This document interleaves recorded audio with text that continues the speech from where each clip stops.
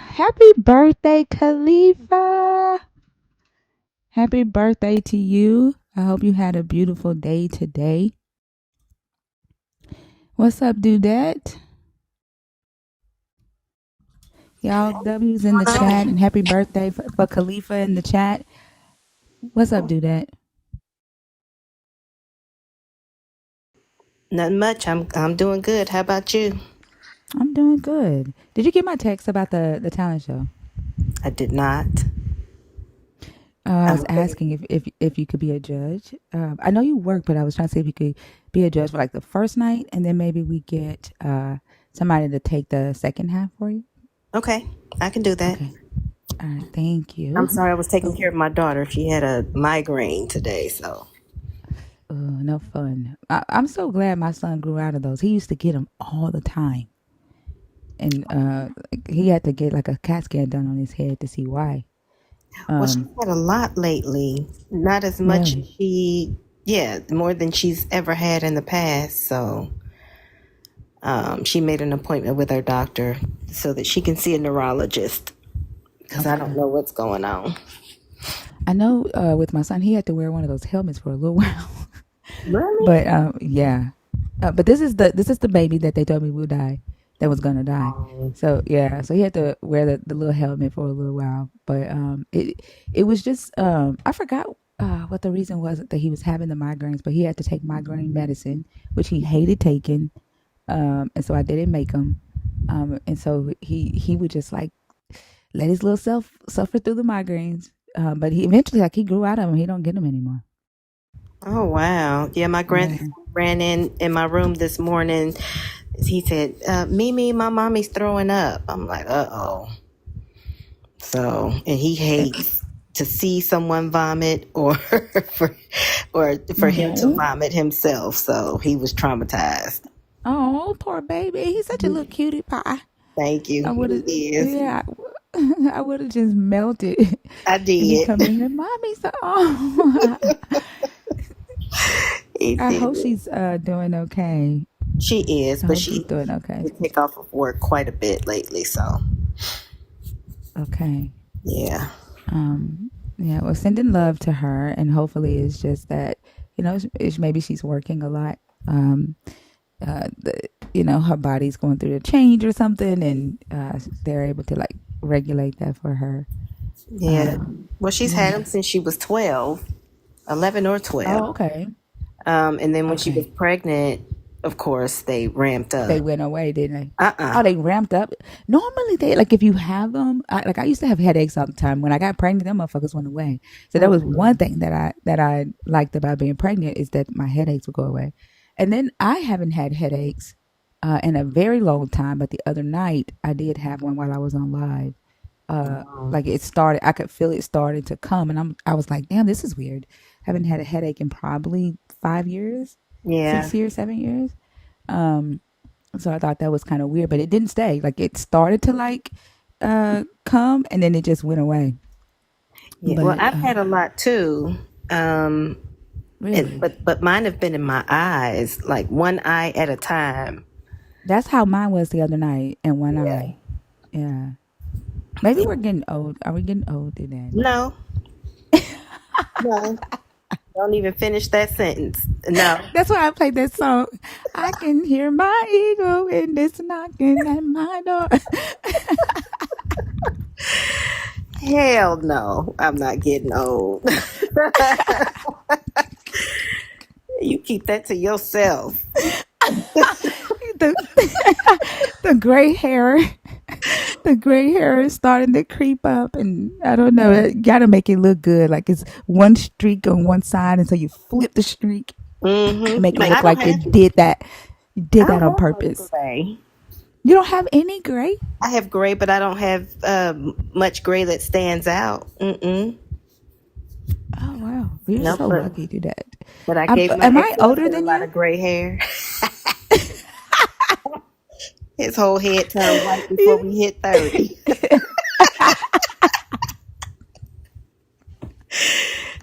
He did it to himself.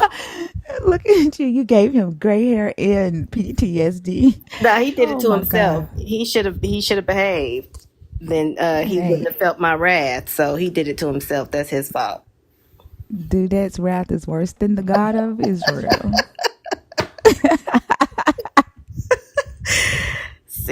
Oh Seriously. my God.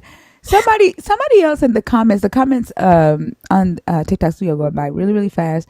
Somebody else in the comments said their birthday just ended and I can't can you comment again so we can say happy birthday to you? Said your birthday just ended. And we want to celebrate your birthday. What's up, Rodney, on YouTube? To everybody on YouTube watching. I hope you had a great day. Welcome back. Welcome back. Y'all, oh, I used to love that show. To the same old things that we laugh about. You know what I'm talking about? Mm-hmm. Oh, I used to love watching that show. Uh-oh. G-Spot Mr. Ray, welcome Carter, Mr. in. Carter. What's Mr. Carter? What's up with the G Spot Ray? Thank y'all for all the G spots in the house. Yeah, welcome back, Carter. Man, now I wanna after I watched Game of Thrones. Ooh y'all. I fell asleep. When I got off live, I turned on Game of Thrones and I fell asleep when I was watching it. My daughters came in with sushi and curry for me, and I woke up just in time to see Joffrey die. It was like perfect. And then like they had my favorite sushi, although the sushi wasn't good because I think the restaurant is doing something new. But I gotta call them and let them know don't change shit because y'all were the best sushi place in town. Now you changing shit, but I'm sitting there and I'm eating my sushi and Joffrey ass he's mistreating tyranny and I'm like, ooh, it's about to happen. It's about to Oh, real happen. good. Yes, man, I was ugh. It was satisfaction. He did. He did it. He just ugh. But then I can't watch it because I'll get mad if Oh, you've someone never plays seen it. Joffrey. No, I don't watch much TV. Game of Thrones is one of those things that I think that you would get into do that because it's a lot of killing and a lot of wrath. I think that you would get into it, and then Joffrey, like you would dislike that character so much that every episode you're hoping that somebody takes him out. So no, That somebody, yeah, I like he can't. is. Uh, it's a good show. This is my second time watching it. I watched it the first time like as the show was being played, and I could remember back in the day, like after every show we would go on Facebook and we would talk about it, and I remember the night they aired the show that Joffrey died. Facebook was lit up, like everybody was celebrating. I'm talking about around the world, everybody was celebrating and posting pictures of Joffrey dead because I think we all Mm-mm-mm. collectively hated that king. And I think too, like, the fact that his performance affected us so much because he was just a outright dick. Like, for no reason, he was just evil. Mm-mm. Everybody wanted his ass gone. And I think, like, that too shows a collective, like, as just natural, we don't want to mistreat each other. We don't want to see each other hurt, right? We don't want to see, people being rude to other humans just for no fucking reason at all. We don't want Right. to see somebody's big ass ego. We don't want to have to obey somebody just because they claim that they are a king or they claim that a god told them to. So collectively, when Joffrey ass died, we were all we were all on one accord and we were celebrating that shit. Well, then I'll watch it from that point. I'll watch it from that point. Yeah. Get the satisfaction first. She said, let me work backward or let me start mid in the mid. Yeah. Yes, knowing it's coming. Yeah. Did the person text about their birthday? I didn't get to see it. No, I didn't see She it. Okay. Well, happy birthday to you. Happy belated birthday to you. Whoever you are. I wish that I could shout out your name. Y'all don't forget the talent show is Thursday. It's in 2 days. I put the link to the advertiser form in the Discord in the business promote section and the self promote section. If you want to promote your business or if you want to promote your page, just fill out that form so that we can advertise you during the talent show. Also, if you know some of the people that are in the talent show or that tried out for the talent show, please tell them to check their email. We haven't heard back from some of them, so we may have to replace some of them that don't respond to us to let us know that they would definitely be competing on Thursday night. So if some of your friends uh, tried out, contact them and say, hey, check your TikTok DMs or your email and let them know that you will be competing. Help us out with that. But yeah, if you are a Christian or a believer in the God of the Bible, if you are deconstructing or if you're thinking about it, or if you're an atheist and you have something that you want to add to one of the topics on the board, the guest box is open to you right now. Miss Bratt, I do see you in the guest request box. Are you in there on purpose or on accident? And y'all, please tap the screen. Let's get the likes up to 50K. Give the team bracelets and heart me's to help Thinker get on the FYP. Thank you for the 306 shares. Please follow Thinker on YouTube at Arc Thinker, ARCH Thinker on YouTube, and Verses and Vibes with Thinker and Bash also on YouTube. So let's tap the screen, get some other people in here, get some discussion started, and enjoy the show as usual. I don't know who Gypsy Rose is talking to on YouTube. I think he thinks that we are a Christian Bible study live. He's telling us to get over it. There is no God. We never claimed that there was Gypsy. I think maybe this is your first time here, so sit back and relax and watch the show and kind of see if this is something that you want to watch even more. Y'all don't forget to our friends in YouTube land. They want to participate in the chat, so if some of you can go over there and get the chat popping, I appreciate that. Yesterday the chat was on point. Dudette went over there and laid the law down yesterday too, so that was I wish I was a pretty mod good. over there. I don't know how to make you one. I keep saying I got to figure it out, right? I was ready And to when light them up. I will figure out how to make mods over there, and I will set you as a mod in Lala, and then we'll get some nerds who are not mods for the TikTok who want to be mods for the YouTube. Yeah. I Once I couldn't figure type it out. fast enough. My fingers couldn't go fast enough. I'm like, damn it. Yeah, it's a lot of trolls over there. I'm not gonna lie. The only thing I know to do is hide them right now. Put them in timeout for 24 hours. That's all we can do. Okay. Uh, yeah, because Well, I don't think YouTube lets you do that, and that's gonna get on your nerves because there's no blocking on YouTube. yeah, that will. You can only put people in timeout. Well, time out to be fine. That'll soothe my soul. Okay. or cuss a motherfucker out. That's about the only two things that you're gonna be able to do. Yeah, that's my therapy. Yeah. Yeah. Just cussing people out. I done cussed my mama out. What? Yeah. Oh my That's a long gosh. story. I'll tell you later, but she deserved it. It was long overdue. Oh, okay. Okay. Yeah. She respect me more now, so. Miss G said that she loves you through that from YouTube. She said, I Oh, love you. love you too, Miss G. Y'all can also Ty, send super chats on they can YouTube. send super chats now. I don't know. I have to check. Do you have to have so many followers? I think I know you have to have 1,000 subscribers, but I think it's also watch hours. But I don't know. And then I I'm haven't set up.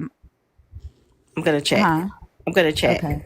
Yeah. Okay. I haven't set up monetization yet because I don't know how to do that either, and I haven't had time. But I'm gonna look into it. Ty Renee says that you can block on YouTube. So we'll ask Ty Renee if she can help us figure that out. But Ty, the the $50 cash app that you sent, is that to advertise your bakery during the talent show? Um, if so, can you let me know? And can you fill out the form for your bakery and submit a flyer? And we appreciate you for that $50 donation. What's up, Ria? Hey girly, how are you? Hey Dudette. Good. How are you? Hey, Rhea. Good, good, good. One Voice Unity. How are you? I am doing great. I'm so glad to be on your live. I was at work 2 days ago, and the gentleman spoke highly of you, and so I had to stay up and to check you out. I am a Christian. Oh wow. Okay. Thank you. So another Christian spoke highly of me. I Wait, think you had. at your job? I think you had. He was on the borderline, or maybe he was convinced not to be. Oh, he was convinced not to be. Oh wow. Okay. Well, thank you so much for joining the show. And which topic did you want to discuss?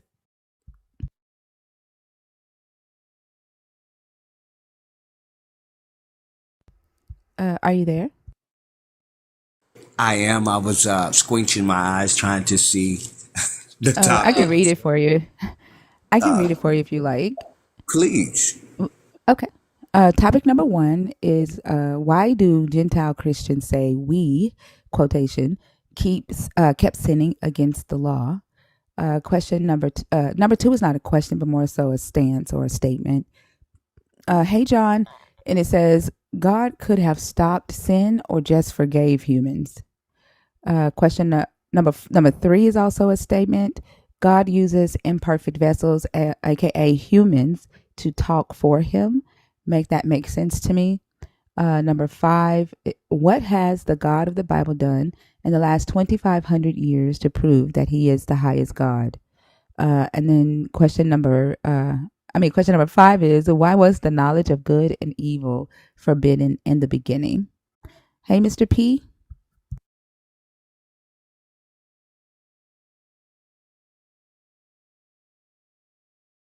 Which one of those did you want to discuss? The last one. Okay, go ahead.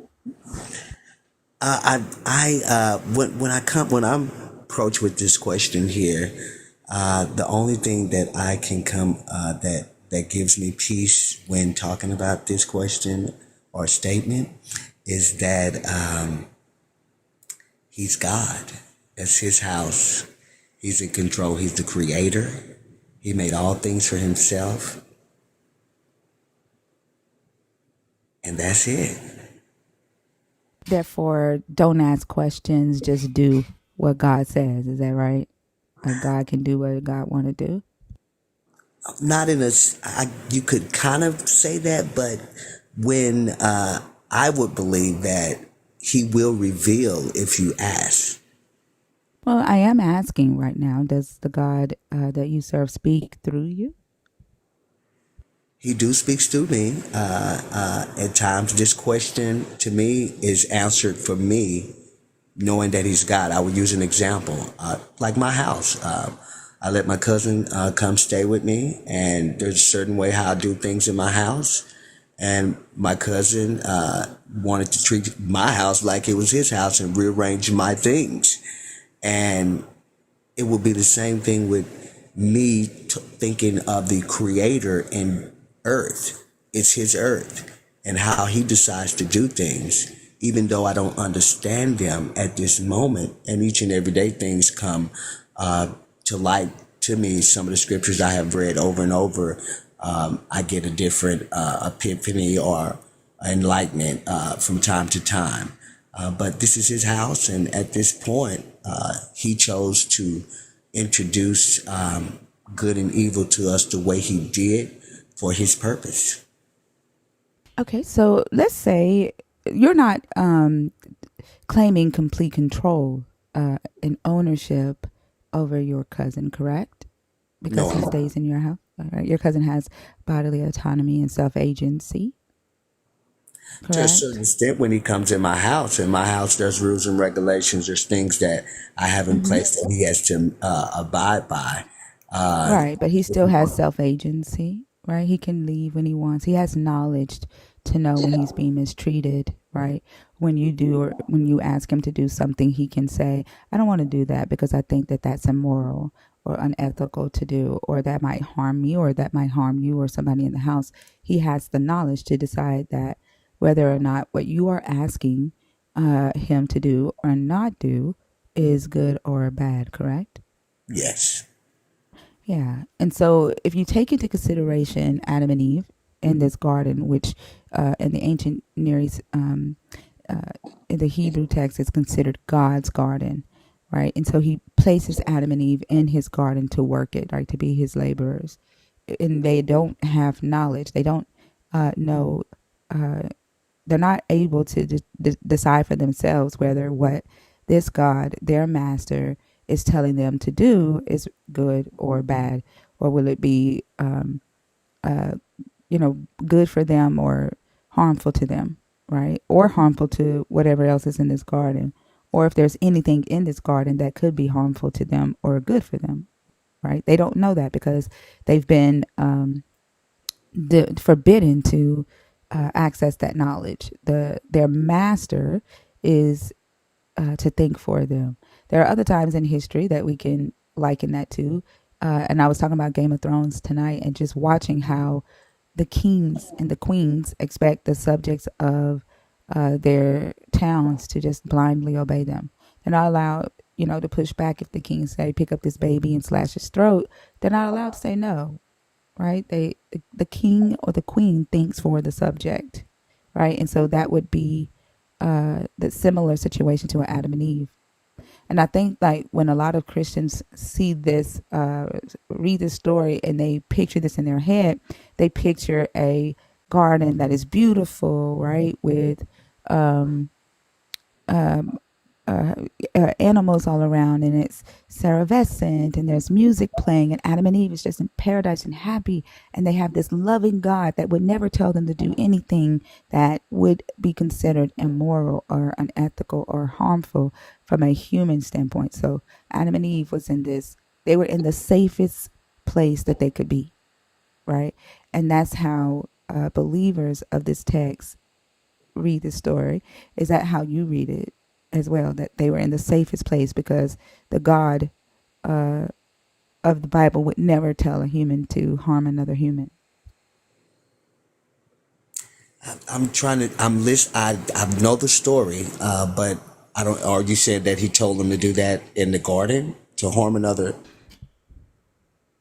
No, individual. I didn't say that. I didn't say that he did. I'm asking, is that the standpoint, right? Like, oh, they were in this perfect place. The best place that they could be, the safest place that they could be was in the garden under God's control because God is love, and God, they didn't need to know good or evil. They didn't need to know whether the actions that they were doing were good or bad because God thought for them, and God wouldn't tell them to do any harm. I'm. You kind of the story for me myself. That the story. I believe that they were in the safest place. Yes, I believe whatever God has for them, even though today what I would call safe, I know that it has multifacets when you're talking, when I'm thinking of God, because his safe could be different from what believe safe is, but in the end, it will be safety. Okay. Yeah. And so for example, they were naked before they ate from the tree, right? Hmm. And the story says that they were not ashamed. They had no shame um, before they ate from the tree. They knew they were naked. The God knew that they were naked. And so to the God, their nakedness was a good thing. And because to the God, their nakedness was a good thing, it was a good thing to them as well before they ate from the tree, right? I could perceive that, but due to the nature of what has happened, I know now, due to I have that whole story, that God was up to something else Well, I with mean that that's that. scenario besides Yeah, of yeah. okay. So you're thinking forward, right? Like, but and that's your prerogative to put that interpretation on that. Like, I'm not necessarily talking about interpretation right now, right? Just discussing the text. They were naked. They were not ashamed. God knew they were naked. Everything before they ate from that tree was good to God. It was pleasant to God, right? To the point to where he went off and he rested, right? It was good for him. And so after they ate from the tree, there was a change that took place in the minds of the humans. And what they once thought was good for them because their mind was on one accord with this God, they then as a human, it became not good. Their awareness kicked in and they were like, we're naked, we need to cover our bodies up. Now, it's only them two in the garden, right? They had been in the garden with themselves for, however long of a time. And then all of a sudden they realize, hey, my nakedness shouldn't be showing to you, and your nakedness shouldn't be showing to me. We should be covered up. Like a feeling of shame came on them. Agreed? Yes. And so at that moment, that was the moment that the human's mind or their consciousness or their moral consciousness no longer just automatically matched with this God. Once they gained the ability to decide for themselves what was good and what was evil.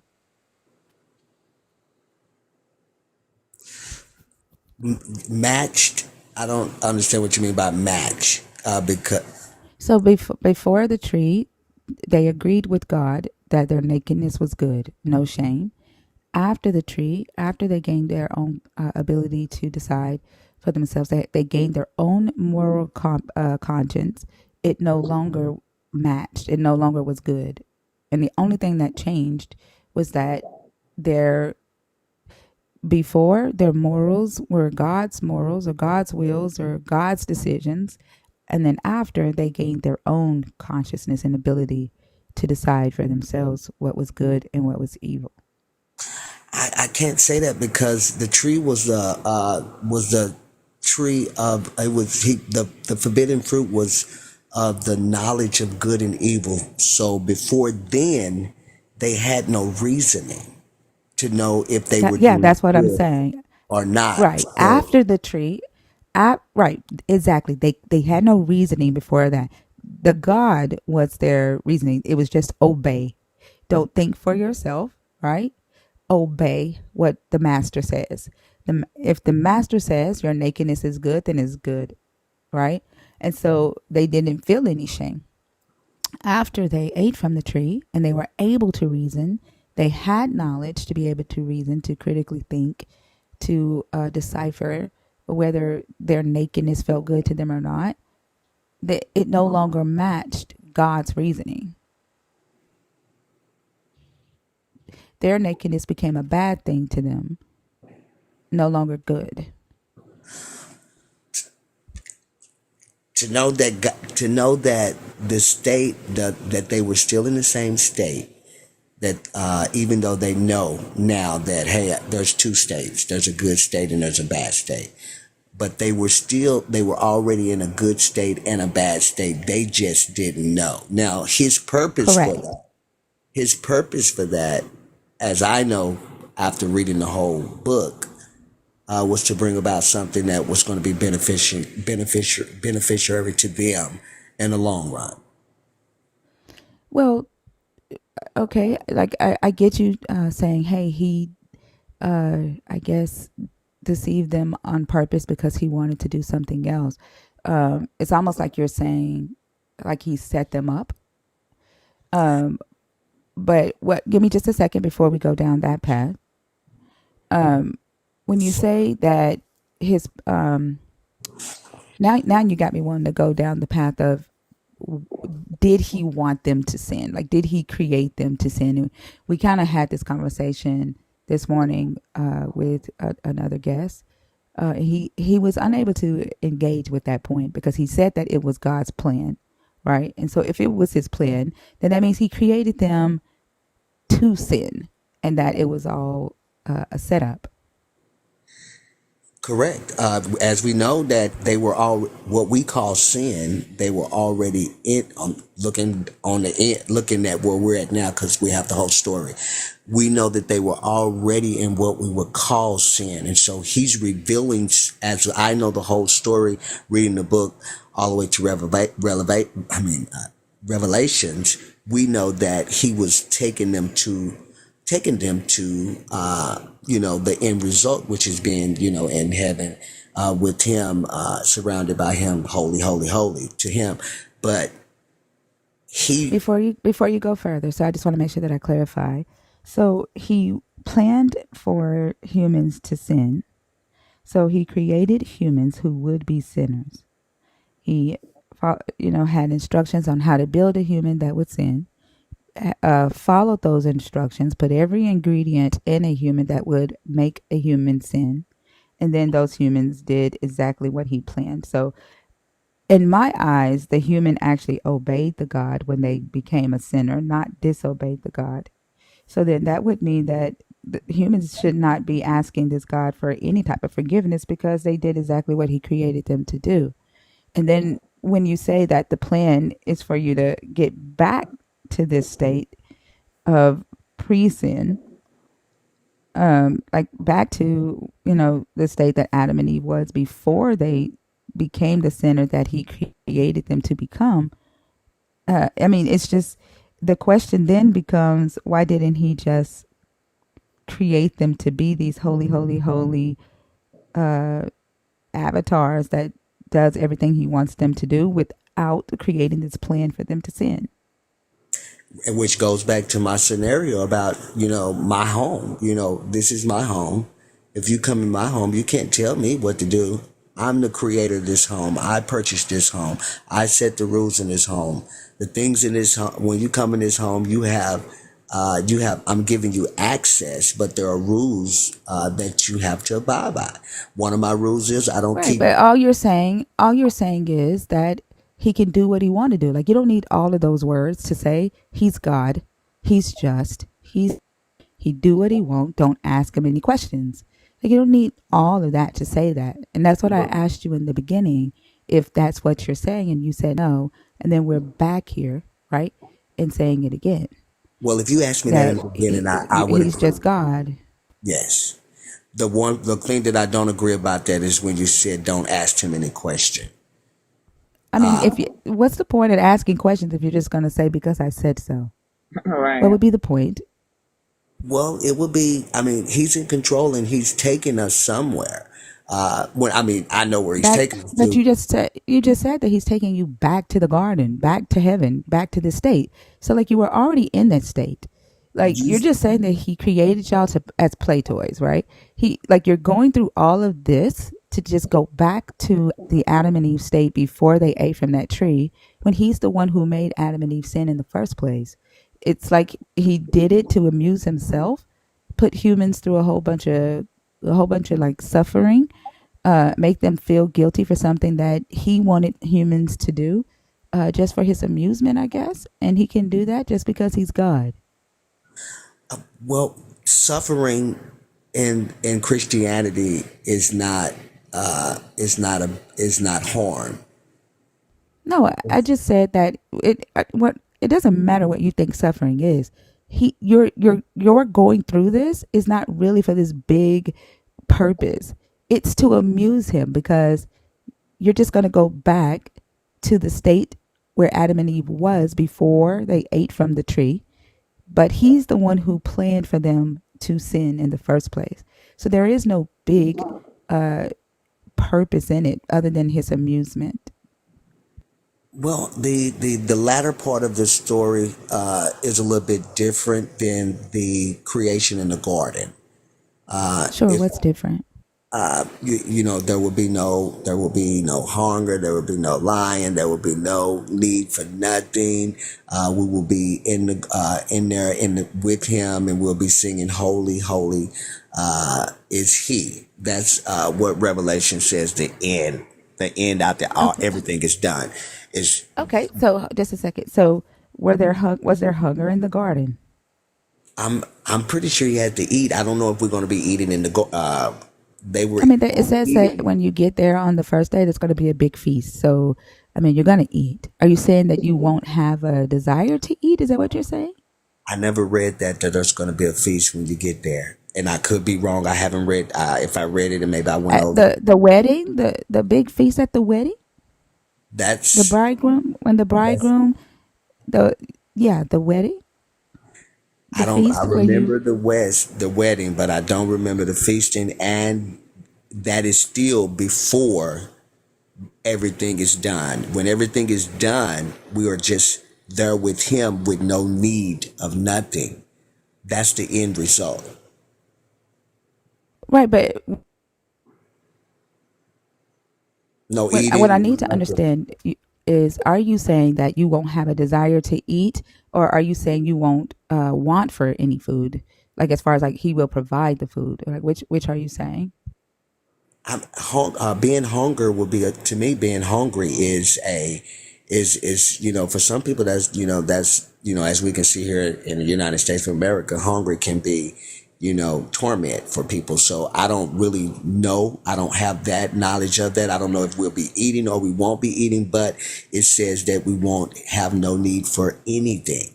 There will not be any marrying. There will not be, all we'll be doing is dining with him, and he'll be in the midst of us, and we'll be singing holy, holy unto him. That's the So end result. okay, and so there is a feast. I'm about to pull it up, but why would you need clothes there too? Like they didn't have clothes. They were naked in the garden, but they are in fine linen in heaven. So this is Revelations 19:7 through 9. It says, "Let us rejoice and exalt and give him glory, for the marriage of the Lamb has come, and his bride made herself ready. To her it has been granted to be clothed with fine linen, bright and pure. For the fine linen is the righteous deeds of the saints. And the angel said to me, Write this: Blessed are those who are invited to the marriage supper of the Lamb. And he said to me, These are the words of God." When So you there and there is also another scene where the God is sitting on the throne, and these big birds are feasting on the bodies, on the flesh of humans, small and great. so So all of that is there are birds before. eating human beings. All of Huh? that is before. All of that is before the end result. A lot of that I can't interpret it. I can read it literally, and I get what you're saying. That's what I've read. But the end result after all of that is done is there's no need for nothing. And you just read that it says So that you find so your goal of clothing. eternal life, right? So your goal for eternal life is for you to be this empty shell of a I don't know, like a I guess you'll be like a spirit with no desire for food, no desire for love, and you'll you'll live forever singing holy, holy, holy, and that's your hope for eternal life. That sounds great to me. I mean, you can't find peace in a car. You can't find peace in a home. You can't find peace in food. You can't find everything of this world to me is So why vanity. not just stay dead? Why not just stay dead and stay gone? Now you're being Why? sarcastic. No, I'm not. I don't. I'm no, I'm not. I I'm don't think eternal alive. life is a good thing. I don't I'm know. I'm alive. sorry. When you're dead, right? There's nothing, right? Why not just stay dead? Like, why do you need to come back alive to not have a life? Like, it just When you, sounds like uh, you're empty. Like you're still nothing. You're just singing holy, holy, holy. which this sound, I mean, compared to this life to me, that would be awesome. Now, if you're not alive, according to according to Christianity, there is something still going on. But you can do that now, though, in this life, can't you? Do what? The holy, holy, holy part. I am doing that. I'm in practice. Right, well, there you go. So I don't know what you're. I mean, you sounded But sarcastic, but I don't know what you mean by "there you go." I mean, I'm not here to bash anyone or nothing. I'm here. I No, I was, what? What? I don't. I'm literally responding to what you, never mind. I don't know what y'all, never mind. what I'm saying is like that is the same. Other than I guess you believe that you won't have the desire to hunger. That's still the same mindset or state that Adam and Eve was in, right? So they didn't have to want for food, right? The lying, when you said there's no lying, the only person in the garden that lied was this God. So his nature is going to change, like he will no longer lie. Well, I don't believe. I mean, from reading the story, I believe someone lied. I don't. I believe it was maybe Adam because his wife. Somebody told his wife Eve that God said, "Do not. You can't eat of it nor touch it." I didn't read that God told Adam not to touch it, but just to eat of it. So lying was there to me from reading that because how would she get that extra command when it didn't come from God and he talked to Adam? So somehow that got in there. I can only imply that Adam maybe lied to her or stretched the truth, as we like to say these days. Or this God said it to Eve when he went and made her. Like you don't know, right? Like you can only assume, and you have that right to assume that it was Adam. But I could say that the God said it to Eve when he made her before he brought Eve to Adam. Nobody knows how Eve got that extra information. Nobody Well, knows how he Eve got the information. Period. Well, it says that he took the rib. I'm assuming that they were right there together. He didn't bring her to No, her it says because he he went took. off. It says he went off and then he brought. It says he put the man to sleep and then he went and made woman and brought the woman to Adam. So you don't know what this God said to Eve when he made her. Yeah, I don't remember reading that part that he brought her to her. From my understanding, he caused a great sleep to come upon him, took a rib, and thus he made the woman, and he called her. Yeah, I don't recall him You see where bringing. it says he brought her to the man in verse 22 here on the screen? It's on the screen. And the rib that the Lord God had taken from the man, he made into a woman and brought her to the man. So he brought the woman to the man after he made the woman out of the man's rib. So we don't know who told her that. Right. I don't. Yeah, like I said, I really don't know if he told her that, but I just perceived that he told her the same. I just perceived that he told when he gave the commandment, he gave it in writing that I see to Adam, and so he could have. But to me, I don't know why he wouldn't tell Adam the same thing that he tell her.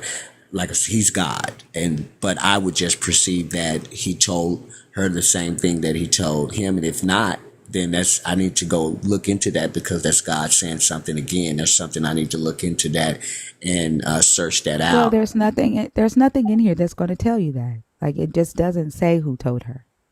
Again, like you just have to assume. Like you assume it was Adam, somebody can assume that it was the God. Like or somebody can assume that the woman added that extra on her own. It just does not say. Yeah. There's there's nothing in this whole entire story that says where Eve got that extra bit.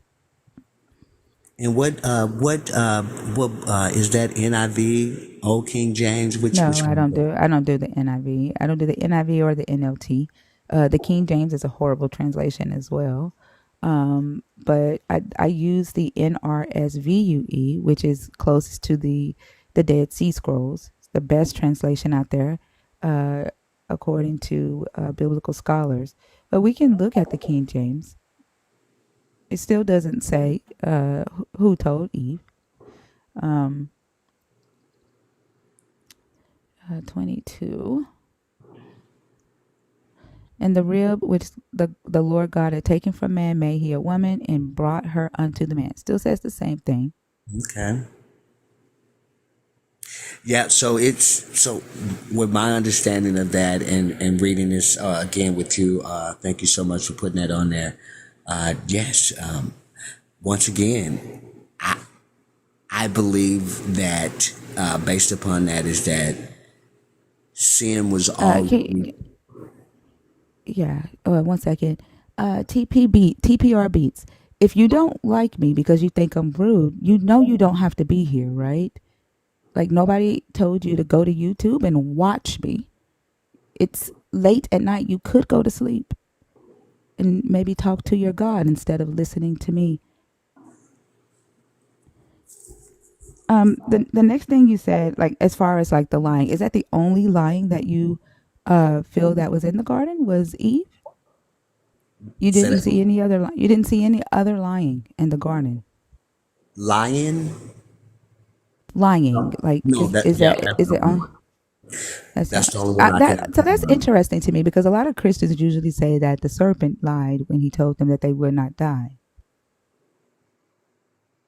So you're the first Christian that don't think that the serpent lied or that anybody lied when the command came not to eat from the tree and that they would die. So you don't think that that was a lie? If I go on human, if I just go on human, I would say that it was a lie.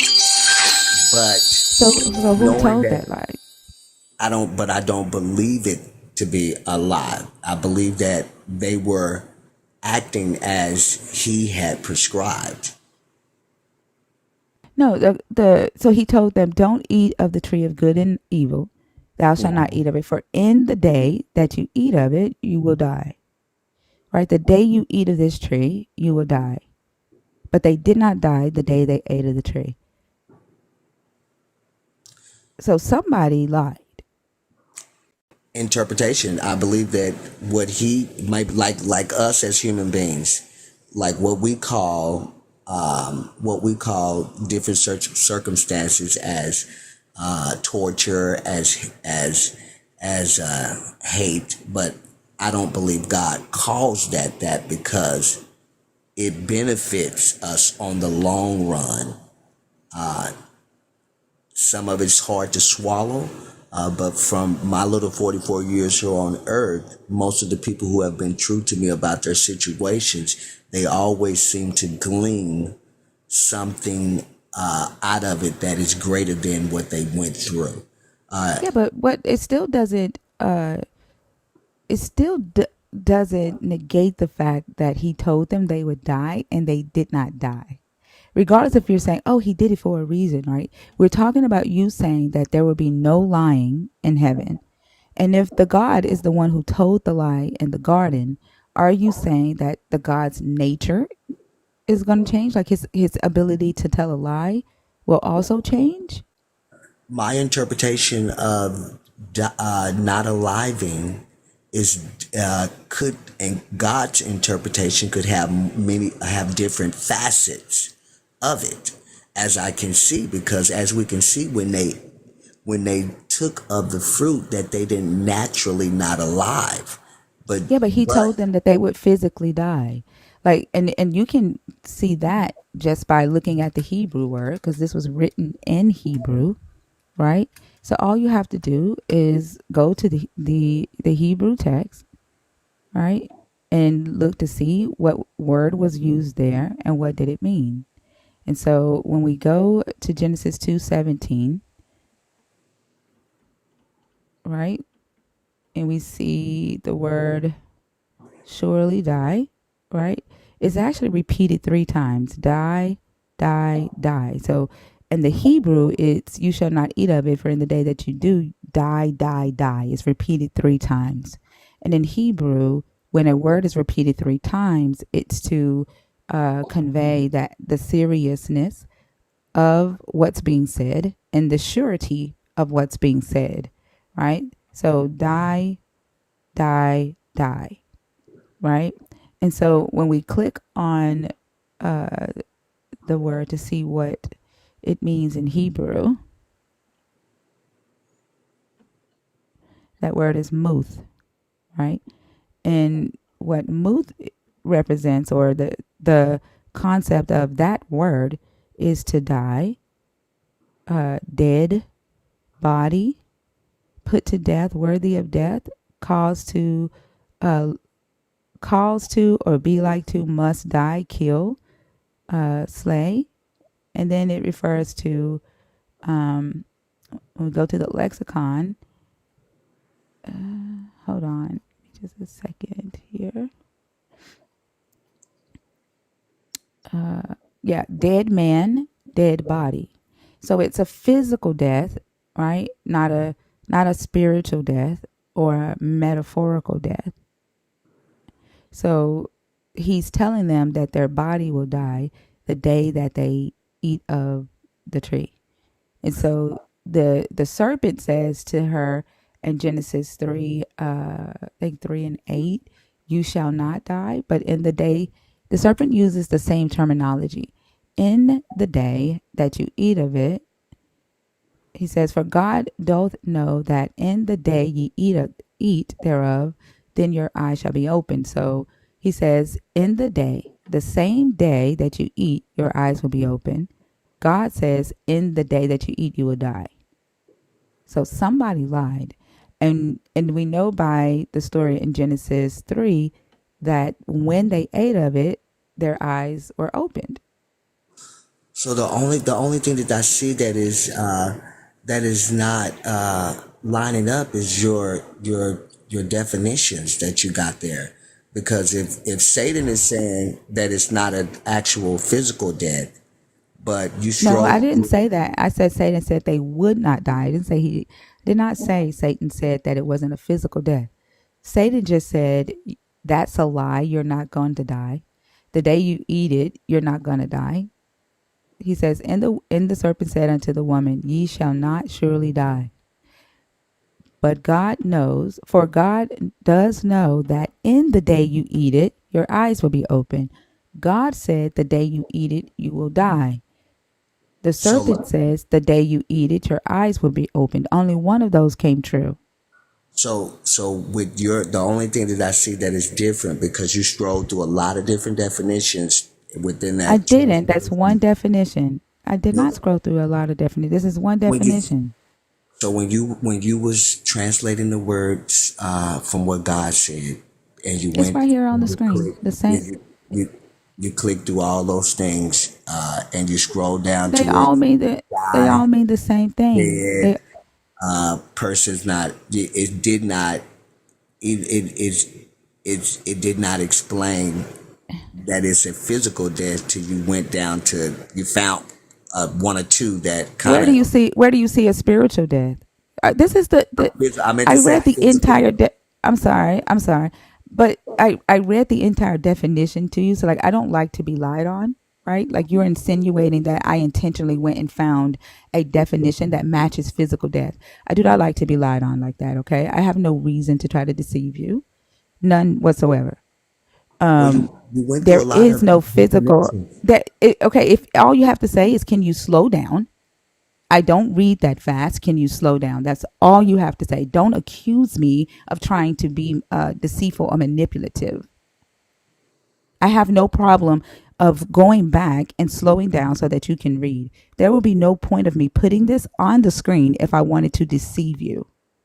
So I when bought you a very expensive computer so that I can put things on the screen. So you would not have to bank on my word.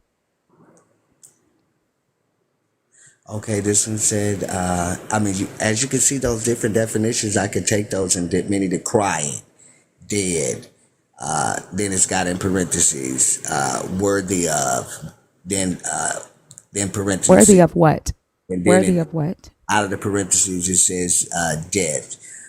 And so all of that to me is, is none of it is really What definite. type of death? What type of death?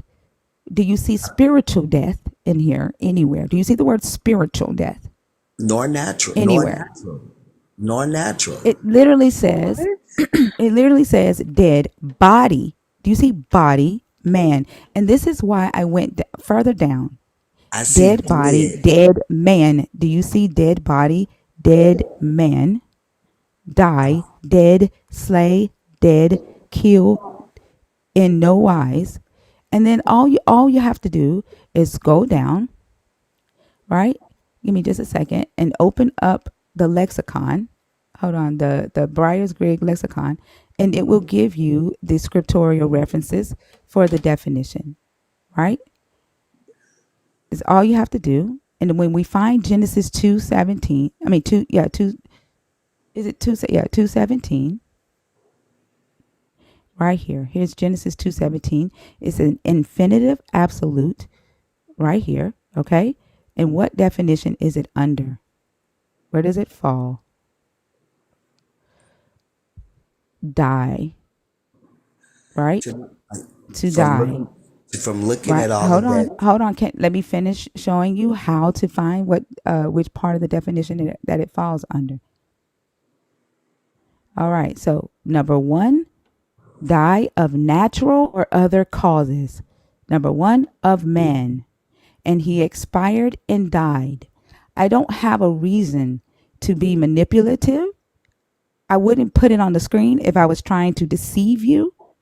I didn't say you There were. is no concept. You did. You said that No, I I said scrolled you really did fast. too. You That's you what said I and then you said I cherry picked a definition that meant physical death. I did. I don't even believe what you. I don't. This here, what you scrolling through, and these many different This is the blue letter definitions. Bible. It's the blue letter Many different Bible. definitions. There And is not many specifically, different definitions. Like, let me ask you this: have you ever looked at the Hebrew to try to see what it actually meant in Hebrew? Or do no, I you have just go not. by English? Why wouldn't you? Because it's written in Hebrew. It wasn't written in English. So why would you not try to understand what the actual words mean in Hebrew? Because the same distortion that could be off in the King James Bible could be in the same stuff that you're looking at too. Also, This so if is I not a can't, Bible. This is I didn't called a say it was concordance. It's stuff. called a concordance and a lexicon, like using a dictionary, but for Hebrew. If I can't get it, if off of I'm looking at my King James Bible, and that's more than enough for me. I don't need to go to another language to try to make sense of it. For me, It now was for you, written that's in fine. Hebrew. And it was translated for me, and so that translation that I But have is what yeah, if I'm something using. is written, exactly. So what you're saying is, again, right? One, don't ask God any questions because God is God. And then two, my ego. If this is what I want to believe that it says, it doesn't matter if it's right or if it's wrong. It doesn't matter if I have the correct understanding, right? Don't teach me or tell me anything different. That's No, what you just said. I hope I didn't. I hope you didn't grasp that from what I said, because you can ask God. I believe you can ask God anything. It's a Yeah, you believe you principle. can ask God, but you don't believe God has to answer. I do I mean, believe in God asking said that God, in the beginning. you don't. You literally said that it is God. God can do what he want to do. You literally said that. But that doesn't mean I can't ask him what is So what I why mean. did he? So why did he forbid the knowledge of good and evil again? To reveal man, to reveal what his creation and what it was capable of doing, and even though it is capable of doing what it's doing, that he has a way out for us, his son Who was he Jesus revealing Christ. that to? Who was he revealing that to? He Who was he revealing it to revealing man me. to? He revealing No, it I'm to sorry. me. As I look at No, I'm sorry. myself, Hey, one voice. You did not exist when Adam and Eve was created. So he did not create Adam and Eve to reveal man to you because you did not exist. Who the was he same. revealing? Who was he revealing that to? There's no point of revealing what man can do if man did not exist, unless he was trying to show somebody that already existed what man could do.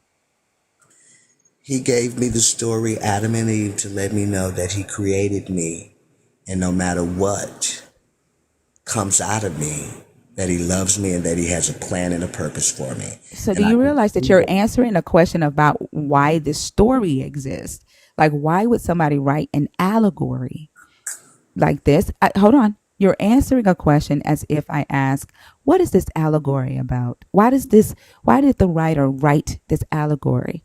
And then your answer is, well, it was written so that I would know why God created humans and what humans are capable of. That's not the same question. It's why you asked me, why would he create Adam and Eve in this story, and that's what that story is for me. That story No, gives you are. me. That's not what I asked you. That's not what I Okay, asked I you. might have hurt you wrong. I might have I, hurt you wrong. I don't see how you would have heard me wrong when I've asked you the same question 3 times already. Why did he forbid the knowledge of good and evil in the garden? To bring about, to show human me that even though these things that are inside of me, because I'm learning myself each and every day, some things are being revealed that I never thought that I would even do, but to let me know that he has a plan and a purpose for me, because even though Adam and Eve took of the forbidden fruit, that he still had a plan for them and still set them forward to the end goal, which is to So be he go ahead. which is to be in his presence, up under him, taken care of, in absolute peace.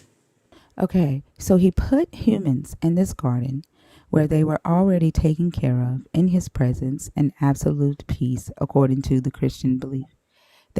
He created these humans and he put them in a garden. He's in the garden with them. They're able to be in his presence and absolute peace.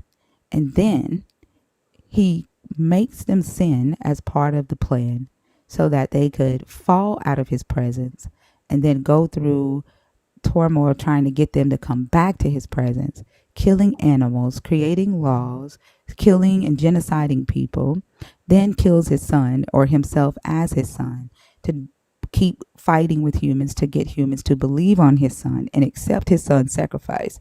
And then only for them to go back to this place of in his presence and absolute peace. Why didn't he just keep them in his presence and absolute peace? Like I don't see a point. Like he just why introduce sin if all he wanted was for them to be in his presence and absolute peace? Creation. The only thing I can see out of that is that him creating us and knowing the body and knowing the things that he created within each and every one of us, including myself, and knowing that it will not bring about peace to us.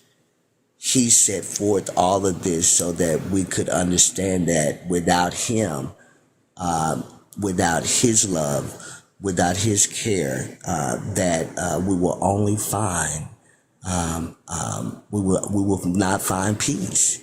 And So did Adam and Eve have peace before they ate from the tree? Were not they the in peace peace with that. this God?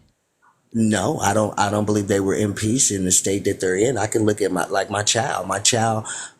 He's in my presence. Give me just a second. That's okay. I don't need to do all that. So Adam and Eve were not in peace when they were first created, and they had not yet eaten from the tree, but they were not in peace. I So don't. I'm sorry, 1 second. So if they're not in peace, right? What uh what disturbed their peace before they ate from that tree? They were never in peace. He was bringing about. He was setting forth when he was setting forth. He Right, created a. I get you. I hear you saying they weren't. I'm asking you what was the thing that disturbed the peace? They didn't have it. What was the thing that caused them to not have it? He's there in the garden with them. He is so-called peace. What was the not peace? What made it not peaceful? According to, by them not knowing good and evil, and knowing that without him we are nothing, that we will not have peace. They were not at But they peace. had him. They already had him. He was in the garden with them. They already had him. That's just like my child. If I use that as my child think that he has peace, but he No, really I mean, doesn't. you aren't God. They had him. He was in the garden with them. To look at it as So the sense of me having my child, and I am the one that is guarding my child. My child thinks that he has peace, but I will wither away. And so so within, does God wither away? I'm saying on my level, I'm not saying on the Why are God, we talking about on your level when we're talking about a God? to give a This sense, God, that it does not correlate. You are not an all-knowing, all-powerful, all-present deity. to give a sense, not Do to you see give. how it does not correlate? You die, the God doesn't die. That Well, doesn't correlate. to That's not give a a good sense. analogy. It doesn't, I'm telling you, it does not give a sense. To be, If you die, if you die, then your child one day will not have you. When my father died, I didn't have his protection anymore. But your God doesn't die. he's much So more that does greater. not, it does not track. It's not analogous. That's why I said it gives a sense because God is It much more does not greater. give sense. So then Adam and Eve was in the garden with this God. Why didn't they have peace? He was there. Why didn't they Because have of peace his if he was plan. there? As I can see Cause right now, what? as I can see right now after reading the story and my life, they didn't. He was bringing about true peace, even though he created Why them. was there no? Listen They, to my question, okay? Why wasn't there already true peace in the garden with Adam and Eve and the God before they ate from the tree? I still don't understand how there could not be true peace when they are in the presence of this God. That's what I'm asking you. because he made them with the he made Eve with the desire to listen to the serpent. Not only that, he made So he's the disturbance of the peace. He's the reason that there is no peace. The God is. we from what peace is what is described in Revelations in the end after everything. I so the That's God is not the what reason they that were there was no being. peace. Hey, I listen to the question, okay? So the reason there was no peace is because this God did not want there to be peace. Is that correct? At that state. Okay. So again, the God created it like this. It Correct. wasn't man's fault. Okay. It wasn't man's fault. Man did what the God wanted man to do. I truly believe that. Yes. Yeah. So why are y'all asking for forgiveness for doing something that you were created to do, like a movie, like a Sims game? Well, that that some people have interpreted word a little bit, even some of the writers in the word sometimes got a little twisted, I believe. That's why you have to rightly divide the word of truth. But all you have to do is believe that he did send his son to die on the cross and that you're reconciled back to the Father. And then everything else will be revealed because now you have a helper, which is the Holy Spirit, that will help and guide you to all truth. And so, But all knowing truth that says what? That you were created as a robot to sin and to beg for forgiveness so that you can go back to a robot without a brain and saying holy, holy, holy. That's the truth. if that sounds great to me, yes. I mean, you can use the word robot, but it didn't give any descriptions of all the things that we'll be doing, but it did say specifically we will be at the throne. He will be right there with us in the midst of us. We'll be singing holy, holy to him. There will be no worries. We won't have to worry about thinking it's better on the other side. And none of that will be in us. All of that will be wiped away. No sicknesses, no nothing, no hunger, none of that. And so I know just a little 44 years on So earth that I have been right. here. So when It's if you're nothing here. dead, if you are dead, right? Do dead men worry? That's that description. If calling that, I don't describe that as dead. I call that No, no, as no. alive. I didn't say you call that as dead. I asked a question. Do dead men worry? Do dead men worry? No, I wouldn't. Well, there is a story that was in the Bible where there was a dead man that worried. He wanted to go back and tell his siblings and his friends, hey, get it together, believe. That's a parable. That is literally a parable. That's a story. So It's something. It's kind of like a. It's kind of like a fairy tale or a like a story that was created to teach a lesson. It's a parable that you're reciting, not something that actually happened. well, that parable is speaking to enlightening of to something. So just a little Yeah, liking of that liking right. of. But it's something that another human wrote, right? And saying that this is what Jesus said, and here is the parable that Jesus taught, right? But in reality, if you think about it, you are literally saying that a person when they die, their flesh goes to hell, and their flesh, they have a tongue. Their flesh is burning. Their teeth are gnashing. So the flesh is not in the ground, buried or cremated. It's actually in hell, right? Like what I don't understand is why believers think that, when somebody who don't believe die, somehow they keep their flesh, right? Somehow their flesh now becomes this souped up supernatural body that becomes like a flame retardant, and it continues to like burn for eternity. And then you, as a believer, you become this supernatural body who it kind of sounds like death, but for some reason you still have a mouth and you can sing holy, holy, holy. Every description about life after death still, in so many words, mimics life on earth. Like you're you're you literally have a body in your afterlife. Some people come in here and say, "Oh, we're going to be surfing. Oh, I'm going to see my mom and my dad." Right? "Oh, I'm going to sit at the table with Jesus." Like there are literally people right now in Africa that have sold all of their stuff because a pastor told them that he has tea and crumpets with God, and God has made him his real estate agent here on earth, and told them that God said for them to go and sell all their belongings, bring it back to him, and put a down payment on a land plot in heaven so that they can have their mansion next to God's palace. And Yeah, these people have done it. And this man has made millions of dollars after telling people that, because your idea of heaven is somewhat similar to your earthly life. Like you keep talking about no more worry, no hunger, no this, no that. Like it sounds like you don't like your life, I right? It love my sounds like life. you hate everything about being, uh, about being human.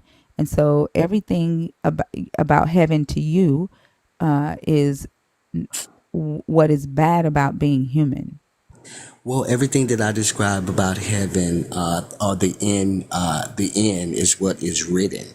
Uh, to know that there is a creator, I believe that there is a creator, and to find him in the Holy Bible, and to know that that's the end result after being here on earth. To me, that's lovely. I know what it takes to have But what who I have. told you that? But like you believe that I read it in the a Holy human, Bible. right? Like you and me, right? But hold on. But who wrote it? A human wrote that, correct? In the Holy Bible, a human wrote it. A human, like King James. King James didn't even translate the Bible. He all he did was say, "Make a Bible for the Protestants." Right? He commissioned it, but he didn't do any work on it. Like the way Black Christians, and I'm saying this because I'm a former Christian, and I hear this a lot. But the way Black Christians damn near worship the King James for this Bible, Mm-hmm. it's almost as if they think King James was some demigod or supernatural human. Like the words of King James is the final say. No, you bet not stray away from the King James translation, which it is the worst translation. Like That's if the you one allow that yourself helped me. to, if you allow, it's not, it wasn't even the first, translation. King James covers up a lot of stuff. Like that translation, there's a lot of stuff in that book that people who read the King James will never even find out because they won't allow themselves uh, to read a better translated version of the book. They won't allow themselves to study. The NIV is a bit worse than King James. I agree, and the NLT. I don't like the NLT either. Um, the NIV adds their own agenda to it, and then the so does the NLT. But it's just the way uh, black people, black Christians in our community, damn near worship or give obeisance to the King James Bible as if it is incapable of being having errors, right? And the I only don't thing that I believe could that. think of, because a human, well, that's the way that you sound, and if I'm wrong, uh, you know, Yeah, I think you're wrong. yeah, but 'Cause I believe that the Bible sure, is history. I believe that the Bible is history. I hmm believe that it was written by man, inspired by God. The history, and that's yeah. like Listen to that last everybody's. part. Inspired by God. You didn't You let me believe finish that the it. You didn't let men. me You finish it. believe you Let me said that you finish believe that. that it is inspired by God. Give me just 1 second, and stop interrupting me. You believe that it's inspired by God. You believe that the words in this book, a God told a human to write them. That's the point. And that's why you keep saying that, oh, it's God. God can do whatever he wants to do. Right? That's why when I tried to show you in the Hebrew what the word die actually means there, you rejected that and said, oh, in my King James, it tells me this, and I'd rather just stay with that. That's literally what you said.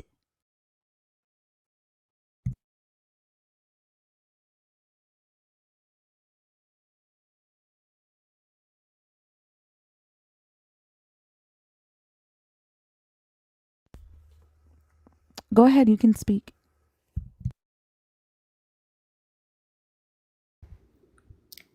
You have to unmute yourself, one voice. Okay, I'm sorry. I believe it was written by man, inspired by God, just like each and every one of our lives is history. It's God. That's the only thing that's in the Bible. Their lives written down.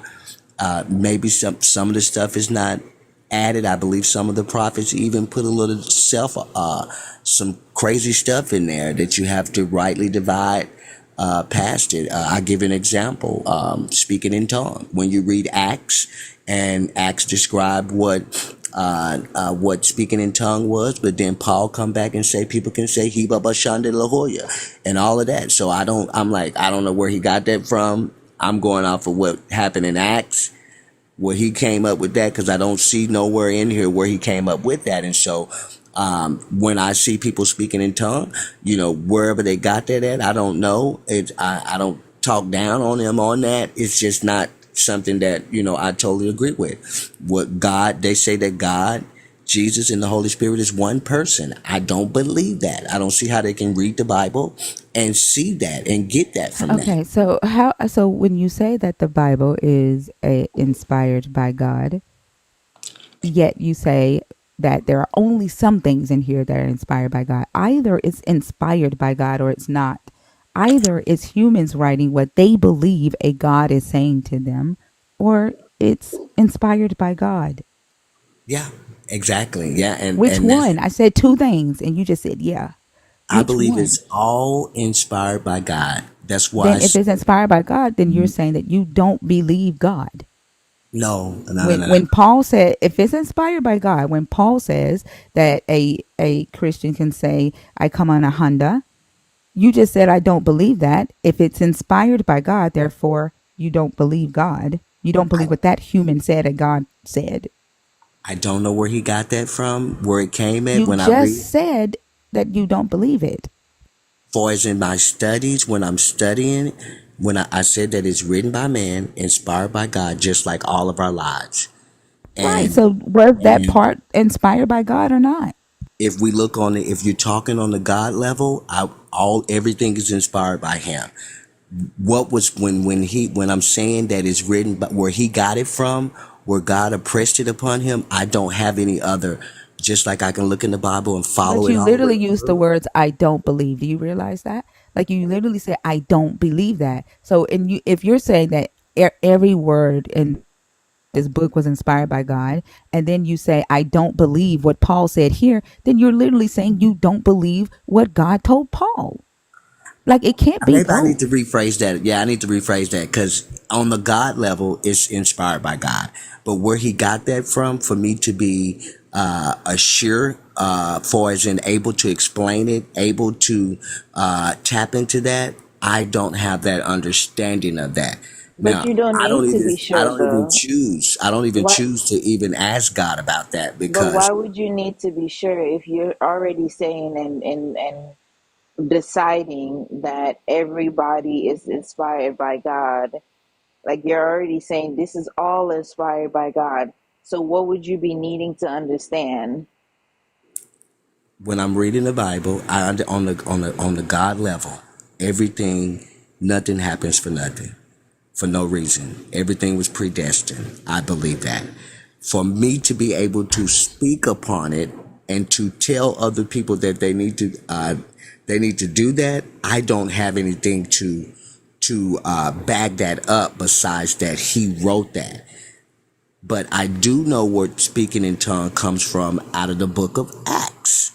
And But it you believe that explains it Paul, you believe Paul when he says that you are, as long as you believe that Jesus died for your sins, that you are saved by grace. You believe that. Mhm. You believe Paul when he says that. because I see that also. I see Jesus said that. I No, Jesus also, didn't. yes, he did. Jesus, no, he did not. Jesus believed that you had to follow the law.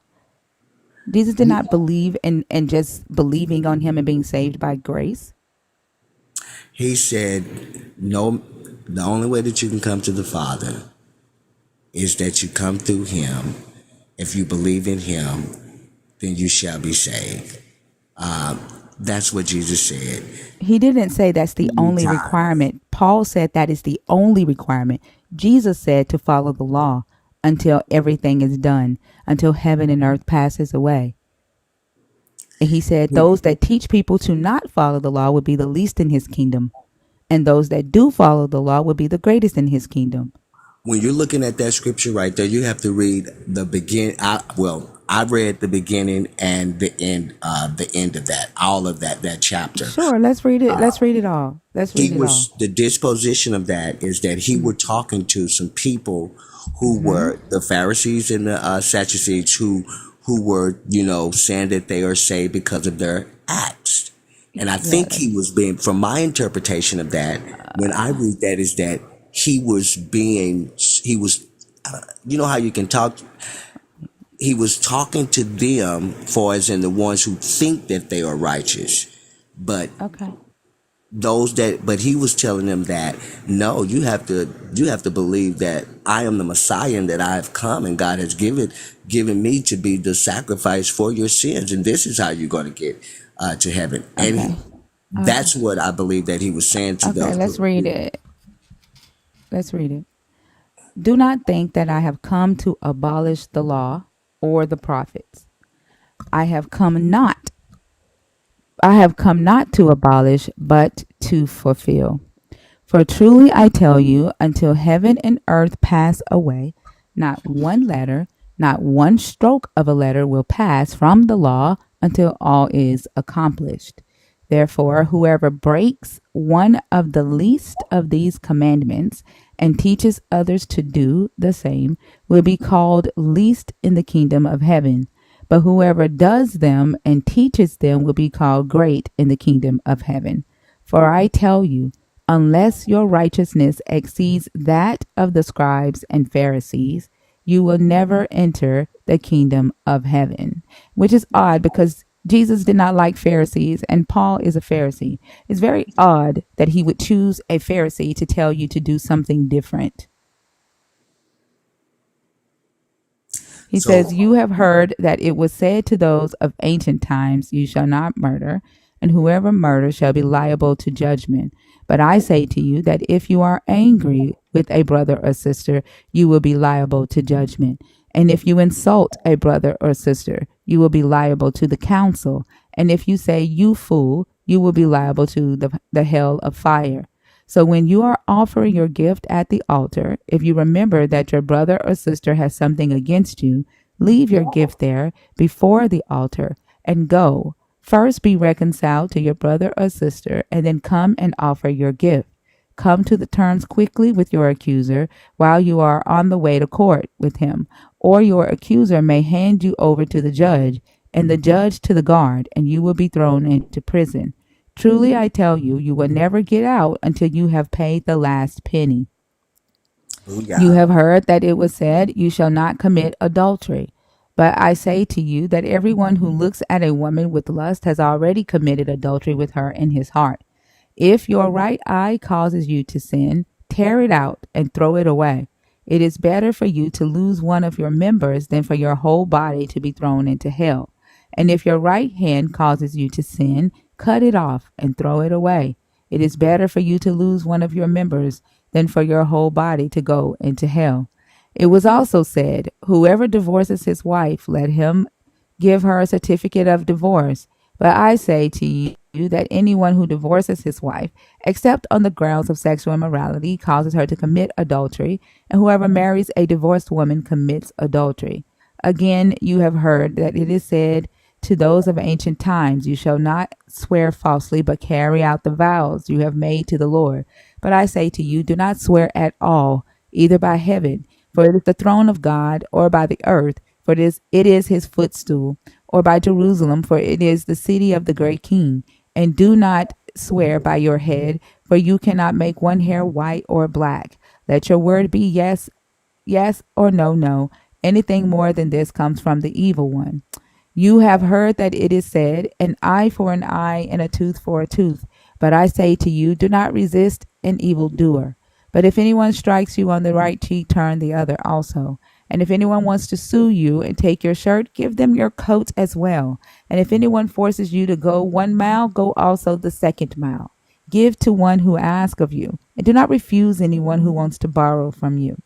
You have heard that it is said, you shall love your neighbor and hate your enemy. But I say to you, love your enemies and pray for those who persecute you, so that you may be children of your Father in heaven. For he makes his sun rise on the evil and on the good, and sends rain on the righteous and on the unrighteous.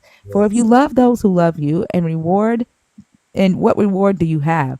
Do not even the tax collectors do the same? And if you greet only your brothers and sisters, what more are you doing than others? Do not even the Gentiles do the same? Be perfect, therefore, as your heavenly Father is perfect. First off, he's telling them to be like he's like the tax collectors, and the Gentiles already do this. Like I see a running theme where the Israelites kept wanting to be like the Gentiles. Hmm. But anyway, yeah, where is all that other stuff you said he said in here? So my thing, so this right here is a prime example to me, that he was telling these people are people who were saying that they living by the law, but he revealed what to the extent that that law is, and that they're not doing it. Which And verse does it say that that they were saying that? Because it starts off with the Beatitudes. So which verse does it say that these people were saying that they were living by the law? Where do you see that? Because there's no Pharisees in here. He's talking to his disciples. Where do you see that in here? It he's starts off with the Beatitudes, right? so you go down to where he's talking to the disciples, and he referenced to the He says, Pharisees. "You are the salt of the earth." He says, "You are the salt of the earth." But if salt has lost its taste, how can its saltiness be restored? It is no longer good for anything, but is thrown out and trampled. You are the light of the world. A city built on a hill cannot be hid. People do not light a lamp and put it under the bushel basket. Rather, they put it on the lampstand, and gives light to all those in the house. In the same way, let your light shine before others, so that they may see your good works and give glory to your Father who is in heaven. And then he says, do not think that I've come to abolish the law. Where is he talking to Pharisees in here? He's talking to his disciples, and he used the Pharisees and the Sadducees on how everyone's, how the law is interpreted at that time, and he's taking it No, to the he's telling them to follow the law. And he says that the law shall not be passed away until heaven and earth passes away. And then he says, for I tell you that you are his disciples. He says, unless the disciples' righteousness exceeds that of the scribes and Pharisees. right there. But That's what they, I'm saying. but do you know? Let me ask you this: why didn't he like the Pharisees? That part I don't know why he did not like the Pharisees. The only thing that I could come up with from reading from what I read is that they say that they were that they were doing the law, but they wasn't doing it to the extent that he's describing Let, right. okay, we're gonna go to a scripture that's gonna tell you why he didn't like the Pharisees. I think it's in chapter 5. Let me just a sec. Is it chapter 15? Yeah, chapter 15. The Pharisees and scribes came to Jesus from Jerusalem and said, "Why do your disciples break the tradition of the elders? For they do not wash their hands before they eat." He answered them, and why do you break the commandment of God for the sake of your tradition? So automatically we can see that the Pharisees and the scribes are more worried about Jesus and his disciples following the traditions of the Pharisees and the elders, right? And then Jesus says, you're worried about your traditions, but you break the commandment of God. You break the law of God, Which go back right? to what I just said before you Hold went on. there. Hold on. Hold on. We got Jesus not liking the traditions of the elders, which is wash your hands before you eat. That's not a law. That's a tradition. That's a ceremonial law, like a social law, right? A tradition. But Jesus says you should be focused on the commandment of God, the Yeah. law of God. Then Jesus says, "For God said, honor your father and your mother, and whoever speaks evil of father or mother must surely die." So Jesus repeats a law from the Mosaic law. He says, "You're worried about washing your hands before you eat, but you're not following the law of God. Because God said that when children disobey their mother and father or speak ill of their mother and father, they are supposed to die." Right. This is Jesus. And then Jesus says, "But you, Pharisee and scribe, say that whoever tells father or mother whatever support, or that support means financial support, whatever financial support you might have had from me, I'm giving to God, then that person need not honor their father and mother. So for the sake of your tradition, you nullify the word of God, you hypocrites." He called them hypocrites because they were not following the law that said dishonoring children were to be put to death. The Pharisees were no longer stoning children for disobeying their kids. And Jesus called them a hypocrite for it because Jesus was focused on following the law. The Pharisees were creating their own traditions.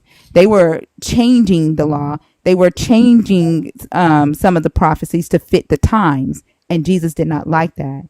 If Not you according notice, to he what you doesn't, just if you read. notice, Not what you what just did, read. You just read what did said Jesus change? What did Jesus change? you just read that they were giving money they were giving money that was supposed to be given to the church or something, and they were saying that they were giving that this is honoring their fathers and their mother. No, No, no, I mean you I you didn't listen. You were go not back and read listening that. at all. You weren't listening. But you go back to the part to where it says, We're going to read it again. The Pharisees and scribes came to Jesus from Jerusalem and said, why do your disciples break the tradition of the elders?" The Pharisees are asking, why is Jesus and his disciples not following the tradition of the elders? Because they don't wash their hands before they eat. Jesus answered and said, "Why do you break the law of God for the sake of your elderly traditions?" uh huh, And then Jesus said, "God said, honor your father and mother, and whoever speaks bad of their mama and daddy should die." That's what Jesus said. That's yeah, the law of God. keep And then going. Jesus said, "But you say, because of your traditions and your elders, that when someone speaks ill of their father or mother, but you let them say, I'm taking my financial support from you as my parents and I'm giving it to God. And then that person no longer needs to honor their father and mother. No. That's what You you want to said. read it. You Whatever talk. support you might have had from me is given to God. Then that person need not honor the father. I Okay. just You said know, that. you going loud and you going loud and you seem Because like you cut me just off, read it. because you cut me off, and I literally just said exactly what it says in there. But It because you didn't get it says, the first time, I'm trying to use modern language. let me read it. Let me read it for you Please right here. It don't says, tone police whatever, her. Do not whatever. tone police her. She can get loud. This is her space. You're just a visitor. Remember And that. it's hypocritical. And it's hypocritical considering you said that your whatever goes in your house goes. Right. So same goes here. Mm-hmm. Note we don't tone police here. So don't mention her, how loud she is, what she's doing, because you won't control that. It's a waste of your breath and time. Remember I'm that. trying.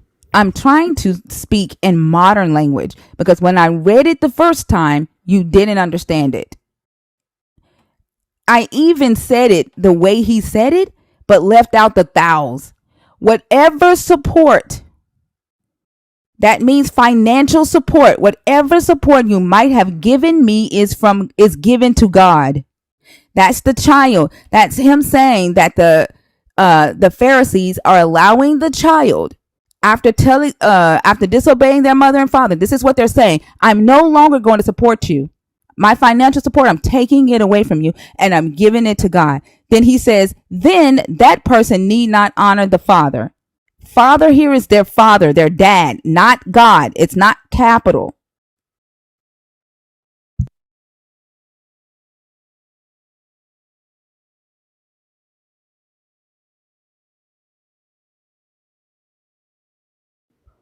Y'all, while we wait for him to unmute, please get the likes to 100K. I'm showing y'all some grace. They should have been turned off a long time ago. So please tap the screen, get the likes to 100K, and help Thinker with her gift goal. It hasn't moved for a while. She needs your support to keep these lives going.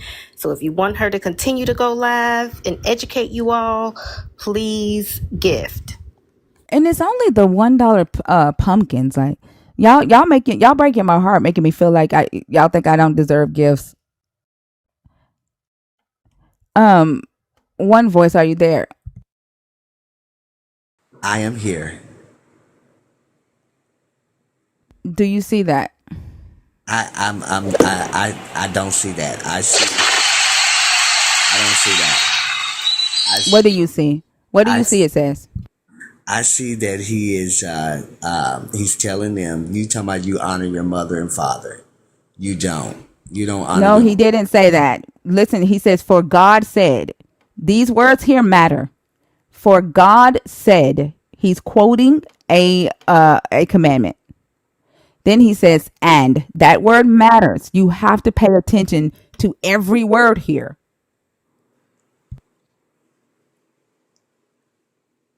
They say he's saying that if you speak evil of your mother and father, that's considered sin. But And what's the but punishment for it? 13, What but is Jesus saying the punishment for it is? you were surely not alive. But he said Wait, that not alive? No, no, no. Where are you getting not alive? I didn't think we could say die on. And surely, what do you mean surely? That's what I'm reading right I here. think I think he's trying to say unalive, but he used not alive, thinking that they are the same Um, thing. Oh yeah, I made a When mistake. you I'm trying to learn yeah, this way of talking on here without getting nobody kicked out for myself. yeah, yeah, but you realize not alive means not die, right? Unalive means to die. Those Right. are like there's okay. Oh, So yeah, but you can say die. Like I've said die like 5 times. oh, okay. mhm. So it says whoever. So No, we didn't get what he meant. If we got what he meant, I would not have stopped him. The fuck? yeah. Go ahead. So it says whosoever. So the Pharisees were talking evil of their parents, and he says that that's sin, and you should surely die. No, the Pharisees were not talking evil of their parents.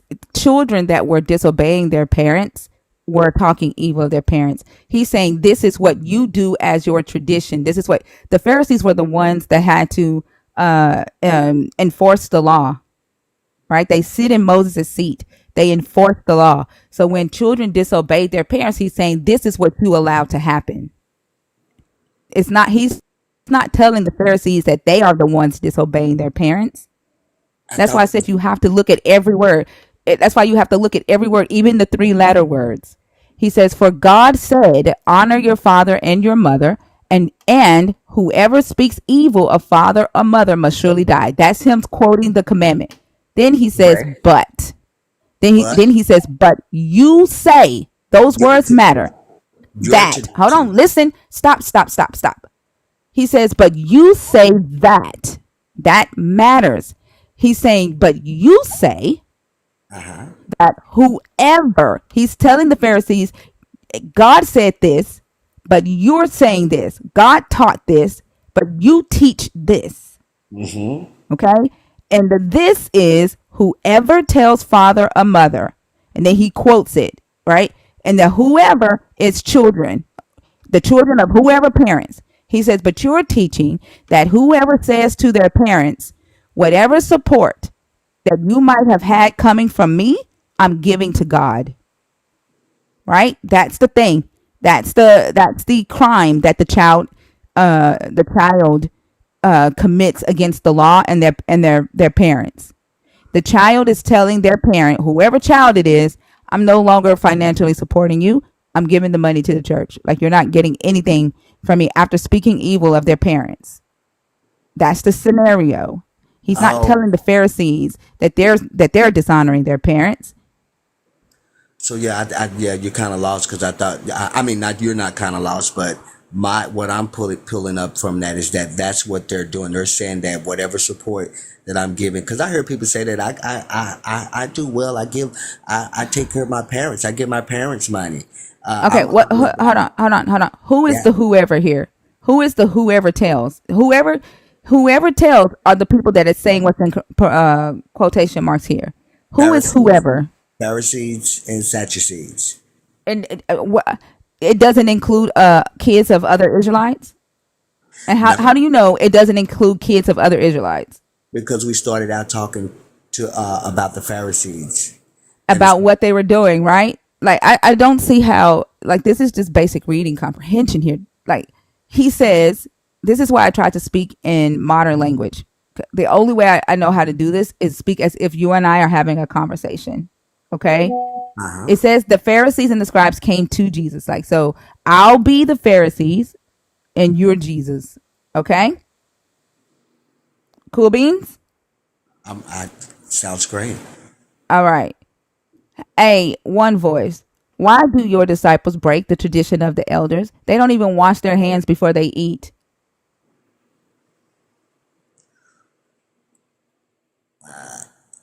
It's scrolling up. Did you want me to read that? Yeah. Yeah. He answered. He answered them. And why do you break? Wait, don't read the he answered them because that's going to confuse you. Just be Jesus in this. Let's read the quotation marks. Why do you break the commandments of God for the sake of your traditions? For Keep God going. The said, quotation mark hasn't ended.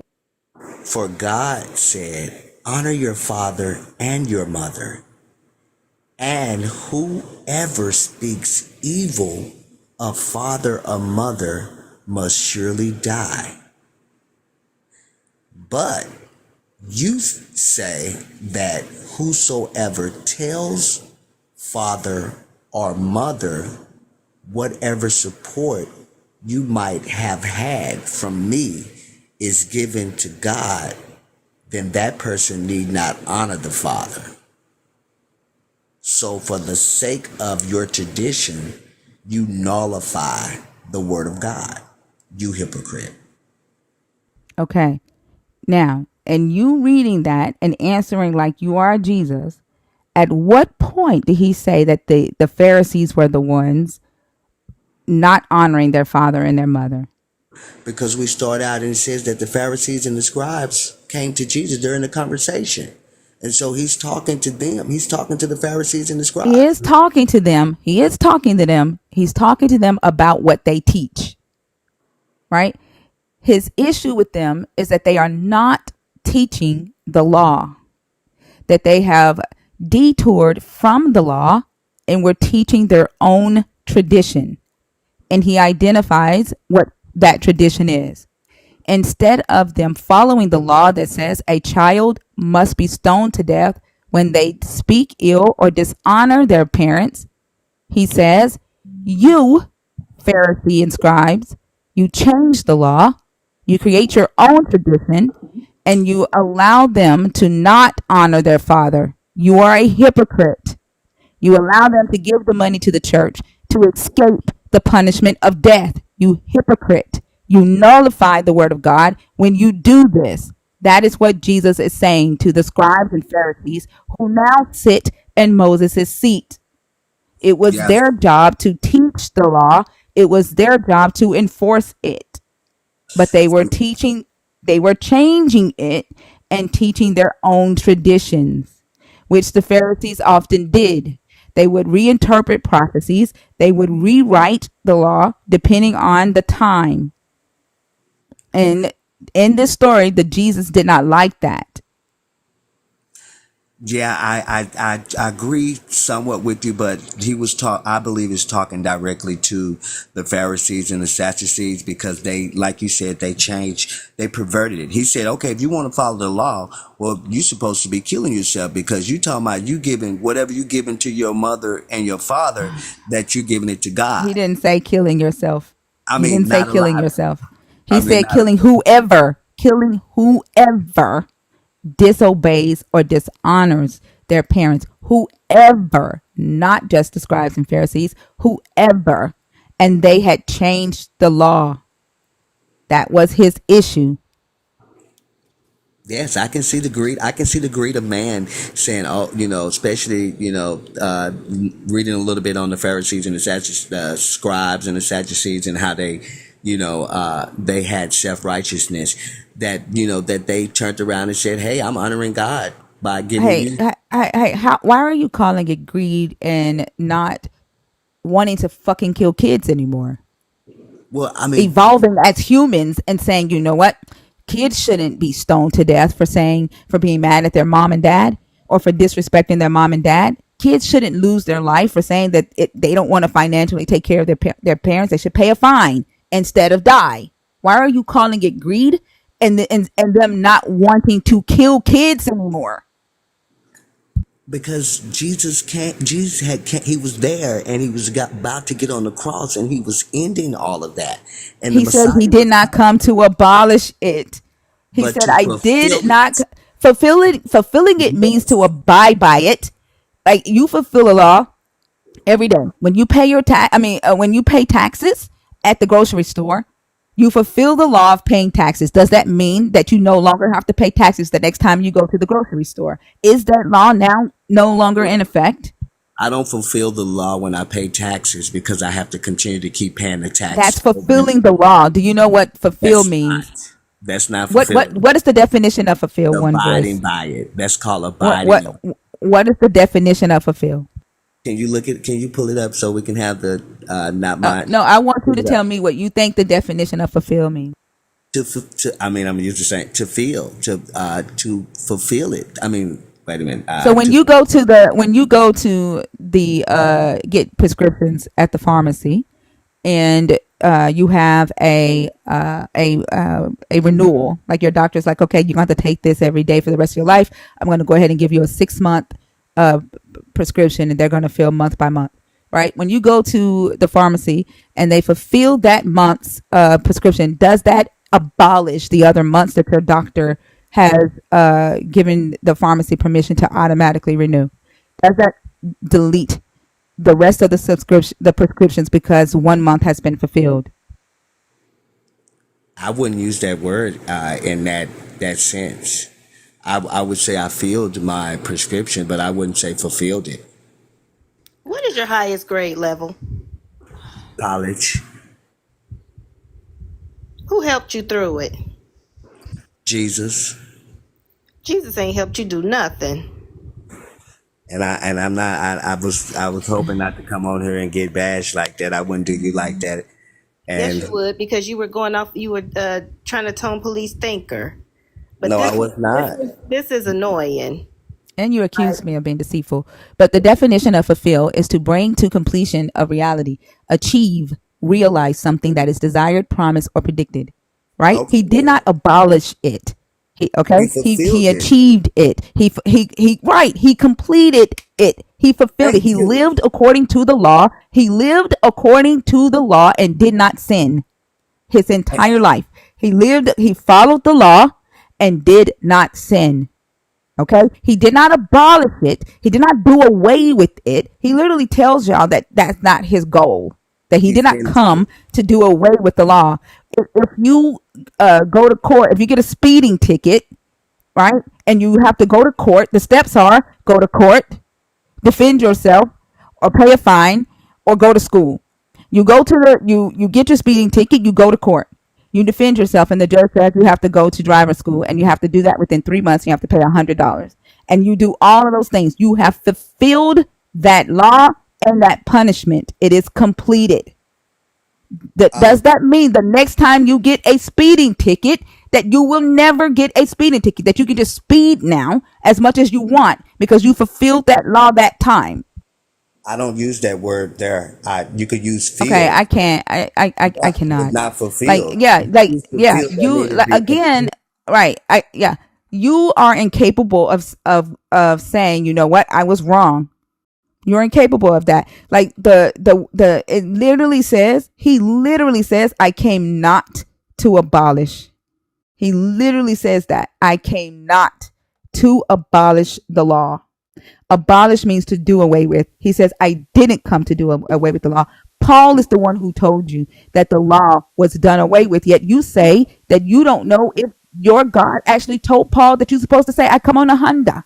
Like, and this is why I asked you the questions about humans. Because just like you can deny what the actual word means in Hebrew and say, I'd rather stick with my own interpretation of the English King James, right? Just like you can do that and come up and stick to your own understanding of that. Just like you can deny what the word abolish mean, or you can deny that this Jesus is telling the Pharisees that they create their own traditions. They're allowing children to get away with disrespecting their parents. This is why I question, for you to say that a God is talking to you, for you to say that a God told any human to write this, it's no different than what you are doing right now on this stage. It is humans. Hey, Bash. Hey, darling. I came up to say one quick thing. I'm gonna get out your way. We kept, might not even be the right time to say it. Anyway, we kept talking about what happens at the end, right? And like how important it was that at the end, everybody's just happy go lucky. Can you read the last four verses of the Bible? Like Yeah. Revelation 21. I think it's like verse, like, it ain't that many verses in the chapter. I was getting out of the shower. I just had my, so I ain't got my Bible on me.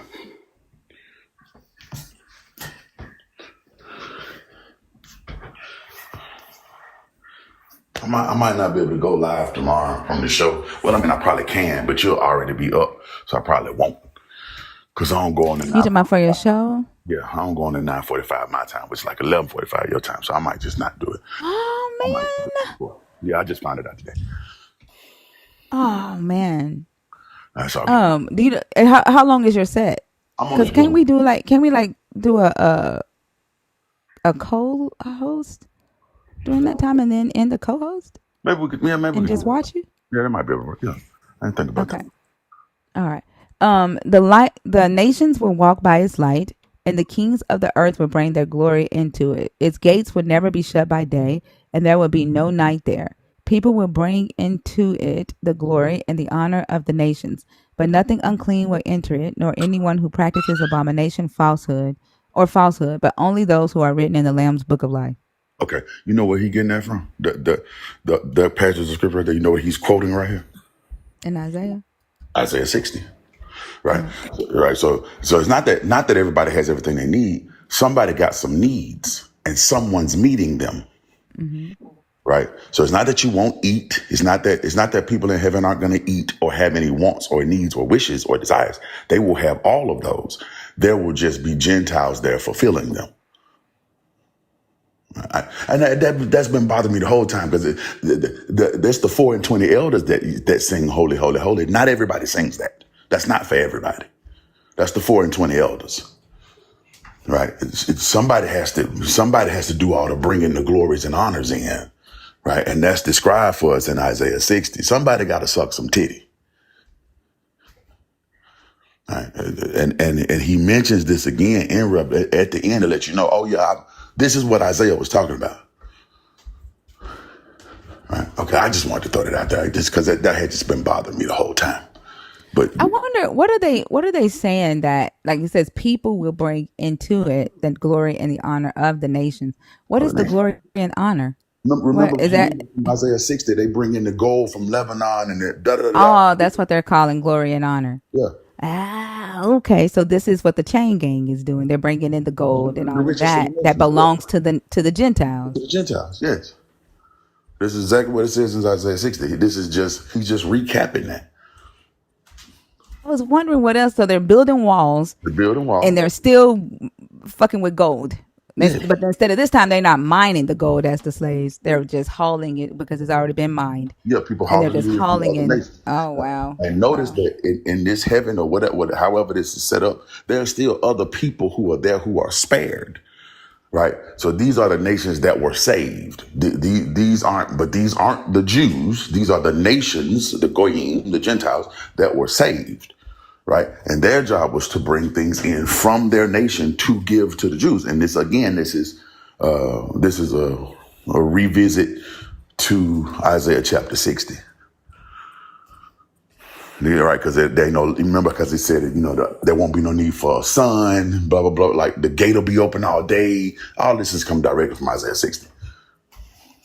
And so their reward is that they get to be the slaves of the Gentiles, and that's them They get the slave of the Jews. partaking in Abraham. I mean, the slaves of the Jewish people, and that's them being able to partake in Abraham's reward Yes, because they get to be in this city where it's daytime all day and no nighttime. all right, which means you don't even get to go to sleep. Just slaving all day, Yes, but they'll never get tired. you never get time. They'll never get hungry. Like they won't have to feed them this time because they won't be Right, hungry or thirsty. So right, they don't have to worry about caring for the slaves. right. And then they won't have any knowledge of good and evil. They'll be back to Adam and Eve status. So they'll just do what God and the Gentiles want them to do. Because Okay. nothing unclean and nobody that practice abomination or falsehood. Right. Okay. Yeah. Wow. Yeah. So it's not like it's this super bliss fest. It's just not that way. I mean, it sounds that way if you don't understand that he's just quoting Isaiah. Right. It sounds like, oh, this is going to be great. But do you pay attention to the details? Who are these people from the nations bringing this stuff? Who are those folks? What stuff are they bringing? Right. What gates? Who built the gates? Right. And then that's when you go back to Isaiah 60. You figure out who built the gates, who bringing the stuff, what they do to the people that bring the stuff. Yeah. So Wow. it's not like this just some happy blissy situation. I guess for somebody it's blissful. It's crazy that it calls it glory and honor because it makes it just sound like, and you don't realize that it's saying that it's the glory and honor of the Gentiles. Like when you read that, like I guarantee, because it happened to me, that when you read glory and honor, you automatically thank God, but you Yeah. don't even see, you don't like register the word people will bring there. Like you don't register that. And then you don't register the word of the nations Of the after you nation. read glory and honor. Yeah. Yeah. And like if you read it in today's terms, it's saying people will bring into the gates the glory and honor of the Gentiles. So Yeah. there's somebody there bringing into the gates what belongs to the Gentiles. Right. And the trees of Lebanon are called the glory of Lebanon. Right. The gold of Ophir is the glory of Ophir. Right. Holy shit. Wow. You Wow. get what I'm saying? Like a woman's hair is her glory. Like, so the thing that's great about you, you're bringing that. right? So the glory of the nations will be the good resources of the nation, the fat of the land, right? Okay. Boom. So they're bringing their glory and honor, or tribute, honor, tribute, same thing, right? So boom. So this is literally just a callback to Isaiah chapter 60. Interesting. One voice, you had your mic off. Were you getting ready to say something? You kind of said it because I don't look. I don't think it's talking about tangible gifts. I think it could be just the natural gifts that each and every human being will be able to come and to bring to the body, where everyone will be able to be a partaker of it. I don't see it as being bringing gold and all the gold and stuff like that. I think it'd be the natural glory that's upon each and every one of us, inside of us. I believe everyone has a gift, and that's what that is. But why would you have to bring it into it? Wouldn't it already be there? But like, would you have the same gift? Like, if you once you die, right, your body, you're not of the flesh anymore. What gift are you bringing? Remember, you said that you wouldn't even have a body, that you're like this light, like, right? So what gift? You're not the same. I didn't say that, but I You didn't say that there would be no hunger, that like that you wouldn't have a fleshly body, that you would be like this light or this spirit just saying glory, glory, glory. no, I didn't say that. I said there wouldn't be no hunger. There You wouldn't be do no. realize that this is recorded and Yes, streaming live to YouTube. pull So it what I back. would like for you to do, yeah, what I would like for you to do, right? Tomorrow morning when the show is over, go back and watch your entire time that you're on stage, and you will hear yourself saying that. You will hear me clarifying it and you saying yes. Okay? And then I would like for you to let me know that you did that, because you did in fact say that. I said there would be no hunger. There would be no need for anything. That we will be in there singing "Holy, Holy."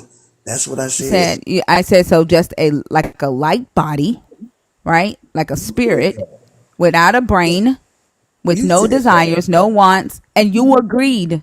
I You didn't said agree with that. yes. That's you. Okay, go back and watch it. Go back and I watch it. said, Like, do I said y'all yes y'all get all on the this time. stage and y'all half pay attention, and then you say things, and then you go back and say, no, I didn't say that. You literally said that. And this is why I interrupt and I ask clarifying questions. This is exactly why I ask clarifying questions, because you did say that. And I even write down as you speak. I didn't. I said we will be. You don't have to eat.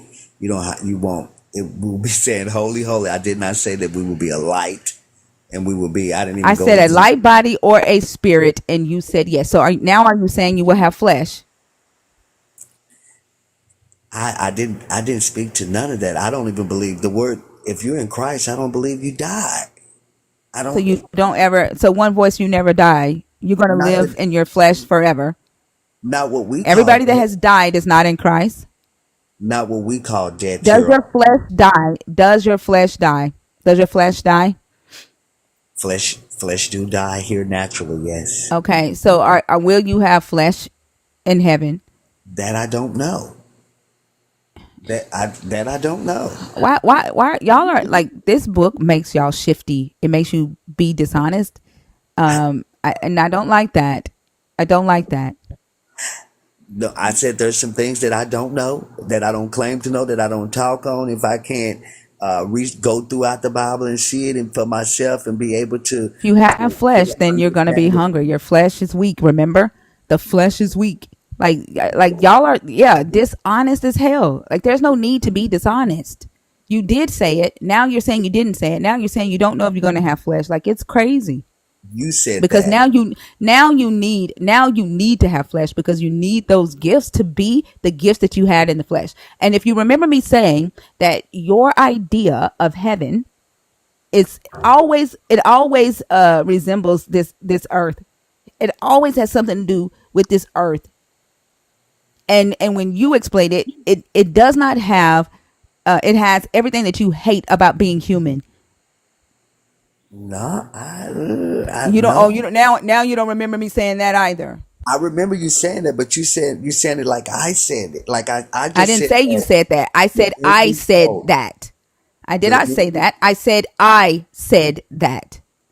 Yeah, you said that. I said the end result for me that gives me peace is that in the end, there will be no worries. We will be true peace. I will have true Right. peace. It's not what you Right. said. That's why. You said that's not what you said. There would be. You said there would be no worry, no hunger. Hold on, I wrote Yeah, them down. No no hunger, no lying, no need for nothing. And you're gonna be with yes, him. That's what you said. I wrote down that's what I everything said. that you said. That's what I said. Yes, ma'am. That is what I said. I didn't say anything about a body or anything like that. I asked you about the body, and you agreed with me when I said so. Because we talked about hunger. If you remember that, we talked about hunger. We talked about the wedding, the Yeah, we did. bridegroom. Yeah. And We then you brought up said, well, as that. far as I'm understanding, yeah. And then you said, as far as my understanding, I didn't understand. I didn't understand that there would be hunger there. I said, so no body then, like you're just a light or a spirit. And you said yes.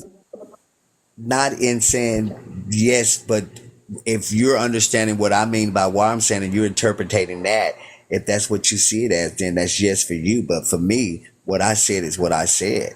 That part, I don't know what the body might be. It tells us that in there that you'll be that the dead in Christ will rise up and will be glorified into uh, uh, our heavenly bodies. What that look like, I don't know. I just know that it's I don't, yeah. All I care about is you saying that you didn't say it at first. Like, I do not like, I don't like confusion. I don't like to be lied on, and I don't like to be lied to. Like manipulation. There's no need to be manipulative, and it's okay if you said something and then now you want to change it. Just say, well, let me rephrase instead of trying to gaslight people into believing that what we know happened didn't happen. well. If you say you said that, then that's good. But I know I You didn't say it. agreed. I You didn't did agree. agree. Okay. I didn't agree with you on that. I'm Okay. Okay. Okay. It's okay. There's no Can I say point one? in going through this again. Like I said, it's recorded in two places. So yes, ma'am. Can I say one more thing, and I'm gonna get out the way. The reason that I brought up those gifts and the reason that I know that they are natural gifts and not spiritual gifts is because, like I said, this is a callback to Isaiah 60. And Isaiah specifically says that they are physical gifts. And unless you're saying that Isaiah is wrong, which, I mean, that's fair, but somebody clearly is pointing back to this scripture. Like Revelation is clearly pointing back to this scripture. So if you ever read Isaiah 60, you'll see what I mean by that. Isaiah is definitely the reference for this particular part, right? Because they won't have a need for a son, and all the visuals. He's pointing to the same visual. No need for a son. The Gentiles come in and bring in their glory and honor. Blah blah blah blah. Right. The nations that survive. Right. Right. This is the light that came to the nations. Right. Right. Okay. All right. So this is Isaiah 6. I think she got on the screen now. Right. And it talks about how people are carried them in from afar. Blah blah blah blah. and This their is what. sons and like their daughters are being carried by the nurses, by in the arms of the nurses who are the nations. So the Gentiles are carrying the daughters and nursing the daughters of the Israelites. Yes. Yeah. And if you keep reading, you'll see what I mean when it says they're gonna bring in ships. I think from Tarshish, and they're gonna bring in this stuff from this country, this stuff from this country. All those from Here Sheba. we go, Oh, right okay. here. Then you shall, Campbell from Midian. verse Go ahead. I'm 5, sorry. then you shall see and be radiant. Your heart shall thrill and rejoice, because the abundance of the sea shall be brought to you. The wealth of the nations shall come to you. A multitude of camels shall cover you. The young camels of Midian and Ephah, and all those from Sheba shall come. They shall bring gold and frankincense, and shall proclaim the praise of the Lord. All the flocks of Kedar shall be gathered to you. The rams of Nebaioth shall minister to you. They shall be acceptable on my altar. Like, why are they still doing sacrifices in New Jerusalem? That was the point. Huh? So They going back to sacrifices? Yeah. Why do they need sacrifices if Jesus died and Jesus Bro. was the final sign? Why do they need to go back to sacrifices? Let's read this. I'm gonna take it to Malachi 3, but get through this little part right here. And I'm gonna take it to Malachi 3. Okay.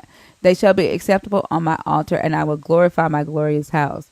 Who are these that fly like a cloud and like doves to their windows?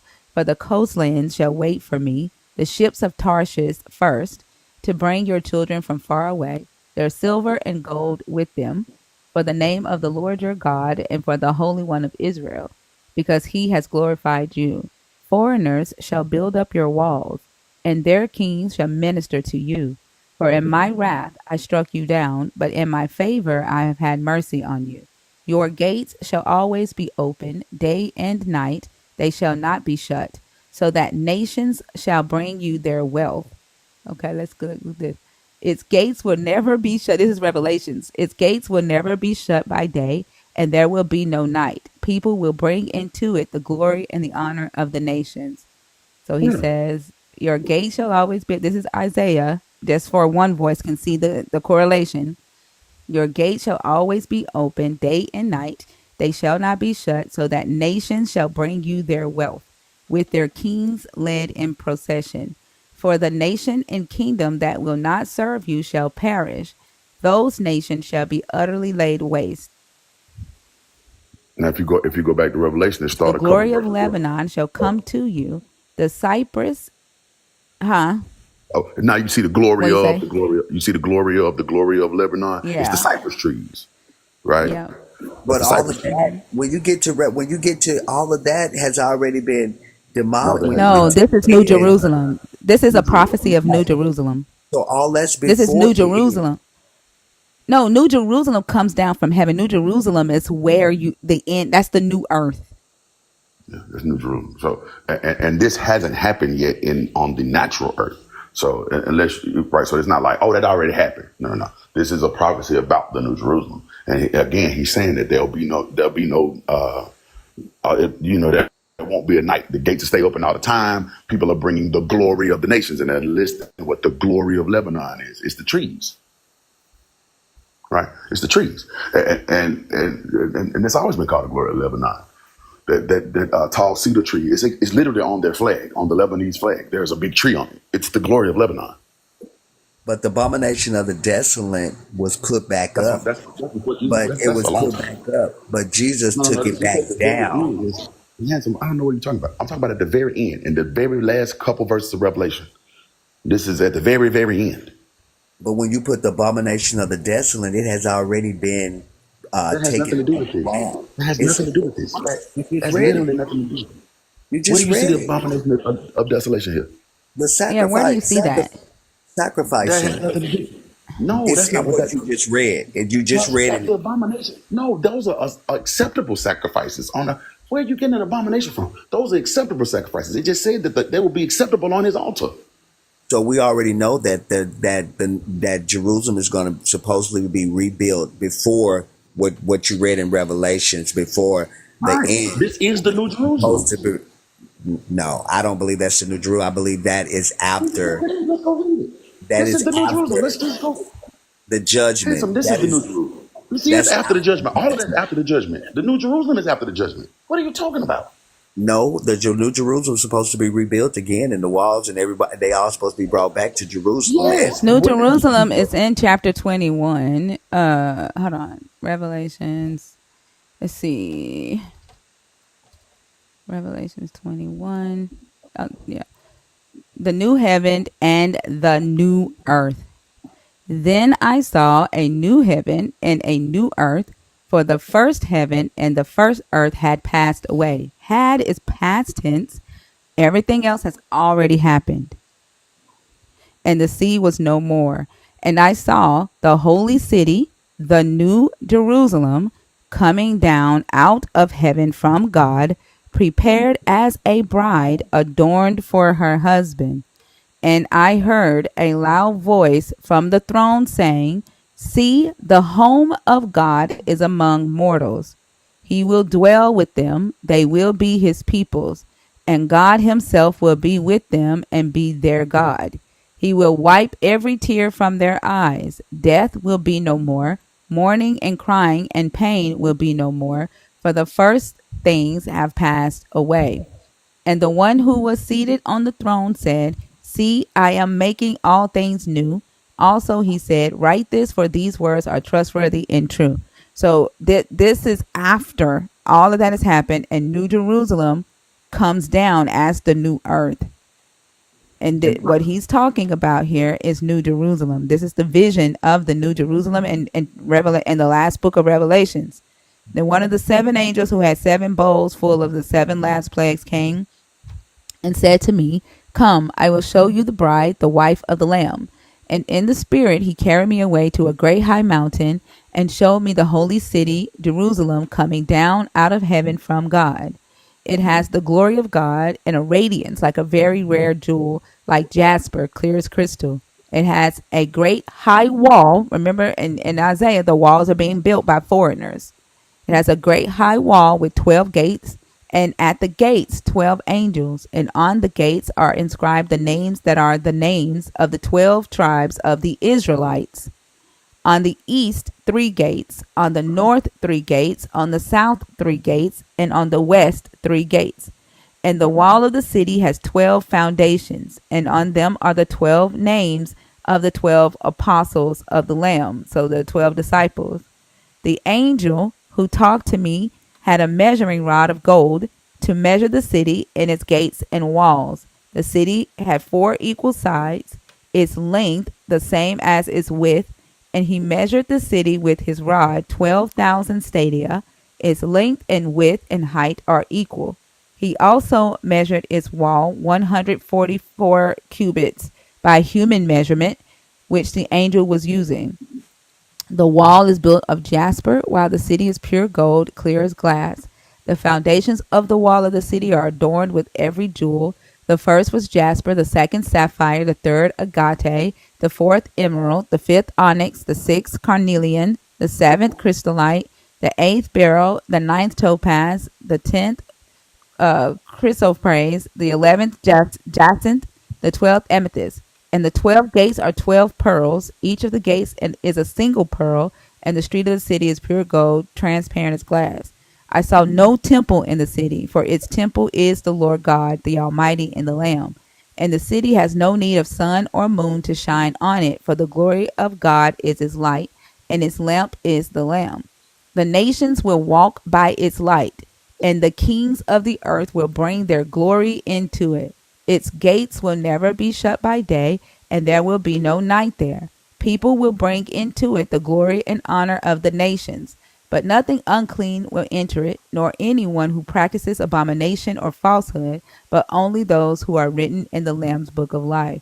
So those of you that follow Jesus will be in this New Jerusalem, carrying and doing all of this. Right. And that's what it said in Isaiah 60, which is what I said. Well, the difference between Isaiah 60 and that one is that it says that that sacrifice will be done. They will be sacrificing. This does not. Where does it say in Revelations that in this one that sacrifice will be done? Which verse said that? Not this in one don't say sacrifice will be done. Isaiah said sacrifice will be done. Right. Right. Isaiah says that. But picture. Listen, hold on. Before you go down that road, think about what it does say. He said, "I looked and I didn't see a temple." Right. I didn't see a temple. Now let me tell you. Let's talk about why that's the case. Okay. Isaiah never knew that the temple was going to be destroyed. Isaiah never lived a life where there was no temple. John is writing post the destruction of the temple. Right? The temple is destroyed at this point. He's like, oh God, the temple gone. So now he doesn't see a temple. Right? But keep in mind, the point had nothing to do with the sacrifices. That's irrelevant. The part that is, no, it's not. That's not what I was talking about. What I was talking about was the nations bringing their glories. I was making no reference to the sacrifice. I could care less if there were sacrifices there. I was talking about the nations bringing the glory and how those were natural gifts. The reason why I say, and it called those things the glory of Lebanon. This is the glory of that nation.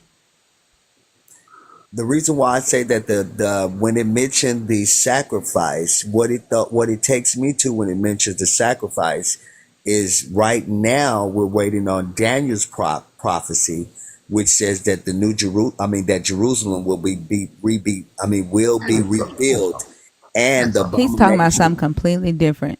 No, I'm not. You're talking about something. Yes, you are. Nobody's talking about that. We're talking about what the Gentiles will be doing in heaven. Like nobody's talking about the abomination of desolation. Nobody's talking about sacrifices.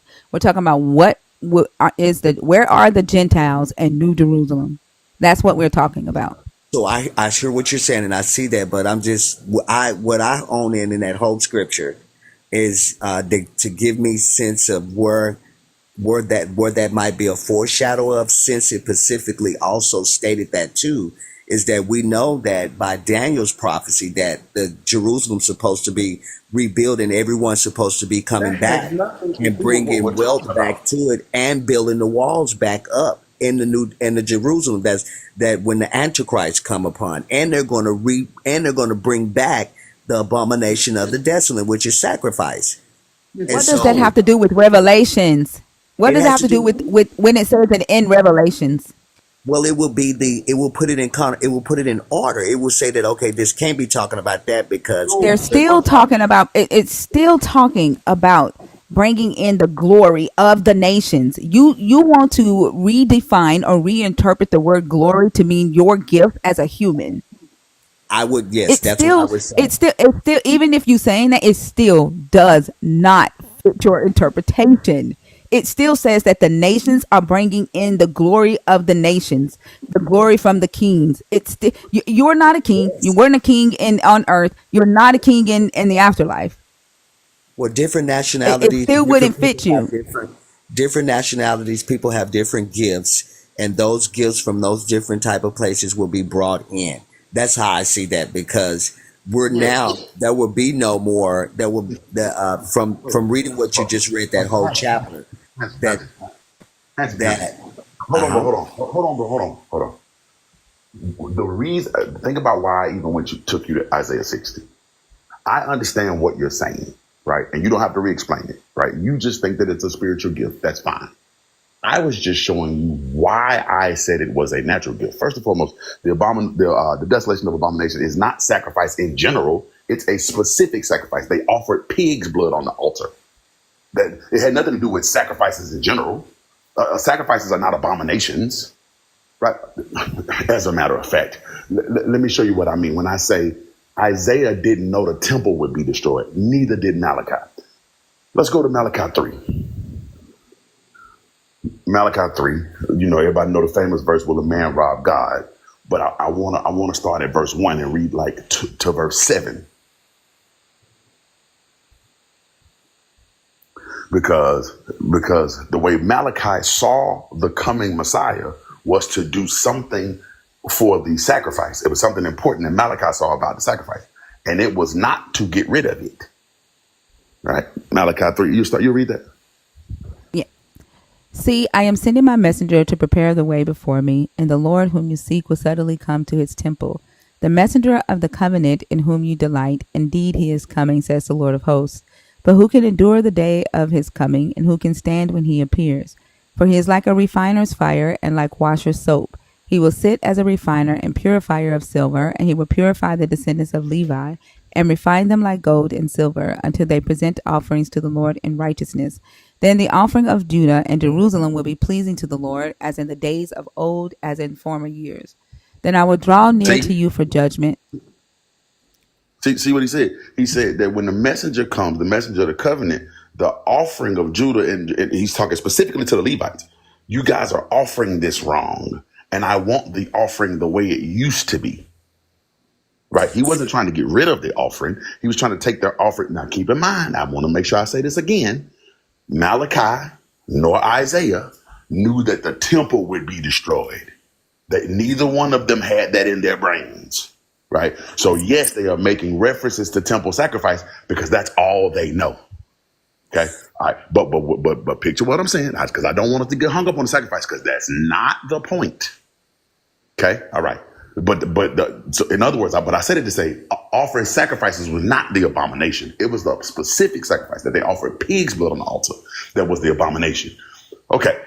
Fast forward though. When Isaiah is making this reference, I'm saying that John the Revelator comes back to this reference. And he said, an angel took me in the spirit and showed me that thing that Isaiah was talking about. But notice he says, I did not see a temple there. Right? Because Isaiah said there would be offering. He said, oh no, I didn't see a temple there. But the reason he didn't see a temple there is because the temple was now destroyed. So Aaron from YouTube, just tell me what scripture you want me to read and we'll read it. If you have a different scripture that can help with this, type it in the chat and I'll pull it up and read it. Go ahead. so what the abomination of the desolate is the sacrifice. Jesus is the That's not last true. That's sacrifice. not true. And Stop if you telling that bring lie. That's a lie. That's not true. That's plain old incorrect.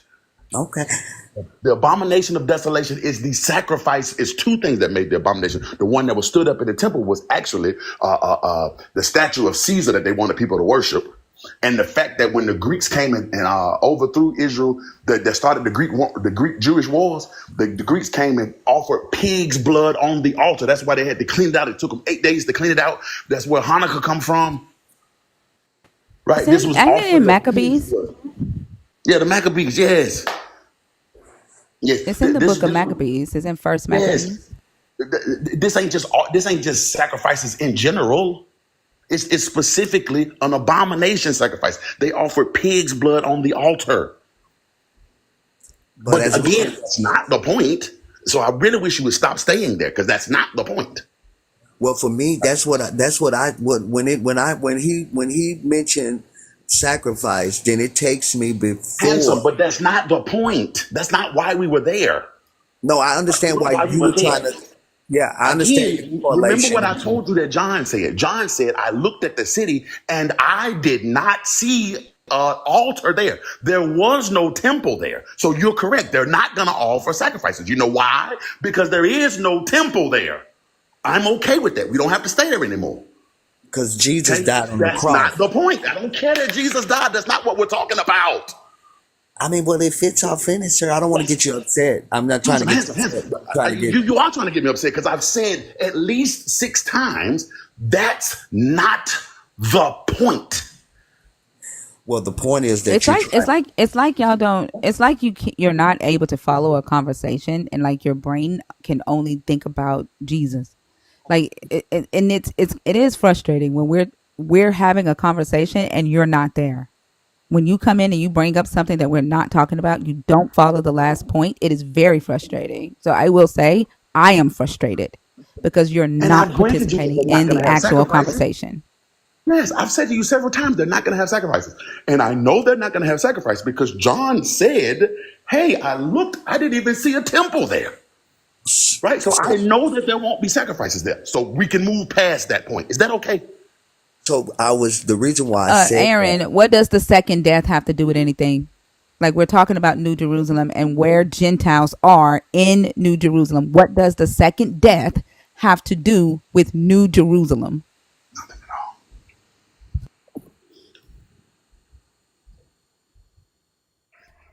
Go ahead, one voice. Yeah, so I was following you to the T because I was wanting to, see if that is a foreshadow of Revelations, It but is. I believe it's not a foreshadow of it because of that being stated in there. So why do you think he made specific?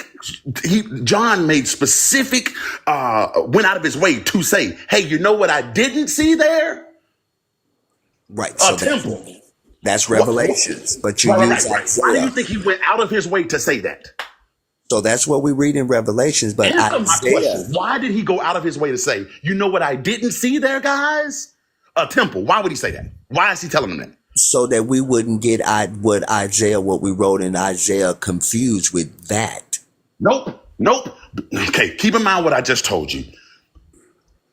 Isaiah never saw the temple being destroyed. Neither did Malachi. Neither did Micah. None of the prophets ever saw a temple being destroyed. They couldn't imagine that. Right? Okay. That was not a part of any of their prophecies.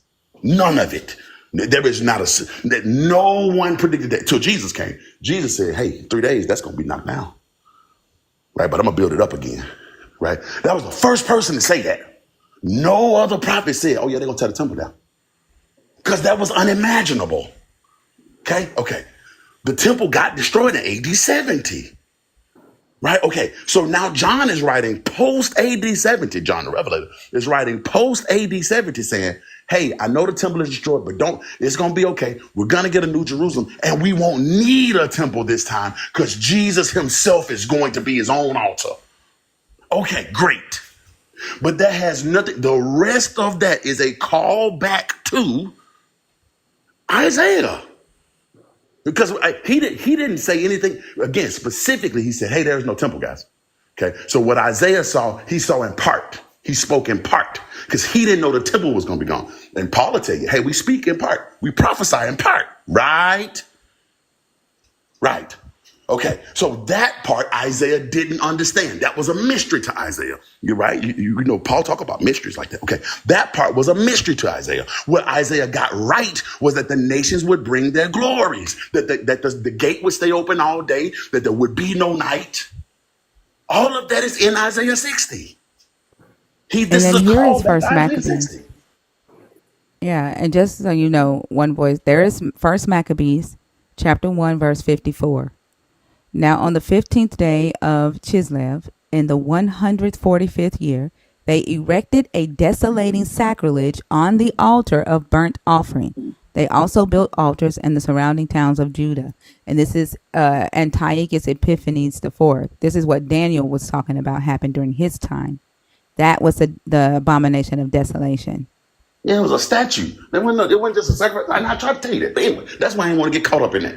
But the point was, John was saying, hey, Isaiah saw this in part. I'm showing you the revelation. That's why when he talked, I'm revealing to you what Isaiah saw in part. When I saw the New Jerusalem, the thing that Isaiah was talking about, this new city with the shining lights and all the nations coming in and bringing in the glory. What he didn't know was we wouldn't need a temple.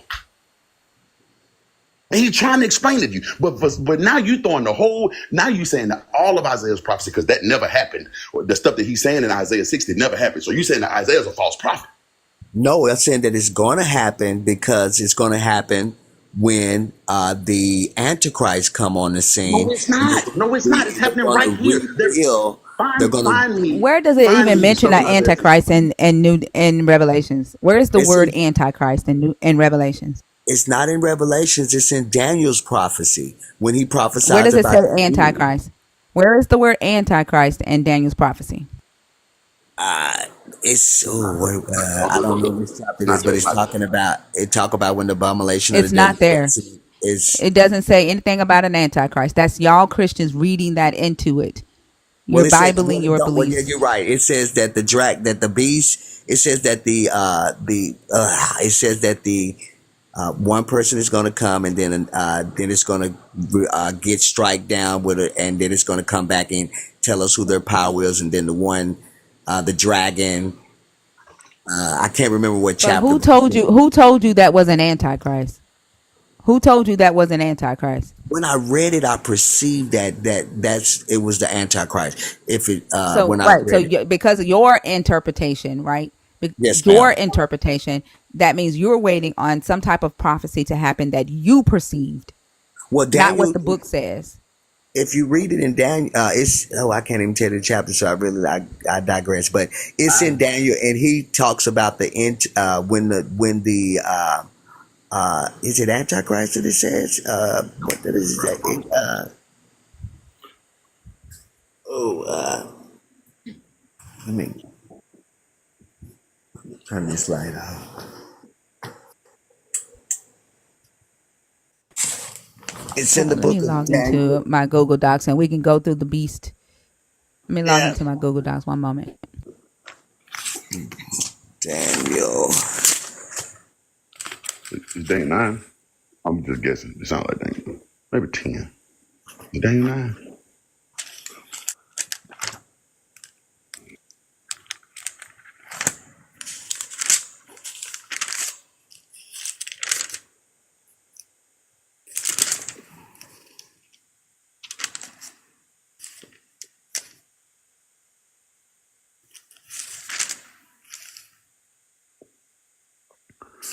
Anyway, I'm gonna let y'all finish this up. I'm gonna go to bed because I got a show tomorrow. So I'm gonna try to get a little rest my voice.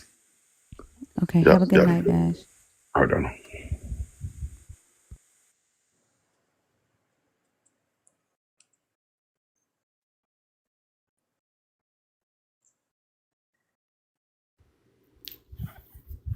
Y'all, please get the likes to 150K. We should be there by now. And Thinker has a gift goal of Mama Sheba, I guess is what that is. So please help her with her gift goal. They're so cute. They are. Tap the screen to 150. We should have been there by now, so let's get it. And also, please consider tipping her. Cash App in her bio. You know, she needs your support to keep the live going. And so, you know, please help her with that. She deserves it. Thank you, Dudette. You have an echo. Okay. Let me know when y'all can read this. I don't know if it'll get any bigger. Oh Lord, that is huge. Is that good? Is it? Let's see if I move it over. Let's go through the beast. Let's see. So, Daniel, which part are you talking about? Daniel chapter 2. That's the statue. I think this is the statue. The legs, the iron, the stones. The first beast is. Go ahead, voice. You go first.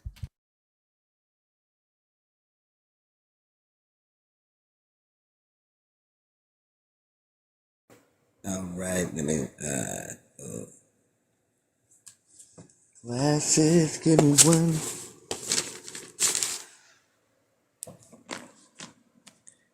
You said that what? That's You Daniel think? Hold chapter. on. You think we sounded like a church because she asked you to gift? When we see people gifting other lives, like that's crazy.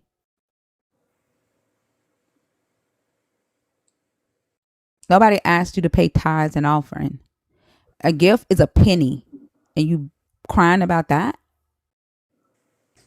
That's wild. It's even less than a penny.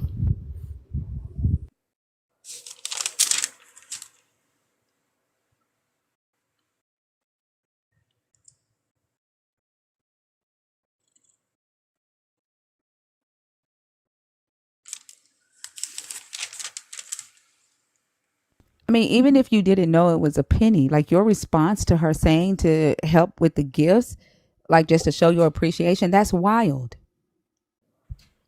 That's wild. Thank y'all so much. I appreciate y'all.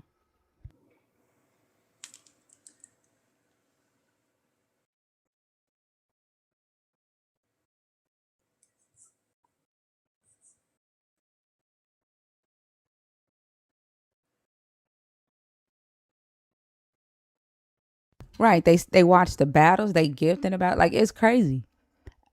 A lot of times it's like women are not supposed to ask, you know. I don't even want to get into it, but that tripped me out. That tripped me out. And then the other night there was a guy that commented, like I was having a conversation with somebody, and he commented and said, can we get back to the topic because I'm only here to learn. And so I looked to see if that person had gifted, right? And like to try to tell me how to, you know, conduct the conversations that I'm having, and then say I'm here to learn. I'm not learning anything right now. But like you're not paying, and I don't charge, right? Like I don't charge. Like I do a lot of studying to make sure that I'm not bringing incorrect information, to make sure I provide correct resources, but to try to say get back to the conversation because I'm only here to learn, like I'm your school teacher. That's wild. Like we're here to have conversations, and sometimes the conversation will veer off to something will veer off, like, but that's our prerogative. But like to try to tell somebody and you're not paying, that's crazy. Did you find it, one voice? Yes, I believe it's in chapter 11.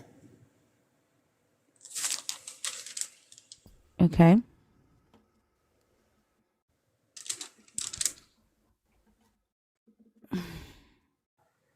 Wait, of Daniel or Revelations, which one are you talking about? Daniel. Oh.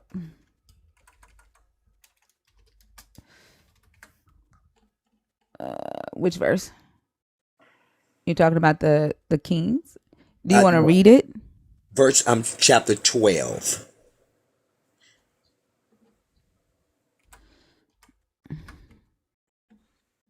No, I don't want y'all to think that like I'm saying, oh, you need to give, so you need to watch. Like it's just it's when people try to act like we shouldn't ask for them. That's what I'm talking about. Like that's wild. I'm not. Don't think that if you can't gift, I completely understand. Don't even try to. Don't. I would rather that you not put yourself in a position trying to gift. That would make me feel bad. So if you're not able to give, don't feel bad. I don't. I don't expect it like that. But for people to act as if we shouldn't, that's crazy to me. Which verse? It's the whole chapter 12. It's Okay, only and 13 and what verses. we're talking about here are the beast. This is talking about the prophecy of the end times, No, no, no. which, You have skipped. You've moved.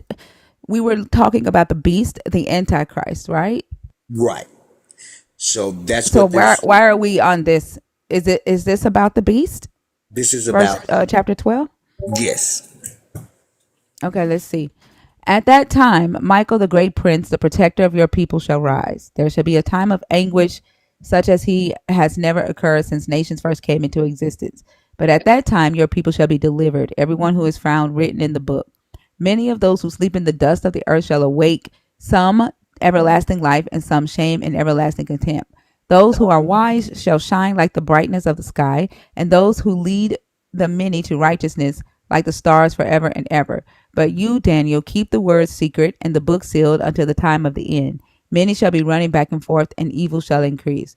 Then I, Daniel, looked and saw two others appeared, one standing on this bank and of the stream, and the one on the other.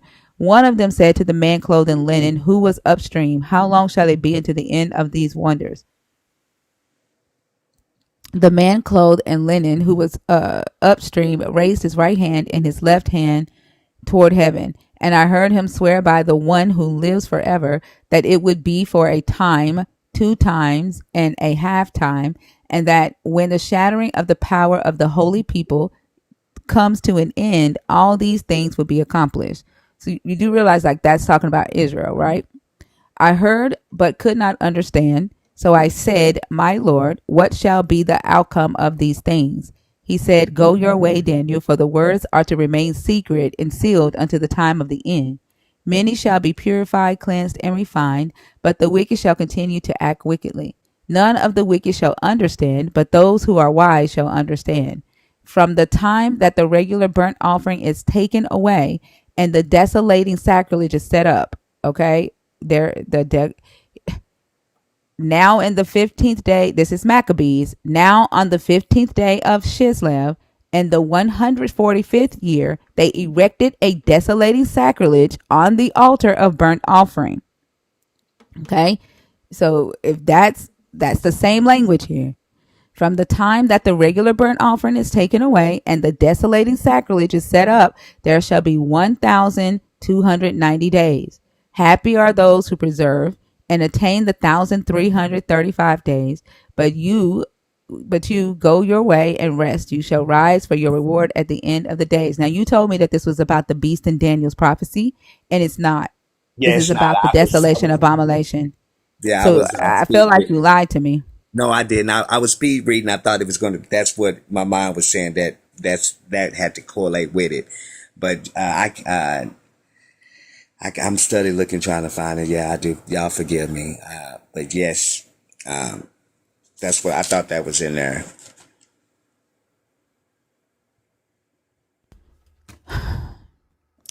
Yeah, no. I think you're stuck on the abomination desolation. And the crazy thing is, like, you brought this up and it matches Maccabees when Antiochus and Epiphanes the fourth went into Jerusalem and slayed a pig on the altar and desolated the altar. Yes. Yes, I do got. Yeah, I hadn't read it that in a minute, but yes, that yeah, I agree totally with my brother who was saying it was a pig sacrifice that was placed back up. Yes.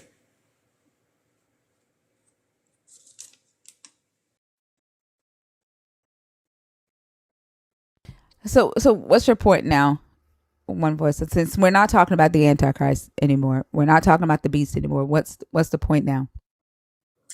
I don't. I no. I got on the live tonight just to hear you and to to learn also and to hear your live. It was I was at work and someone told me about your live, and I think it's a great one. I'm glad you allowed me to be on tonight to hear and also to speak. I thank you so much for your courtesy. You're welcome. I definitely appreciate you for coming up.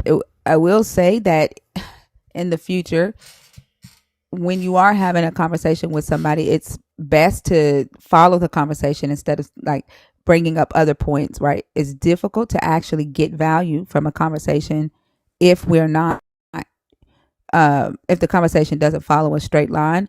I'm neurodivergent. And so I think in a straight line. I can't skip from A and go to D without B, C being taken care of. Okay. And so that's the only frustration that I had with the live, but I definitely thank you with the conversation. But I definitely thank you for coming up. And I agree with Fee. I think listening to the live on YouTube, go back and listen and kind of just see how that happened. Okay. Yes, ma'am. All right. I thank you and I hope you have a great night. You too now. All right. Y'all, the live is starting to skip on my end. If some people can hop over to YouTube just to kind of like save some bandwidth, I'd appreciate that so we don't have to do a restart. I can see it starting to buffer from my end. I don't know if it's glitching on y'all's end yet. It's only buffering on one of my phones. Is it? Yeah. I hope it doesn't go down because I hate having to do a reset, but it's already telling me that it's trying to connect. For some odd reason, TikTok does not like it when we get up to 700. When we get to above 700, it starts buffering. It's buffering for y'all. Let me know if it's frozen. If some people can hop over to YouTube, kind of save some bandwidth on TikTok, that'll help us out. Let me try to see if I can fix it. I don't want to touch it. I don't want to try to like reset my modem because it will definitely go down. So let's see if we can. Some of us shift to YouTube. It's back. Okay. Awesome. All right. If you're in the guest request box and you are here, please comment here so that we can bring you up. There's 14 people in there and want to save time and not go through ghost calls. So if you're in the request to come on stage, comment here, please. Where is Lala tonight? I don't know. I don't see that she's on TikTok at all either. She knocked out somewhere. Must be. Yeah, that's good. She's getting some rest. She needs it. Yeah, she's been traveling for 30 days.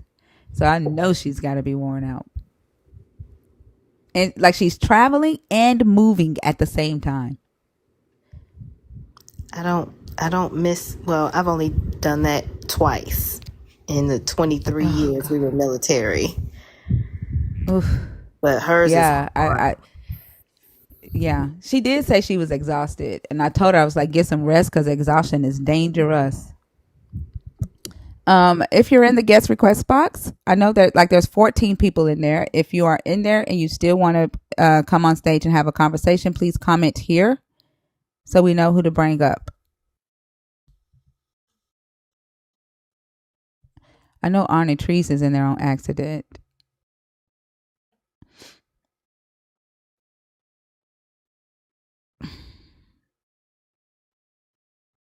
I don't know why every time I say do that, like people be like, oh, I didn't hear it. I don't know. Let's go through and see.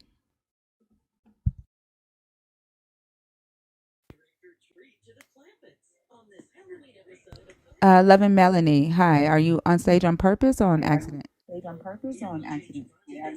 Stage on purpose or on accident? Yes. Stage on purpose or on accident? Okay.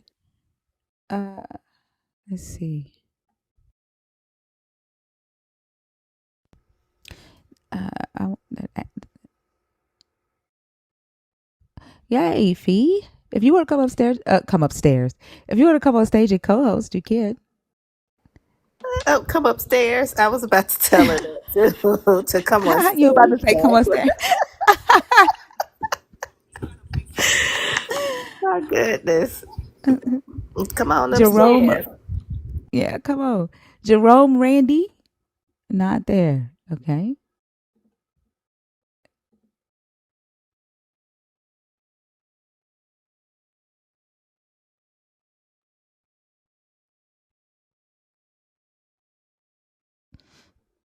Oh, Russell, you sent one voice.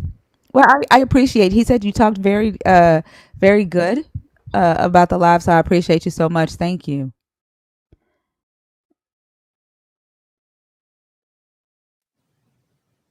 Living Heart, Living Heart, done went to sleep. If you're in the guest request box, please comment. Unless all 14 people in here are asleep. I hear the echo. Look what Russell said. Russell said he had a heated debate at work with one voice, and he sent him here hoping that we would do what we did.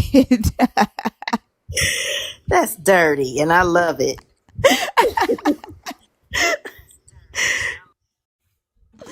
Russell, you've been very bad. You know you have an echo? I do? Yeah, it's slight, but I can hear I, it. I think it's coming. I think it's coming from your phone because I don't hear it when you're mute. Good But night, Mezzo. I hear it from you when I'm mute. Mezzo said they said they only hear it from your side. Do that. Shut up, Mezzo. I used to like you, but I take it back. Oh my gosh. Oh man, who is in this box that wants to come up on stage? It's 700 people in here. Is everybody in the box asleep? Hey Fee. Hey y'all, I had to take my retainers out so I wouldn't sound like Sylvester up here tonight.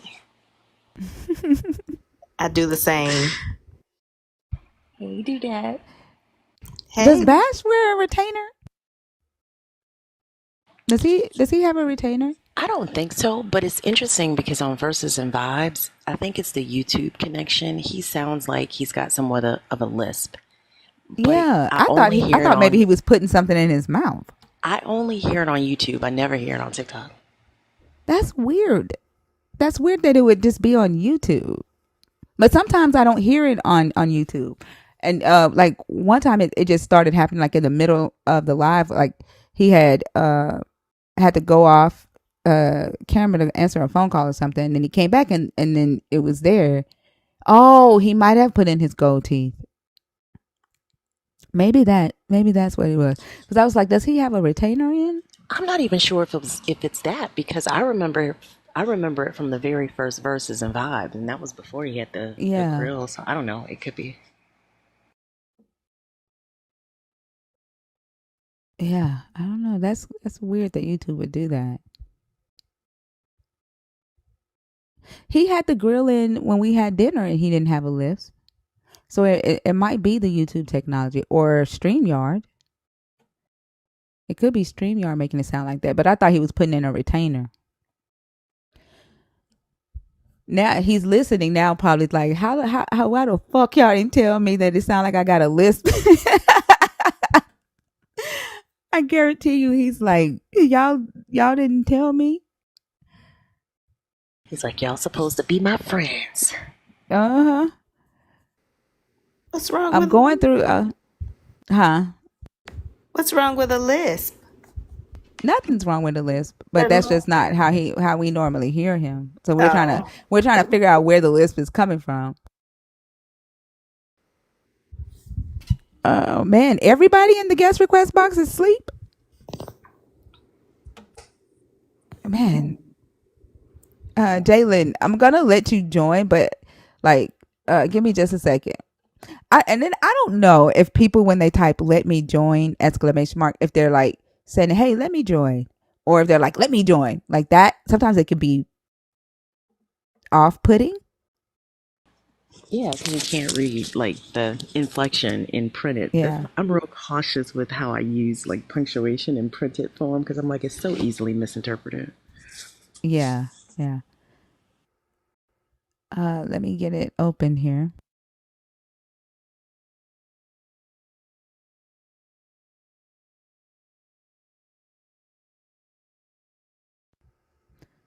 Uh, Hello. Hi, Jalen. Hi, how are you? I'm good. How you doing? Uh, I'm doing good. Can I get an age check, please? I'm 21. Okay. And which are you a Christian? Are you deconstructing or thinking about it, or are you an atheist? I'm a Christian, most definitely. Okay. And which one of these topics did you want to discuss? It says God uses imperfect vessels to talk for him, make it make sense. For one, I hope everybody in the box is doing okay today. But the reason why I came up here is because why would it matter if he used imperfect vessels to speak for him? Well, if I were to tell you that God told me to tell you to eat bread cooked on shitty coals, would you do it? No. But That's why it matters. when you say imperfect, Because in this Bible, Jalen, because in this Bible, God did tell someone to eat bread cooked on shitty coals. what I mean is when you define imperfect, you mean someone that's not perfect morally, someone that's not perfect spiritually, someone that's Imperfect lukewarm. period, Jalen. And by imperfect, Imperfect like period. someone that's lukewarm, I feel like we have to define like what we I'm not, I don't, I'm not, imperfect period, Jalen. Humans are flawed. Humans have imaginations. Humans lie. Humans have desires. like. Humans make mistakes. Humans don't know everything. Humans forget. Humans get sick. Humans die. Humans are imperfect, Jalen. Right. Are you patronizing me? Is that what you're doing? Is No, it's just in your tone. But the main thing no, that that's just how I am. my main argument is that if the goal as a human in your relationship with Christ is not to be perfect, then why does it matter if someone that is talking for God is not perfect? Jalen, have you ever, let me ask you a question. So, are you aware that right now the Catholic Church just paid out $1 billion lawsuit? Yeah, I did hear about that because of the allegations about the assault or something like that. Not allegations, they admitted to them. Yeah. But, Yeah. So, and these were priests and popes, right? Like men who speak for the God. right. And when they were doing these things and talking to these children as God's representative on earth, you don't think that their position as a so-called man of God had anything to do with why they were allowed to get away with it for so long, or even why they were allowed to just pay $1 billion, or why the Supreme Court has now ruled that SA no longer has to be reported outside of the Catholic Church. Well, yeah. See, I hate that we that we No, treat. I hate that we but you treat. asked, but Jalen, you asked, why does it matter that an imperfect vessel speaks for God? I just gave you an example of why it Okay. matters. Okay, and I'm going to explain this really quickly. I hate that we center things like that around religious, people that are supposed to be speaking for God because no man is supposed to be perfect. So what I mean is, I'm trying to see But why. Jalen, what do you mean center around? You asked me, why does it matter? I gave you one reason. I can give you more why it matters. Because what I mean is, anybody that's in a position of power is able to abuse it when it comes to police officers and these people that are on these Supreme Court justices that you're talking about. So what I mean is, we're not supposed to just look at these popes and look at these other preachers and these people that are supposed to talk to us about God. We're not supposed to just follow them. We're supposed to follow Jesus. My point was that Right, but there are. Jalen, where does Jesus talk? How does Jesus talk? You're supposed to follow the word. And who wrote the word? See, that's not what we're getting into. That is exactly where we're getting into. Who wrote it, Jalen? See, this is what I call pivoting. We went. Jalen, did angels write the word or did humans write the word? Well, apparently these are words that they received from God. This is apparently where they got But it who from. told you they received these words from God, Jalen? Who See, told you that see, a human received these words from God? now we're debating the validity of the Bible when truly, Jalen, oh my God, Jalen, is the Bible the word of God? it's supposed to be most definitely. Okay, so then therefore that is God talking to humans. Yes or no? You talking about the Word of God is supposed to be Him talking to humans? The Bible? Is Yes, it? Is the yes. word of God? Okay, therefore, who wrote the word of God? Man wrote the Bible. So are men perfect? By no means. Therefore, God uses imperfect vessels to talk for him in Right. the word of God, correct? Right. But we are also not supposed to follow the example of man. See, I asked But you, you are if you're following the Bible, correct? I asked you why it matters if I'm there's telling you why, but what I need you to do is dial back a minute and let me bring you up to par. okay. I'm telling you exactly why it matters. You brought up the Bible. So, therefore, if the Bible is the Word of God and it is written by imperfect men, therefore, imperfect men told you that this is the Word of God, Right. correct? Right. Right. So, then could there be errors or lies or fantasy or fiction in the Bible? Most definitely. Right. Most And definitely. do you take everything in the Bible to be true? Some things in the Bible are meant to be taken allegorically and some things literally because it's a piece of Greek literature. Hebrew literature that's not meant to be taken literally all the time. Some of it is meant to be taken allegorically. So I feel like some things in the Bible can be exaggerated and some things can be quite literally true. Dead booty. Like Okay, so what's true? What name one that is true for you? I feel like the spiritual advice that the Bible gives you can be true. Now, things about I'm not like asking. Hey, I'm not asking you what you think about in the Bible. Name a story in the Bible that you are saying is true or historical fact. one thing I definitely believe in is the crucifixion of Jesus. I believe that definitely happened. But Definitely. you're saying you believe in it, not that it's true. You believe in it, but not that you know for a fact that it is true. Well, the Bible was written by different apostles and people who claim to have been there to see that this happened. Now, the reason why I don't want to get into all this because we're debating validity now, but we actually That's the whole basis of the question, Jalen. So unfortunately, you picked the topic. right. If you're not comfortable, Jalen, if you're not comfortable going there, then this isn't the conversation for you because that is the topic. Okay, we can stick on this topic, but what I want you to know is that you're Okay. not being And I fair. want to remind you that this is her live, and so for you to continue to say we're not doing this, and talking about what she's doing, I this is her understand. I live. understand. So I understand. please No, stop I, saying that. I understand. I and Jalen, understand. I think you wanna harp on the word imperfect. I have no interest whatsoever to debate whether a human is perfect or imperfect. Right. Right? Right. I have no interest whatsoever to debate on what a human does. That question focuses on your God, Mm-hmm. right? On your God's ability to speak. Your God uses humans. Your God depends on humans to speak and to do in the physical realm, right? And why I should accept what a human says a God said to do or believe. That's what that question focuses on. I feel like he And doesn't your necessarily. Bible has a lot to do with that. I feel like he doesn't necessarily depend on humans to spread his word. I figure he'd rather it be that way, to be honest. But Okay, so how else does he spread his word without using a human? And that includes using yourself. How else does his word spread? how else does his word spread? God can speak directly to a person. See, I'm trying to. Hold on, Jalen. Did you not hear me say that includes yourself? You saying that a God spoke to your mind does not help me because then I would have to believe what comes out of your mouth and for you to say a God said to you. So how else does this God spread its word without using a human, and that includes you? I don't really have an answer to your question because you want me to answer it a certain way. So I genuinely don't. I'm going to ask the question again. You said, Jalen, that God doesn't necessarily depend on a human to spread his word. That's what you said.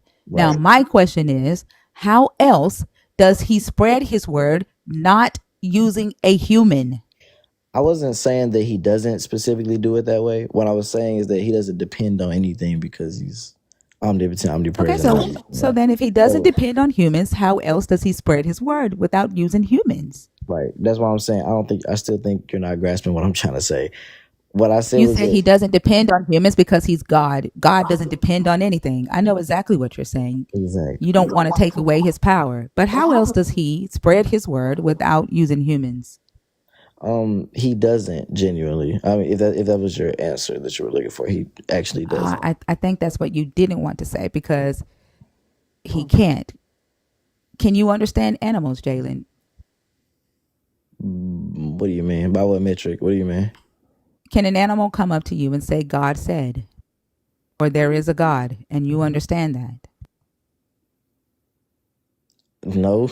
Like, what do you mean? No. Can a rock? He said rocks will praise his name. Can you understand when a rock is praising this God?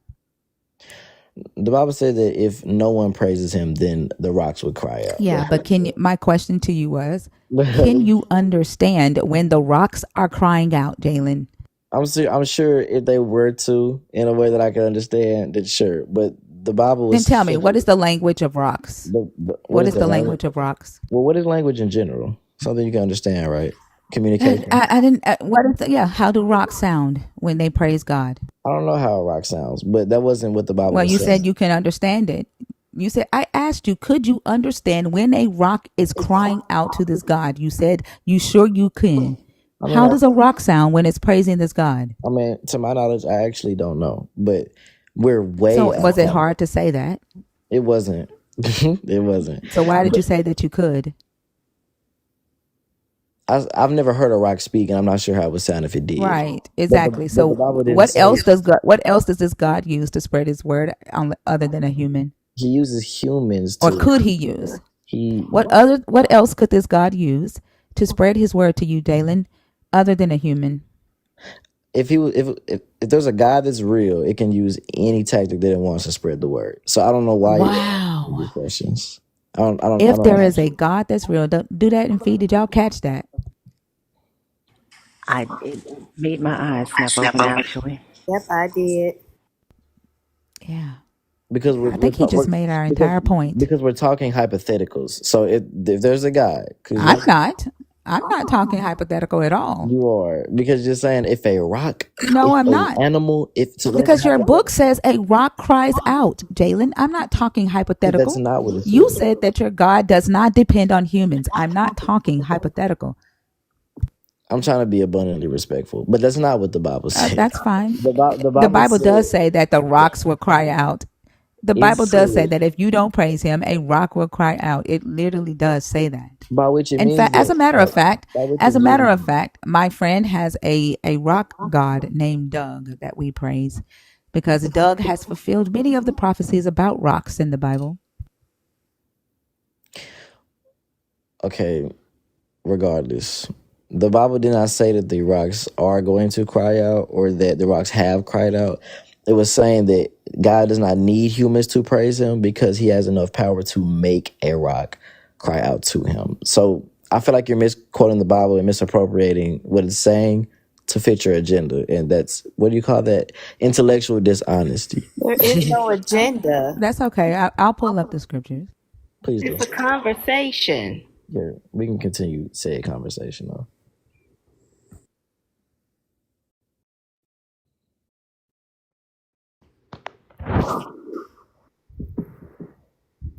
Mm-mm.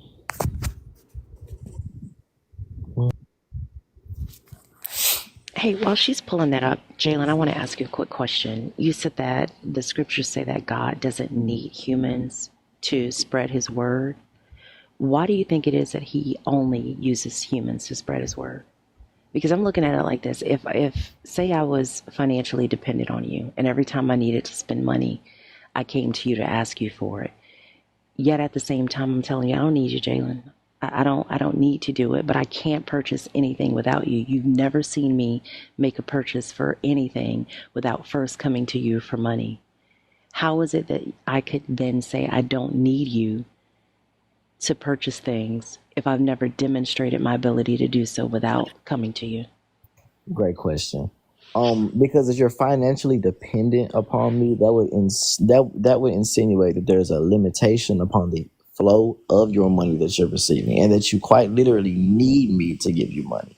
Now, God, an omnipotent, omniscient, omnipresent being, would not need, it would not be a necessity for him to have anything, because he is all things, right? That's the Sure. difference. Because money is physical, and if you need something from me, then you quite literally are dependent. But a God that is all powerful will not need something as far as praise, but rather desire something. But the I guess the question, going back to using my analogy, is that if I'm incapable, or I have thus far been incapable of purchasing anything without first coming to you for money, that is analogous to the fact that no communication from this God has ever happened absent a human. So if he is capable of doing it, why has he not done so? Okay, so now you're putting me into the headspace of why would God do this or why would God do that? And it's because when God created man, according to the Bible. Now, I'm not here to just tell y'all should believe this or should believe that, because everybody has their own beliefs. So this isn't me coming in here and be like, everybody should be Christian. But according to the Bible, which I have read since I was a little boy, God created man to have a relationship with us. He created us in his image, right? So for us to have a relationship with each other, that's what he would want, is for one human to communicate his word to another. Because the idea of the body of Christ is for us to all have a relationship with Christ with each other, is to fellowship. So that would be my idea of why God would want humans to I lost my train of thought, but that would be my idea of why God would like for humans to communicate with each other rather than the rocks crying out, or So this is the focus isn't about communicating with each other. I mean, we're clearly capable of doing that. It's about the way that God communicates his needs, his desires, his information. It's never done absent a human. And if he's capable of doing so without needing us, because according to you, he does not need anything, why has that not happened? In light of the fact of what Thinker was bringing it back to Thinker's original point, in light of the infallibility of humans, you know the telephone game. I'm sure you played that game. Humans are capable of making mistakes. Miscommunication happens consistently. right. So, being that God knows everything, he knows how unreliable we are. He knows how flawed we are, which means that misinterpretations, errors, all those things can happen. Right. So it just doesn't logically follow that an all-knowing God who is perfect would use such an infallible system to communicate something so important. That's a good point. I'm not acting like that's not a Jalen, good point. do Yeah. you see these three scriptures here? Yeah, you want me to read them out loud? Isaiah 55:12 Yeah. says, "For you shall go out in joy and be led back in peace. The mountains and the hills before you shall burst into song, and all the trees of the field shall clap their hands." Mhm. The mountains are singing to the Lord in Isaiah. And here in Isaiah 44, verse 23, "Sing, O heavens, for the Lord has done it. Shout, O depths of the earth. Bring forth into singing, O mountains, O forest, and every tree in it, for the Lord has redeemed Jacob and will be glorified in Israel." The So mountains again singing. And Joshua said to all the people, "See, this stone shall be a witness against us, for it has heard all the words of the Lord that he spoke to us. Therefore it shall be a witness against you, if you deal falsely with your God." right. A rock, a stone is being a witness and speaking out against the Israelites. So Right. again, I was not being hypothetical. Okay. So what you're showing me right here Okay. What you asked me was if I could hear a rock, if I could understand a rock. Because you said you could. You are the one who said you could. And I asked you, why did you say that if you Okay. can't? You are the one who said you could understand a rock. When I asked if you could, you should not have tried to be a smartass. Can I politely ask you something? I would love if Sure. you would let me get all the way through my points because I don't like listening to bullshit. I don't. Like, you came up here very smug. You came up here very smug, and you want me to just like allow you to be that. I asked you if you could understand a rock. You, in a very smart ass tone, said yes. you're projecting because I'm not smug at all. But what I told you You are very smug. what I told you was that I'm sure if God wanted a rock to talk to me, then I could understand it. But what you're showing me, you asked me about me understanding a rock myself. Sure. But what you're showing me in this scripture, And you said yes, you could. what you're showing me in this scripture is that it's talking about the elements of the earth. You said the scriptures doesn't say anything about rocks actually crying out. You said that it says that it will. But So I showed you several scriptures where it says that they do. this right here is talking about the elements of the earth, the mountains and the fields. Is a rock not an element of the earth, Jalen? It's talking about it's speaking to the Lord directly. I'm sure if you were Is right. Is that and the rocks? If you stay silent, Jalen, the rocks will cry out and praise him. Is that not the same thing, Jalen? right, but do you feel like humans can hear and see all things? I mean, there are frequencies that we can't Jalen, hear. I didn't say they could. You did. You are the one who answered in a very smart ass way and said, yes, you could understand a rock. We are going down this path because of you. Okay, we're not because I didn't bring up the rocks, but I asked you if you could hear a rock. If a rock came to you and says, God said, would you understand it? You said yes. You did this. I said hypothetically because if No, you said hypothetically afterwards. You said hypothetically afterwards. When I asked you, what does a rock sound like? You said you don't know. I said, then why did you say you could understand it? how would I Then know? you brought in hypothetical. How You would I did know? it. How would I know if You how you would I shouldn't have know? tried to be a smartass. You shouldn't have tried to be a smartass. You should have entered this conversation authentically, and then we could have had a good conversation. I match energy. You came up here very smug and smartassy, and that's what you're going to get back. Well, that's not the vibe that I like to give anybody, so I apologize if that's what my demeanor gave. But honestly, I have no intentions to be smug. It might be my tone, but your tone is pretty smug too. It's the way you speak. But Yeah, I'm matching yours, Jalen. so this is what I want to get to. If a rock cried out to the Lord, I assure you that this hypothetical rock and this hypothetical deity that created this rock and understands the inner machinations of it would most definitely hear that. I was just letting you know. That's what I want to let you know. Now, if a rock was to speak, Jalen, is there a point? Like I don't like listening to word salad or BS. Is there a point in this? Because you're not a rock. You don't understand what rocks, their language. You don't understand how rocks speak. The topic that you picked is that God uses imperfect vessels to speak for him. right? Make that make sense. Your claim is that he does not need to depend on humans. My next question to you, Jalen, That is wasn't my what claim. else That does he wasn't my use? claim. You did say that. You said he doesn't depend on humans, Jalen. Do you know what need and depend means?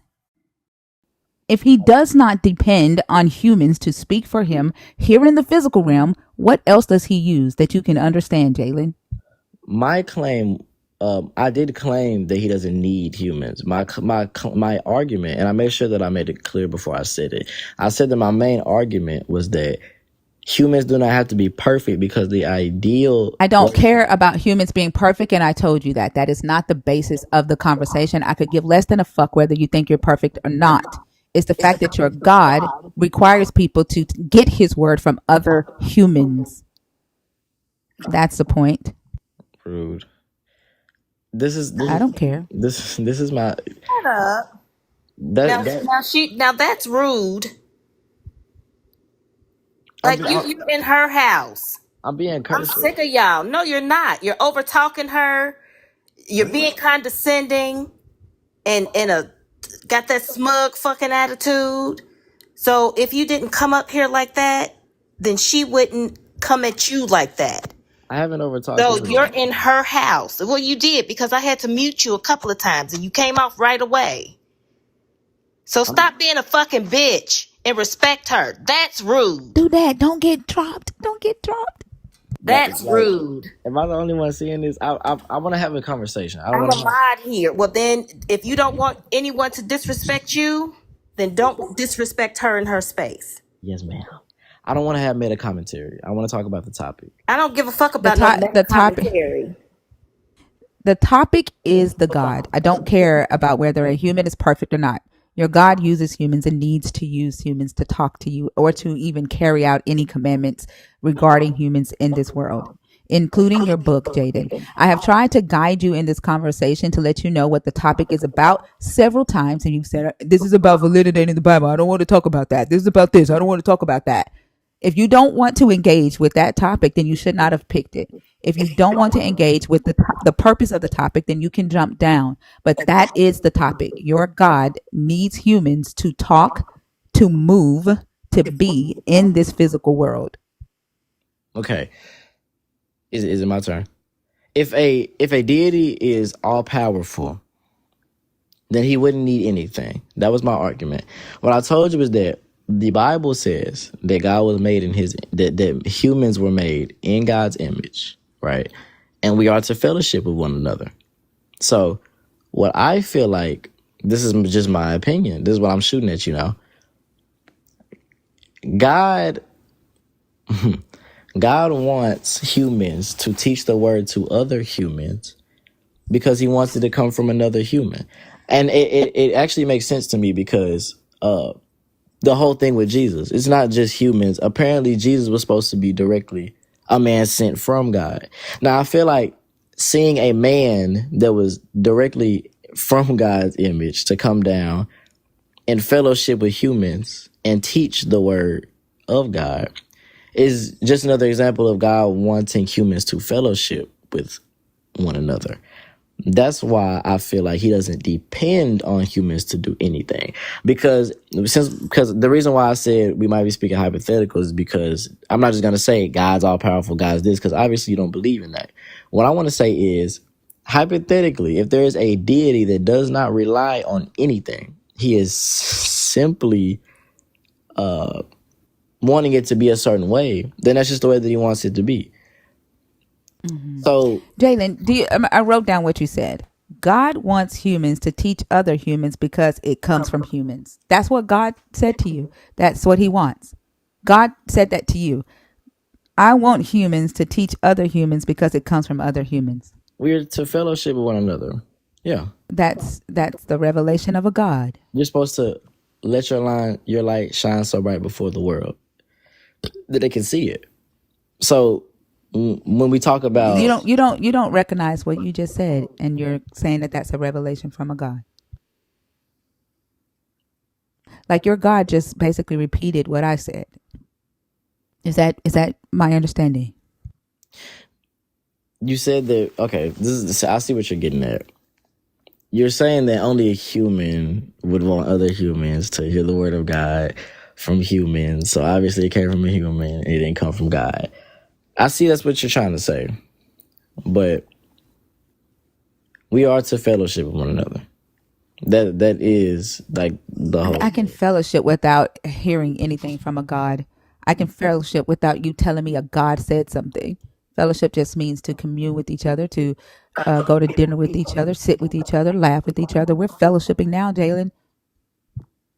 Yeah, but that wasn't my point. My point was that we're supposed to lead each other. That was the point. You asked why he used imperfect vessels What because does leading have to do with a God? You can lead without a God. what? We're supposed to be leading each other to get closer What does to. that have to do with a God? We're supposed to be leading each other to get closer to God. That's what I was saying. I'm talking about. What? That's the whole point, Jalen. Why do you need another human to get close to a God? You don't actually. That's So what you just said you did. you don't. So When I then why said did you say you do? I said that God would like for the word to be brought to us physically. That's what that Bible You is. did not. You said we're supposed to be led by other humans to get close to a God. No, We're no, no, supposed to no, lead each other to get close to a God. Those were your exact words, no, Jalen. no, no, no, no, no, no, no, no, no, no, no. You're trying to confuse me. Jalen, look at the chat. You said it. I don't care about the chat. I'm talking to you. Yeah, but you're accusing me of some shit that I didn't do. You said we're supposed to lead each other to get close to God. Right. Those are your words. The example Don't lie on me. the example was Jesus Christ. That was the example. That was the human example that we were supposed to follow in order to get closer to God. Who told you that? So when you speak about an imperfect vessel, Jalen, who told you that? Who told you that? That the example was this Jesus, and that this Jesus, you're supposed to get close to this Jesus. Who told you that? the Bible, And who wrote the Bible, Jalen? men wrote the Bible. So a human told you that you're supposed to get close to this Jesus, and that this Jesus is who you're supposed to follow. A human told you that. That's the whole. Humans that make mistakes, humans that lie, humans that make up shit. So can I ask you a A question? human. Can I ask you a question? Sure. Are you? I don't know if I'm going to answer it.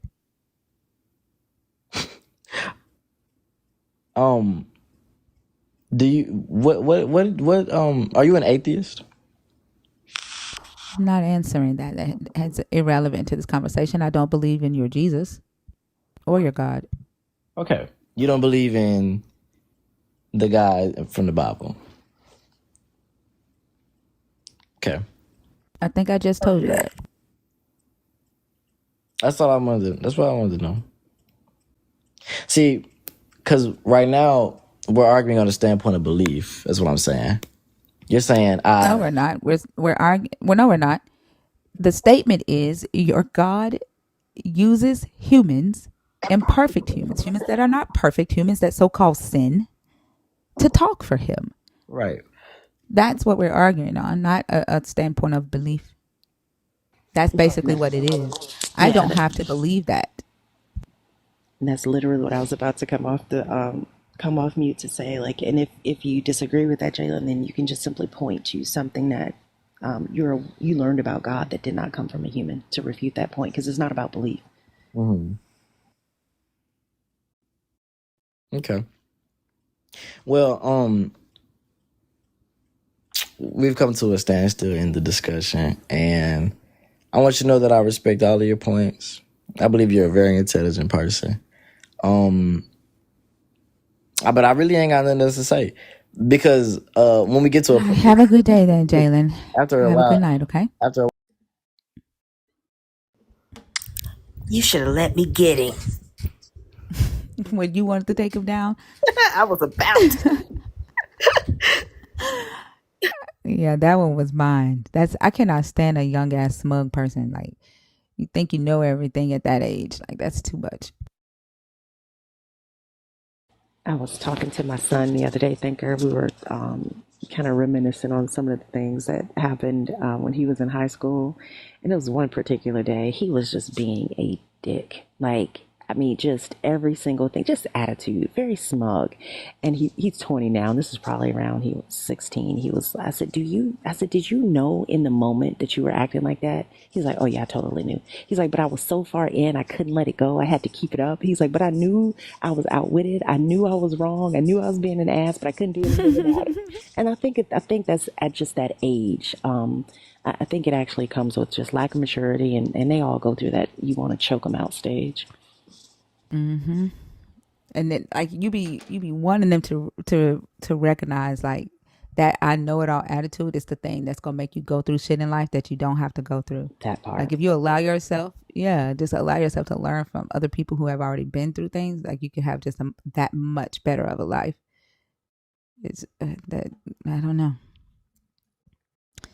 Let's see. And I have to say, every time I hear a Christian say, but the Bible says, all I hear is the water boy. But my mama said, but my mama.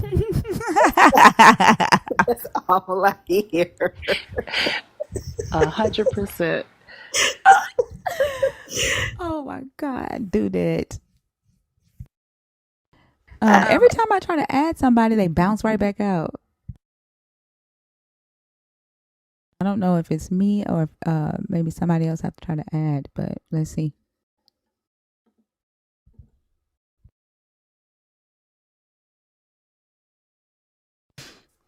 It's the black screen.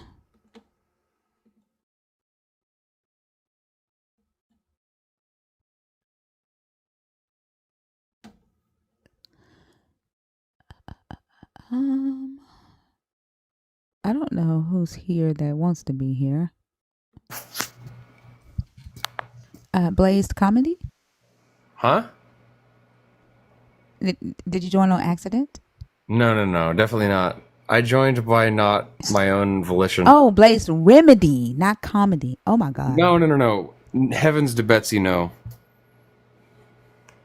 No, what? You joined on I accident don't. or? I just don't even know.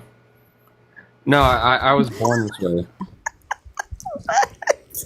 My bad. Yeah, I accidentally got born, and then I wore knee pads that one time, and then I made a joke about it. What is happening? ain't nobody got I time for swear, that. I don't. And then the fact that he came up there like that, and I saw Blazed Comedy in his name, and didn't even know that he was gonna act like that. I'm telling y'all, I don't know why the fuck it be. You're a prophet. You're a prophet thinker. Yeah, That was crazy. because you came up here playing, man. Like what? His name? You saw comedy too, JB. See, it isn't just me. JB saw comedy too.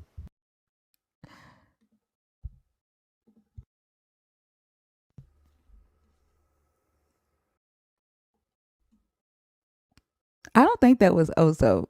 I'm telling y'all, I don't think Oso's gonna be able to get me because I can hear that drop in Oso's voice. Like Oso has a unique signature in his voice, even when he tries to change it.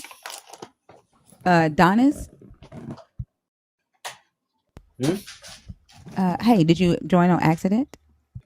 Yes, sorry about that. And that's okay. We'll drop you down. Have a good day, okay? You too. If you're in the guest request box on purpose and you're not Blazed Remedy, you came up here playing Blazed. Like you can't do that. And then I didn't drop you. Do that did. Well, I made an announcement in the comments that if you're not joining to, discuss one of the topics on the board, that I'll drop you. So that's what I did. You can't hang out on stage. Blaze, I'm not adding you back to the live because you came up here playing. Like you're not here to have a conversation. And unfortunately, I don't know you like that to let you come on stage and joke around. There are only certain people in the that do that. I know they're not gonna say something that's gonna get me banned. So I don't let just random people come up here and do that. I'm not trying to get suspended for something somebody say. He's muted. 5-minute timeout. Go face the corner.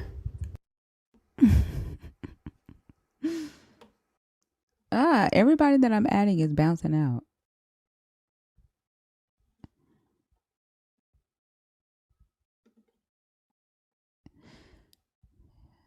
HB Fano? That's a black screen.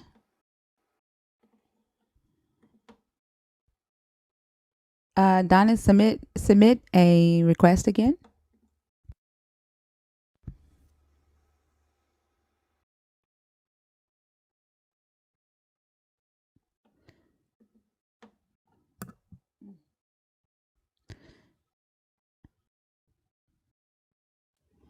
Hey, Donis, you said you have a question? Yes. All right. So I grew up like with Christianity, you know. I do like what you guys are doing because I see a lot of like things that don't make sense within the Bible. Well, how we were taught. So the deconstructing, I really think that there needs to be a deconstruction of Christianity or the Bible itself.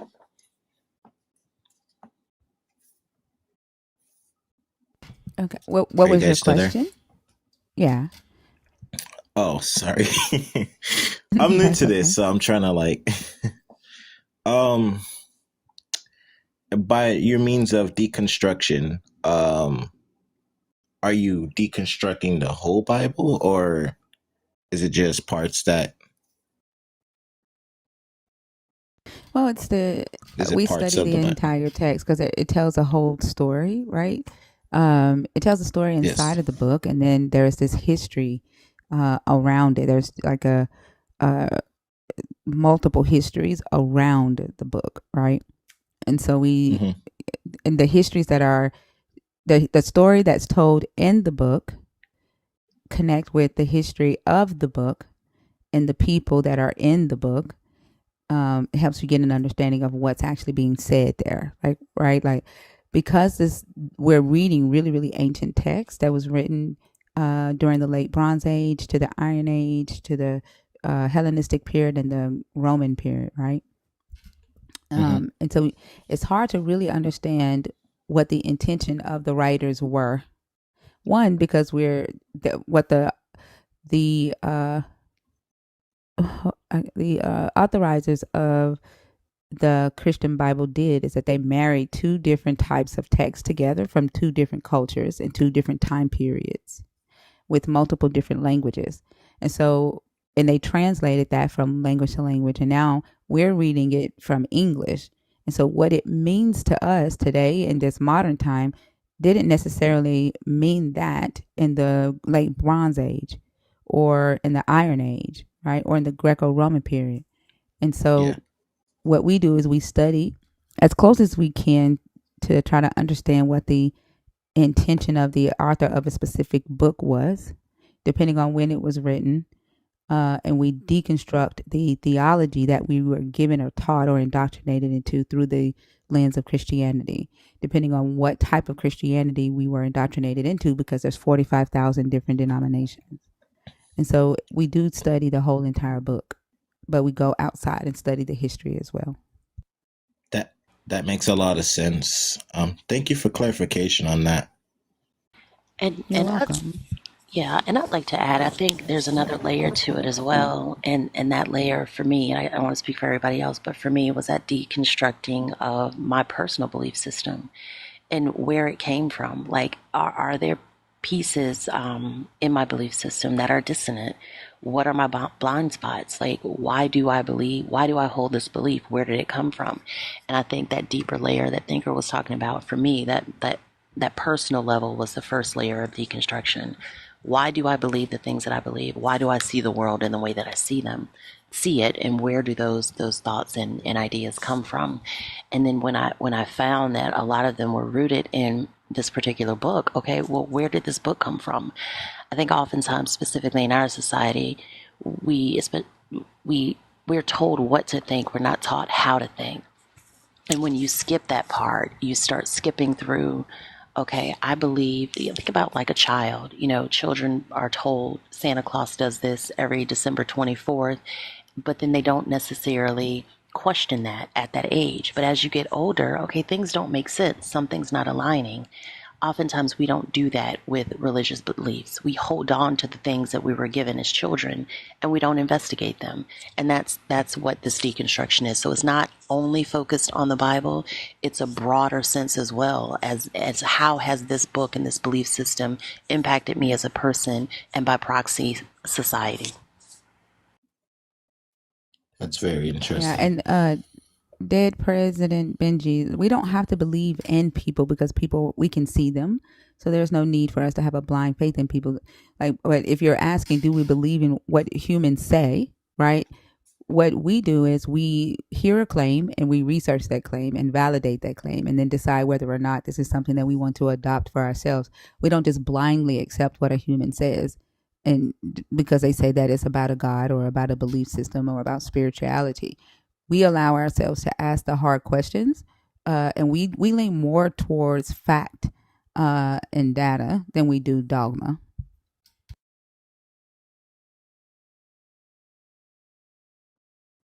Go ahead, Donis. Oh, I'm sorry, my connection's dropping. So I do have a question again. So when I'm gonna get to that after I tell you about this, but when I was younger, I didn't believe in like a creator, kind of like like anybody overshaping over my life. That came along due to my mother telling me that somebody else is shaping my life and controlling my life, and I'm basically a child of that someone. So after that, my mom kind of used religion for everything, and the Bible too. Whenever I needed help or anything like that, she'd say, "Read the Bible," or "I'll pray for you." So I didn't get like help or like things, but I understood like that was the logic that she understood. Um, is this a common thing for other people?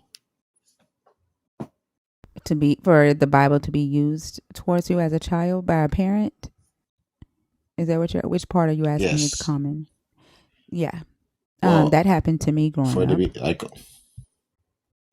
Go ahead. hmm, yeah, for it like to use as a weapon, and I think that's Mm-hmm. what kind of made me like run away from all religions because I felt I had no freedom to express myself.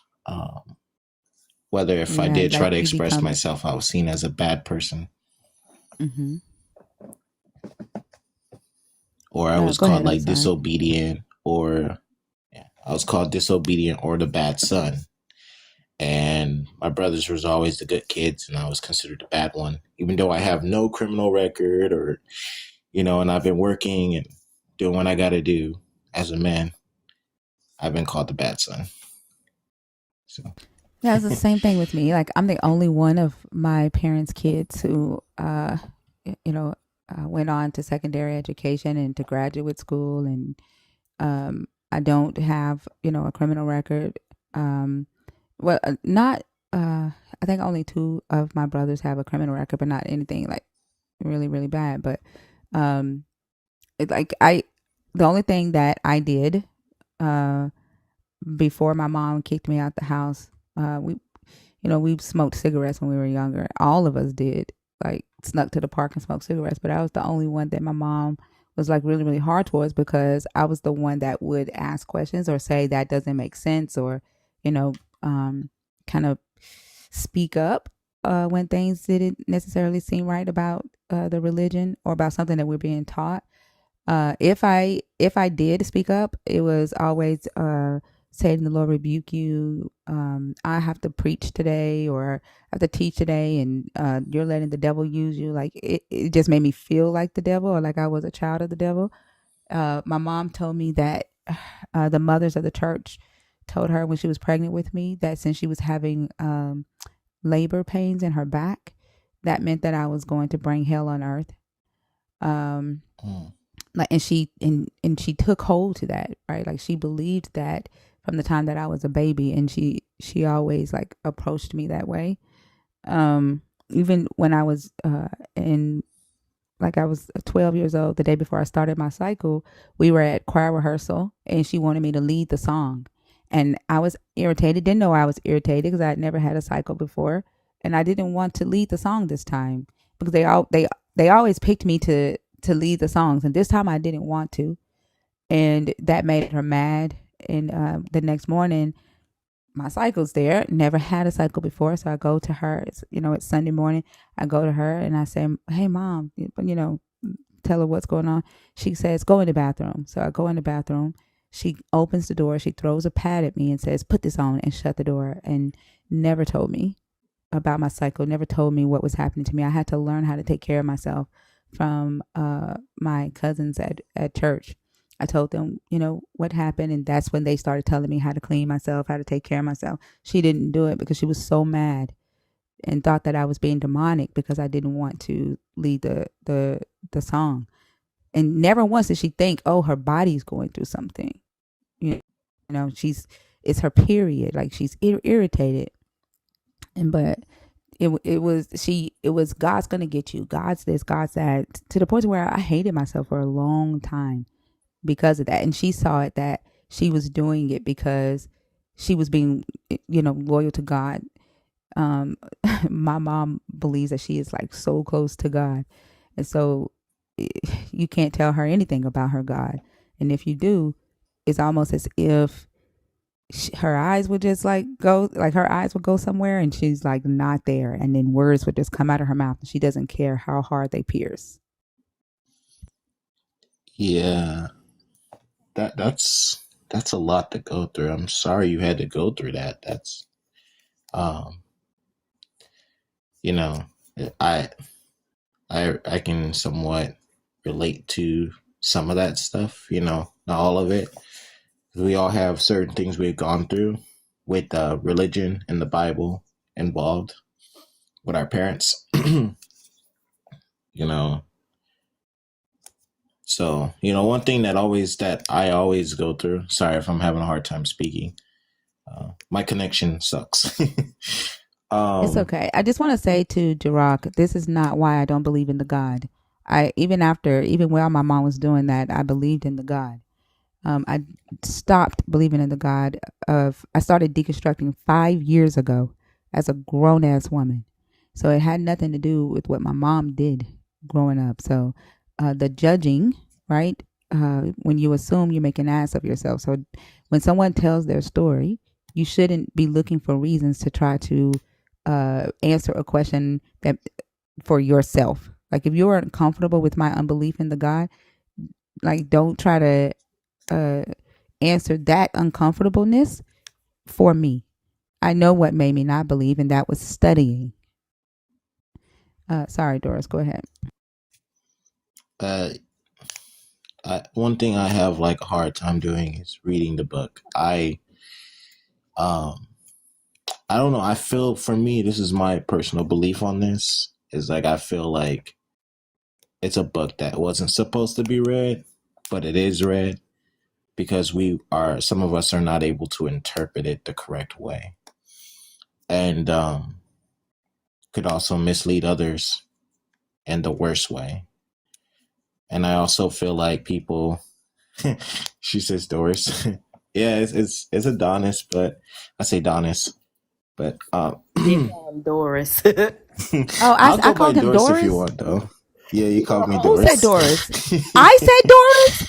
Yes, said, I it's said okay. Doris. you said, "Go ahead, I'm Doris." not. I'm really. Oh, I'm oh really my like down God. to I'm earth. sorry. So like, I'm sorry. I'm really down to earth. So I don't get really upset all the time. I just No, laugh I'm at I'm things. very bad with I'm very bad with names, but I didn't even realize I said it. I didn't even realize I said it. But sorry about that. It's all right. um. So, oh man, I lost my train of thought. What I was saying, it was important too. I'm so sorry. Oh, I You kept were thinking talking about of, the Doris. you were talking about the book not intended to be read, and that some people can lead people astray if they interpret it wrong. Yes, that's why I feel like you're right on that. That's why I feel like that certain people shouldn't interpret it to others in their way because I believe that it has multiple interpretations to whoever reads it. And so I feel like everybody has their way how they see it, and that's their way. But they shouldn't like inflict their way up on others. Do you kind of get what I'm I saying? agree. Yes, and we talk about that all the time. So like we don't deal with interpretation at all, like or uh, Christian theology because there are as we mentioned there's 45,000 different denominations and each denomination has their guidelines for their doctrine and they're not allowed to teach outside of those guidelines. And within those guidelines, their theologians have interpreted the scriptures to fit whatever doctrine they're teaching. We don't deal with theology of the scriptures in here or interpretation. We may explain how the authors, when they wrote it, how they reinterpreted something to fit a narrative, but we don't do that. And so we try to stick as close as we can to what uh, the original author, whoever that might be, because for a lot of these authors, we don't know who wrote a lot of this stuff from a scholarly perspective. We can get as close to the timeline, like the date when something was comprised, but we don't actually have names of a lot of the authors. And so we looking at the timeline, the time period, what was happening in history at that time, right? Then we can get as close as possible to what the original text actually meant without having to do a reinterpretation.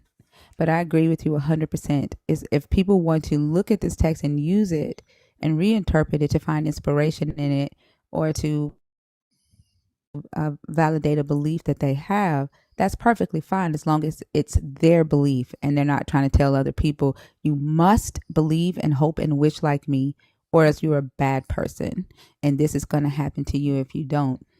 Because that you don't have anything to back up what you're saying, Yeah. right? Like your interpretation is going to fall apart.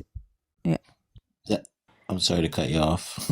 I think I referenced this a couple weeks ago about Dan I'll be right McClellan. back. I'm gonna go get some coffee. Okay. I don't know, Jonas, I don't know if you follow Dan McClellan on here, but he's a TikTok content creator. He's a biblical scholar. He's still a Christian as well. But he posted a video a couple weeks ago, and he used an analogy that I thought was brilliant. And he was saying that if you think of each scripture as a Lego piece, what each believer does is they'll take individual pieces of Legos and then they'll build this structure, and in this case, a belief system, using those individual pieces or those individual scriptures. But they don't, that's not, it doesn't reflect a univocal message that this book is supposed to have. So I think that's part of the problem when you have, Thinker just mentioned 45,000 different denominations. And within those denominations, you're going to get a different version of God, each Christian that you speak to. So it's not as if there's this deity in this book that's presented one way, and every person that interacts with this deity or every person that reads this book comes away with the same conclusion or the same impression of this deity. That's just not the case. And personally, for me, you can't then point to that book and tell me that it's infallible. You can't point to that book and tell me that every person that's walking the face of this earth has to read it and has to live by it, because clearly it's inconsistent. I like that perspective. I haven't heard of that person you were telling me about. Yeah, he's on. He posts really good videos. Often, many of them are responses to believers who are misinterpreting the Bible or spreading dogma as opposed to what it actually, what the book says. His tagline or his motto for his podcast, actually in the name of his podcast, is "Data over Dogma," and that's what we discuss here. So oftentimes you'll see the contention come up because people want to talk about, well, I believe that this, my pastor told me this, or my preacher told me it means this. Well, dead means dead. Forever means forever. Like, words mean what words mean, but you have to contort them in order to keep a belief system that just isn't supported by this book. Yeah. I like that. I like that perspective. That actually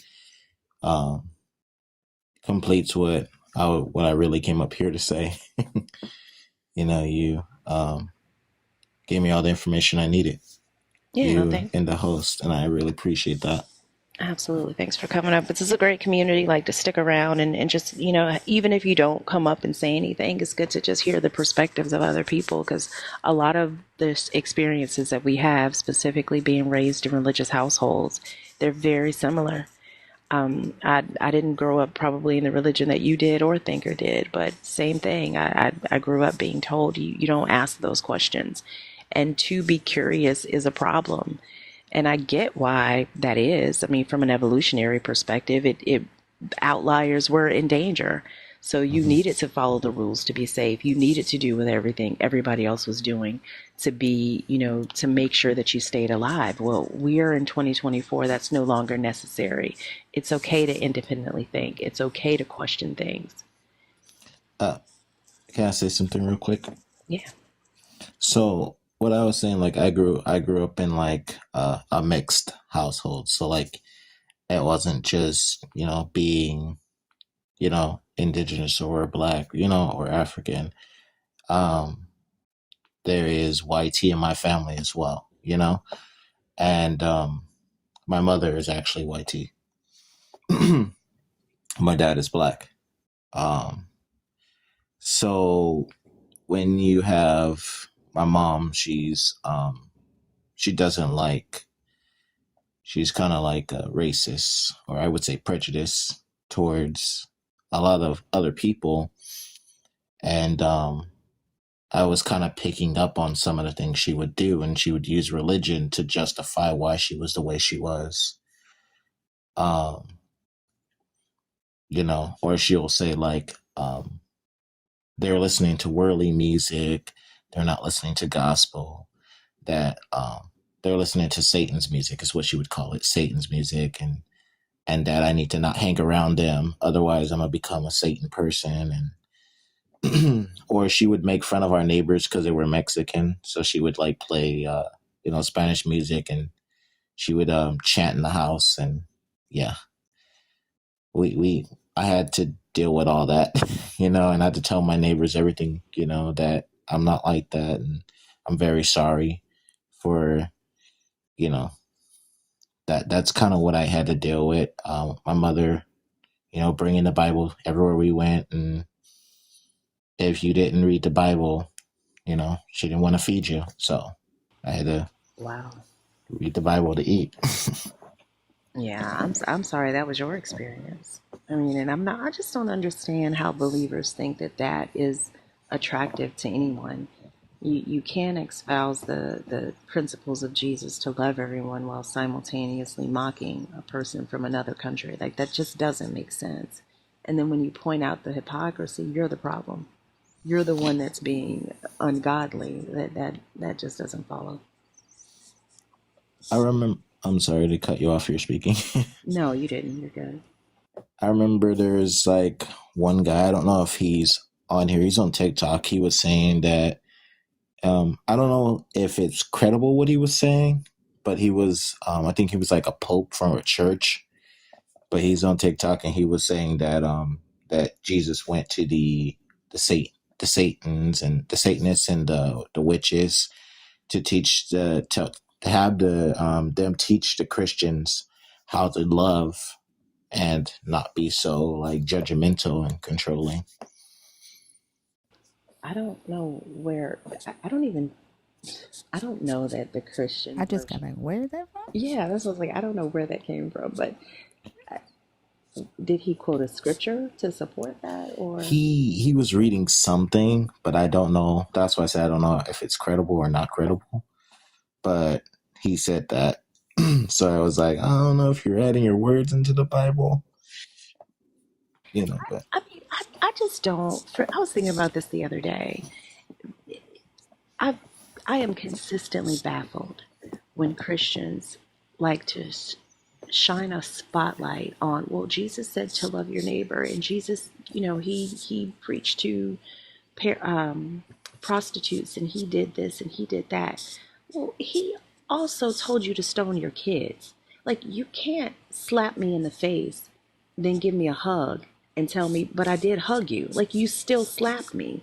So you can't. I don't understand why. It's almost as if the quote unquote positive things in the Bible completely erase all of the negative things in the Bible, as if those things didn't happen. And I think it's just very dishonest to be willing to consider one and not the other. As a non believer, I am an atheist. I can tell you there may be 4 or 5 things that I can point to in the Bible and say, yep, I agree with that. That makes sense. I don't have a problem saying that. But when you flip it the other way around, believers have such a hard time admitting that there are problematic things in the Bible. They want to renegotiate the meanings of words in order to avoid that reality. So I don't know if that Pope was telling the truth or not, but it doesn't make the overarching theme of this book any better.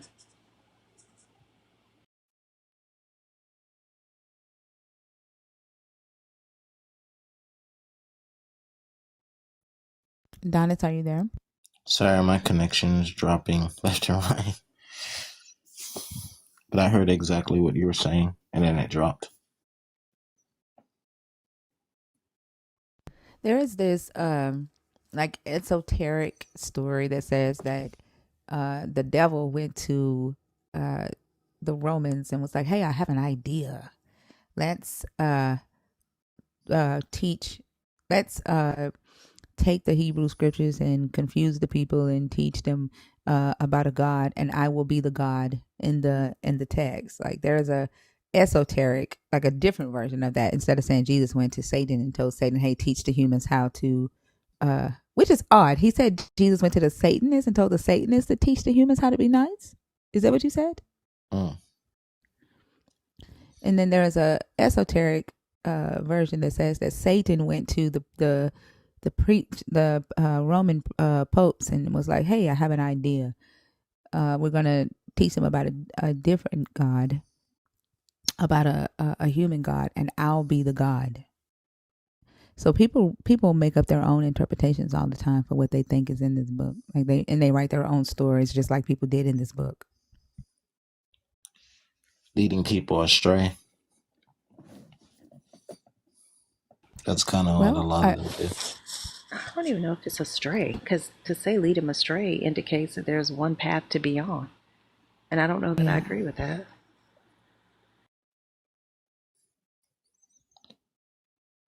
Is it? Would you say it kind of leading them lost or putting them in a loss I for the think mind? it's imposing their belief system, right? People say that all the time, like you're getting off the path, off, you're straying away. Straying away from what? To stray away insinuates that there is a right path to be on, and there's only one way to be a decent human being. And aside from decent humanity, I don't think that that's found. When you tie it to religion, that's the problem. I think that there's a right way to human, and that's with consideration of other humans and the way you impact the world and the planet that we live on. But when you add these other layers of, oh well, you have to do it this way, you have to think this way, you have to believe this way, you have to pray this way, you have to go in this direction, that's where I start to disagree. Because to say to lead a person astray is absolutely to insinuate that there's a specific path that everyone must be on. Oh, my bad. I was taught that way, so that's why I said that. But Oh no, I get you're what you. good. You're good. We were all taught that way. I'm just saying that's the mindset I'm challenging. Yes, I get what you're saying because I think the purpose there's might have been possibly to multiple cause paths. confusion. Yeah, and I think the point might have been to cause confusion, right? Yes. Because there's always this plausibility, right? If there is confusion, then there is always a entry point for somebody to exploit uh, the the entry point, and I think that was the purpose. Hmm. That's interesting.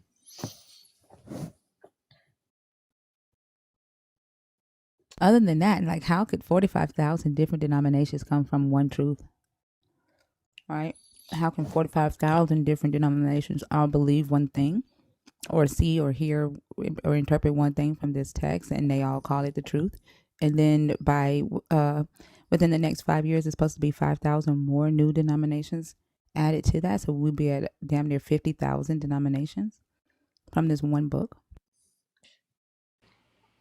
I wonder when that number went up, because I would assume that with the interconnectivity of the internet and people being able to find community, I'm wondering if that I would have to look into that to see when that number started increasing so rapidly.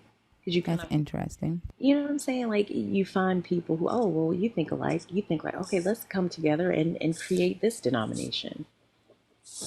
Yeah. And it's a lesser evasive type. I almost feel like the new denomination will probably be focused on the Gnostic deconstruction type, but trying to still hang on to the God. Oh, absolutely, So 100%. that might be a correlation.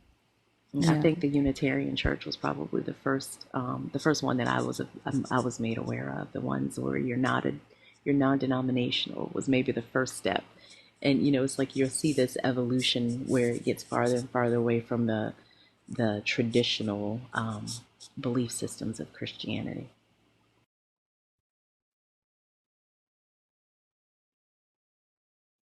Nobody has rejected you. Like, there's one person on stage at a time. Just be patient. I can move down if you want to add someone. I'm not. I rejected I them mean, because they said they had a question, and I'm like, "What is your question? Like, this isn't a question thinker hour. You can come up if you want to discuss one of the topics on the panel, but you're gonna have to pay her Cash App and Bio $20 per question. We're do not that. Making it up on the fly. we're not I doing that. know. We're not doing that. She's not a moody mod. She is a mod. The fuck? And that's why I didn't. If he said that, that's why I didn't let him up. But $20 a question from now on. Pay first, and then you can come up. That is a good idea for people who are not a nerd and they want to like just come in and like take us off topic. They would have to pay for that. That's a great idea. Yeah. Do that. Damn. Oh no, how much do I owe you guys? Nothing. I enjoyed our conversation, Donis, and you were very respectful. While normally we don't allow for people to come up and like share their deconstruction stories unless they have that nerd badge. You see in the comments where some people have nerd next to their name. Yes. Yeah, that means that they've subscribed to the community and they're a part of our community. We know that they're safe. They're not, some believer that's trying to like cause conflict amongst people or bully people. So that lets us know that they're safe to come up and share. But other than that, when people come up, we ask that they either address one of the topics on the board. But this was a nice conversation. I appreciate it. You were respectful as well. So Thank you. There's one other thing I'm gonna say. I usually I'm still learning knowledge, and I don't think you ever stop learning knowledge. So that's why when I hear someone who has some information that can, better all of our situations, I would love to hear. So that's why. I agree with you 100%. I think even when we go to our grave, we will still have not learned everything. And I think that we can learn from people younger than us. We can learn from young people. If we just listen to them talk, sometimes they say things that make a lot of sense because they haven't been indoctrinated. And I'm not just talking about indoctrinated into religion. They haven't been indoctrinated into society. Their children are taught to behave and act and think a certain way. But if you allow yourself to just sit down and watch your kids sometimes, you can learn from them. Like my kids taught me how to believe in myself and how to be persistent. When I told them that I was going to build them a house, right? I told them that I was going to build them a house and I promised them that each one of them would have their own room. And this was just me, dreaming. We were living in a 2-bedroom, 3-bedroom apartment at the time. And the next day they came, they had houses picked out. Like they took my word as fact. And they kept reminding me, Mama, you said that you're going to build us a house. Mama, you said that we were going to have our own room. So they kept reminding me of it. And then I finally picked a land plot and took them to the land plot. And they was like, can we come here every Tuesday? So every Tuesday I took them to the land plot before I even got approved for it. They would run around the land plot. And before the house was even built, they would stand in certain places. This is my room. This is my room. This is my room. So then I got a real estate agent, paid the escrow, like the down payment for them to start the construction. Still, I had not gotten approved fully for the loan. So then I get a pre-approval. They start building the house. We go over there every Tuesday. They would say, Mama, can we pretend like we're having movie night? Mama, can we pretend like we're having dinner in the kitchen? Like just watching them take me through that whole process. And then, so the night before closing, right? So when I had applied for the loan, I went through the homeowners first time buyers program, where they were going to help me with my down payment, the complete, because it was $10,000 complete down payment. I had already put 5,000 down, and then the first time homeowners was supposed to pay the other 5,000.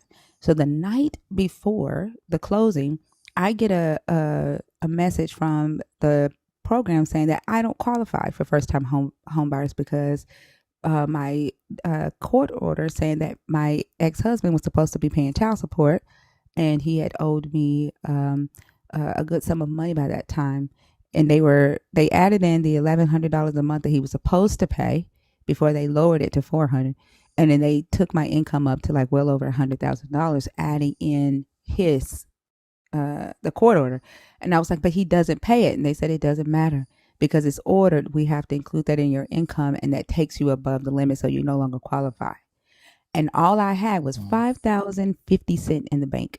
So I had to take that $5,000 that I had to buy furniture, to pay for movers, like all of that, and put it towards a down payment so that I could close on the house.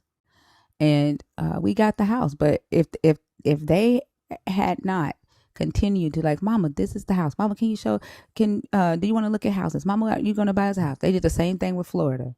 Mama, you said you were going to take us to Florida. When we going to Florida? Did you get the tickets? Like little kids, they have faith and they're persistent, right? And so I watched them, and that taught me how to be just in life, right? Like with myself, like with making plans and being persistent about it and writing it down and reminding myself of what I said I was going to do, and creating the plan to get it done. And I think the thing, like with them, I didn't want to disappoint them. I said it to them, therefore I had to make it happen. And because they banked on that, and now I have to make sure that I don't let myself down, right? And using that same thing that I learned just by watching them. So I think like we can learn from young people, we can learn from older people, like just allowing ourselves to be open to learning all the way to the day that we die.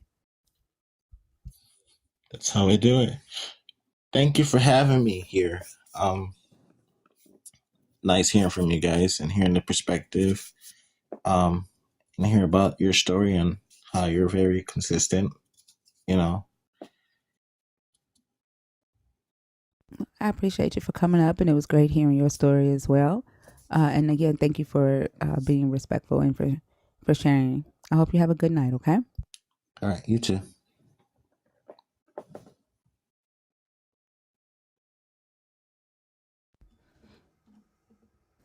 I'm sorry, I'm off duty. So I don't have empathy or sympathy when I'm off duty. I have to fake it while I'm at work all day.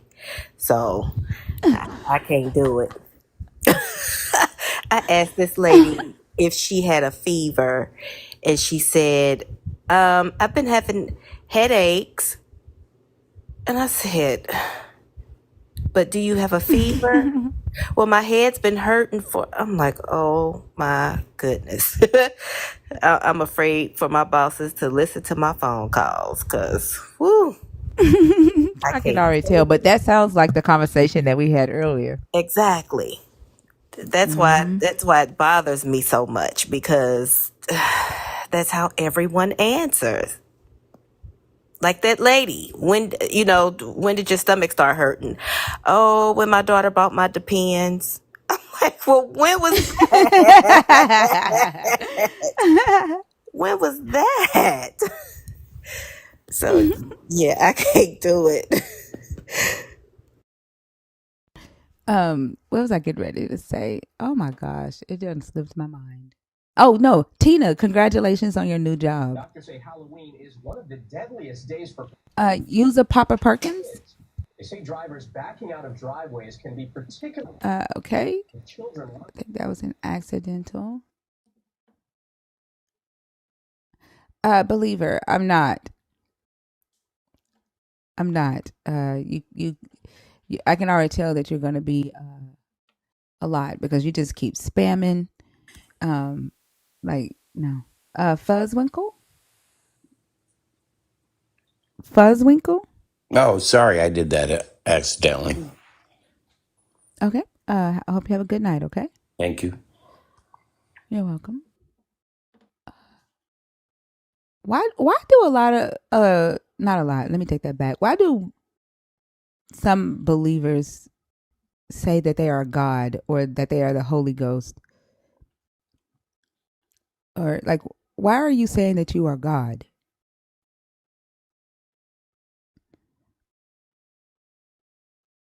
Like why do you need to become a God or become the God? Attorney Wood? Okay, I think she is asleep. Oh, does he, Melchizedek? I don't know who's in here on purpose, y'all. I'm trying.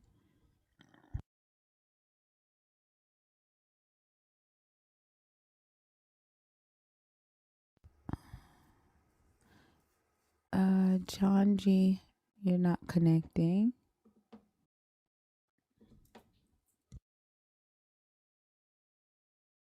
No, believe you're doing too much. No, I don't feel like being irritated right now. Like, no.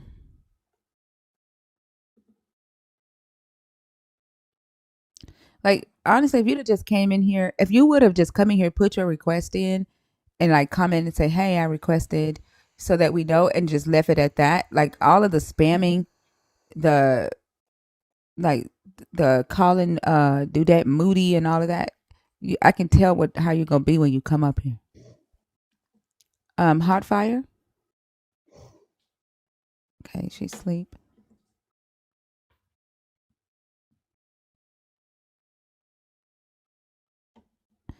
Well, he didn't say. They didn't say they are a god. They said they are God.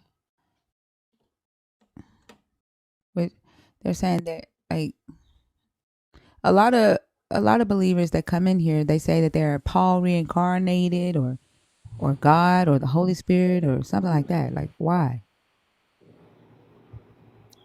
Anita. Anita. Okay. So the only person in the guest request box that actually wants to come on stage is Believe. I can't believe that. Did you pay your Out of almost $20? out of almost $40. 900 people.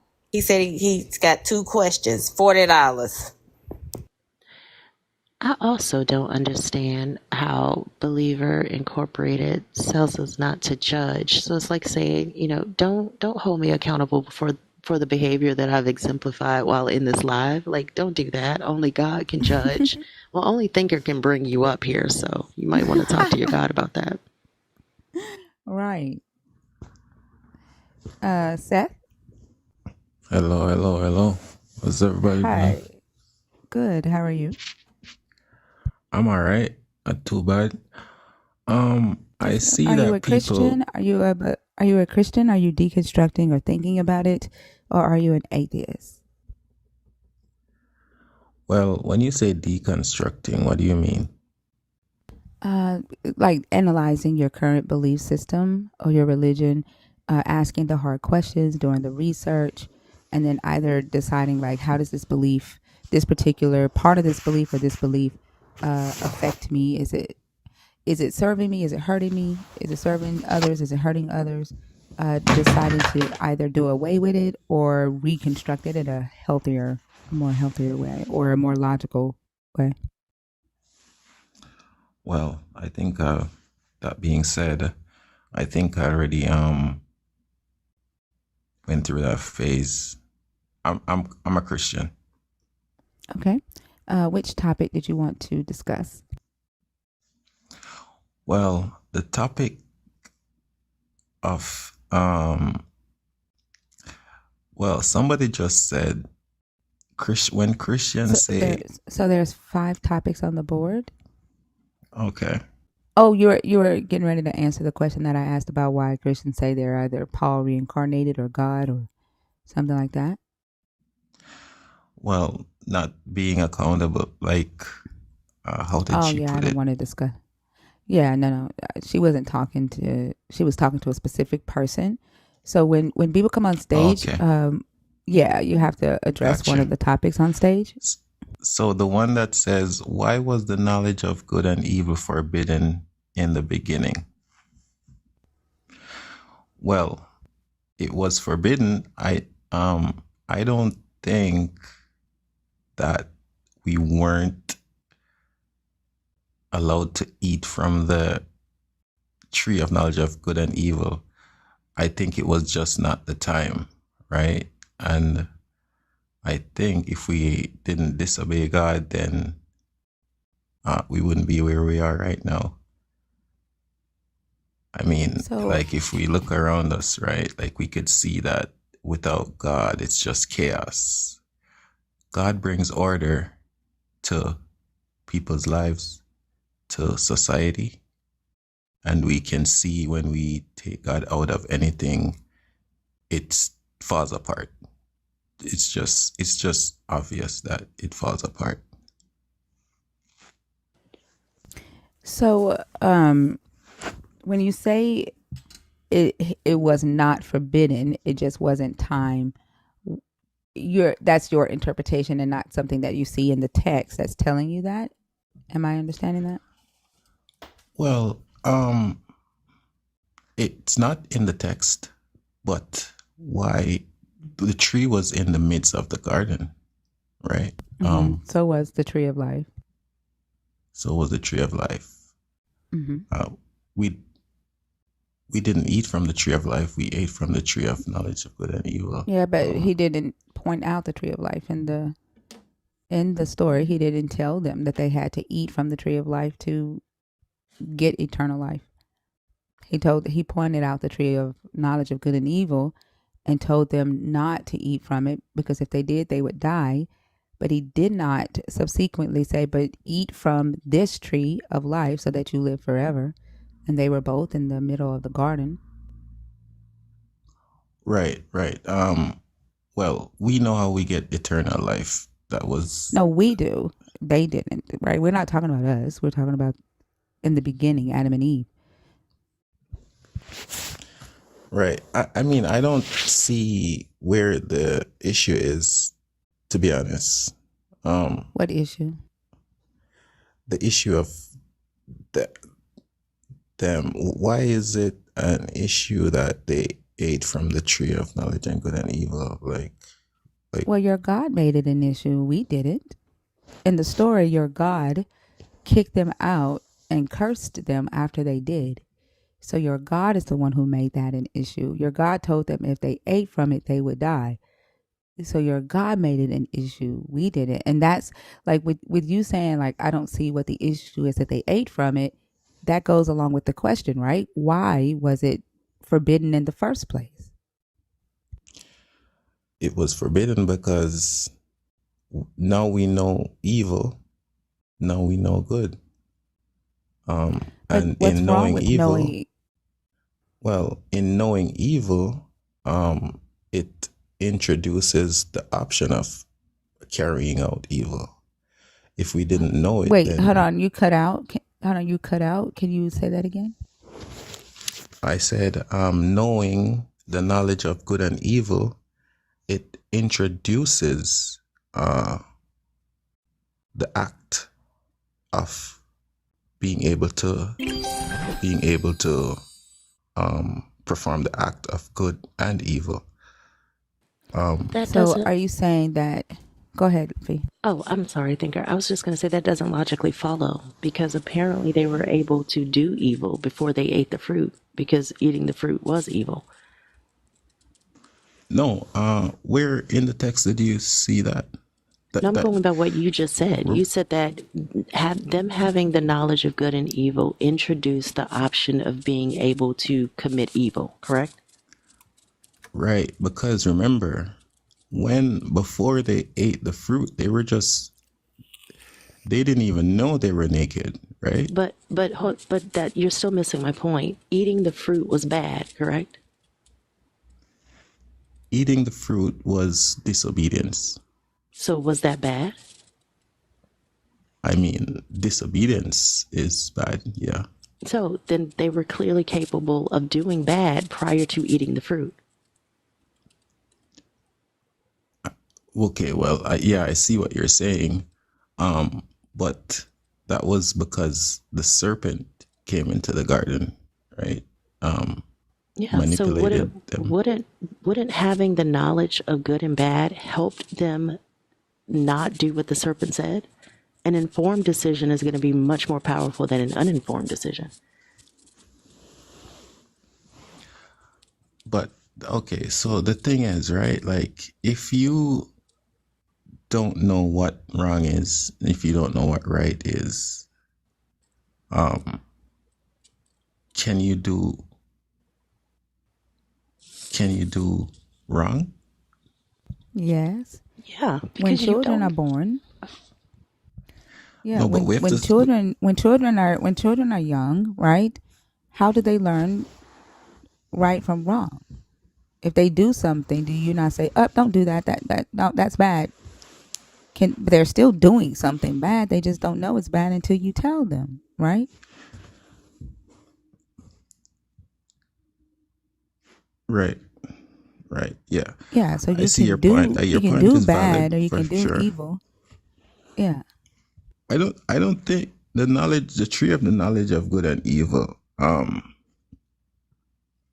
So what is evil? Evil is, I wouldn't say disobedience is evil in itself. It's not following the rules, but it's not evil. Well, the truth is To the knowledge commit of good and evil, bad, right?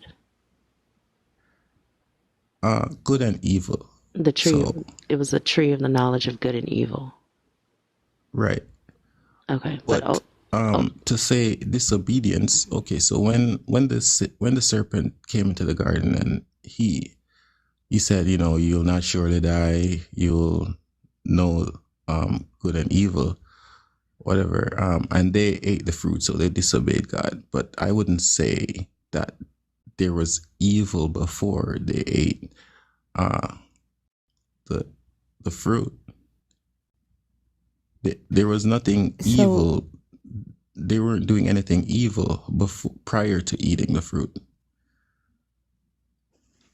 yeah, but the right? definition of evil as we know it today, right, is profoundly immoral or wicked, right? So immorality, right? Um, and then in the Bible, it says that evil is to go against the will of God or the nature of God, right? Anything that goes against the God's will, the God's nature, or the law, right? So that is how the Bible defines evil. We as humans define it as like really bad uh, immorality or wickedness that causes harm. Mm-hmm. Right. So, so so So in this sense, you disobedience ladies are would be considered saying, evil to the God in this sense. But yeah, biblically, yeah, their in a disobedience sense, would be evil.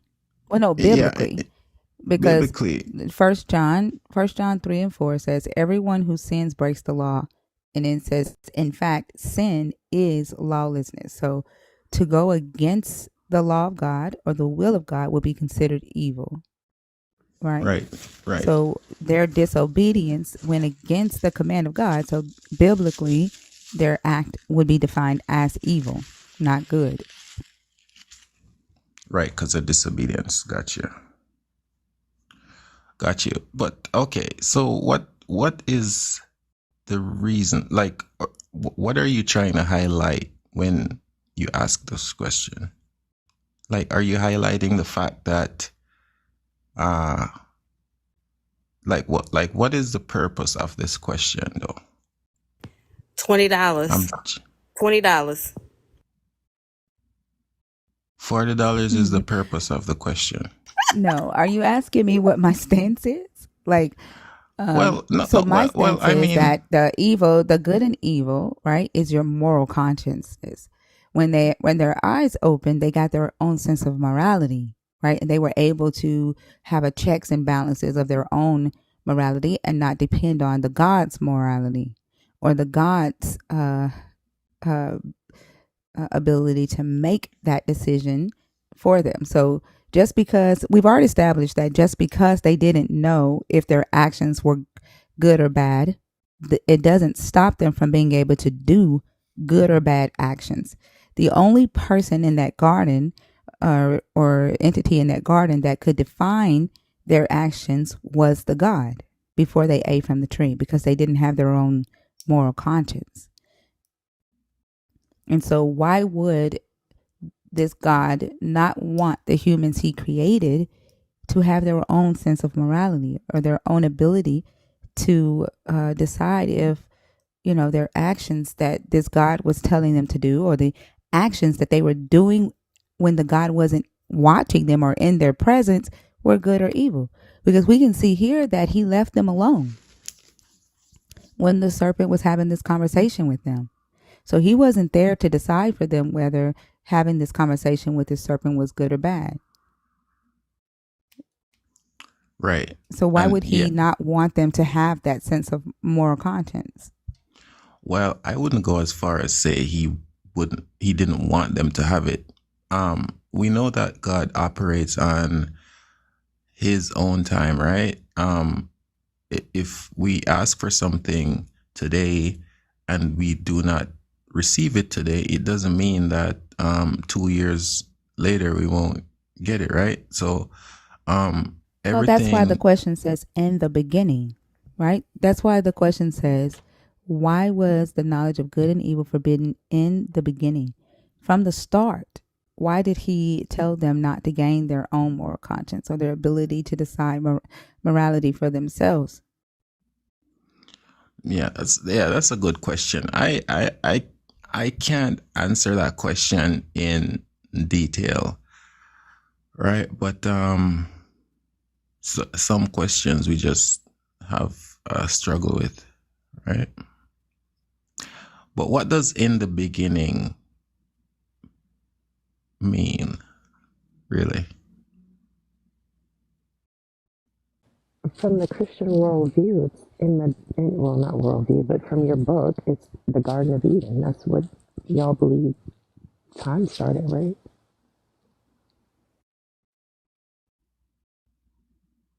At the beginning of mankind, because from a Christian perspective, Adam and Eve were the first two humans. Wow. Oh, I'm looking at some of these questions now, and I mean, God uses imperfect vessels to talk for him. Don't skip Oh to my another God. topic, please. Yeah, that one just caught my eye. I just had to. Yeah. Okay. Well, the I just think that it just wasn't the appropriate time, and we disobeyed God.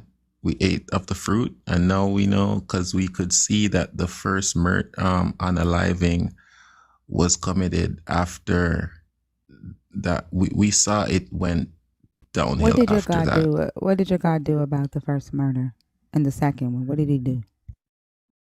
Well, he banished Cain, and he was, yeah, he became like a marked man.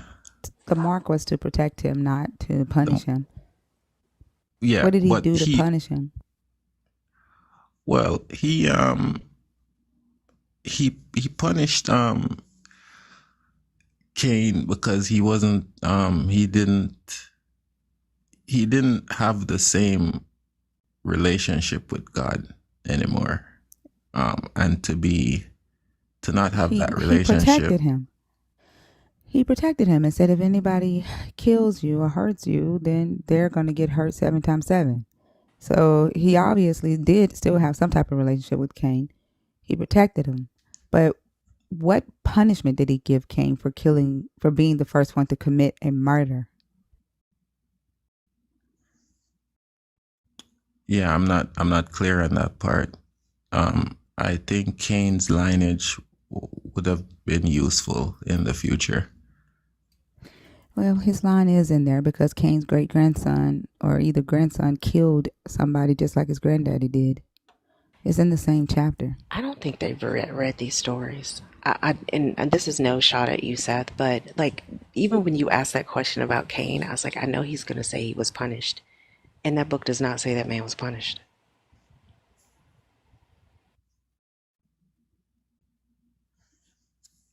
He cursed the ground like he did with Adam. Adam, the ground was cursed where Adam wouldn't be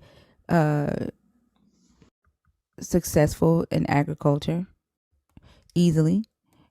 Cain was having success in agriculture, which tells you that Adam's curse did not carry over to Cain, to his sons, because they were doing good. They were successful. But then when Cain killed his brother, the only thing that God did was send him out into the wilderness out of Eden, curse the ground so that he wouldn't be as successful in agriculture as he was before. And then he put a mark on him to protect him. And then Cain's great grandson goes and kills a man. And then he gets avenged 70 times 7. So he gets a greater protection.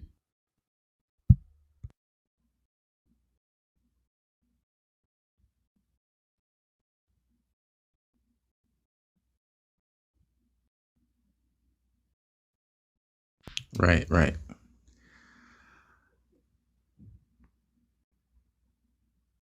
The only thing that God told Cain was, hey, I could tell you were upset. If you do good, you get good. But be careful because sin is at your door and it's always knocking.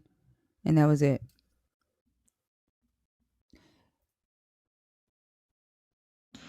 Well, I believe that being cursed with immorality, because I mean that Who in was cursed with itself. immorality? Well, no, sorry, I didn't. No, misphrased that. Well, I believe Cain was cursed after that. Can you show us where? Well,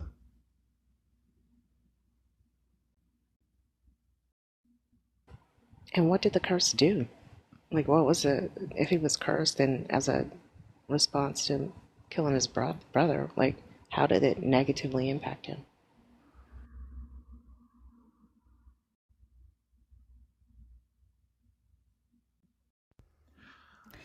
11. And now you are cursed from the ground, which has opened its mouth to receive your brother's blood from your hand.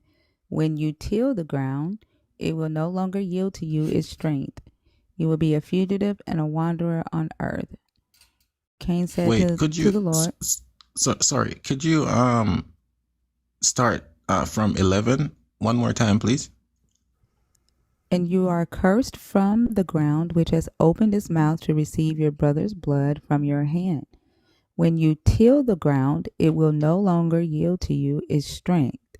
You will be a fugitive and a wanderer on earth. This is him cursing the Okay. ground and making him no longer successful in agriculture, right? And kicking him out of his presence. So Cain said wasn't to that the a Lord, curse? Wasn't that a we curse? told you he cursed the ground. I No, said he cursed the ground. but that was Cain, though. Like Yeah, if that's you're a what. Let farmer, me, right? Seth. Let me finish, please. So he cursed the ground for Adam, right? And if you remember me saying, Adam's curse did not carry over to Cain, right? That's why Cain was successful in agriculture before he killed his brother. After he killed his brother, this God cursed the ground again, right? And to say that Cain would no longer be successful in agriculture. And then he kicked him out of his presence. That's what happened when he killed his brother. And then Cain said, my punishment is greater than I can bear. Today you have driven me away from the soil, and I shall be hidden from your face. I shall be a fugitive and a wanderer on earth, and anyone who meets me may kill me. Then the Lord said to him, not so. Whoever kills Cain will suffer a sevenfold vengeance. And the Lord put a mark on Cain so that no one who came upon him would kill him. That was a protection, not a curse.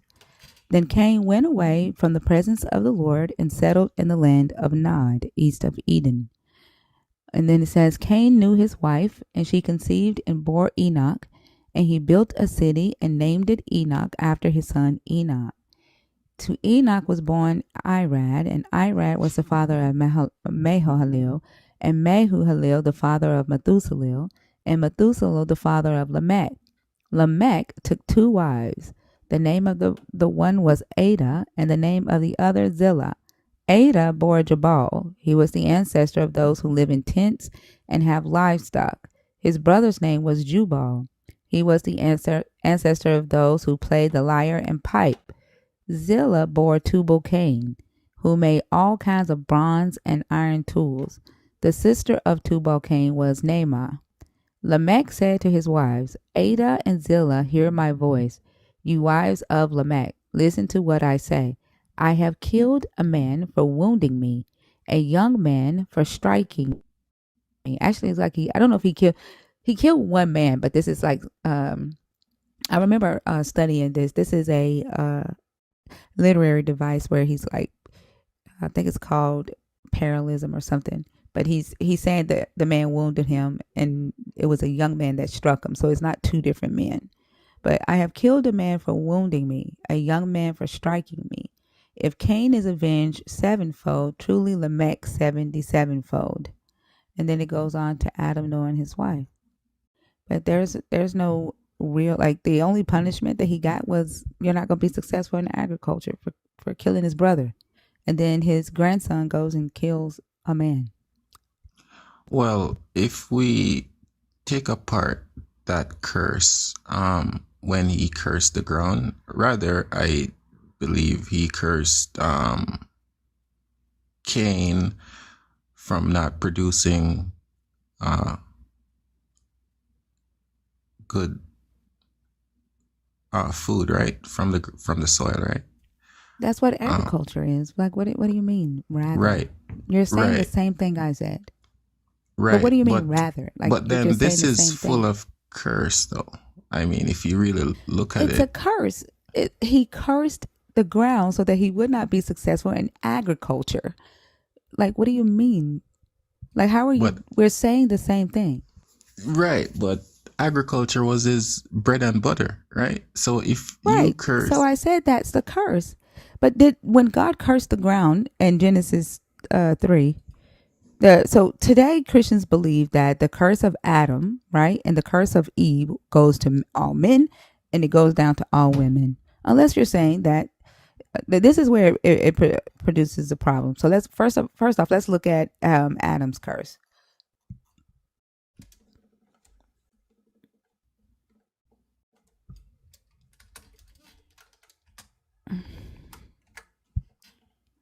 We're going to look at Adam and Eve's curse, right? So Adam's curse is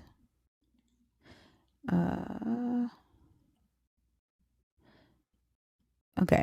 The woman's curse is, I will make your pains in childbirth exceedingly great. In pain you shall bring forth children. Yet your desire shall be for your husband, and he shall rule over you. The you in here, the your and the you, was it just to Eve, or was this to all women because of Eve? that was to all women because of Eve. So all women have pain through childbirth. All women, husband shall rule over them, and all women's desire shall be whatever their husband wants. Now let's go to the man. Because you have listened to the voice of your wife and have eaten, I commanded you not to eat. Cursed is the ground because of you. In toil you shall eat of it all the days of your life. Thorns and thistles it shall bring forth for you. And you shall eat the plants of the field. By the sweat of your face you shall eat bread until you return to the ground. For out of it you were taken, you are dust, and to dust you shall return. Now, was this just to Adam, or was this to all men because of Adam? This was to all men going forward after All right. Adam. So cursed is the ground because of you. All right. So the ground was cursed already for all men. Then tell me why he cursed it again as Adam's curse. So he said,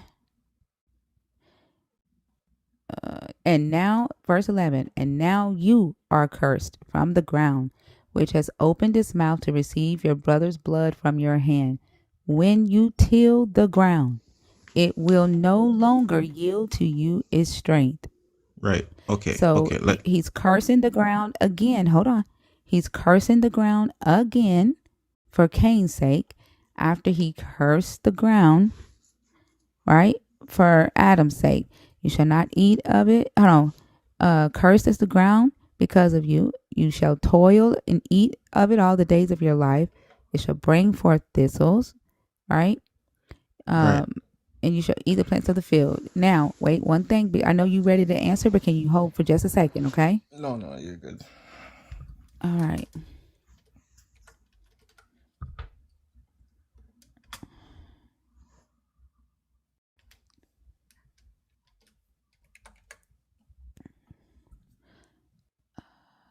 Wait. 8 and 20.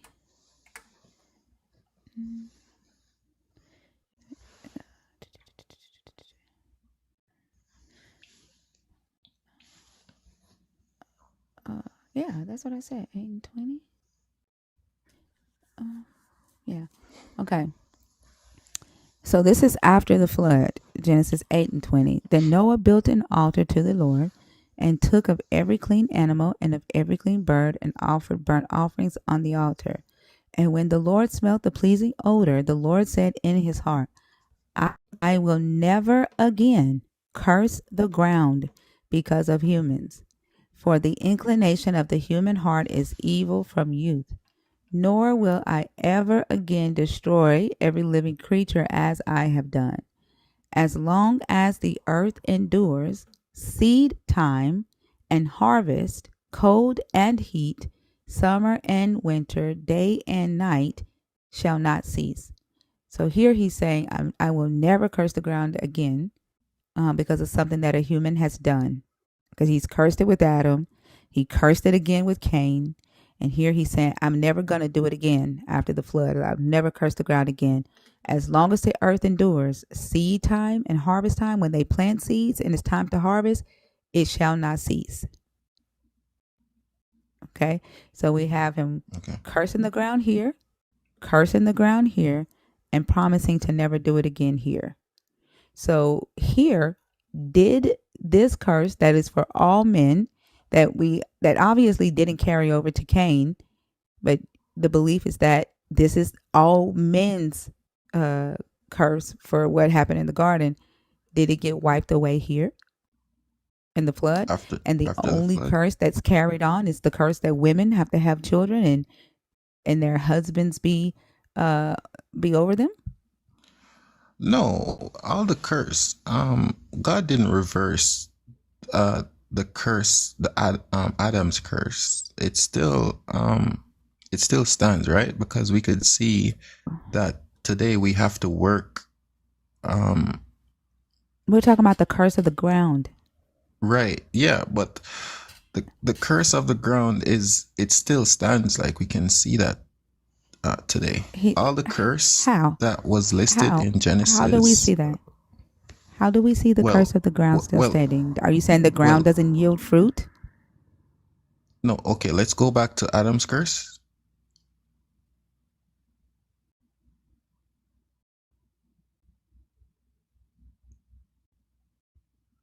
Curse is the ground because of you. In toil you shall eat. Okay, so we know that we keep have reading, to keep reading, because it goes all the way to 18 at the end of 18. In toil you shall eat of it all the days of your life. Thorns and thistles it shall bring forth for you. You shall eat the plants of the field. Right? So the curse still stands. Hold on. Thorns and thistles means, right? Trouble in agriculture, no success in agriculture. As a matter of fact, when this God says, when he makes that promise to never curse the ground again, he does several other times to the Israelites when he gets mad at them. Let me finish. No, I'm trying to explain to you what this means. Okay, please don't cut me off. thorns and thistles, right, means that the ground will not produce fruit. It's going to be hard in agriculture, right? It's not going to be strong or successful. That's his punishment to Adam, right? Then he tells Well, Cain the same exact thing. The ground will no longer yield to you its strength. Adam gets okay, thorns and thistles. The thorns. ground is cursed. Okay. Thorns and thistles. If a farmer has an acre and he goes and he plows it and he's getting it ready to plant, right? If he leaves that field, thorns and thistles take over. He has to keep fending off thorns and thistles. It's not like it won't yield fruit, but if you leave it up, you might call it Mother Nature takes over, and you'll see that you have to work for the field before you can plant, right? So it's not like we're not able to do agriculture anymore, right? Sure. This is why I tried to explain to you that after the God even says that he will never curse the ground again, he does again. Because the whole purpose of the ground being cursed is agriculture. In the ancient Near East, their lands were salt marshes. And agriculture was hard. That's why Nebuchadnezzar hauled off a bunch of slaves to Babylon so that they could turn their land into agricultural land because it was salt marshes. Agriculture, this right here, during this time when this was written, it was during a time where they were switching from hunter-gatherer to agriculture to be more civilized. And so to be successful in agriculture meant that you were doing the will of God. And when you were not doing the will of God, it was considered a punishment, and your plants wouldn't grow. You wouldn't get a harvest. That's how the God punished them a lot. You can see throughout the scripture where he punishes them because they hadn't built him a house yet. And he curses the ground and tells them that their fruit and their plants won't yield anything because they had not yet built him a house. Right. I mean, because you're kind of all over the place. Like, I would like to deal with one thing at a time. Okay, just a second. Fee, did that make sense, what I said? Am I all over the place, or am I talking about one specific thing? We've quite literally been talking about one thing, and that's the No, curse on the ground. right. But we're talking about Adam's curse. We're talking about Cain's curse, and then we're talking about Noah's. The purpose is did the curse carry from Cain, right? And did the curse get erased in the flood? That's the whole question. No, the curse did not get erased, though, because we can clearly see that the curse from Adam still stands today. Like, so then why does he curse the ground? Why does he use cursing the ground as a threat to the Israelites for not building him a house? If the ground is already cursed still from the time he did it with Adam, why does he use it as a threat to discipline them? Is this the scripture you're talking 22? As long Nope. as the earth. Nope. I was trying to explain it to you, but you said we're all over the place. If Can we the go curse to that? if the curse never got lifted during the flood, why does he use it as a punishment or a threat to punish to the Israelites if the ground is already cursed, even to this day? Well, it could be a different type of curse. I mean, it's not like the curse from Adam. It's not like we weren't able to plant. It just told us that we would have to work hard and sweat for it to work, right? So I think we're getting all these curses jumbled into one. It's all about the ground. What do you think the curse of the ground is? The curse of the ground could be for Adam. It meant something different. For Cain, I'm asking, like, what do you think it has to do with? Not what it means. What does it mean when he said he cursed the ground? The curse of the ground means that we would have to toil for food. It's basically a curse on agriculture. And Yes, a curse on agriculture. So the ground is now cursed.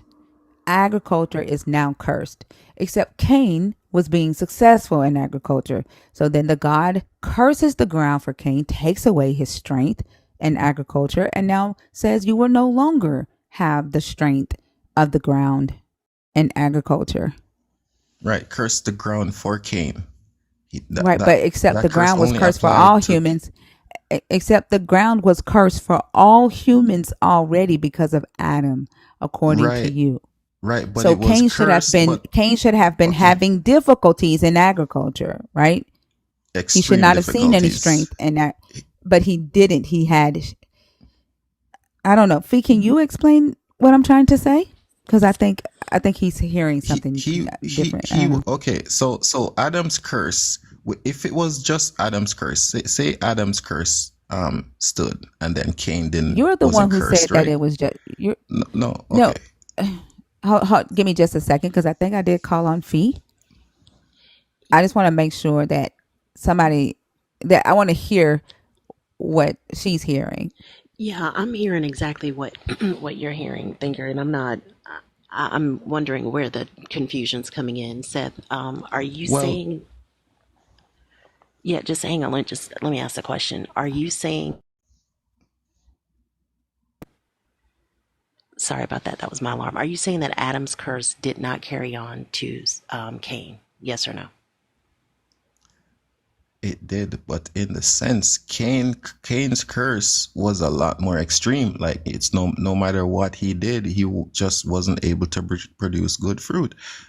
Adam's curse, with toil and hard labor, you'll be able to keep the thistles out, keep the thorns out, and you could still bear fruit, good fruit, quality vegetables, right? But Cain, no matter what, he just wasn't able to produce that kind, right? So it's two different curses, right? Okay. If it So, was just Adam's curse, then Cain would be able to still produce food, right?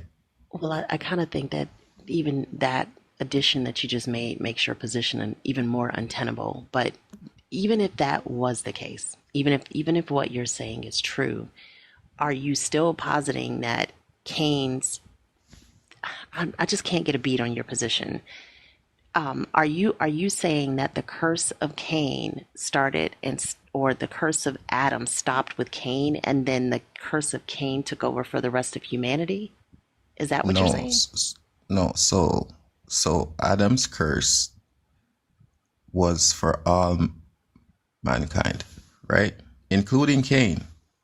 But But it didn't apply to Cain if Cain was successful agriculturally.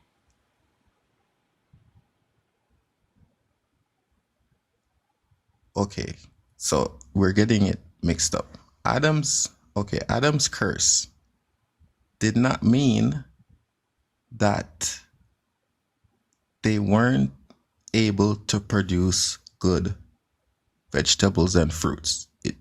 We That's say not what that it we meant. said we said to make it difficult in agriculture. That's what we Difficult, said. We right? didn't say Right. nothing. Right. We said nothing about, hold on, Seth. We said nothing about what type of fruit that they would be able to. We didn't say anything like that.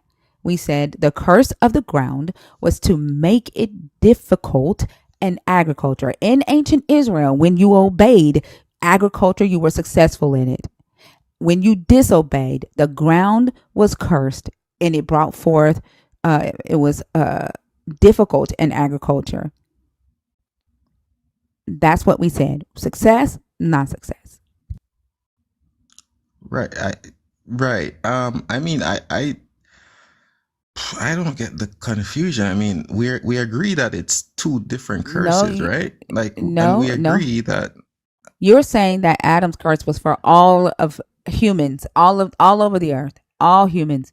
If that is the case, how was Cain who is Adam's son, closer to Adam's time, how was he successful in agriculture if the curse was that agriculture would be difficult? With difficult doesn't mean impossible. I didn't say impossible. He was successful. He had the strength of the ground, and the strength of the ground was taken away from him. That was the curse.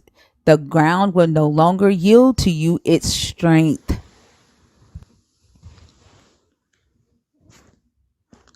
Right. And okay, so I'm gonna try to break it down. So when Adam was cursed, he the curse was for all of man. And we agree that it just made things more difficult. It made farming more difficult, right? So, but Cain was still producing good food up until the unaliving of his brother. And then he was cursed, just him was cursed, saying, the earth will no longer yield to you its fruits. Like, I mean, it's quite simple to me. I mean, Okay, let's read the curse in Deuteronomy since it's quite simple. So the ground is already cursed, right, from Adam. This is Deuteronomy, right? This is Moses' great speech. But if you will not obey the Lord your God by diligently observing all his commandments and decrees that I am commanding you today, then all these curses shall come upon you and overtake you. Cursed shall you be in the city, and cursed shall you be in the field. Cursed shall your basket and your kneading bowl. Cursed shall be the fruit of your womb, the fruit of your ground, the increase of your cattle, and the issue of your flock. Cursed shall you be when you come in, and cursed shall you be when you go out. The Lord will send upon you disaster, panic, and frustration in everything you attempt to do until you are destroyed and perish quickly on account of the evil of your deeds with which you have forsaken me. The Lord will make the pestilence cling to you until it has consumed you off the land that you are entering to possess. The Lord will afflict you with consumption, fever, inflammation, with fiery heat and drought, and with blight and mildew. They shall pursue you until you perish. The sky over your head shall be bronze, and the earth under you iron. The Lord will change the rain of your land into powder, and only dust shall come down upon you from the sky until you are destroyed. There are several mentions to the agriculture here in this curse. So if he's promising them drought, right? He's saying the ground is going to be iron, right? Like it's not gonna be green pastures, right? It's gonna be dry. He's saying that you're gonna be cursed in the city and cursed in the field, right? Your baskets and your kneading bowls, like your basket, you're not gonna have enough to bring in. You're not gonna be able to make wheat, right? Curse shall be the fruit of the ground, right? So he's cursing the ground here. He's telling them, if you disobey me, I'm gonna curse the ground, amongst other things. But if the ground is already cursed, right? The agriculture is already cursed. It's already difficult. Why is he cursing it again? Especially after saying in Genesis 20 that he would never curse the ground again because of humans.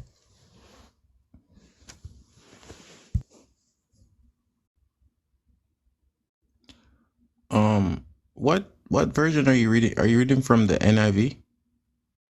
No, I do not read from the NIV. This is the NRSV. But it doesn't change the message from King James to this. They say the same thing. Right. Where do you think this curse was in the one in Deuteronomy? It doesn't matter where it doesn't matter where. I literally said this is Moses. I literally already said this is Moses right before he dies. Like I literally already said that. This is way so this would have past been like Adam in Palestine. But if the curse goes to all men, over the entire earth. Where Moses is does not matter. If somebody wrote this in 2024, it wouldn't matter, because your belief is that when Adam got cursed, it went to everybody, even still today. So asking the question about where is this at, it doesn't matter. The point is that you're saying that that Adam's curse was for all men. And here he is cursing the ground, or threatening to curse the ground if they don't obey him. After, in Genesis 20, after the flood, saying he would never curse the ground again because of what humans do.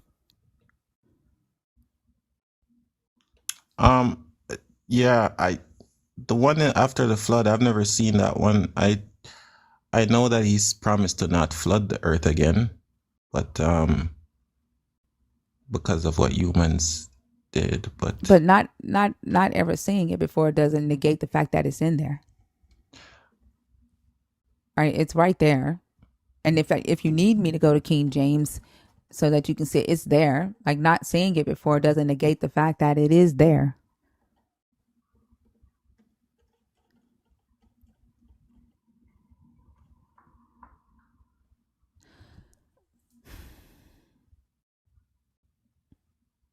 I will not again curse the ground anymore for man's sake. Like, it's there.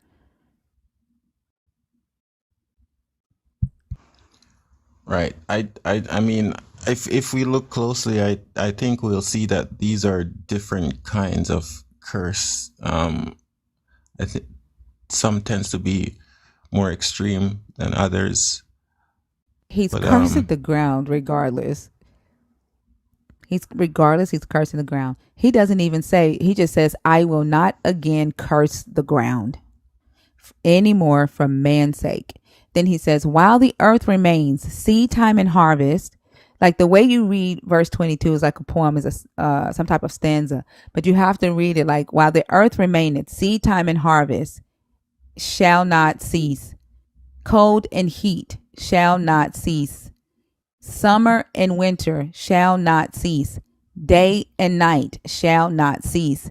So he's saying when they plant seeds during seed time, it will harvest. It will plant the seed, it'll harvest, and that shall not cease. That's what he's saying here. He's making that declaration. But here in Deuteronomy, he's telling them, if you don't obey me, I'm going to curse the ground. I'm going to curse the fruit of the ground. I'm going to cause droughts. Instead of rain, you will get dust. You will not be able to fill up your baskets. Yeah, that was specific for them, though. It doesn't matter. I'm not asking you who it's specifically for. I'm not asking you that. If he cursed the ground for all mankind, why would it matter that he's cursing it again for a specific person? If it's for all mankind, that includes them. Yeah, no, I understand what you're saying, though. Completely understand. I'm just trying to get across to you that these curses are more extreme than others, right? So we have to separate these. I know it's cursing the ground and whatever, but some of them, like, if you look at it, it's a lot more extreme than just Adam's. Tell me how extreme he meant here. How extreme did he mean it here, that he will never curse the ground anymore? To what extreme was he saying he would never curse the ground again?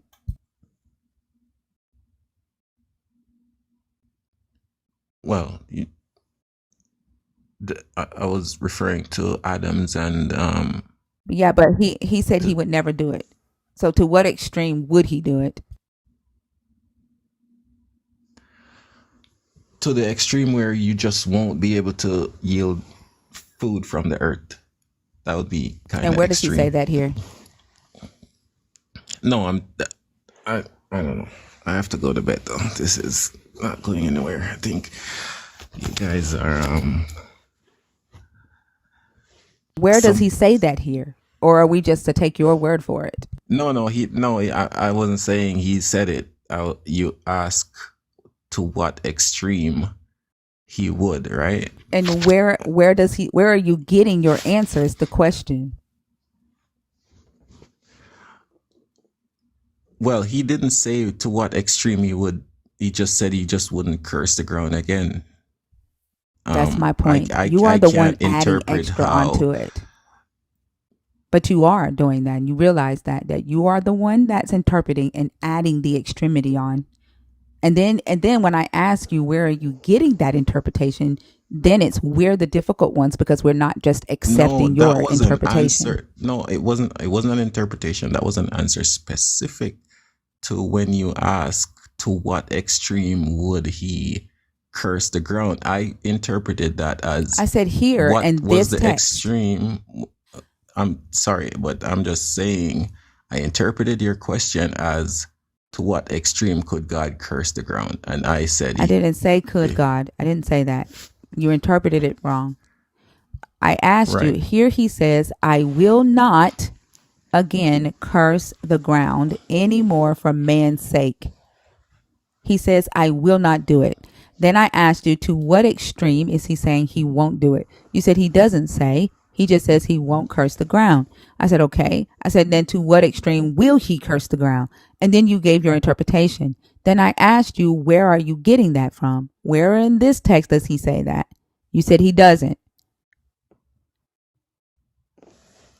Yeah, I misunderstood your question for sure.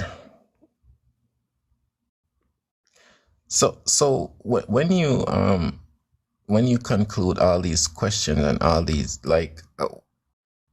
what's your stance on the Bible? Stop worrying about what. Stop worrying about like what I think about, like what I do with the information, because it doesn't affect you, right? It doesn't affect you. The only thing that you have to worry about is by you My participating in the soul. conversation. What? No, I don't care about your soul. The only thing you have to worry about You don't is care about after my you soul? participate. No, I don't know you. Why would I care about your soul? I don't even know if you have a soul, but why would I care about your soul?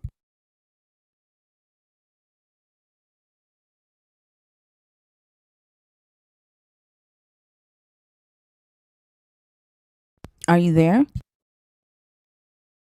Yeah, yeah, sorry. Why would I I care was about your saying soul? that's an odd thing to say that you wouldn't care I about don't. someone's soul Why would I care about your soul? because as brothers and sisters of the human family, we're supposed to care about everyone and everyone's well-being. We That's know not me caring that. about your soul.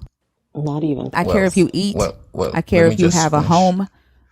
No, Yeah, let me that's just not me finish my caring thought though. about your soul. That's not me caring about your Right, soul. I care if you right, eat. I care that I don't harm you. I care that you don't get harmed. I care right, that if you have a home, but your soul ain't got shit to do with me. right. So, and then I was And saying hang on just a before I was second. interrupted Hang on a that second. Hang on a second, we Seth. know Let me, that this. Seth, Okay, hang on all just a right. second. I just want to clarify something real quick because there's some stuff going on in the comments.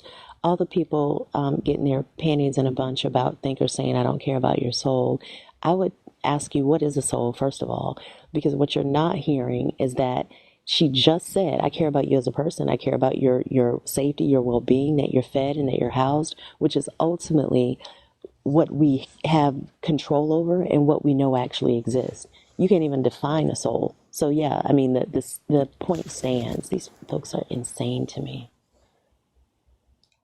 Well, I mean, I I literally think said we should. everything she said. She didn't switch shit up. I don't give a fuck about your soul. I'm not a god. I'm not a devil. What the fuck am I going to do with something that I can't see? I don't care about your soul. I'm not here to snatch your soul. I'm not here to save it. All right, if we could just do without the profanities, that would be great. Oh, don't. Don't tell me what the fuck to do. Don't tell me No, what to do. Don't tell me what. okay. If you can't handle me cursing, then you can jump down. Well, okay. So, do we agree that life that we have here on Earth is not the end of it all? Like, No, we are we don't just agree. here No, passing through? no, Is there something we don't know. right? Um, well, we we just need to treat each other with love That ain't got nothing to do with your soul. I mean, it does, right? It doesn't, No, it though. does. That's your belief. Because I when don't you, have to. I That's your belief. I don't have to believe like you. oh You no, that's believe. fine. That's Yeah, that's your belief. I can treat you. right. I treat you the way you teach me to treat you. I can care whether you have food in your mouth. I can care whether or not you have a home. I can care whether or not that if you are able to pay your bills. I can care whether or not someone harms you. I can care whether or not that you feel like that somebody cares for you. Your soul has absolutely nothing to do with me. Your God claims to own your soul. You a devil in your belief claims to want to snatch it. I don't give a fuck about it. Right, right. Well, that's really too bad, you know. I that's really too bad that we don't see what's happening, and we don't see that this is because the Bible says it, right? But, Seth, books say a lot of things. Because the Bible says a thing does not make it true. And it's insane to me how many people come up on these platforms assuming that so many people share your worldview. You believe you have a soul. I don't. I don't believe I have a soul. I don't believe you have a soul. If you needed something to eat, would I give it to you? Absolutely.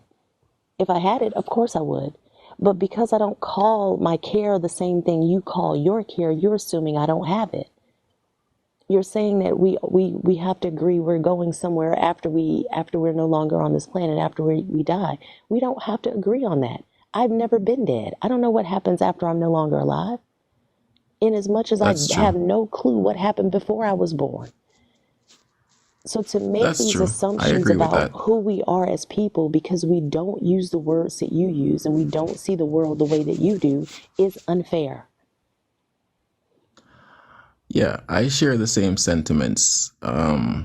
I do not believe we should push our beliefs on other people. I Except you just think did it. no, I didn't You push did. it on.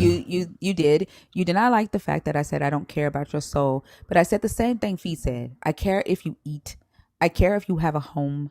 I care if you are hurt, but your soul has nothing to do with me. But you did not like the fact of how I said it, and you did. That's Okay. sad. It, That's so you don't like what's happening in the world. You did. But I think that's a good well, point, Seth. I mean, you laugh, but maybe you laugh, but that's a maybe the good. way sometimes we can miss the message the way it's delivered.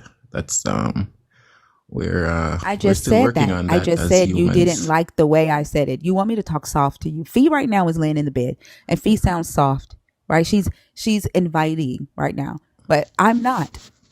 I'm not. And you missed the message because you were too much focused on the way I project my words. You're too much focused on the fact that I said fuck. So you missed the message because you're too focused on me not sounding soft. And I guarantee you, if Fee wasn't in bed right now, neither would she. I'm even Well, worse.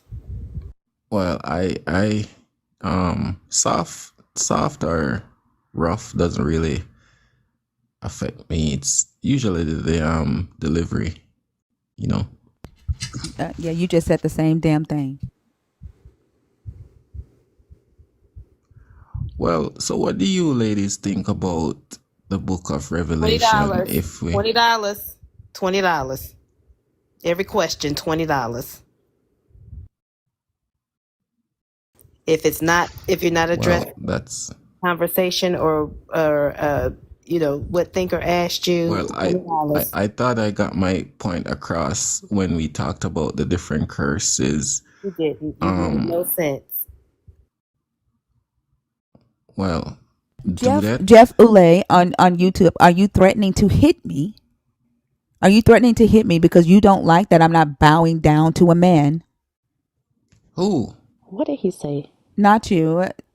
Jeff Ule on YouTube. He says this woman is a prideful individual. She's just going to hate it when she gets hit the way she does. don't like it. No, I don't. I wouldn't. What kind of, is it like a physical hit, or is it like I don't condone any violence towards women. Well, I don't condone any violence whatsoever, but especially towards women, right? I So, think it's crazy. I think it's crazy that men respond that way because women don't just accept bullshit. Women don't allow some strange man on the internet to say, "Watch your mouth in my presence. Tone down the authority in your voice in my presence. Don't use curse words in my presence."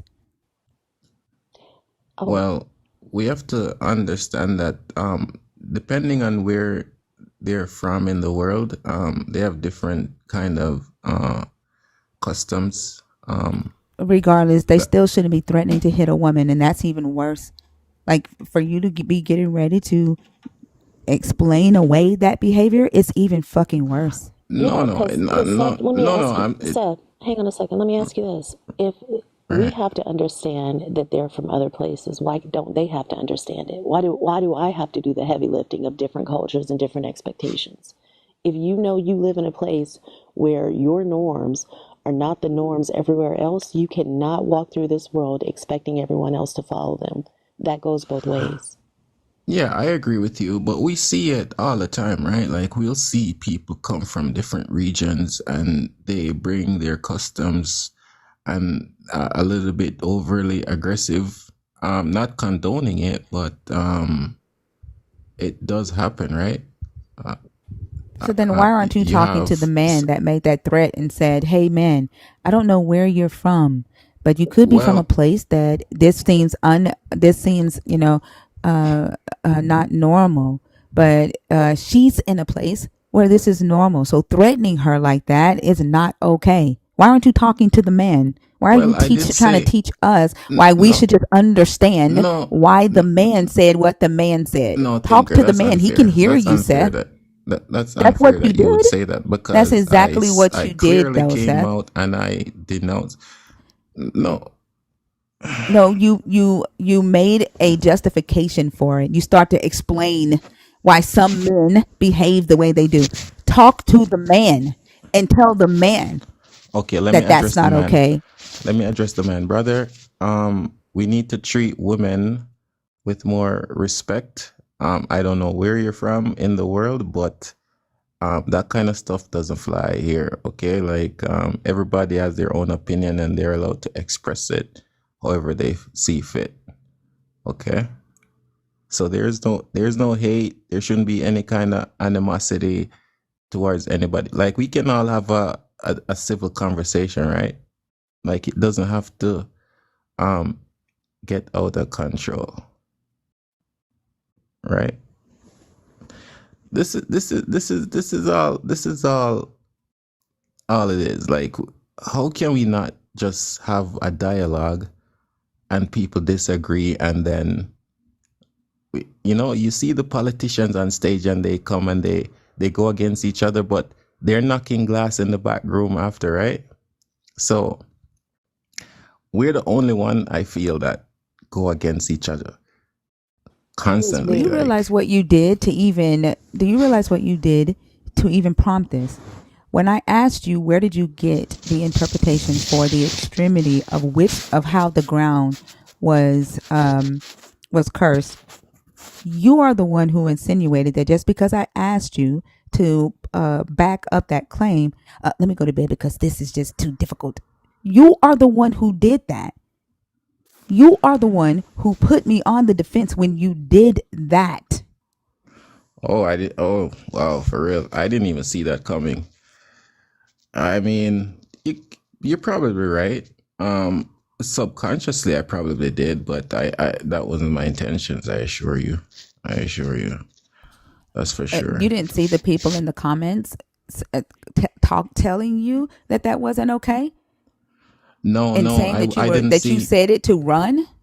No, no, I didn't see that because when I am having a dialogue with you, I would rather just focus on you. I rarely look in the comments unless somebody addressed something, unless somebody on the panel addressed something in the comment, then I'll kind of look down there. But I usually don't really look. I should start paying more attention to the comment, but then it kind of it's just Yeah. more information. Thank you, Aaron. Even Aaron said you said this isn't going anywhere. Like, you did it. You put me on the defense when you did that and turned this into a completely different conversation.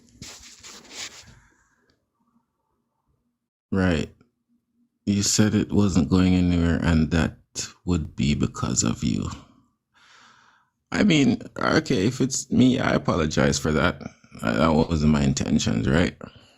So I apologize that somebody came at you like that. You apologize that somebody came at me like that? Oh, you talking about the guy on YouTube? The guy who you were talking about earlier.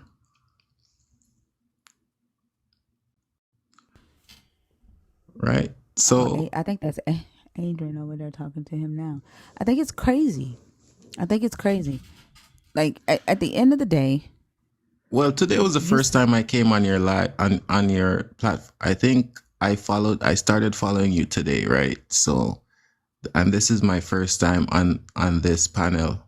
So, I didn't know what to expect. Like, I just kind of came in to address the question about the knowledge of good and evil, and then it kind of went into other areas. But It usually does, Seth. Honestly, if you stick around and listen to the lives, you'll see that that's usually what happens. And oftentimes it's because these questions are direct, but in order to answer them, you have to tackle some realities about your belief system as a Christian, or as, believer in this book. And that's problematic for people. So the deflections start, and the dissonance kicks in, and they have to, and it's oftentimes, like you mentioned, it's not intentional. It's not even a conscious decision that some people make. I think sometimes it is, but oftentimes it's not. And I think that discomfort is what a lot of us need to sit in. I know I had to sit in it at the beginning of my deconstruction, to really ask myself, okay, why am I having a problem? Why am I feeling defensive about protecting this story that I've been told, that came from a book written by people I never met, I knew nothing about, and it was canonized by people I knew nothing about? Why am I getting so defensive about this story and trying to protect it at all costs? I think that's an interesting observation for all of us to make when it happens. Yes, you're right. Well, I grew up in a Christian church, and then I didn't follow it until quite recently. So I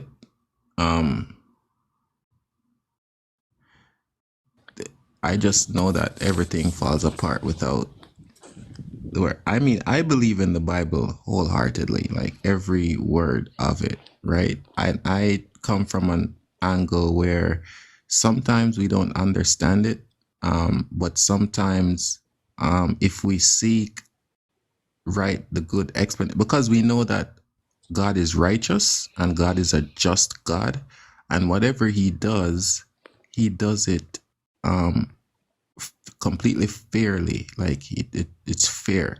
So right. if we aren't able to understand a scripture, we can seek knowledge. We have theologians that can but I think break it down for us. That's part of that's where you're going to struggle in this space. I can tell you now, because theology is not what we're looking at. And I don't agree with that everything in the Bible is true, fair, just, because, I mean, just take slavery, for example. Your God is okay with that. He tells his people how to do it, where to get them from, and that they can own them for life and pass them on to their children. That is never going to be okay for me.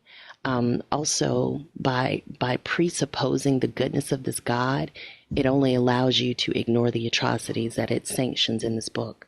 So that may work for you. And if following the Christian belief makes your life better and it doesn't hurt anybody else, I love that for you. That was not the case for me. I am not willing to presuppose the goodness or the correctness of something I don't understand. I'm also not willing to follow something I don't understand. That doesn't work for me. Again, if that works for you, you've tested it and that's how it goes, that's okay. But if you are a person who's trying to be intellectually honest with yourself, you're going to have to choose to either follow or understand, because if you understand it and not presupposing God's goodness, I would be surprised if you still are willing to follow it. Right. Yeah, I mean, I would say I'm firm in the faith. I don't think God condones slavery at all. Have you I read think Have you he read said, Leviticus? yeah, somewhat. I, I, so, okay, so this, I'm not like a Bible scholar, right? I recently bought a Bible and I'm starting from the, front to back kind of thing, so, but I did read some part of it. But, Well, there's a part or several parts of it that are problematic.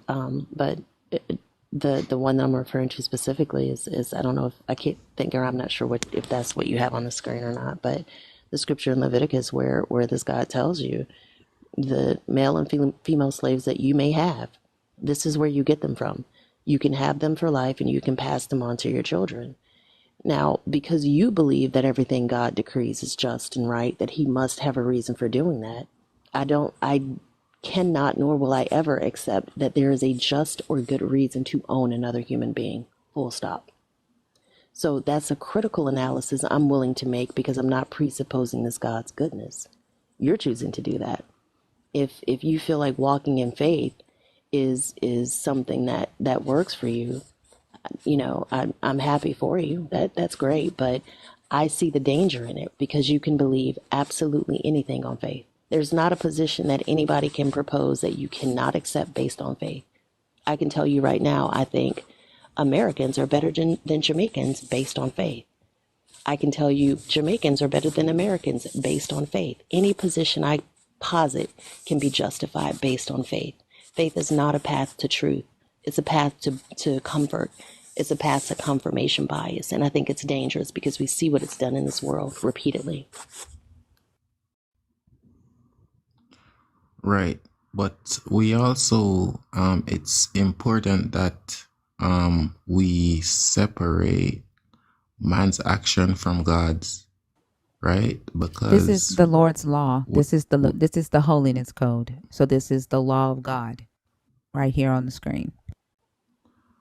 as for the males and female slaves whom you may have, it is from the nations around you that you may acquire male and female slave. You may also acquire them from among the aliens residing with you, from their families who are with you.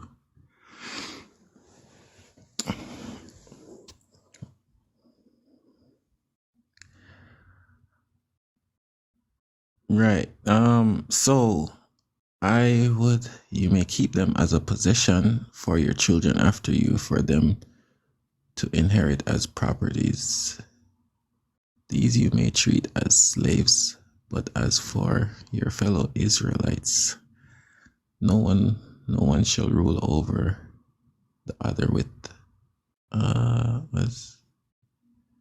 sorry, your It's name is harshness. right in the way of that word. Yeah. Okay. Well, I believe because the Israelites were pretty much the only people that were worshiping God at that time. I mean the one true God. Does that make it better? No, it doesn't make it better. And I also think Wait, that are you saying that? Wait, are you giving the reason why he allowed them to enslave foreigners? Is that what you're doing right now? wait, it's important that we understand that No, I'm this was asking what not you're the explaining right now so I can wait, listen. What are you wait explaining right now? okay, let me just explain, thinker, please. So I'm What saying, are you explaining? I'm explaining Are you this whole slavery bit in Leviticus. wait, are you explaining why he let them have slaves? Is that what you're explaining? The why? No, no, I'm not explaining the why. I don't know the why, really. So when you But start off with because, that's usually a why. You said because they were the only ones worshiping the one and only true God. What does that have to do with them, God telling them they can own slaves? well, it's important to just realize that this was not the type of slavery that we talk about when we talk about the atrocity that took place in North America, right? They'll So always do that. you What can see you a read lot from of here, please? Yeah, go ahead and start from verse 39. Actually, start from verse 35 and you'll okay, see the different type of slavery. ladies, I enjoy There's the two different conversation, types but of slavery, Seth. I really gotta get up in Seth, like 20 minutes, yo. okay. Like I Yeah, yeah. Yeah, and no, Seth, but before you go, maybe read the book you're defending before you start defending it. That might be a good place to start. And yeah, just really quickly, I can say this. There are two types of slavery. The one that you were getting ready to say was not like the slavery in America. It actually starts at verse 35. The not like America slavery. It starts at verse 35 and ends at verse 43. And it's for the Israelites only. What you just read is like America. So there were two types of slavery that your God told them that they could participate in. One was indentured servitude, and the other was chattel slavery. And they both existed in America.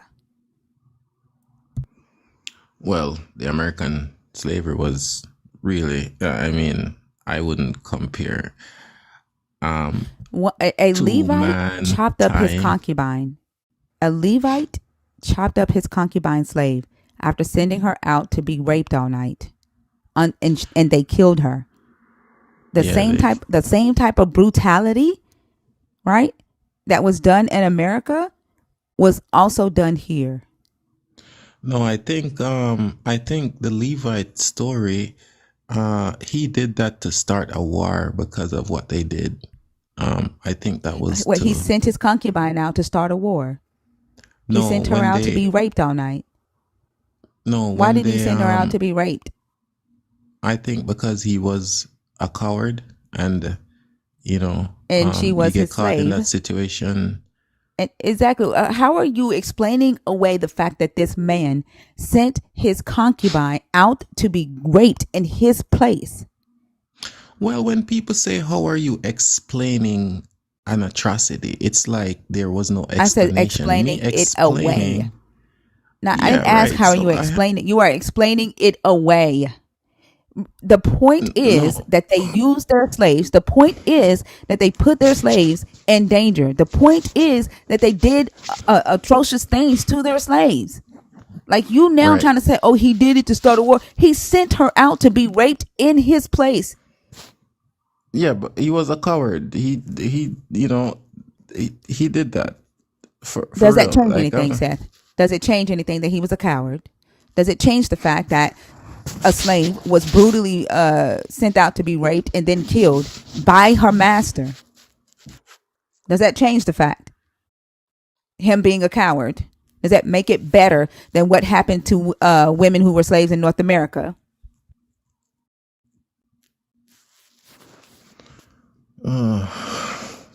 thinker, where are you right Does now? it make it Are better? you Does it make it better?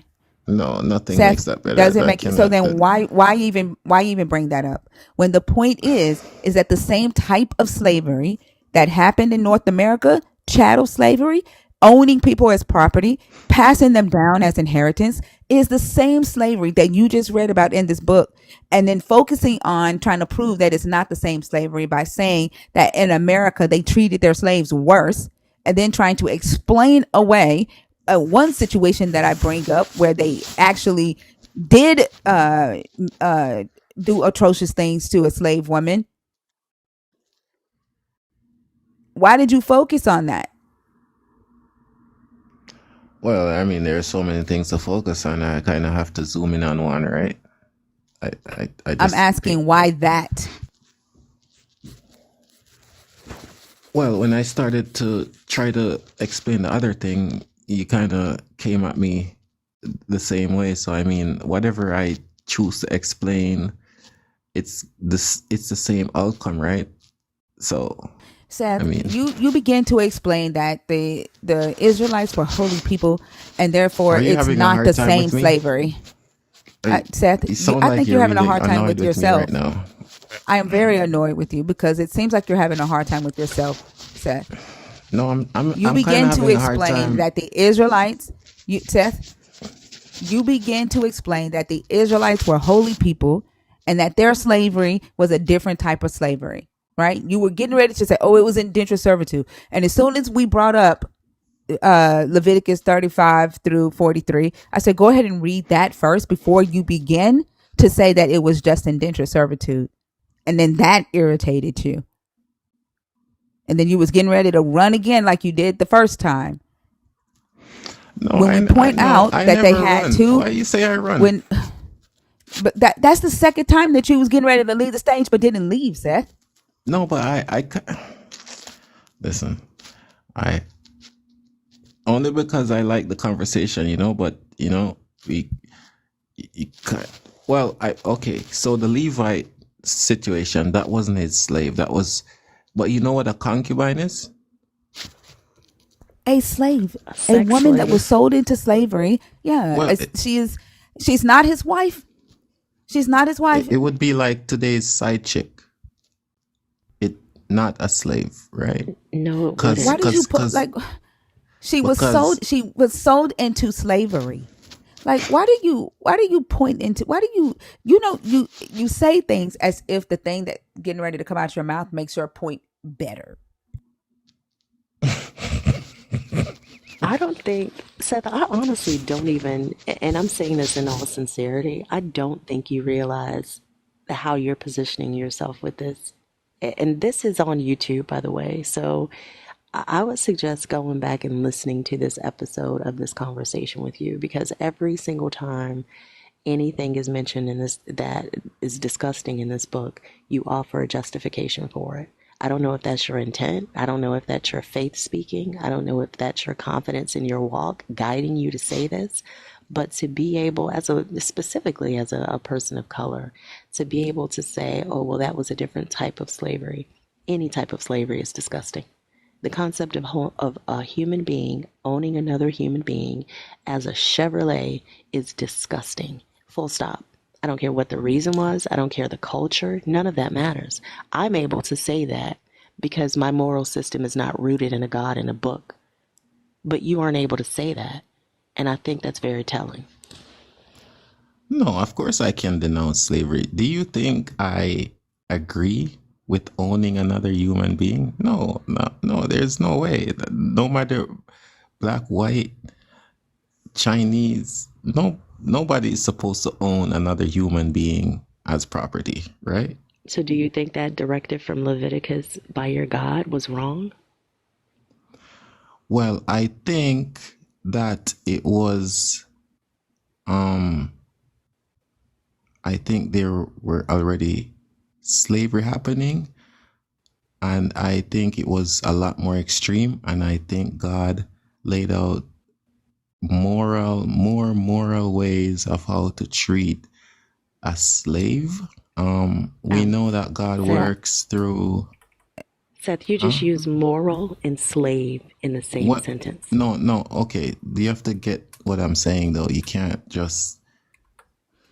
Okay, so we know that there was slavery. There was slavery before God gave those laws, right? And it We know was. that. There's a way to verify what you said. We already know that what you're about to say, that God showed them a less atrocious way to own humans. and that the laws that this God gave the Israelites were better than the slave laws from the other nations that were already practicing slavery, right? That's what you're about to say. God showed them how to do it better, right? Well, we also know that God radically abolished slavery through this very He didn't. book, No, he didn't. right? What? No, he didn't. He Because never. because He when we look, never. because Seth. no, Seth. but you Seth. guys You have to have let me said a finish my bunch. thought. No, because you said a bunch of stuff on the stage, and not one time have you been able to back up anything that you said. Not one time. Show me where he abolished slavery in this book. Well, we know that Christianity, when slavery happened in North America, it was a bunch of Christians who read the same book That was and humans who came to did the that. You said same God. That was conclusions. humans. No, they didn't. But You know what scriptures? Christians used to say that God did not like slavery. which Do you one? know what they used? That God is love. Jesus said, I have come to set the captive free, to open the blinded eyes. They had to use scriptures like that because there's absolutely nothing in this book that says owning another human is wrong or immoral or to stop doing it. The very 10 Commandments, Seth, says don't covet your neighbor's slave. The 10 Commandments says that. There's so much terminology in this book that condones the practice of slavery, but they had to use other scriptures to say that, oh, God doesn't want slavery. God said, love your neighbor as you love yourself. He said that he came to die for the whole world because your God never says stop doing it, or your God never says that it's wrong, and neither did your Jesus. In fact, your Jesus used slavery in his parables. In his parables, slaves got cut up, slaves got beat, slaves got stabbed.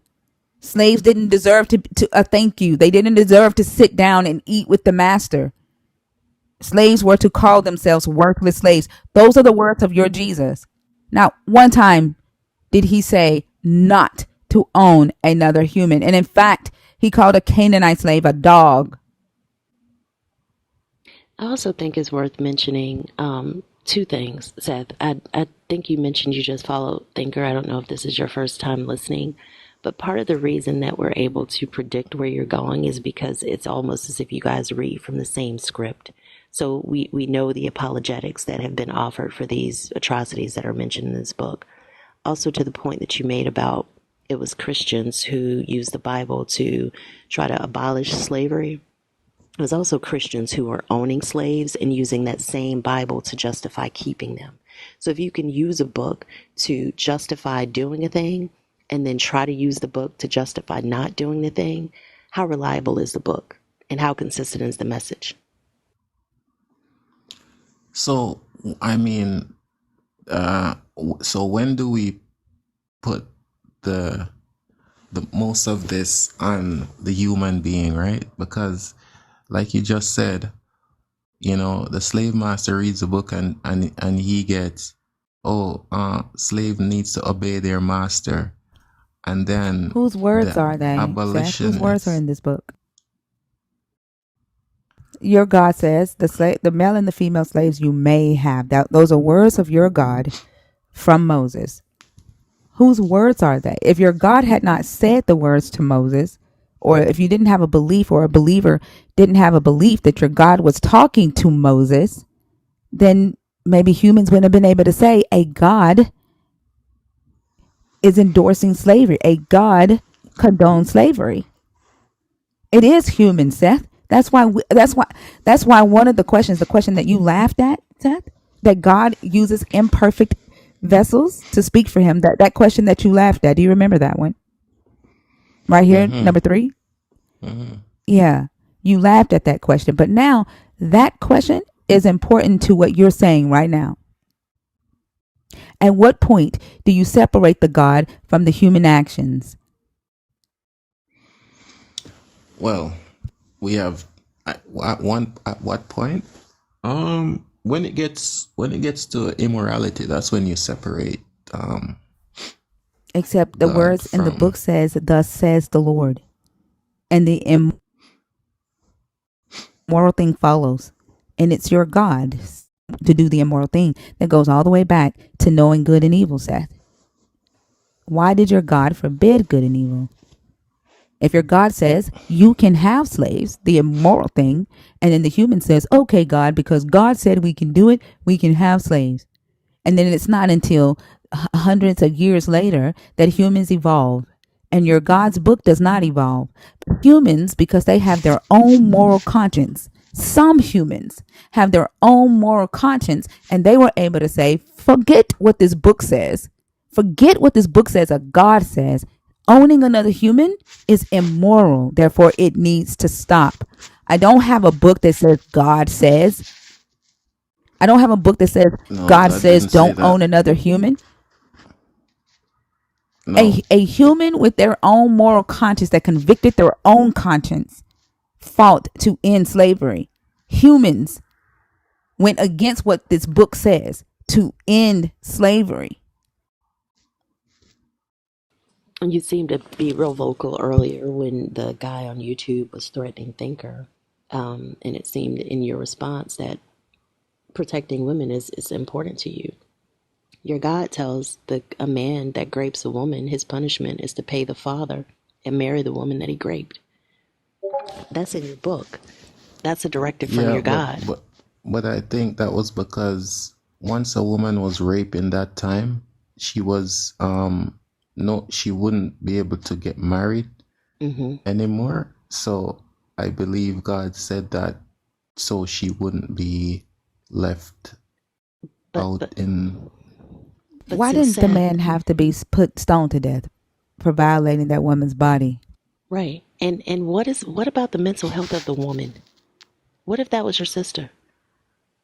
If you Well, posit that these were people in this book and these stories actually happened, and these are examples for us as humans to use to guide our lives, what about the people? How does it affect? How does it impact a woman's psyche to now have to live every single day and continuously copulate with a person who violated her in that way? You don't think, but it was, but the vast majority of believers go exactly where you went, in the place that justifies this God's actions, and that is what's problematic for me. so what could have been done in that situation in that era? Like, what would have been the right thing to do in your in your um You know what? in If your you view? have a soul, I hope there is a hell and that you feel every bit of the burn You with have no sparked do that. comebacks. You've sparked do that, Because Seth. Yeah, you Huh? don't you piss through just that sat up off. here and said Thinker was saying something harmful by saying she doesn't care about your soul. And here you are being a grape apologist. Here you How are did you get being a that slave from? apologist because you keep saying but. What do you think should have been done? She should not No, have had because to deal with that torture, you misogynistic. no, let's I'm not not even call gonna say Watch names. it. yourself so I you don't mean, get dropped. We it don't was want to Okay, lose you. already I caught myself the action. because No, the you action just was already asked done. Do Thinker, that. you just The asked action. Thinker why she didn't care about your soul. And I think, Seth, No, I but honestly do think that. this is. But before you keep pissing do that off, and just to be fair, you might want to leave her alone, um, and direct your direct your comments elsewhere, because that won't end well for you, friend. But I do think this is an important conversation to have, because it points to another topic that I think you're missing, and it's right in front of your face. You're saying in that time, what should the punishment have been? Was that your question? Yeah, like what would you have done? What would you think would be like the right punishment for? Is your God all powerful? Yes, he is. Okay, then he never should have let it happen. That would be my answer. And if we're talking about at that time, why is your God's rules beholden to culture and time? If he's all powerful, all knowing, and outside of time, he should absolutely be able to set up a justice system that's applicable, whether it's 2024 or 224. And the problem is that these laws in this book make it really, really clear where value lies. I think I read something earlier that I had never even paid any attention to about the divorce laws, how a man can only divorce a woman on the grounds of immorality, but it was also unlawful for a man to marry a divorced woman. Who does that position in a very difficult place? That would be women.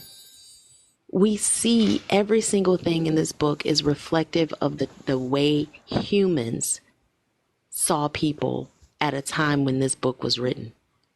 If this book is any reflection of an all-powerful, all-knowing God, he is remedial at best, because none of this makes sense. But to answer your question, hold that man responsible for what he did. Punish him just like he would be punished now.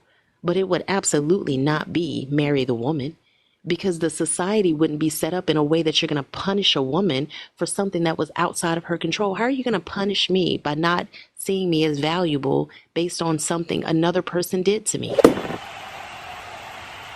And to be able to assess that situation and find a way to land at, it's got to be a way that this is okay because God is always just. That's just being intellectually dishonest. No, but there's a difference between it being okay and it not being okay, but is dealt with. So Jeff, I'm finna block you. Like, I'm not gonna sit over there and let you call like, us. Not you. Not you, Not you, Seth. Seth. it's like I'm not gonna sit over there. Why do you keep talking when you hear me talking, Seth? Like, you've done that several times. Like, do you think that we both can, like, if people are going to hear you, hold on one moment. I'm blocking you from the live. Like, if you're going to sit over there and call people names or call people wicked and all of that, then don't come to the space. Like, one thing I don't understand is why believers automatically, like, you can't prove anything that you believe. Your belief is a hope and a wish. You can't prove any of it. But the first thing that a lot of y'all would do is call people names. You call people demons or devils or wicked or wish violence. Like, he's already wished that I get hit. Like, if your spirit in your soul, if your spirit in your soul is supposed to be so good because you have this Jesus, why are y'all so filled with violence and hatred when somebody don't believe like you? Those are not real, true reborn Christians. I'll tell you that They much right are. now. Yes, they are. If that's the case, then none of you are real Christians, because you all say that. You all read from the same But book. I would not be able to hurt somebody. I would not be able to not forgive somebody. You would sit back and watch somebody be hurt and make excuses for it using your Bible, or just say a prayer for them, but you wouldn't take action. None of you do. What do you mean? I take action all the time. Sit back and I'll pray for you, or it's in God's will, or whatever kind of. So do that. You're saying that if I saw somebody being violated, like, I wouldn't step in and physically help. I would just offer prayers. You may. I would hope that you would. I hope that you would, but most of you don't. I honestly think you would. I truly believe that you would, just based on this conversation alone. And maybe this is me being optimistic, I'm not sure, but just based on hearing you speak, I don't even think you see your blind spots. I don't even think you see the fact that Dudette called you a grape apologist for a reason. And it's not because I think you're intentionally apologizing for grape. I don't think you're intentionally justifying the acts of this God. I think that you are better than this God. Your morals do not align with the morals proposed in this book. You just don't see it. You think that you're goodness. Who the fuck trolls for views? I'm sorry, go ahead. No, you're good. I'm sorry, thinker. Yeah, I think you think your goodness and your morality is rooted in this book, but it doesn't even align with this book. It doesn't even follow the directives of this book. You've just been told that they do. Well, I mean, my moral compass, I believe, came from the Bible. I do believe the message in the Old Testament is a little more aggressive than after when Jesus came. Is the God the But same? when the Bible say treat your brother as you would like to be treated, and put everybody before your own self, I mean, these are good guidelines to live by, right? Like, No, they're not. Like, what? Like literally, there are men on YouTube right now okay, asking, to what extent do women can compound to a man in defining justice? Like in 2024, there are men still trying to prove that women can't do something for a man or to a man. Women can't teach men something, like 2024, because of late Bronze Age thinking that's in this book. And then when y'all say, love your neighbor as you love yourself, except for a woman, let a woman be quiet. A woman can't say anything. no, We're where did all you the get same. that Then from? Where did you get? y'all will use, what do you mean where? Like your book says it. Your book says that women are to be silent in the church. If they have a question, let them ask their husband at home. It's in your book. But the same book that says love your neighbor as you love yourself, the same book that says there is neither male nor female, neither Greek or Jew, neither free or enslaved, and y'all will use that scripture to say that Jesus abolished slavery, but still in the same damn breath argue that men and women are not equal. It's hypocritical. And the amount of hatred, the amount of women that get abused because of this book, Well, men and because women men are are trying to equal. live up to this freaking standard, this freaking status of being the ruler over the woman. Y'all have not let that go yet. Y'all Well, want to let everything else go in this book but that. men,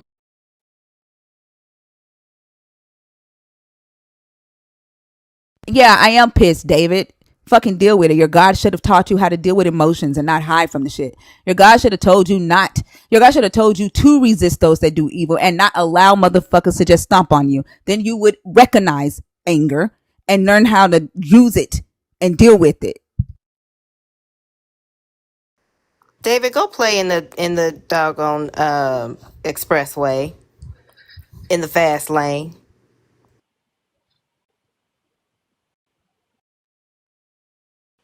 I don't care about a man's ego. Like the conversations that's happening on YouTube right now about what a woman can and what a woman can't do. I don't give a fuck.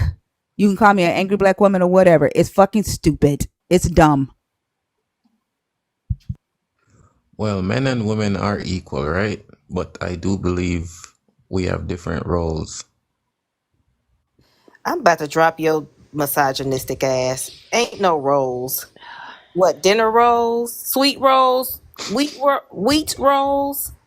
Tootsie Roll, Seth, Jelly What? No, rewind. rolls, Stomach if me and rolls? my belly wife, rolls. like if me and my wife lived in a house, right? Like I wouldn't Shut up, expect Seth. Shut her up. to Just like shut up. taking out the garbage, Just shut shoveling the up. driveway, you know what I mean?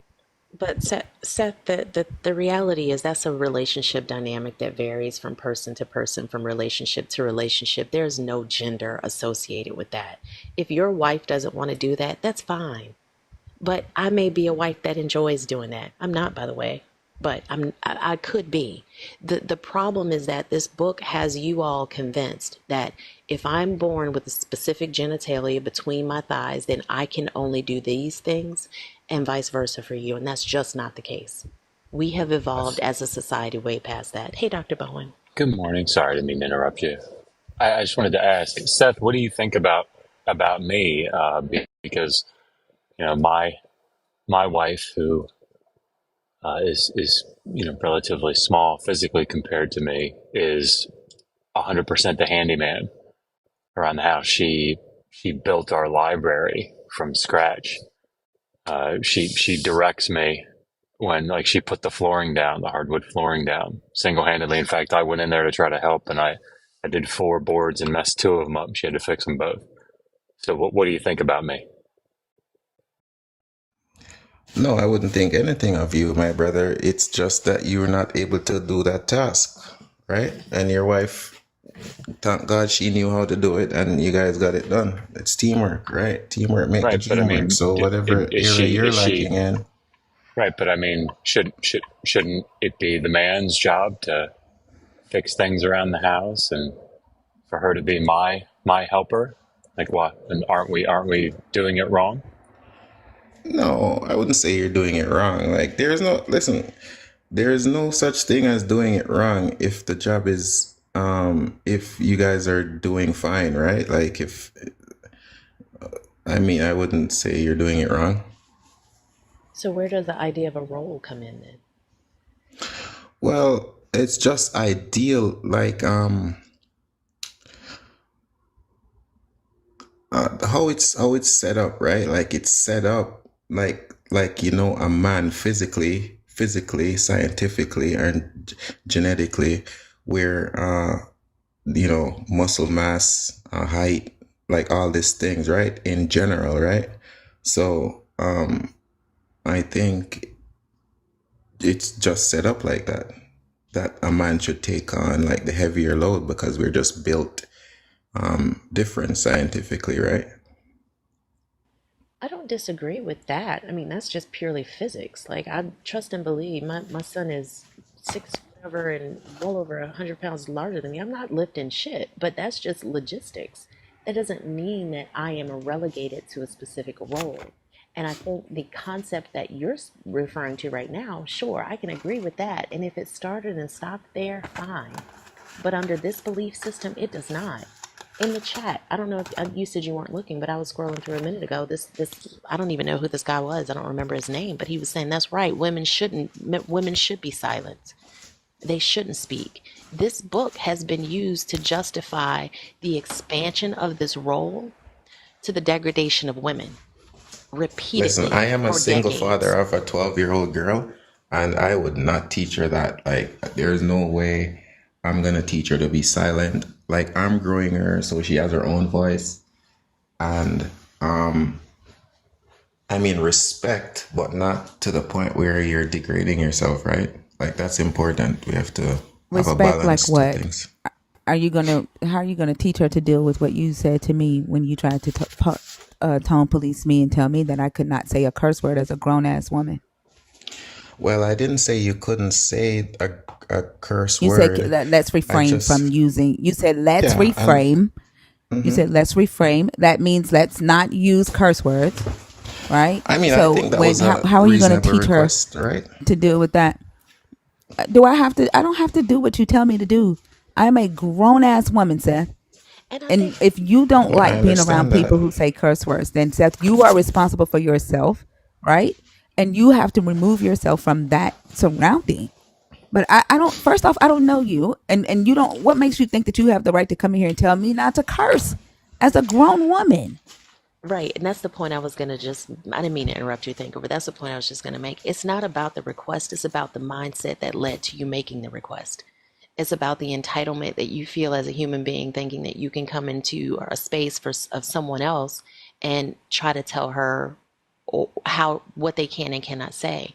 And it's the extrapolation of that mindset to society as a whole that is biblically rooted that most believers don't understand, specifically Abrahamic believing men. We see it every single day. We live it every single day.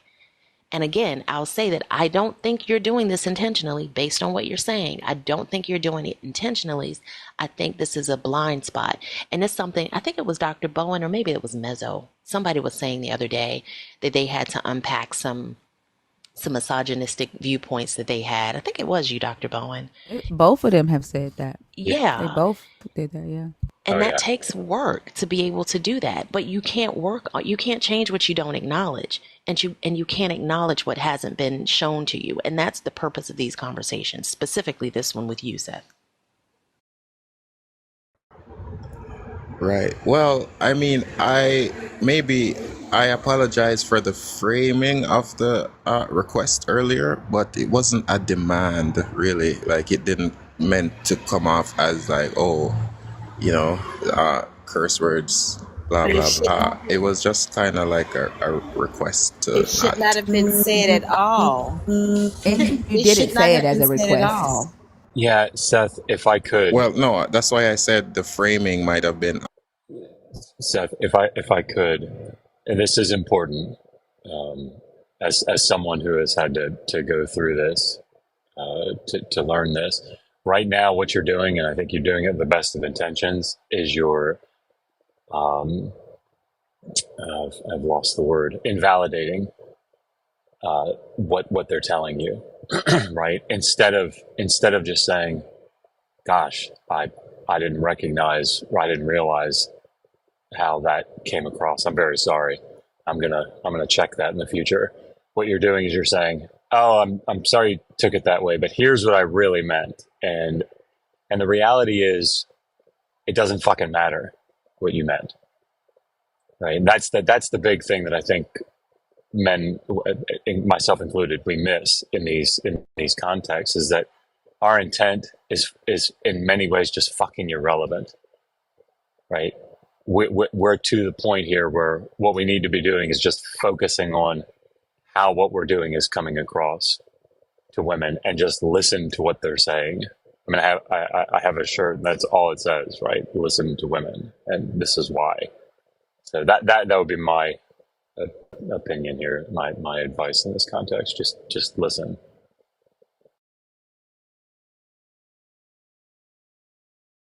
Right, right. Yeah, I agree with you. That's for sure. Yeah, 100%. So yeah, I mean, I do apologize for saying that earlier. You know, that wasn't the intention. But I also believe that intent does matter. Because if you said something and you didn't mean to say that, I think that has to be acknowledged too, right? Let me tell you why So Intent. it's dangerous in this context, okay? Because this is not just like any other context. We justify what we do, right? We don't like to be wrong, and this is just, and this is all my anecdotal experience. So, it's not my field of expertise, but like we will seek to justify the things that we do, and so you end up coming across, not just you, Seth, like me, everybody else, like every other man in this context, will come across as like, oh, you're just kind of being emotional here, right? You're making a mountain out of a molehill, right? That's not what I meant, right? So you're reading it wrong, and even though we don't intentionally mean to come across that way, right? That's what's being heard, and what happens is it invalidates what it is that they're saying to you, and it lets you off the hook in your mind, right? And I think you need to stay on the hook. I know I do. Stay on the hook and just say, God, I am really sorry. I'm going to think about this. And what is it that I said that made you feel that way? And I'm going to work really hard to do even better next time, and just let it be. Don't say, but that's not what I meant. Cause it just, in this case, it's so irrelevant comparatively.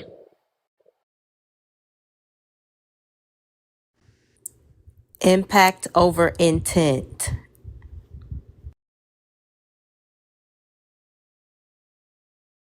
That was a right, right. That's 1,000% why. better way to say that than all the rambling that I did. Thank you. Uh, no, you're right though. I mean, yeah, like we should hold each other accountable, right? And it's important to reflect on. So this is why I reflect daily on my day and how I treat my employees, right? Because the last thing you want to do is come across like you don't care and you're not open to criticism, Why right? are you talking about your employees when we're talking about the way we're talking about the way men treat women or talk to women, and you jump to your employees? Why? No, no. Well, it kind of tied into just being accountable of what you say and what you do. To women, right? Not your employees, not somebody who is under some submission to you, right? Like did employees somehow did women make you think about those that are under you, those that you have power over? And learning how to speak to women will help you know how to treat your employees better. No. Do you know what the word for wife? Wait, is it wife or husband? It's husband, isn't it? In the Hebrew, you know what the word for the husband is in Hebrew? No, no. What is it? It's abed. I mean, Abed? the wife for wife. Yeah, it's the same word for slave. The husband, the husbandman. I'm sorry, is abed for slave, and then the wife. When it's referred to the wife, it means master. And I think that's very important because even to Thinker's point, after what Dr. Bowen and Dudette said, the first thing that came to your mind was a relationship where you were on top, where it wasn't a parallel relationship. When you mentioned my employees, your employee is subservient to you. So when talking about listening to or your wife or a woman, you drew a parallel to a scenario where you are at the head, you are the leader, as opposed to a partnership, which is what relationships should be. So this is the baked in systemic misogyny that so many men do not realize that they hold. And it's that mindset that's so very dangerous to us as women and to our society as a whole and our daughters, in which you say you have.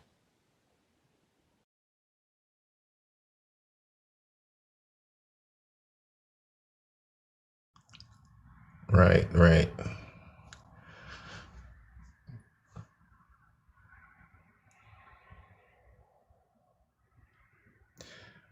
Yeah, that was a crazy parallel, for real.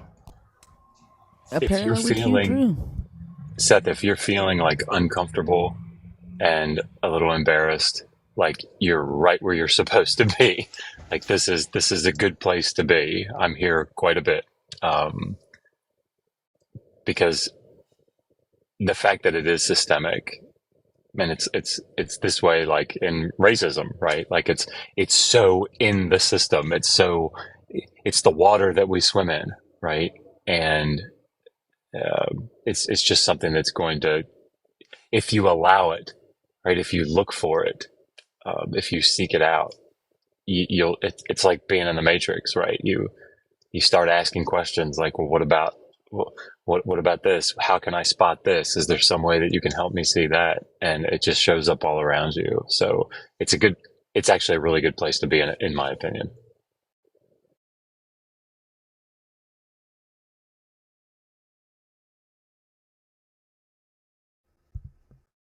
If he keeps coming in here with that nonsense, he'll always feel embarrassed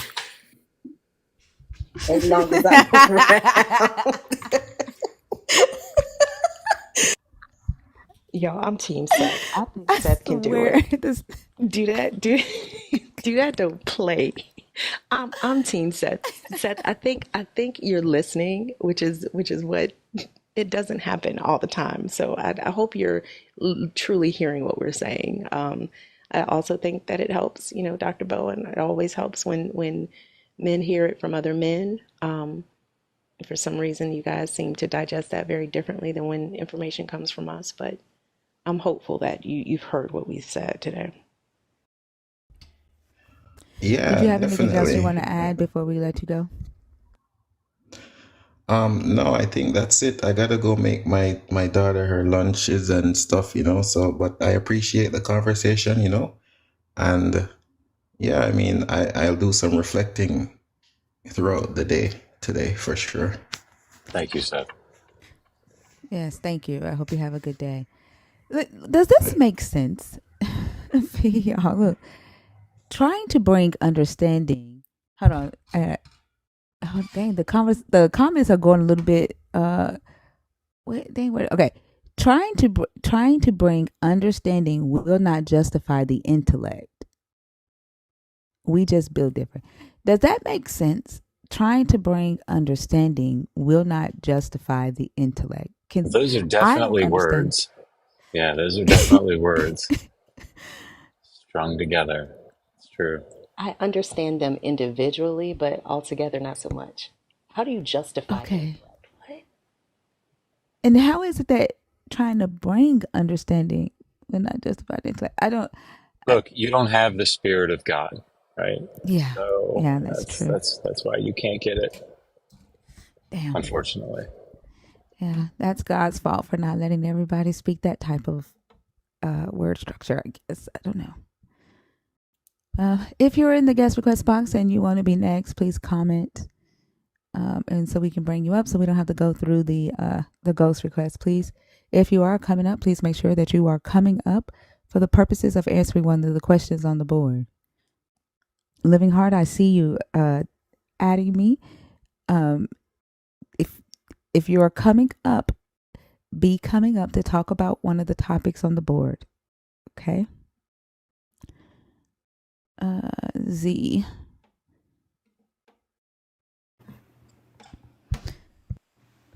Hi, Z. How are you? I'm good. How are you doing? I'm doing You good. want more Can money? I get it? I can give you more money if you want, for Uh, sure. what's your age, Z? I'm 21 years old. Okay. Are you a Christian? Yes, ma'am. All right, Z. Which topic do you want to discuss? I want to talk about the second topic. God could have Okay. stopped sin or just forgave humans. Okay. Go ahead. I just don't understand why you think that God could have stopped sin when human beings could have stopped sin if they're Sure. believing in the word of God. I just don't Okay. understand that topic I will. Sure. at I'll explain all. it to you. Do you know about the story about Abimelech and the king? The king Abimelech and Abraham in Genesis 20. Z. Yes, I do, but I want you to explain it Okay, first because Z. you're the Okay, host. Z. No, no, No, no, no, no, no, no, no, Z. no, no, So you do because you're the know one that who's Z, trying. Z, Z. I'm gonna tell you something, Z. Okay, I have children older than Okay, you. I'm not gonna allow you to disrespect me up here. I'm not that gonna doesn't do have it. anything to You're do with the 21. topic. Okay, act like you're 21, Z, or you're gonna be booted. Yeah, so act like I you're a don't grown deal with adult this type too. of behavior. I'm not going to deal with this behavior. If you want to get kicked, keep acting like a 16-year-old and I will kick you and you will not be able to have a conversation. You kept begging to come on here. Okay. So I brought you up here. Act like an adult amongst adults and you can stay. Behave like a child and I will take you down. Do you understand that? Do you understand that? I mean, go ahead and keep arguing with me. Okay. I hope you have a good day because this is not going to be fruitful. Are you gonna? Can we block her, please? And that, ladies and gentlemen, is the definition of fuck around and find out. Like, I don't have time for it at all. If you are in the guest request box and That you makes want no to come sense. up and act like you have, it makes none at all. She's so mad about her God that she couldn't even control her temper to stay on stage to defend her God. You need to go and pray and ask your God to help you with your ego and your temper so that you can get a sentence out. I knew she was going to be a problem with the way she came up. Yeah, when she said, "Do you need more money?" Like, I wasn't about to entertain that. Right. If you are in the guest request box and you want to come up and have a conversation, comment and let us know, please. And I would also posit that if she knew the story of Abimelech, I wrote it because if she did, then she would have shared it when you asked her the first time. Yeah, that's why she wanted me to explain it. She thought she was being like, I want to hear it from your perspective first. No, what you want me to do is to tell you what the story is about. Z, get out of my box. Do that. Can you see her in the box? Can we block her from there?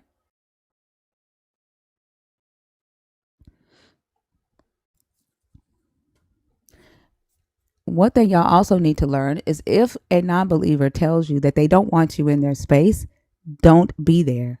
Leave. Do what your Jesus told you to do. Shake the dust off your feet and go.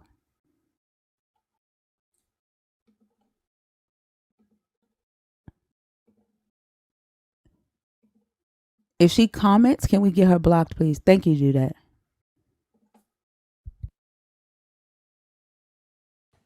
I don't think she was 21 either, just for the record. I don't either. She sounded like she was 16 years old. And I like that's why I set the age limit to 21 plus and literally been thinking about changing it to like 25 because some of these 21-year-olds when they come in here they're so damn disrespectful and I didn't have to go through that with my kids. Like my kids never ever disrespected me like that. Like I didn't have to go through that with my kids. I'm not about to do it with somebody else's child. Like I'm not about to do I it. do not blame you.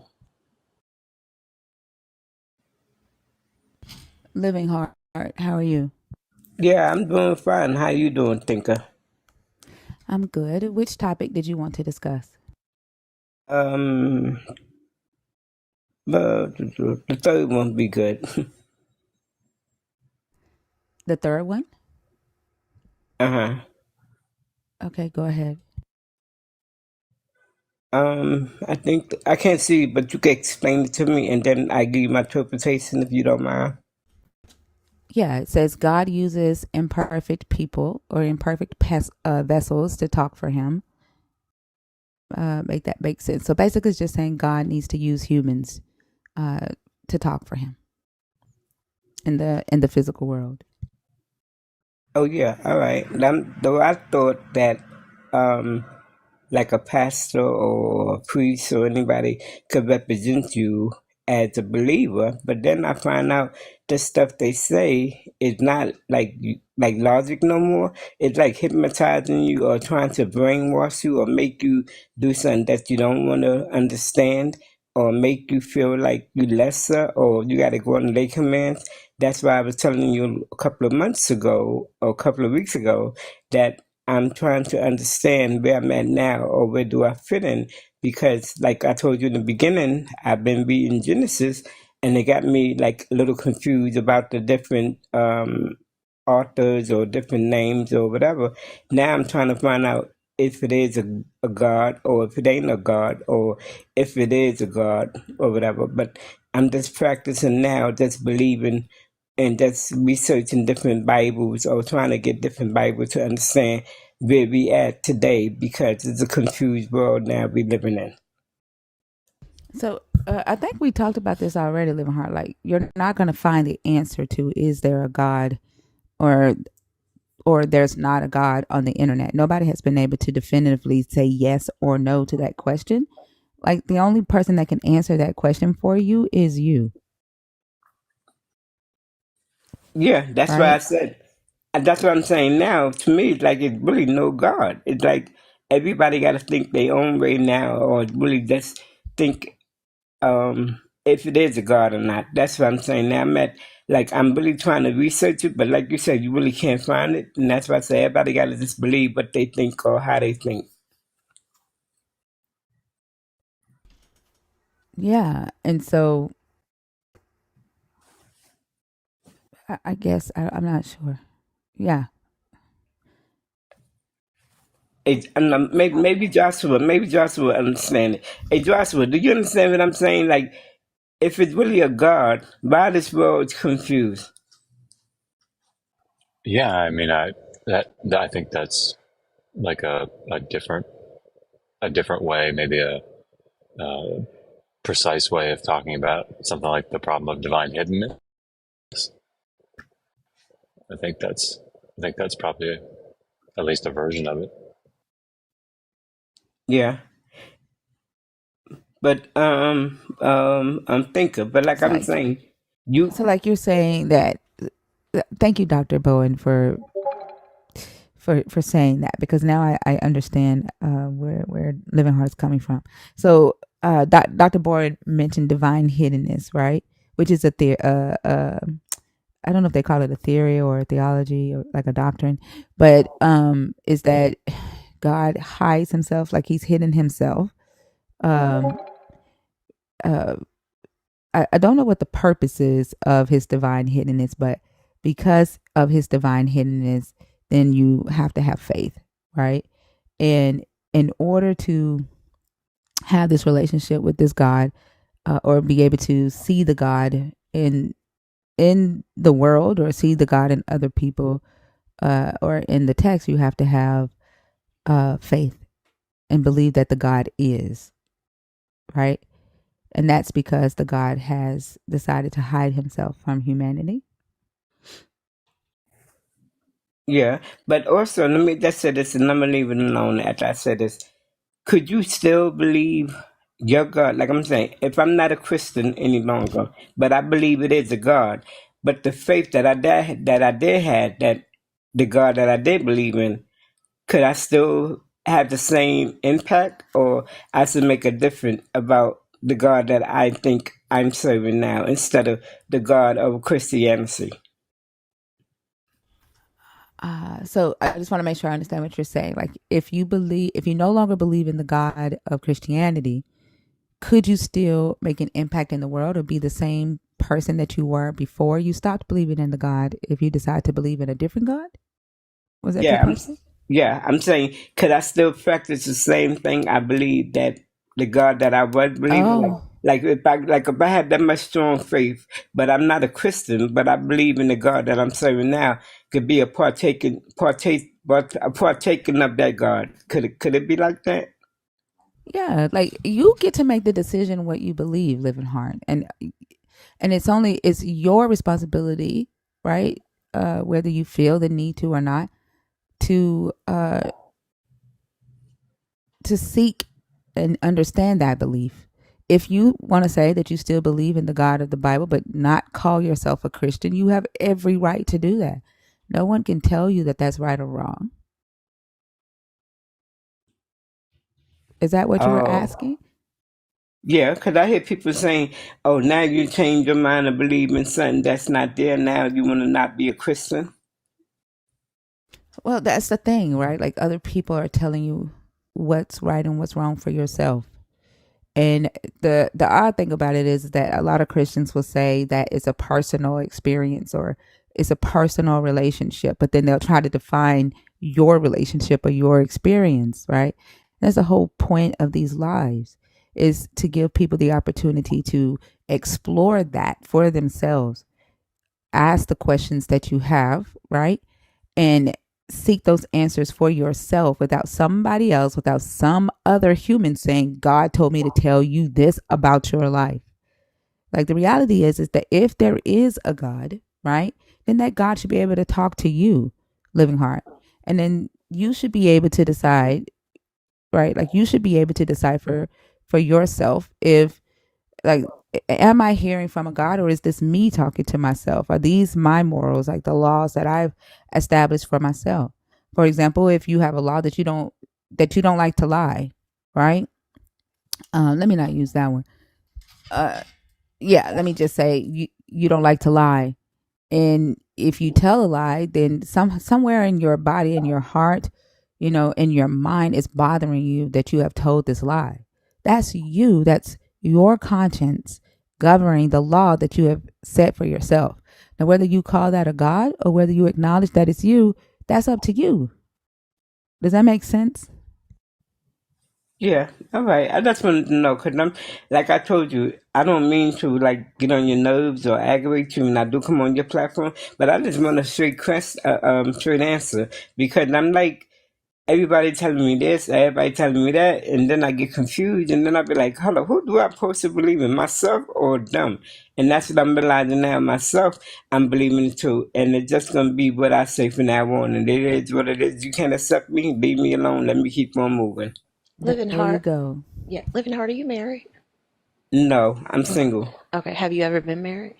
No. All right. But you do know, I'm sure you've been in relationships. And in as much as you would not have to consult another person to tell you how to be in a relationship with your wife, your girlfriend, your husband, or whatever, why would you have to do that for any other relationship? To Thinker's point, these lives are not about trying to disprove a God. I don't believe that there is a God, but I've never claimed that there isn't. I don't know. None of us knows what happens to us. None of us, after we're no longer on this earth, nobody knows what's outside the realm of, our observable universe. Is so many things that we don't know. So for me to then look to another human being to prescribe for me how I'm supposed to interact with something I've never seen or never experienced, that just doesn't work for me. And like Thinker was saying, you are the person to decide what this looks like for you. You're the only one who gets to live your life. You're the only one who gets to decide what living heart does. So you need to decide what your relationship with a divine power, whether you want to call it God or the universe or whatever, that comes from inside of you. But often, specifically in this country, we that information or that relationship is prescribed for us. It's given to us. And it's the same thing I told my dad, before he passed away. I didn't have a say in how I saw my relationship with God. I didn't have a say in what God's name was. I didn't have a say in how I felt I related to this being. All of that was given to me, and I had to figure out a way to contort myself and find a way to fit myself into that box that was constructed well before I was alive. And I finally realized that I didn't want to be in that box anymore. So when I got out of it, I had to determine, okay, what do I want to, how do I want to see things, and how do I want to view life? And you get to do the same thing. So when you're talking about listening to people, listen to people to understand, but not listen to people to find direction. Hear what they say, and if it resonates with you and it makes sense to you, put that in your bag of belief or your bag of understanding. And if they say something or you realize something's in that bag of understanding that you truly don't understand, take it out. Throw it away or put it to the side for for another time for you to dissect it later. But this is absolutely driven by you. It does not have to be something another person gives to you. Okay. No, I'm just asking because when I go, like I said, when I go to different other rooms and they Christians and they be like, "Oh, we heard you not a Christian no more." Somebody confuse your mind now you not a believer. Then what you gonna believe now? And I'm like to myself, now do I supposed to stick with this Christianity thing that I've been with all Just my gave years? you the answer, living heart. Hold on, do that. I think he's saying that Christians are taunting him when he goes back, right? And that it's the Christians that are like Okay. telling you that Okay. um you were saying that it's the Christians taunting you when you go back, and they're like saying to you, so now you're not a Christian because you don't. Is that what you're saying is happening when you go back to your spaces because you think you've shifted in belief somewhat? Yeah, they like kind of make like they trying to see where I'm at. Like, if I'm gonna stay a Christian or I'm not gonna be a Christian. Which one is it? Yeah, tell them it ain't none of their business. They're like, if you believe, however you believe, if you believe that when you die you're gonna go before this God and be judged, their asses ain't gonna be with you. They're not gonna be with you when you die. They're not gonna be with you if you believe that you're gonna be judged. They're not gonna be with you there, right? It's none of their business. Yeah. That's how you All respond right, to but them. that's when. Oh, but then that's like you being rude or being disrespectful to them, ain't it? I mean, if you feel like letting people treat you any kind of way and you laying down and being a doormat keeps you from being rude, then do it. And then you just keep complaining about it.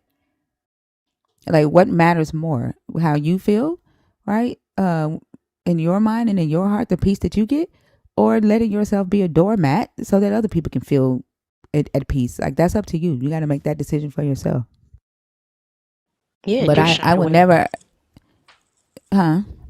Oh, I was just going to say he's shying away from being rude and disrespectful to allow them to be rude and disrespectful to him. Exactly. Why? That's why I don't care Yeah. when people come in here and tell me that I'm rude. Like, I have boundaries. And if people cross those boundaries, shit, I'm going to enforce them. I don't care if it makes you feel uncomfortable. That's what the fuck boundaries are for. Boundaries make those who are trying to harm you feel uncomfortable. Cry about it. But you know what? That's one thing about you. I'm thinking. I like your attitudes. I like the way how you present your platform because you tell it like it is. You don't like it, leave me the F alone and keep on moving. But that's one thing I got to get to, like be demanding like you are. Yeah, that way people stop taking advantage and manipulating, and like people know, they know when people have a good heart, right? They know when someone don't understand something, and that's what I call entry points. And they latch on to one of those entry points and they just take advantage. They exploit it and get whatever they can out of it, whether that be with religion or just regular life.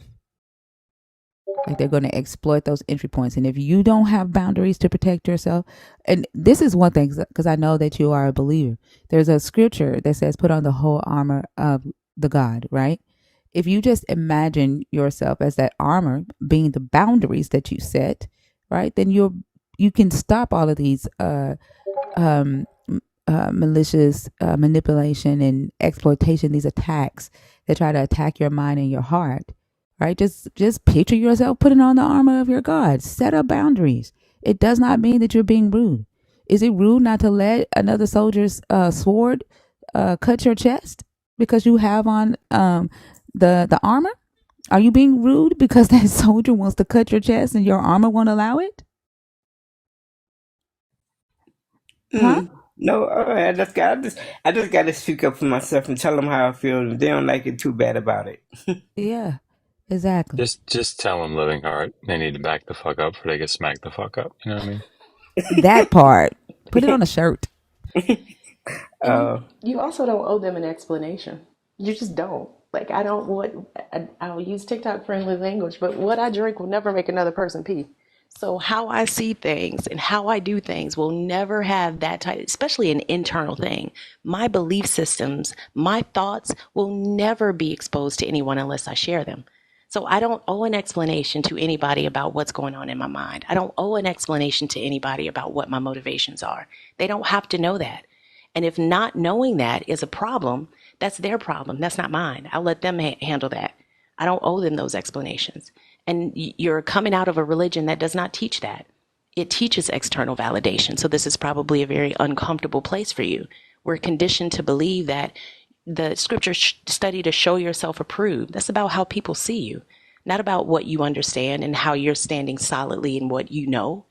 It's all about external validation, and it takes decades. I know from personal experience, it takes decades to get rid of that. So give yourself grace. You've just started this journey. It's going to take a bit of time before you get your footing and you're able to stand firm and hold your boundaries. And just remember, the only people that have problems with your boundaries are those that you won't let breach them. Yeah, exactly that part. oh, okay. Cause that, like when I still go to the room, they be like, "Oh, we heard you've been going to different rooms and this, that, whatever." And then when I tell them I'm not a believer no more, a Christian, they be like, "Oh, somebody done attack you and confuse you." Well, just shrug it off and move on. One thing that, like the priest, when they're, when people go to confession back in the day, the whole job of the priest was to report back to the king. So the purpose of confession was so the king would know what was going on in the town, and then the king would use that to his advantage, right? So that made people believe that they had to be more open. They had to be an open book to those within their spiritual community, and therefore they had to be an open book in order to be authentic and transparent. They were not allowed to hide things or keep things personal to themselves, because the priest would have them open up, and then the priest would take everything they said to him to the king. So the king knew everything that was going on, and that just carried on, right? And you don't have to be that. You don't have to be that anymore. But Living Heart, thank you so much for coming up. We're going to move on to another guest. I hope you have a great day, okay? All right, do not just be in the chat, the chat area until you close down. But you have a wonderful day, and thank you for allowing me to be with you. You're welcome. Have a good one, Living Heart. Okay. Is the real Jesus still in here? The real Jesus, are you still in here?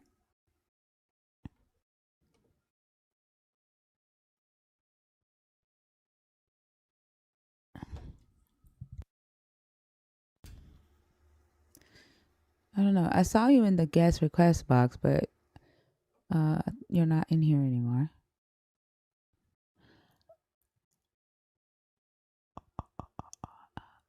Let's see. They left. Okay. Let's see. There is a frequency forgotten. There we go.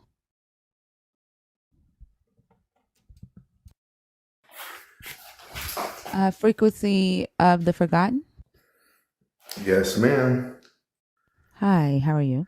Good morning. Good morning. Thank you for accepting my. I would like to talk. Well, first of all, I'm 41 years old. I am not a Christian.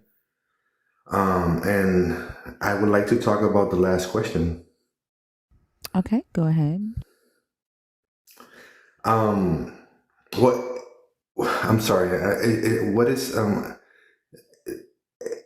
it that I asked a question? How is this format set up? I'm sorry. Just want to clarify. So, you said you want to talk about the last question, so you just began sharing your thoughts on it. Oh, great. Okay, all right. This may be a little different perception that you guys are used to. Wait, can I Okay. say something really quick? Go ahead. I'm sorry. I got to drop thinker. I've got therapy in a couple of hours Okay. for my arm. Okay. All right. I'll be in the comments as Thank long you as so I much. can. Okay. Have a good night. Get some rest. Thank right. you. All right. Go ahead. All right. So I'm under the impression that we are basically repeating history constantly. So like one of the reasons that I think that this is the thing that I wanted to understand. Are you asking that question with the perspective as Christian theology or like who created humans? So everyone that comes up here are either a current believer, who is solid in their faith and they don't mind discussing it and asking hard questions or answering hard questions, or they are a current believer who is deconstructing their faith or thinking about it, or they have already done it. So it's people who have history with Christianity. Oh, okay. So I think I may be out of. Okay.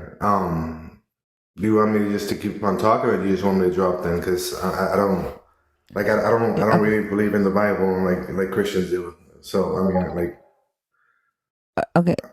Were you a Christian at one point in your life, or? Yes, I was raised Christian. I was raised as a Seventh-day Adventist. Okay. Did you want to answer the question from that perspective?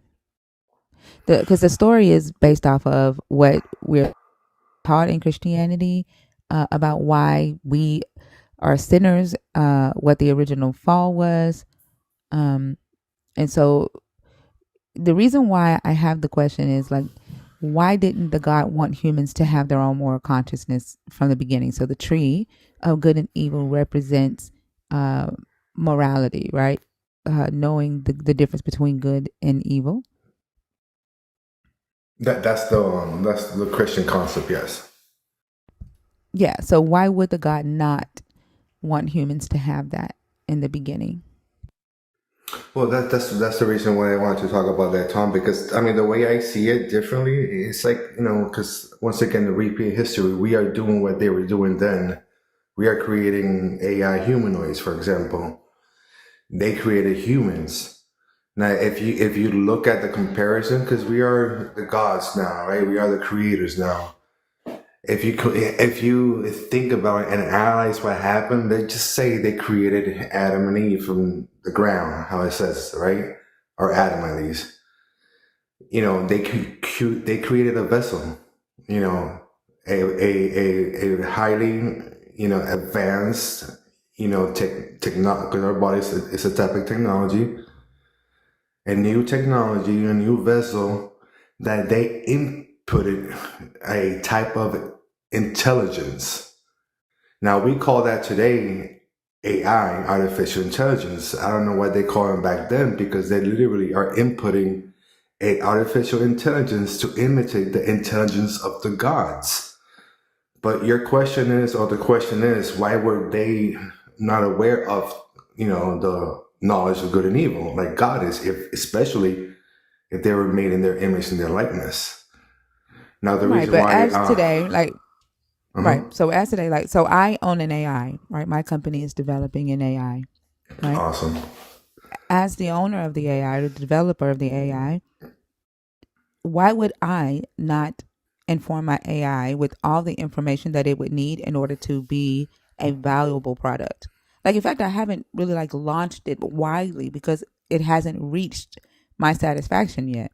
So So why would this God do that? the same reason we're doing it today. I mean, we're restricting them so they won't become, like a conscious being, for example. I mean, right now we're putting codes in these things so they would not become like us, in other words. So at the beginning, God created them so they could take care of the garden, take care of gardening, in other words, take care of the animals, to feed them. That's why he told them to make them sacrifices, to feed them. So that was their purpose at the beginning. But, the serpent or the hack in the system, however you want to, talking today's terminology, somebody came to them and gave them a hack or gave them knowledge that was technically forbidden. But, it makes no sense for us to get knowledge. We get in trouble for that. But the point is that they got upgraded at that moment. They became a conscious being, knowing good and evil like God.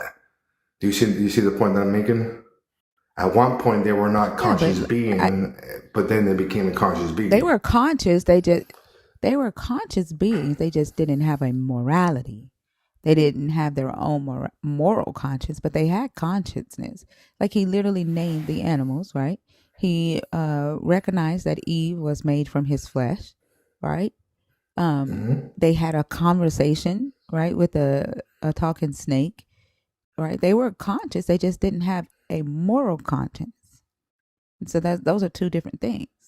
So like if a AI goes out and does like I talk about this with Elon Musk robots. Like Elon Musk has robots, right? If they go out and if Elon Musk doesn't teach them the difference between doing something good or bad, right, or give them the ability to decide if whether a human is telling them to do something good or bad, then that a human with ill intent could tell that AI to go and harm another human, and without the ability of that AI to say no, harming other humans is wrong, then that robot would just do what that human tells it to do. That's essentially what this God did. Exactly. Until they became conscious or knowing good and evil like God. And But then, why? Why did he want that? well, the same reason that we're doing it now. That's what I'm saying. We're restricting Except we're them. not. We gave them, except we're not. We're not building robots that don't know the difference between harming other, like the difference between what's good or bad by our standards, right? Like there are no robots being launched that just blindly obeys what a human tells it to do. Like you can't even go into ChatGPT and type in whatever you want. ChatGPT will tell you this is against the rules, or I don't have knowledge of that, therefore I can't answer that. Right? If you say something incorrect, ChatGPT will correct you. So it has knowledge to be able to critically think, right? So that's not what we're doing. What this God did was create robots that completely were controlled by him. But I mean, I understand. I understand what you're saying, and I think that literally that's what happened. I mean, because he literally created the humans to do his will, and if you don't do his will, then you get cast out. That's controlling, right? And that's what we're doing with the robots. We put in codes, and when they go off the program, we reprogram them, right? And if they don't, rebel or however you want to call them, we just shut them down, right? But the point is that, they were created with restrictions. They were created with order. If you really want to get technical with Genesis 2, the animals was actually created to look for a companion for Adam. So even the animals were kind of hybrid, that they were able to be a companion with humans for some reason at the beginning. But then, the woman came out, and then he was like, oh, this is really, think about like a robot. How will you respond? This is really one of mine, This is actually comes from me because he just saw all these animals just pop out of nowhere. But anyways, the point is that that was just what I wanted to, to add, because If there's really nothing new under the sky and everything's a repeat, how they want to say this is the Matrix, this is simulations, and so on and so on. Like that's a thought to think about. Maybe the humans were the first, the OG, the original AI. That was just a thought I I wanted get to that. talk about. Yeah, that's a nice correlation, a nice thought. But still the question isn't answered, right? Like, or basically are you saying that the God of the Bible had ill intent to use the robots to do evil things, and the God didn't want them to know when they were doing evil? I think it's the other way around. I think they were created, like just like I said, for gardening, to take care of the animals, to feed them with sacrifice. That was their intention. He didn't want them to know the other part. Like he knows. So, but if he controls them, when we know in this Bible, the same God tells humans to enslave other humans. This same God tells the humans to go into lands and completely annihilate other humans.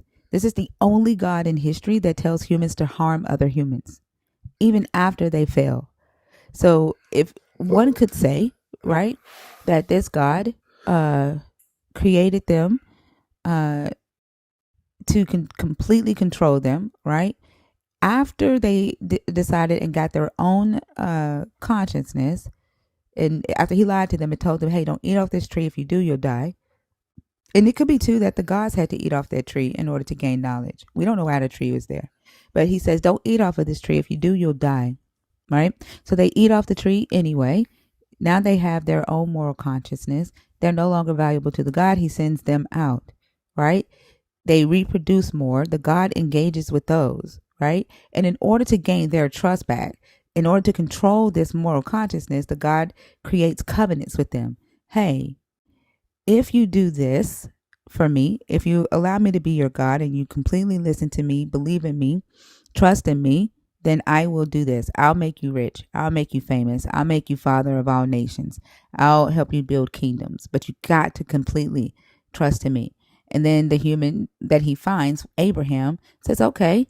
And he's like, all right, as a blood covenant, to symbolize that this is our agreement, I want you to cut the tip of your wiener off.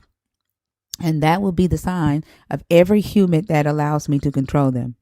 Every human that's given me their will back.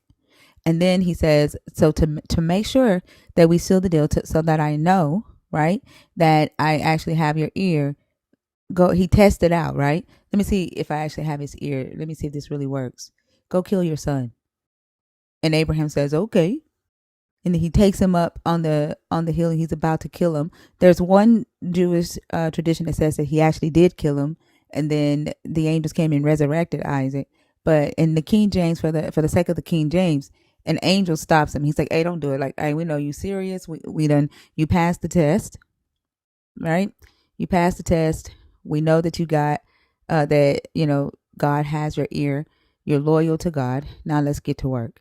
And then from there on, the people under this covenant go kill this one, go kill this land, go take this land, go do this, go do that.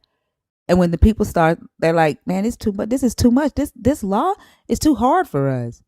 This law is death and destruction. This law has brought us nothing but death and destruction. Like, I'm tired of killing. I'm tired of enslaving. And then they get in trouble because they're worshiping other gods. And under the other gods, there's peace, there's prosperity, there's happiness. But it's not coming from the God that they're in the covenant with. Do you see what I'm saying? Yes, man, I agree 100% with you. I like I said in the beginning, I don't believe in the, at least in the way they believe. I actually believe that this is just a retelling of stories. It's just the victors, like the classic victors retelling the story. I mean, these stories are literally from the Sumerians, then it came from the Akkadians, then the Babylonians, and then the Hebrews, Egyptians, and so on. They just really literally telling the same story. I mean, this is the problem with people. They don't like to study ancient history. And, when you study this ancient history, you will understand that they never called them God. They were humans. And they were humans since the beginning. Right. Except Marduk was called a god. And this god came from the Canaanite pantheon of gods, right? Sin was a god. El Elyon was a god, and then Hersu was a god. Like, they did call them gods. But that's once again, that's in the Akkadians, like in the Sumerians, they didn't call them gods. Now, when the Akkadians started, they started calling them gods, and the Babylonians just took it over with Marduk. But in the Sumerians, they were just called the Anunnakis, the Anu and Ki, the Yeah, sons, the that's sons not of them. yeah, that's not really the case. No, Yeah, what I'm didn't saying wasn't is Inky that the this first is one? Inky was the first one to even not Inky. Enlil was the first one to call himself a god. well, that's what I'm saying. In the Sumerian, which was before the Akkadians, because the Akkadians was the one that started calling them I'm gods talking about in in the their new Sumerian. lineage. When the I'm Sumerians, talking about you got. hold on, frequency. Give me just a second. I'm Go talking ahead. I'm about in the sorry. Sumerian, and then Dr. Bowen. Dr. Bowen has a PhD in that in Sumerian and Assyrian text. Yeah, I mean, I think looking for any type of univocality in the theology in Sumerian literary and liturgical texts is probably a fruitless endeavor. Like there are different theologies in the different regions, in the different periods. So I mean, we'd have to be really specific. Are we talking about in a particular group of literary texts? Are we talking about more generally? But I mean, like, you know, they believed in the same pantheon, just generally in different. Sometimes they had different names. You know, Inanna to Ishtar, but yeah, I mean, like, there's not a big disparity between the Sumerian pantheon, whatever that would mean, and the Akkadian. It's actually it's the same pantheon all the way up to the Canaanites. You know, even the Greeks is all the same pantheon, just different names. Yeah, But what but I'm saying is like from the. Go ahead. I'm sorry. that's not true.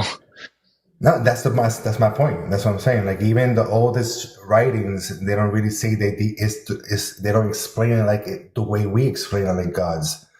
You know, these Sumerians, they literally, you know, well, I mean, it's however you want to interpret. But the point is that you know, I don't see like gods how they see it. I think they're just humans. You know, like if us, for example, if an asteroid was to impact today, you know, let's say Elon Musk, you know, Jeff Bezos, Russia, China, and all those people who have rockets, they would go to space and try to survive in space. People like me, you know, who don't have that much money, would try to dig underground and try to survive underground, and that's what has happened in the past. We have evidence of civilization surviving underground. Now, you know, if these people were more advanced, you know, they would Okay, survive in I'm so space. sorry. Like if we're trying to stay on like Yeah, this is what I'm sound about to. information, I got you. I'm sorry. I'm sorry. I no. apologize. I just like this sounds a lot like we're moving into ancient aliens territory. The point that I mentioned that is because you know, just to sum it up, I don't see like the Bible says. You know, they're talking about gods. I think you know it's just history of humans retelling the stories, their victory stories. It's just it's text that was it's oral stories that were told throughout the ancient Near East. Since the Israelites lived amongst Akkadians, they lived amongst Persians, they lived amongst the Babylonians, amongst the Egyptians and the Canaanites, and they just wrote stories, right, that were being told orally.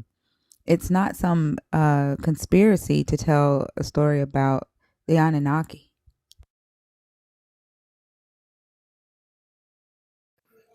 I agree, and actually, for you know, like I said, the Sumerians, Akkadians, Egyptians, Babylonian, they all worship the same you know deity. Into we get into the Hebrew But they history. didn't.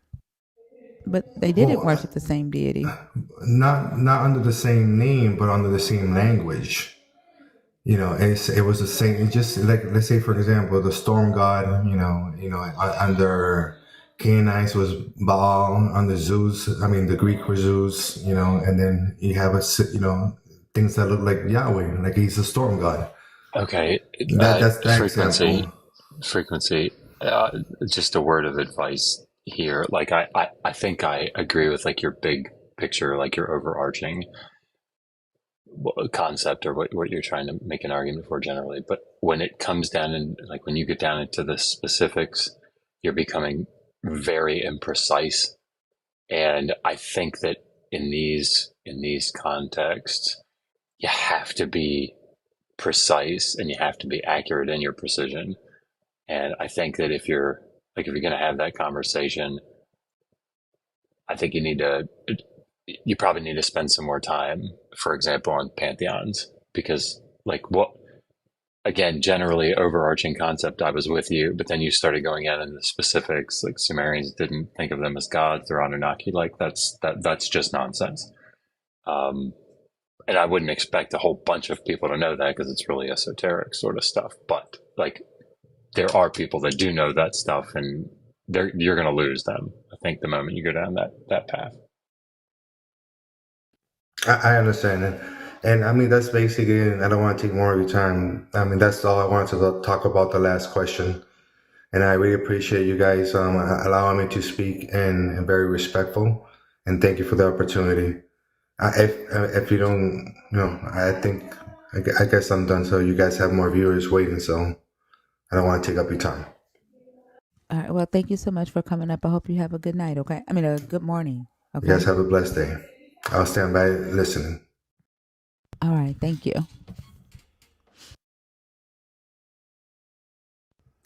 Y'all in these comments, I swear.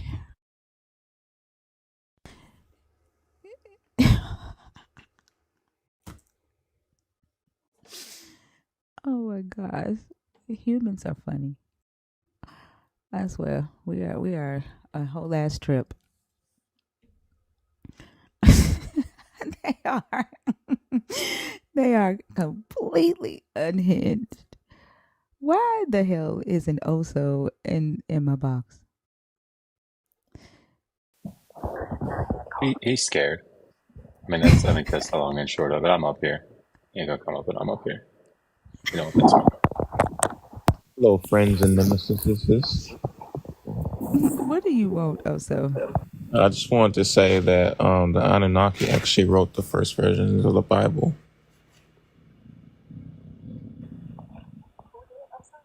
I don't know if you knew that. Look, we're trying to keep that on the down low. So thank you. I thought I heard a spirit say, "What is it, Oso?" Was that you, Fee? Was that you, like really, really low? No, I said, who wrote it, Oso? If I were to sound like what's an Oso? Oh, you sound far away. You sound far away now, and it sounded like you said, "What is an Oso?" I'm using my spiritual powers to dampen her sound. I don't know. Fee, can you say something? Can you hear me? Okay, yeah, we can hear you now. The spiritual powers ran out. Oh my God, how do you wake up like this, bro? Like you wake up like this? Yeah. Oh my gosh. That's why I live by myself on a farm. I'm a lot to handle. Well, we heard the chickens yesterday.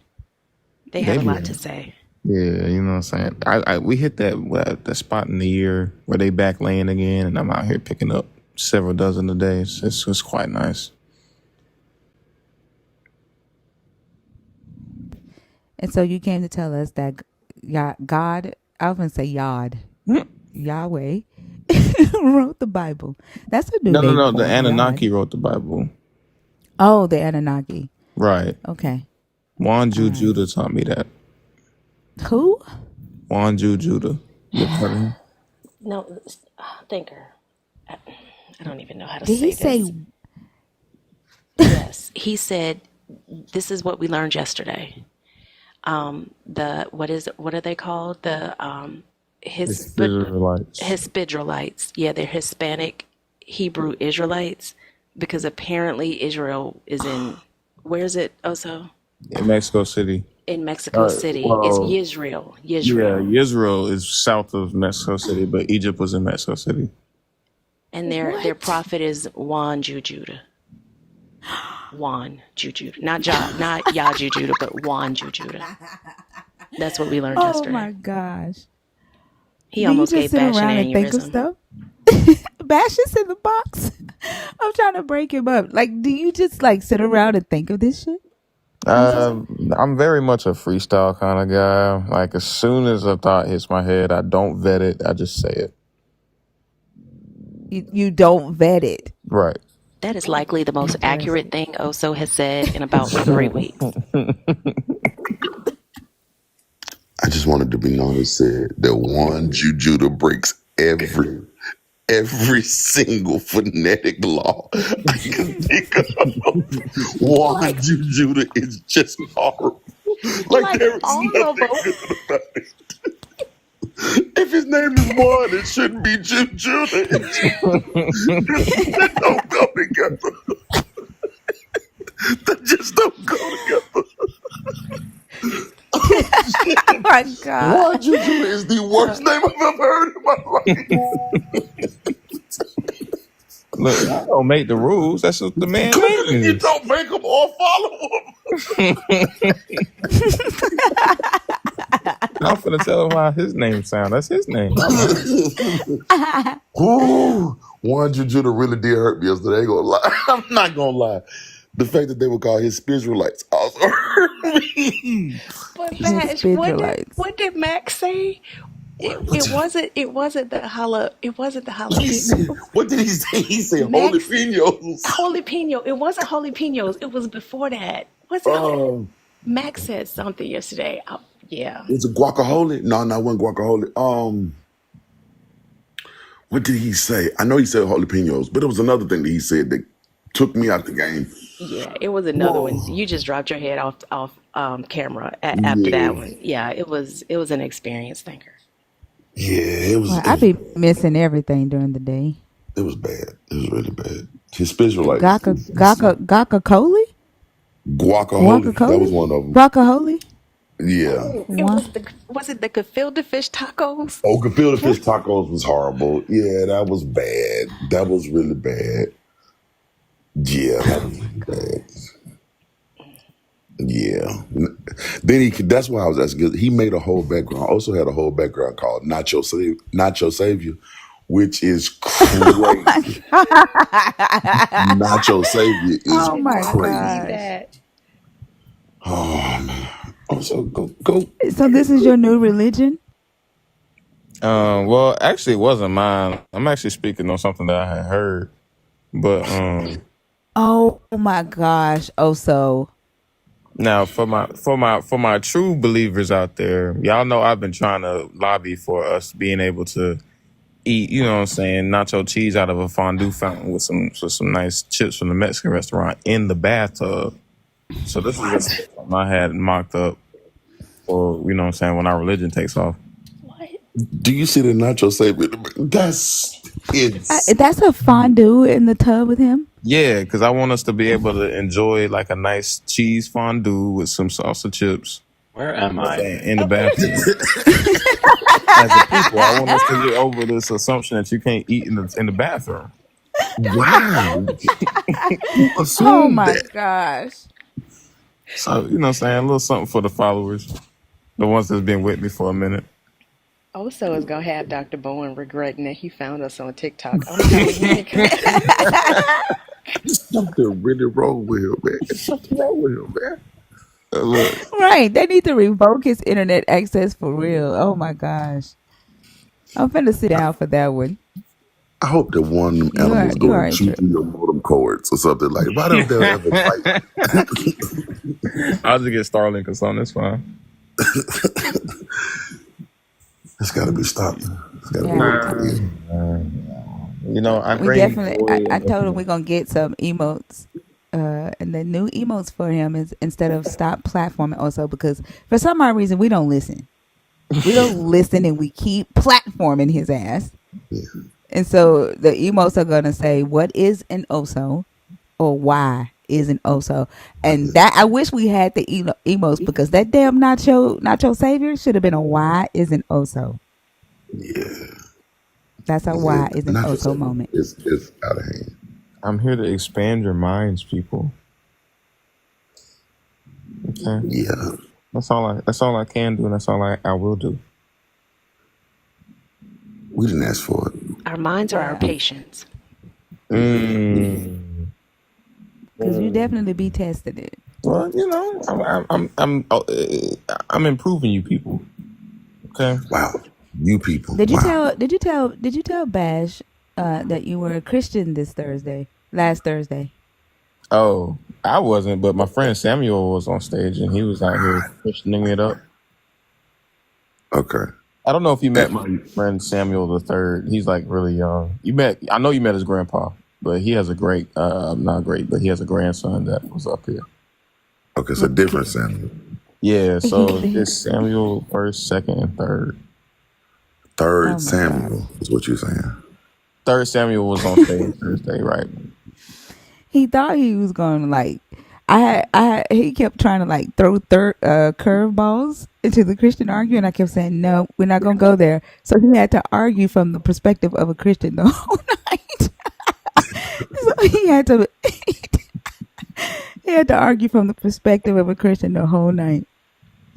It was I funny bet that though. was fun. I bet that was fun. I wanted to say this earlier to you, Thinker. Well, not to you technically, but while we were talking earlier. To the folk in the audience.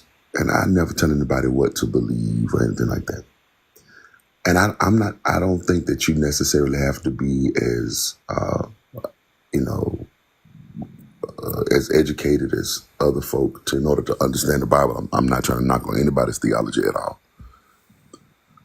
But I do think that before you defend something or apologize for it or anything like that, you ought at least have basic reading comprehension skills. What? Right. Y'all be letting people preach to y'all that cannot read. And I don't mean they cannot read a secondary language or an ancient language, or I mean like they cannot comprehend sentence structure. And I just That's think why I that, begin so frustrated. yeah. Y'all be letting people preach to y'all that can't read. That's really, really weird. Right. And yeah, go ahead. Oh, I'm sorry, Bash. I was just going to say it makes it difficult to engage in conversation when we're talking about what words mean, how they're translated from one language to the next, how syntax impacts that translation. We can't have that conversation if you don't know the difference between a subject and an object and a verb in a sentence in English. Yeah. Or do something and do not do it. Like if you don't understand that not negates something. Like you guys have pastors who cannot read, right? And like if there was a scripture in Proverbs, I don't remember. I think it may be in Proverbs 18 or something. But it says that one who is a guarantor for a stranger is a fool. In other words, you should never defend somebody you don't know, right? You should never stand up and fight for something you don't know. And I don't know if it's ego or I don't know. I don't know. But it would be wise of us to at least learn the thing that you're defending. Right? At least, like the fact that I had to, like that whole conversation earlier about Isaiah 60, I was embarrassed because I wasn't saying anything that was like spectacular. Right? This is just, hey, do you see this theme here in Isaiah 60? Do you see the same theme here in Revelation 21? And the reason that is because it's a callback. Here are the differences, right? Like it's a callback. It's not a quote. And to not be able to have that kind of, which is, I mean, this is not, I don't know, you don't have to be like, I don't know, William Shakespeare to understand that this is not great, depth or anything, right?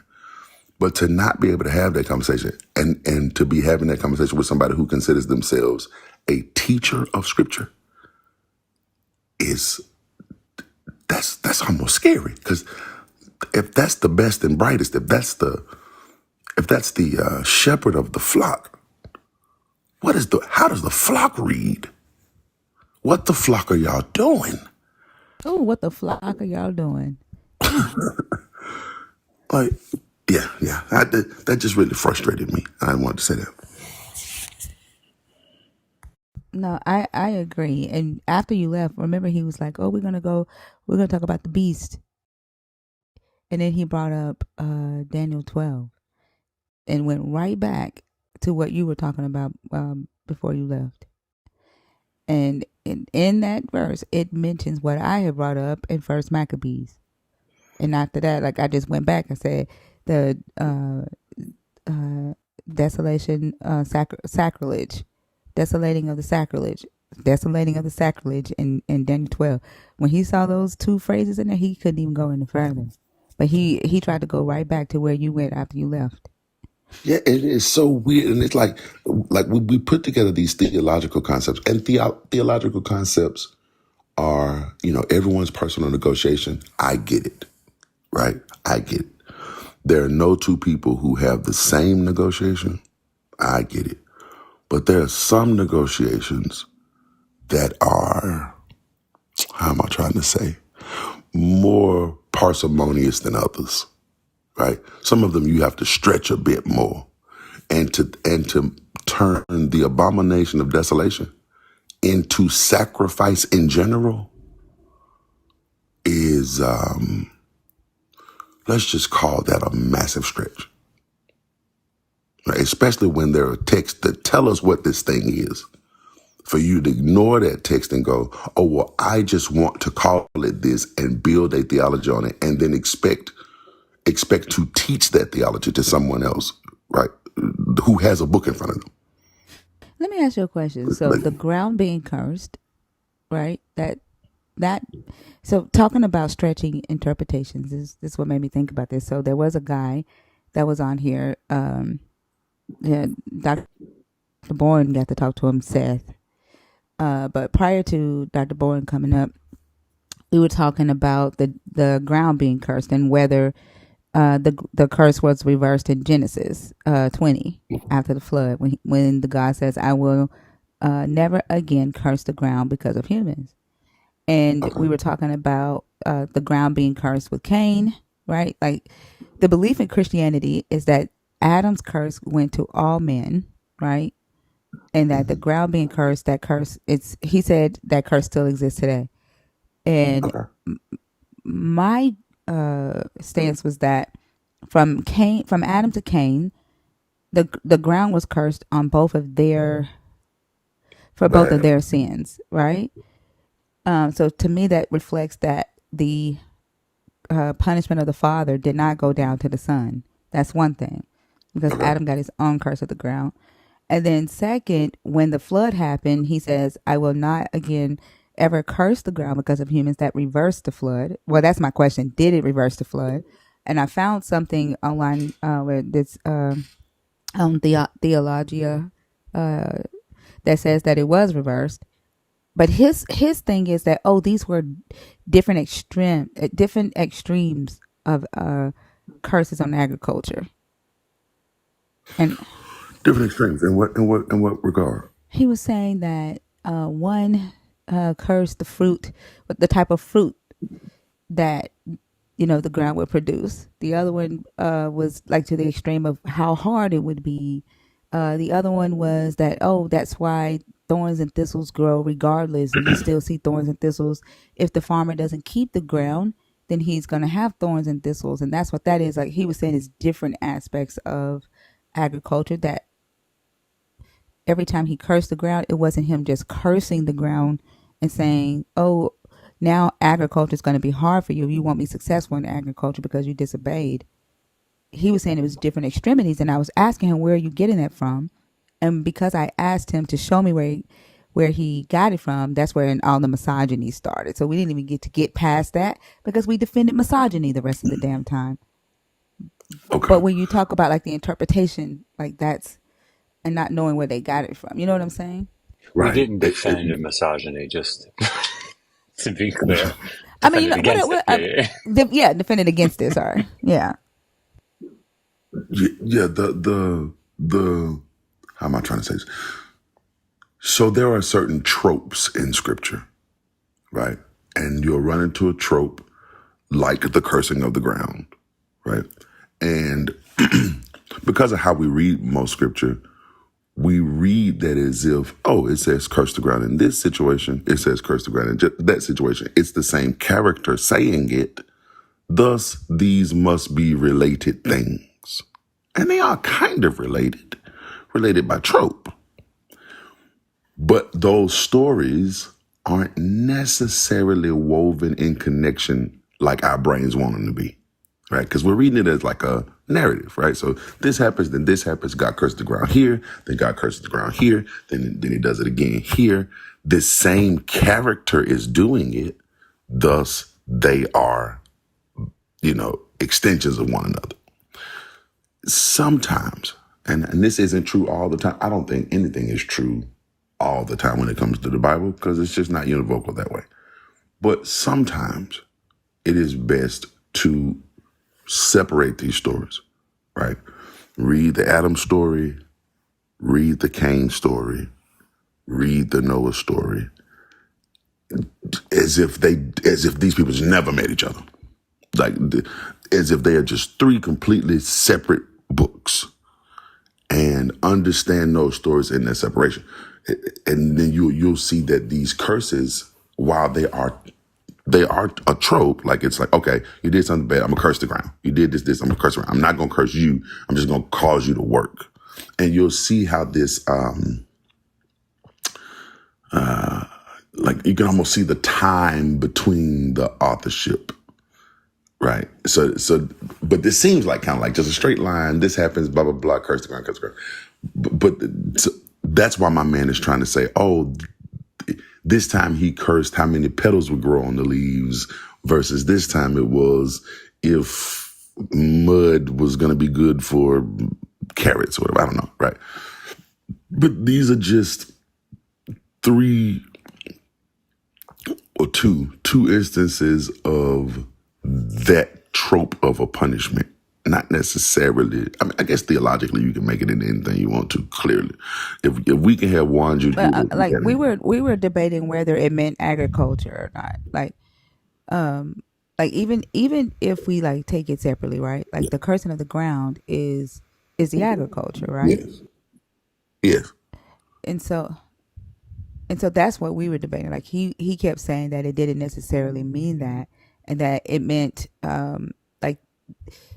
he said that each one was different and that it's the extremity of it. Yeah, but it's still agriculture. It wouldn't matter. Again, that's a words mean words. Agriculture is just the growing of crops, and it don't matter if it was the ground is hard now or this time it's how muddy it's going to be. That's still an agricultural discussion, right? But he, go ahead.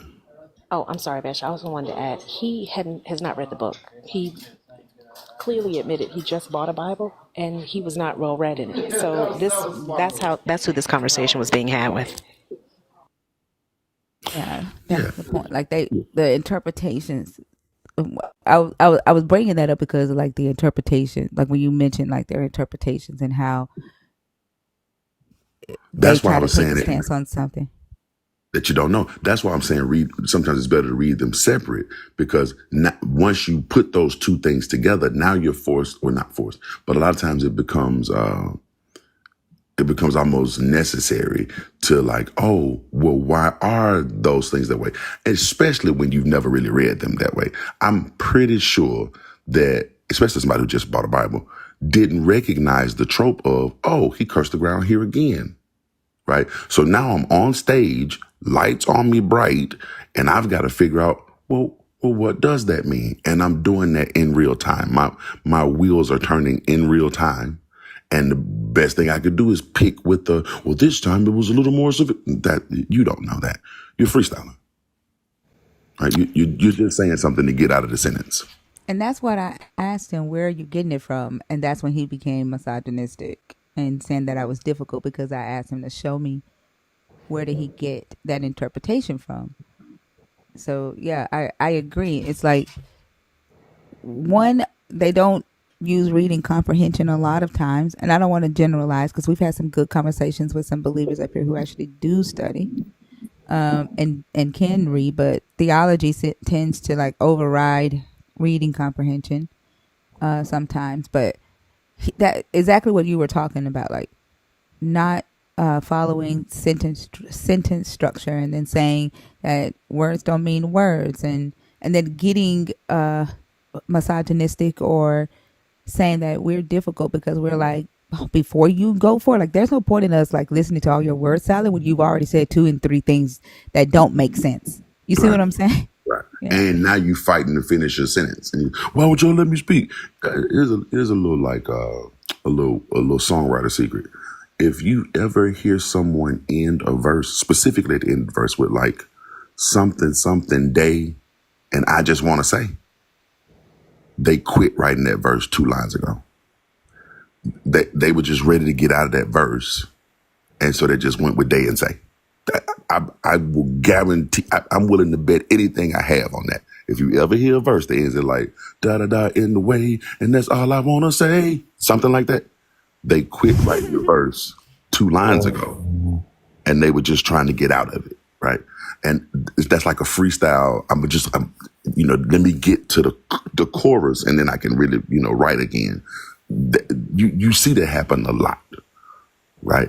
And so I'll burn down anything in that I have to, right? Sentence structure be damned, cohesive thought be damned. This is my day and say, so I can get you to like the garden where I know I know what I could do if I get to the garden, or I know what I can do if most people don't know if I could say the desolation that lays waste, then I can win once I get there, right? That's just one of those it's a freestyle to get them to something where they think they can win. If I could, I'm confused. I don't know that I know what this person's argument was, and I've been trying to follow it. What was the argument? So that in Genesis 3, the God curses the ground for Adam, for man's sake, and then in with Cain, after Cain kills Abel, he curses the ground for Abel's sake. And He then in doesn't curse the Genesis, ground with Cain. He curses Cain from the ground. he curses the ground. Yeah, and then he says that when you till the ground, it will no longer give you its strength. He says, Right, but cursed is the ground. Go ahead. no, I was just going to say, because like the syntax is, I mean, it's Aurora is a passive, and Ata is like, Cain is the one that's being cursed, and the phrase is from Ha'asa min Ha'adamah, so like from the ground. Sorry, I interrupted you. So what was his point? Sorry. His point was that it wasn't that he wasn't cursing the ground, that it was a different hold on. So right here,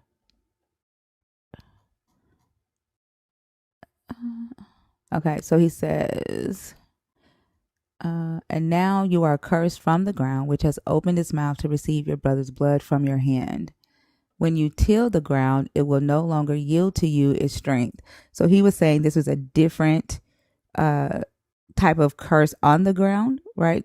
As far as agriculture. So I was saying that this is still an agricultural curse. And Adam got an agricultural curse. And then in Genesis 20, he says, I will not curse the ground again because of man's sake. So I was asking if the curse was lifted when after the flood, when he says, no longer will I ever curse the ground. Hold on, I think it's Genesis 22. For man's sake. And then in Deuteronomy, there are other times in the Old Testament where he goes back and says that he is cursing the ground as a punishment for them. And so we were basically walking through and asking if Adam's curse went toward all men, considering when Cain killed Abel, his curse was that when he tills the ground, it will no longer yield to you its strength. And then if the man's curse got relieved here, and then is it only the women's curse that stayed after the flood? Did that make sense? Yeah, I mean, I think Bash, you said it pretty well. Like, there's a point where you kind of wish people would, unless they're going to take this hardline fundamentalist approach to the text where there has to be univocality. Just like, you know, try to not, just because the same word is used doesn't necessarily mean that we can import all of the previous context. But again, I think that's what you need when you do fundamentalism. But yeah, like, I mean, I think the Cain situation is problematic just on its face, because I think the whole point of that curse is Cain is cursed, not the agriculture, right? I mean, the curse is on him. I don't think this was like another curse of the ground. I think this was, God wants him to not, Yahweh wants him to not be able to like be planted somewhere, and he's just going to wander around. And so like now the earth isn't going to produce for you anymore. I think that's a curse on him, not like an additional curse on the ground. But yeah, sorry, I don't know. I was just trying to understand the guy's argument. It didn't seem terribly coherent. Yeah. No, that's okay. That's the point, where like, so if the ground was cursed for man, right? To make agriculture hard for man because of Adam, but Cain found success in it, right? In agriculture. And so because of what Cain did, he no longer will find success in it, right? That's his curse. So the question was, did the punishment actually go down from man to man, right? And then if he says, I will no longer curse the ground for man's sake, was the curse reversed for man?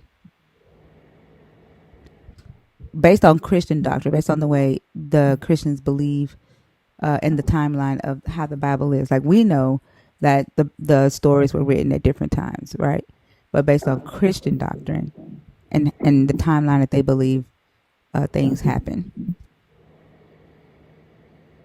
I see. So from that more fundamentalist reading of the text, I see what you're saying. Mm-hmm. Yeah. I often bring up Ezekiel 18,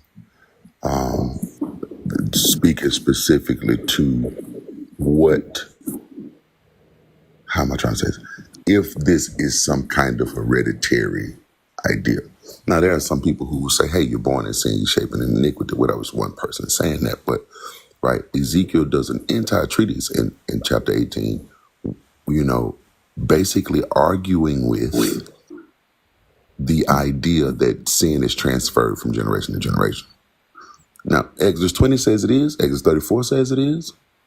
Right? Ezekiel argues that. Right? And he says, no, that's just not how God works. And I think when we're leaning on the idea of univocality, right, to try to build this case for Christ later on, and it may be true that, as a matter of fact, it is true. It is true that every individual writer has made their own negotiations as well, right? And so we're reading kind of a collection of them, by the time we get to where Jesus is. Well, that's a collection of ideas that have kind of come together where people saw this scripture this way, this scripture that way. Even when Jesus was upset with the Pharisees, they were having the same situation. Jesus was saying, hey, you guys are reading the scriptures wrong. And then he'll go back and go, but I interpret the scripture this way. Right. So you've heard it said XYZ. I'm interpreting that to mean XYZ. Right.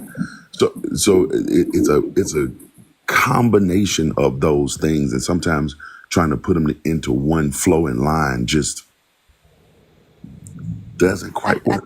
I think right. And I think we know that, right? But a traditional Christian that doesn't necessarily study and they are taught it like that, right? The only way to engage with them and to get them to see the flaw in that logic is to work within the confines of what they know. You know what I'm saying?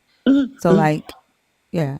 Yeah, I think, but because it's not univocal, I believe that, a lot of times what ends up happening is you just run to another scripture that says the thing that you're trying to promote. Right. So, because like if somebody could go, well, if it's cursed here and then this word it's the ground and curse here and then he's right, like you just jump around, but because there's always some something that is close to what you're saying, it can be hard sometimes to get people to hit any conclusion. Because I just moved, like my man jumped to Daniel. Like, what? How in the hell did we get to Daniel? You just go run into the next thing the next shiny thing that catches your eye.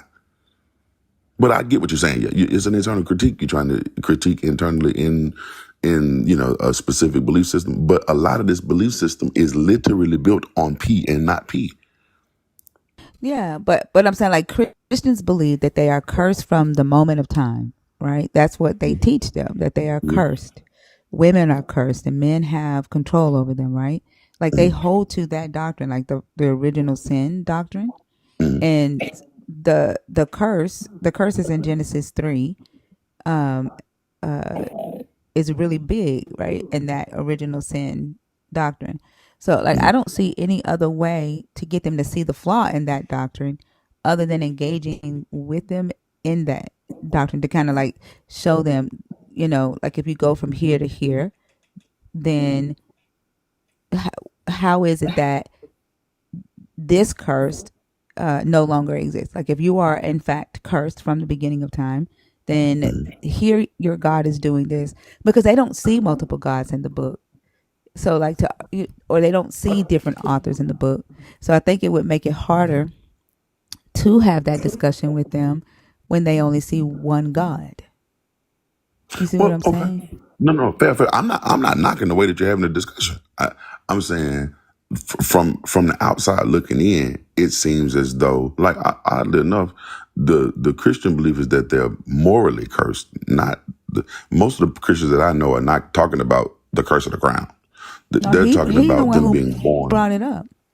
Right, which is Yeah. almost a roundabout way of discussing it. Because again, most of the time when you're discussing the curse of Adam, most of the Christians that I know are not talking about the fact that they have to get up, because most of us don't work out of the ground anyway, right? Like, And that goes back to my question as far as, do they believe that the curse for the men was lifted? Because women's curse still exists.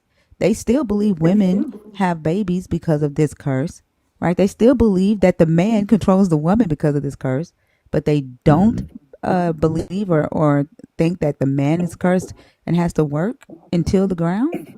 Like that's the point.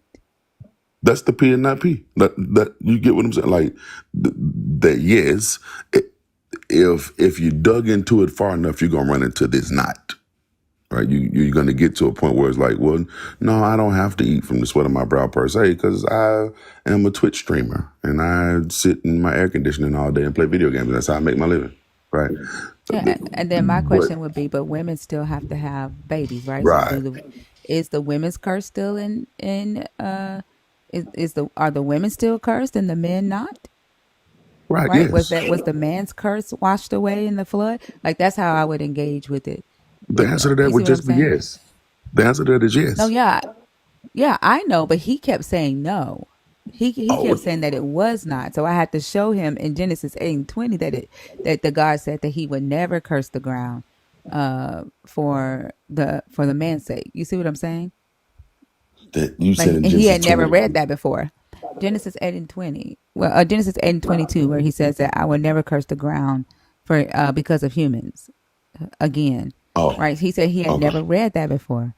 So when we got to that part of the conversation, then it's like, well, then the curse was washed away here, right? Oh yeah, he was just freestyling it. That's what I'm saying. He was just freestyling it. And I don't know. I don't know if you ever come to a logical landing when you freestyling. But I get the point of the conversation. I think that it's a great conversation to have. I just think, the man just freestyling. He didn't even know that was there. So now you're trying to quickly fit that into the rest of your theological argument, right? You fighting for your life for your argument, not necessarily is what you say. How am I trying to say the sentence? He's not necessarily contending with the truth of your statement. He's fighting for the veracity of his argument, right? Like it's not about whether or not what you're saying makes sense. He's just trying to fit that into his theology. And that can be really frustrating to me, specifically to me. Like when I hear people do stuff like that, because it's like, you're either you just did not know that, and your ego's too big to just say, I didn't know that. And now that I consider that, I get what you're saying. Or you literally do not understand what you're saying, right? Like thinker is saying something to you that you just plain old don't understand. And in that case, you shouldn't be up having this argument anyway. But Or you're but just, but I don't think that's what happened, because before we even start talking about that, like, he was trying to defend from Adam's curse to Cain's curse, right? That, and to say that they were different extremities of agriculture, and so what I guess, like, with when when that happens, right? Is it not best to show them the evolution of the text you're based on right. the I agree with you. I'm saying from his perspective, the problem is you're showing, hey, here is, if we're treating it this way, then this should be the logical conclusion, right? Based on everything you just gave me, based on your thought, here should be your logical conclusion, right? There's nothing wrong with that. I'm not saying you did anything wrong, or that doesn't track, right? I'm saying that now, because he hasn't considered these things, he's freestyling on the spot, trying to fight for the veracity of his argument, not necessarily trying to come to a logical conclusion. You get what I'm saying? yeah. Like it's not that you said anything wrong, or that your line of thinking wasn't good. It was just, oh, I'm up here trying to I don't want to lose this I don't want to take the L in front of this audience. So let me No, do but it this. does sound like he was right. It does sound like he was right, though, based off of what you and Dr. Bowen are saying, though, that it doesn't necessarily mean the same thing. Like, when it mentions, like, the curse of the ground, it doesn't necessarily mean that it's the ground being cursed. So it does sound like that he was right when he was saying that, though. Listen, But I don't know how comfortable I feel saying that one of your guests was right. I don't know. I think we ought to Well, rethink this. let me explain what he was saying. So he was saying that from Adam's curse of the ground, he was saying that is for all of mankind. And he said the curse still exists to this day, right? And it's the thorns and the thistles. If a farmer doesn't keep their ground, then the grass just keeps growing, the thorns keep growing. Like, you have to like work the ground in order for the agriculture to be plentiful and fruitful. He was saying that's one type of cursing of the ground. Then Cain's cursing of the ground was that he would, it's a different type, like he would yield a different type of fruit, like an unfruitful fruit. But the curse of Adam's curse still existed, right? So it wasn't a different cursing of the ground, it's a different type of cursing of the ground.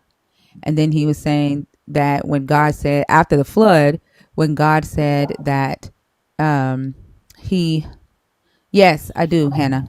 When God flooded the earth and he says, I will never again curse the ground because of humans, he was saying that that's not a reversal, even though later on in that same text, the God says, as long as the earth is seed time, harvest time, it shall never cease. Right. So he was saying that doesn't mean that the original curse was removed from the ground, like the original cursing of the agriculture was not undone in the flood. So that's what he was saying.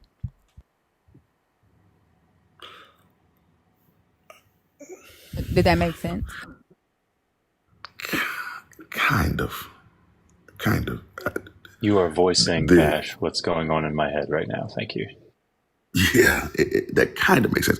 And in his framework, how am I trying to say? In his theological framework, so in the framework that you guys are speaking in, I get what he's saying. I get what he's saying, and I understand your argument back. I think the how am I trying to say this? I just think it's kind of just it's a bunch of stuff just kind of conflated on top of each other. It's just it's weird to even take apart. Okay, so Adam has a curse. Hannah, I don't give a fuck about you feeling sorry for me. I don't need you to feel sorry for me. Don't waste your time on that. Go have a good day. Well, there you have it. Tell your mammy I'll be over at her house in about 15 minutes. And they That was wonder my why I line. don't want to be one of them. Like, I don't give a fuck. Like, why are you letting yourself feel sorry for, like, what, it has nothing to do with you. Go have a good day.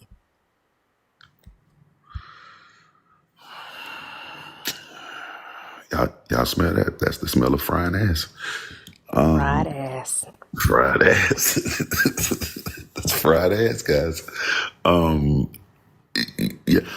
Okay, so Adam has this curse of the ground for his sake, right? Adam wasn't even necessarily cursed there, but just the ground was cursed in the place of Adam. Dr. Bowen mentioned that then Cain is now cursed from the ground, right? Which seems like an add-on to, well, I guess But in his case, he's seeing this as an additional condition of the initial curse. I see it as a separate curse. Like Cain, when he says that the when you till the ground, right, it will Right. no longer yield to you its strength, which means that like you were successful, right, in agriculture. Now you won't be like it, or it's going to be hard. Either you won't be successful or it's going to be harder, Right. right? That's how I see it. Right. And I think, oh, go ahead. No, go ahead. Okay, so the first curse on the ground is still agricultural, right? But to what extent? That's what he was saying. It's to a different extreme.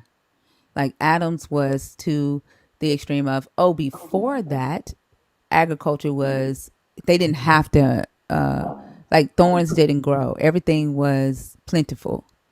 Now thorns grow, Yes. right? Now grass overgrows. So that's what he's saying. So and both of them is dealing with agriculture. Yes. And the first one is all of the earth. The second one, I see the second one being just like Cain would no longer be successful in agriculture because he was at first, right? Right. When he brought the gift, the fruits of his first gifts. And so he's saying that your curse is that when you till the ground, the ground will no longer yield you his strength. Yes. Okay. But he seems to be building it like, okay, curse one still in effect. Now, specifically, curse two on top of curse one is just for Cain. That's what, yeah. And that's what I'm asking. And then when the flood happens, is the belief that the curse reversed or that the curse stayed on the ground, the agricultural curse stayed on the ground when the water subsided? You know what?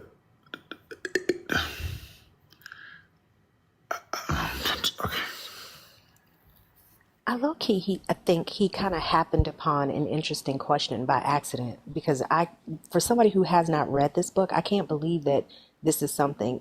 You know how bad she said he was just freestyling? Yeah. I think he probably freestyled into just something that we hadn't noticed yet because I didn't realize what Dr. Bowen said, that the curse was on Cain from the ground, and the sentence structure and the syntax in the original language meant something different than how it's translated. So I'm curious now to think, or which one is it? But I Yeah. don't know if that second one would have negated the first one because the first one was to Adam and all of his offspring. So if anything, this one on Cain would have compounded it, but I don't think it would have replaced it. But shouldn't he had already had difficulty in agriculture if that was the case? That's what I was If saying that when if dude the was up. yeah. Yeah. Because So like that's what clearly, I if he don't. got cursed on agriculture, then apparently he was doing okay prior to it, which meant that the Adamic curse was not necessarily in effect for Cain. Presby, you are one person who hates that I hate discussing theology, but yet you spend hours in here complaining about how much you hate that I hate theology. Turn that around on yourself. Sick bird. Got him. Sick burn. Burned. I just want to say, unironically, the Red Sea Scrolls does actually address this problem. I did write about this before I even knew it was a problem. Dude, we are But trying to get and I'm just understand saying, it. I couldn't sit on it any longer. It actually does speak on this, the thing that I wrote about Cain, but that's just out there for you guys. Thank you. Thank you. I think he said the blood of Cain was red. The mark of Cain was red, and that made the water red. No, green stalks on his head was the mark of Cain, but him washing his hands of his brother's sin is what turned the Red Sea red. It's complicated. The Red Sea is actually red. Yeah, it's the blood of. I mean, obviously after thousands of years, it kind of got back to water color, but it was red for a long time. Now it's just watercolor. Mm-hmm. It got that little bit. Don't let me derail y'all. Go ahead and continue. Yeah. But let me just ask this question, just in general, just so I know, what color is water? Aqua. Yeah, that's a good answer, isn't it?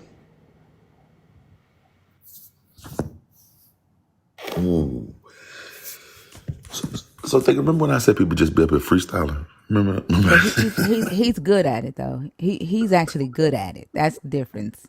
Because like you're never gonna catch Oso off guard. Like he's actually good at it.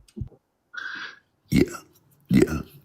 But okay, I, if I think we're getting towards the knot here, and I think this is important in the thought. But okay, think about what you and Fia are both saying, right? That there is a curse on the ground that makes things difficult to grow, right? That's Adam's curse, right? It's going to take him sweat and toil to get the fruit from the land or whatever, right? And they're going to be thorns and thistles and the alike, okay? If that curse is now in effect, then if that curse is in effect for Cain, then the same thing would be true for Cain, right? There'd be thorns and thistles. It's going to be difficult to get things to grow, blah, blah, blah, blah, right? Okay. If that's the case, then this is almost a specific, what's the word I'm looking for? Reenactment of the same problem. Yep, that was my point. Because this is why it came up. He was saying that God planned for humans to sin, allowed them to fall, and then he punished them, and then the next murder happened. And then he punished that dude for the murder, and I'm like, he just did the same thing he did in the first one, Right. So it right? wasn't Like he necessarily an cursed extra punishment. Yeah. That's what it's right. Like it just seems like the same type of punishment. Yeah. And it doesn't seem any more extreme per se. Right. And again, this is why I'm saying if you break those stories up, it makes a little more sense. But of course, again, we're reading this as if, okay, this is the son of this person. This happens after this, blah, blah, blah, blah. This is one big flowing story. When really it's just a collection of stories that we're kind of cobbling together. So you're going to run into things like that. That's damn near a duplicate, right? Like there's a sin and then you curse the ground or you curse from the ground, blah, blah, blah. Agriculture becomes harder for you.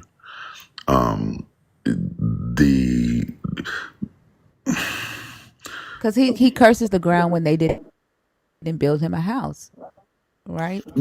He tells them that he's gonna curse the ground because they hadn't built him a house yet. Like so that's what I was explaining to him. Like in this story, the belief is like, oh, you do well, you obey God, agriculture, you do well. You disobey God, you're gonna get droughts. Agriculture, the ground's gonna get cursed. Droughts, no rain. What do you say? Baskets will not be Isn't filled. that first like that in Huh? Deuteronomy 28 too? Yep, I read Deuteronomy 28 to him, right? So like it's it's one of his tools of threats or punishment is to curse the ground because of agriculture, because this was written during a time where they were moving into agriculture was becoming more prominent. They were moving towards civilization, right? And so to be successful in agriculture meant I mean, to for agriculture to be plentiful, then that was seen as success, and you were blessed. Blessed from God. But Yeah. if yeah, and so that's what I was showing him, and so based on the Christian belief of the fall and why men have to work and women have to have babies and men get to be over women, it seems like from their belief, from their story, that only the women's curse still exists. We were talking about this the other week, Bash. You were speaking on some literary device. I can't remember what it was, but it was that same pattern of this happens, then the God does this. This happens, and then the God does that. And it's like this, like you said, this cobbling together or this repetition of this same theme of how God interacts with people. Because back in that day, I mean, a bad crop could be life or death. You know, not being able to harvest food could be the end of your family. Absolutely. Absolutely. And which is one of the reasons that you hear a lot of the prophets, kind of tying this back. One of the reasons that you hear a lot of the prophets get so mad with the priest and tell them that they're doing the sacrifices and stuff wrong is because people weren't able to survive out, once they gave away that, they paid their offerings and, all this agricultural offering that they were giving, it was making it difficult for the poor but to survive, right? Because they was basically giving everything that they had from the ground, right? Taking it up to the temple, blah, blah, blah, blah. And so I think it's in Malachi 3, as a matter of fact, right? Where he says, now you call the proud or the arrogant blessed. And basically what he was getting at there is like, because these people have these offerings to give, you are considering them blessed, but you're not taking into account why they're giving the offering, right? So these people are committing lots and lots of sin, but they have the food for it. And so you're looking at the yield of the ground as a blessing, right? Versus no, these people are not blessed. They just have stuff, right? And so that argument about the yield of the ground plays into a lot of this a little later on. And again, I think each and every author is looking at this from their perspective, right? And so I think it gets weird to look at it as if we can go, okay, this is the answer to those two stories. I don't know if they have a as prominent of a through line as it will initially sound. Does that make sense when I say that? Yeah. Yeah. And I think, like I said, like it makes sense to us because we're willing to tear the book apart. But when you hold a belief that you are sinful because of this, the chronology, it's hard to take them It away plays from into that. yeah. And I Yeah. think that's one of the reasons it's so hard for us to come to these kind of like landing points. That's what I was getting at earlier when I said, oh, you're just running to something else, right? But and I guess you kind of have to, because I keep going back to Ezekiel 18 that says that if a son does what is right, then they will not bear the iniquity of their father. They just won't do that, Let me say right? something really quick. You know the guy you were talking to yesterday about that? Yeah. The one, he said he believed in both, right? Were you here when he said that? When I was like, which one is right? I think you may have left. I was like, which one is right? Which one is telling the truth? He said both. I said, how is it both? How are you saying that Ezekiel was right, that the sins of the father do not pass down? And how are you saying that Moses was right, that the sins of the father do pass down? So that, and we went through the whole Cain and Abel curse, the Adam curse as well. It's like, how do you say, he said that his father does a sin, he gets the generational curse, and then he follows the law and the curse is lifted. And that's why he believes that both Moses and Ezekiel was telling the truth. Like he wouldn't even allow him. Do we have a mod in the chat to kind of? Well, Trail is just spamming caps. I don't know if there's a mod in the chat. Yeah, I can We're start not gonna watching. mute you. We're gonna block you. Yeah, I can start watching. We're just gonna go and block you. Ain't no point in muting you. The Like she went to generational bed and curse died. is death. Yeah, that's special. I mean, and I guess from a theological standpoint, I can see why somebody would say that. I guess but the problem comes in. Cognitive dissonance is when you hold two contrary beliefs, right? And you're trying to figure out what to do with those two contrary beliefs. And because if I say that every word of God is inspired and that it is all true, I'm stuck. I'm stuck. I gotta deal with that, right? And so when I run into a P, which says that the iniquities of the father will be borne by the children, and then I run into a not P that says the iniquities of the father will not be borne by the children, like it just won't happen that way. Well, now I'm stuck trying to figure out how to make it happen both ways. Right. And you're saying, well, that just can't be the case. One of them negates the other. This person is saying, no, because if I say that, what it implies is that the book isn't univocal. And how can I trust a book that isn't univocal? Right? How can I do that?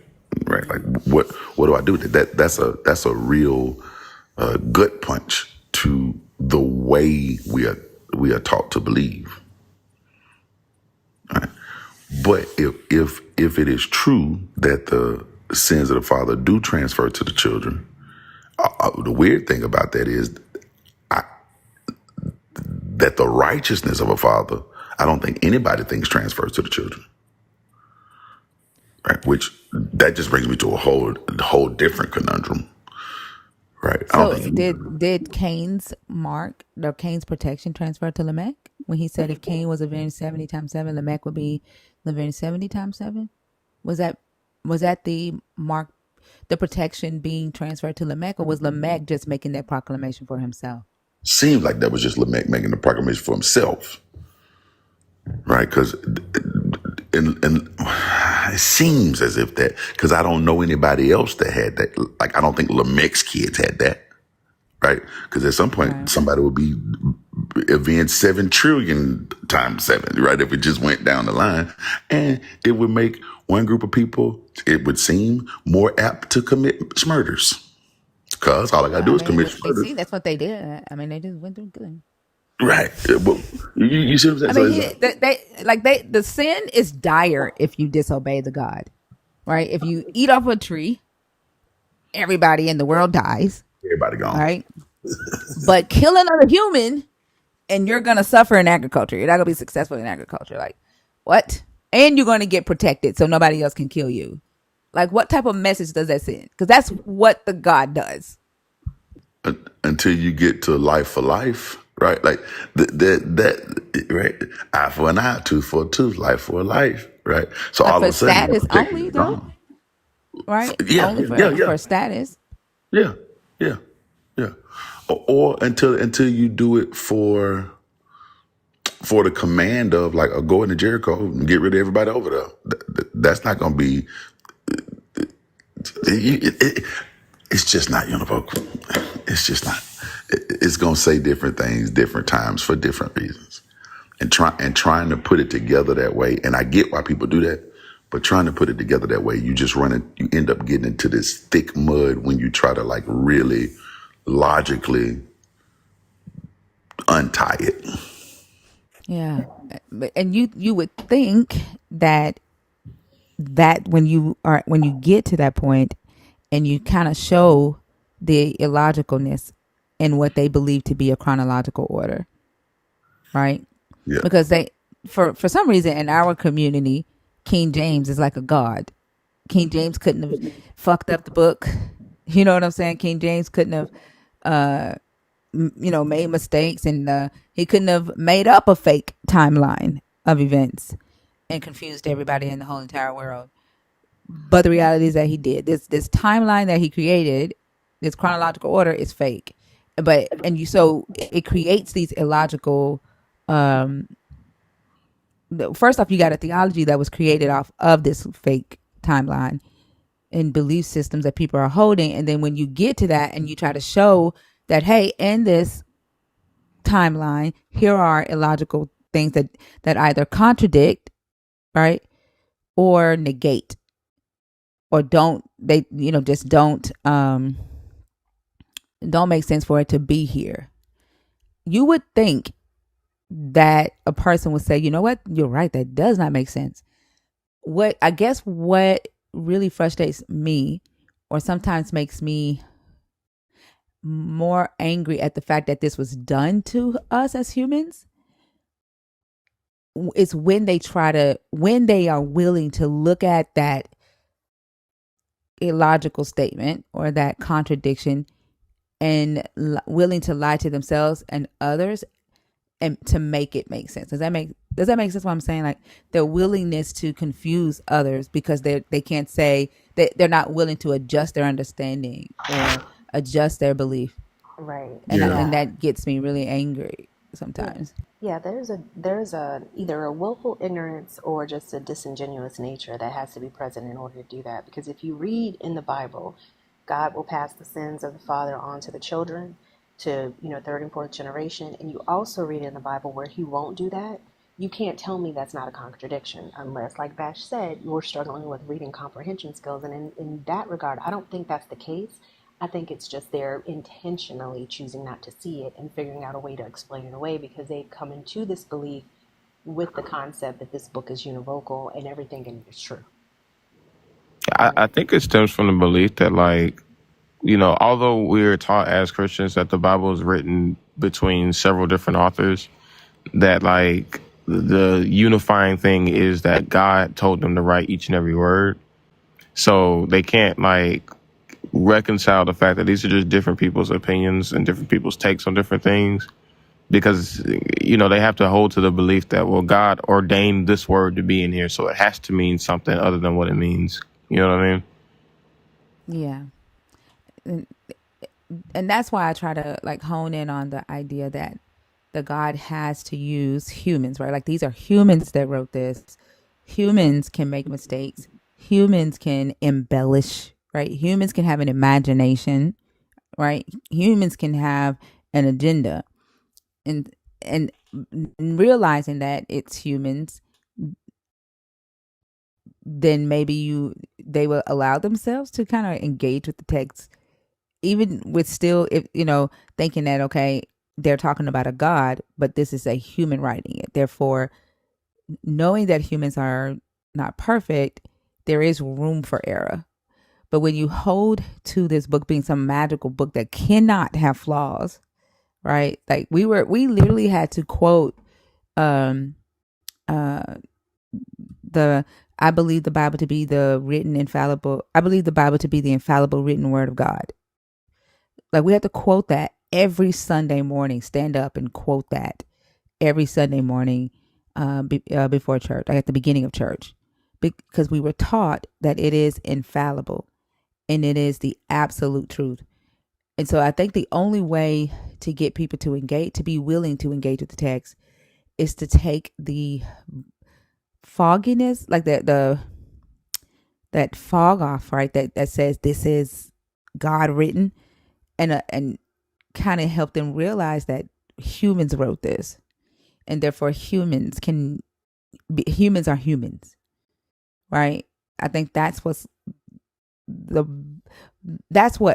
I think is the best way to try to get them to see the text. That way they can understand that it's not univocal.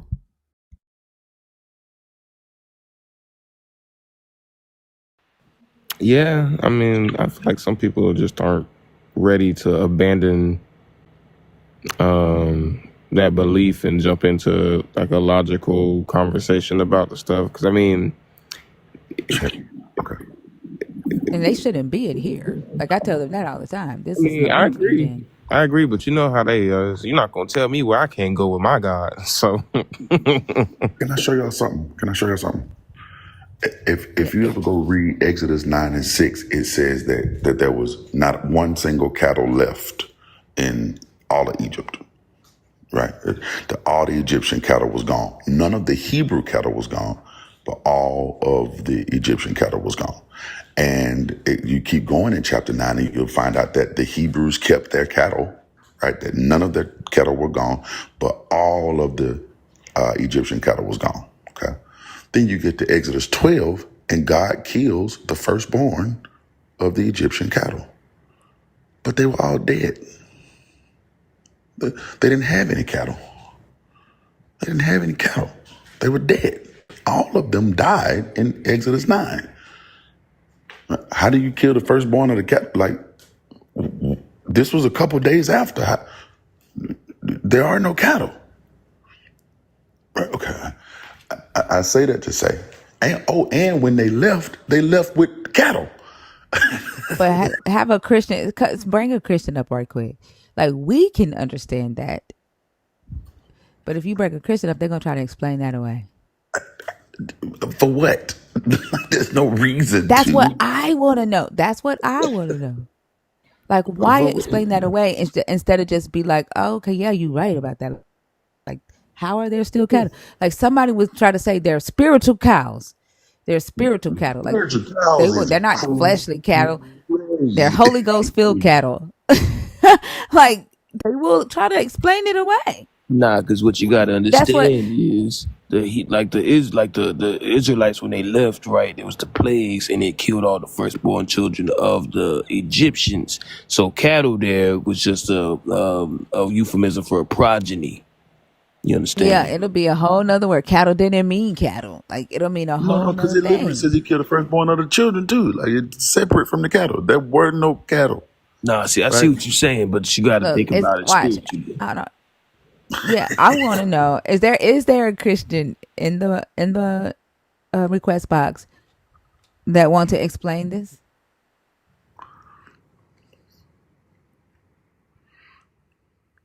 If you're in the request box, can you comment?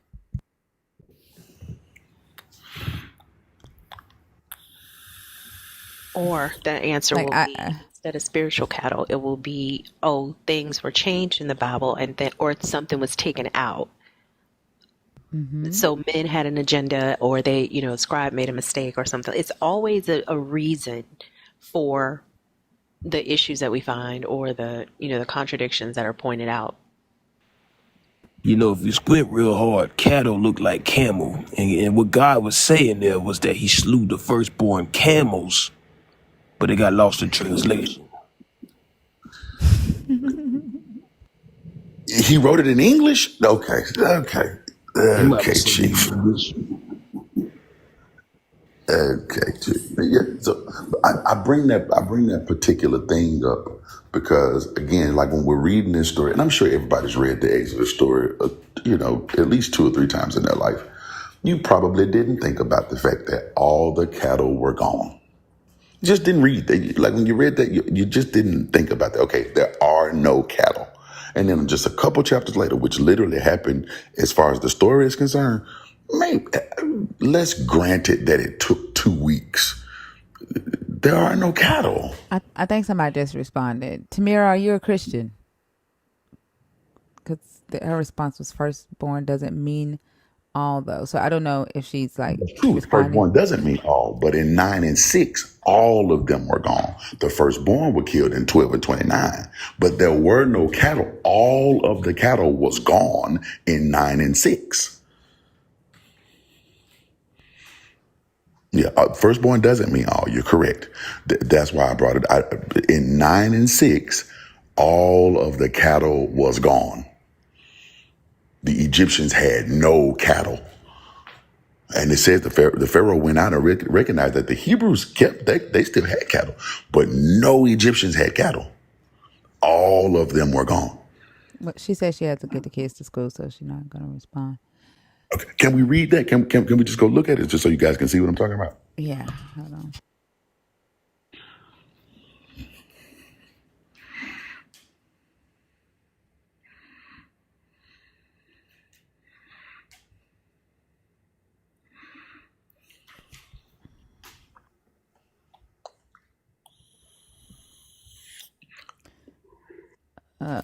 And the Lord did that thing on the morrow, and all the cattle of Egypt died, but all of the cattle of the children of Israel died not one. Okay, so how many cattle of the Egyptians died? All of them. All. Okay. All right. Now I think it's 12 and 29. I think it is.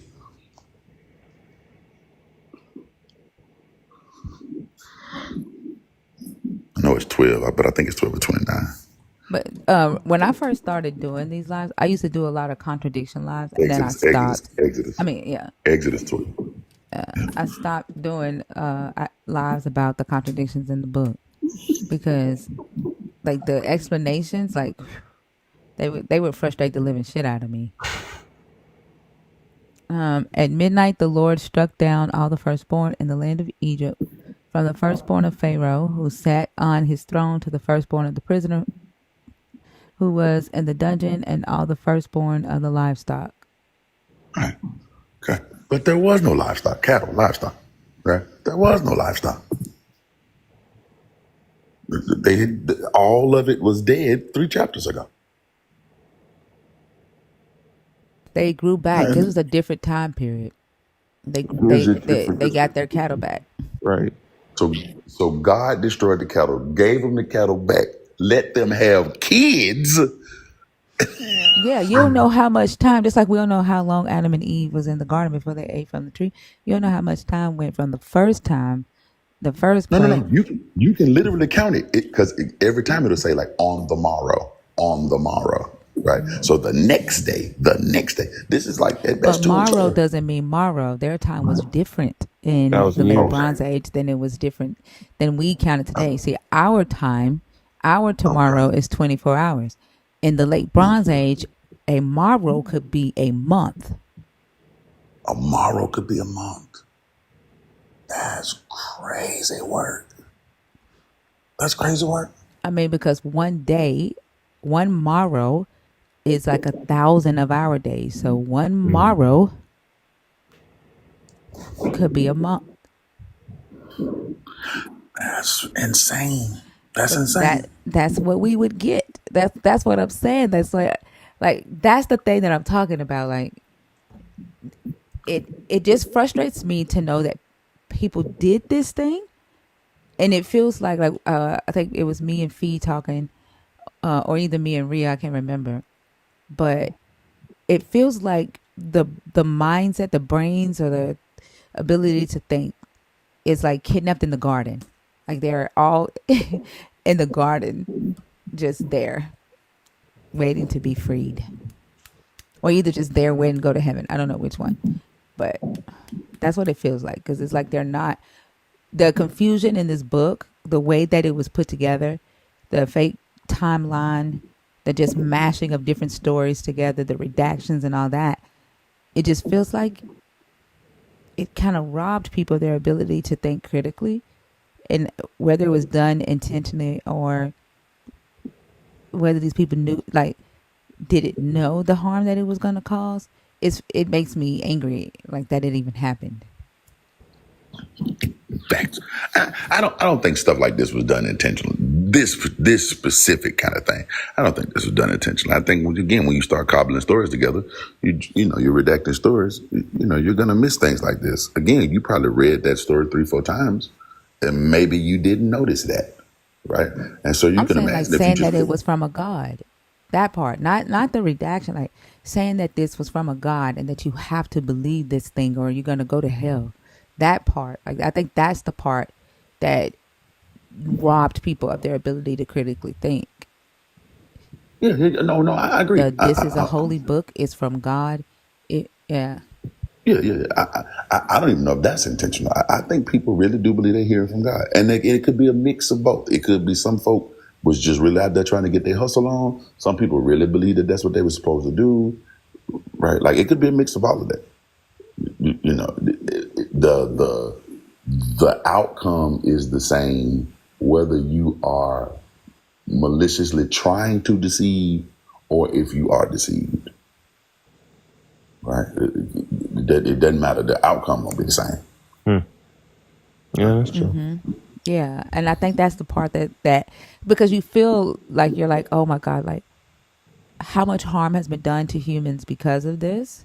How much, and when you see it, like there is this, I don't know, like you feel, there's this pity you feel, this anger you feel towards the people who did it, and then the frustration you feel towards the person on stage, all mixed in one, right? And then having to like keep that under control. But That's really I frustrating. don't know. Yeah. Yeah, it's very frustrating because you have so many different emotions going on at that time. Because it's like, just think, just allow yourself to think. Like, nobody's saying that you have to let go of your God. Just allow yourself to think. Take back your ability to think, to critically think. Nah, but you can't lean on your own understanding, Chief. That's in there. Mm-hmm. Yeah.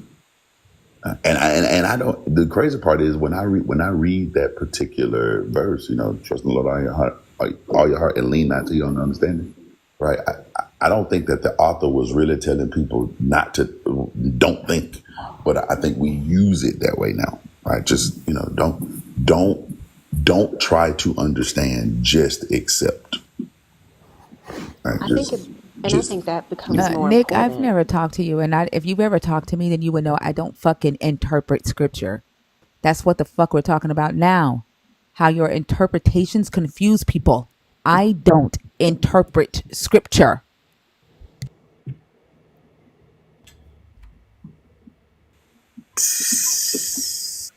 Fridays. Go go ahead, Fee. I'm sorry. I'm finna go to the bathroom. This what I'm talking about.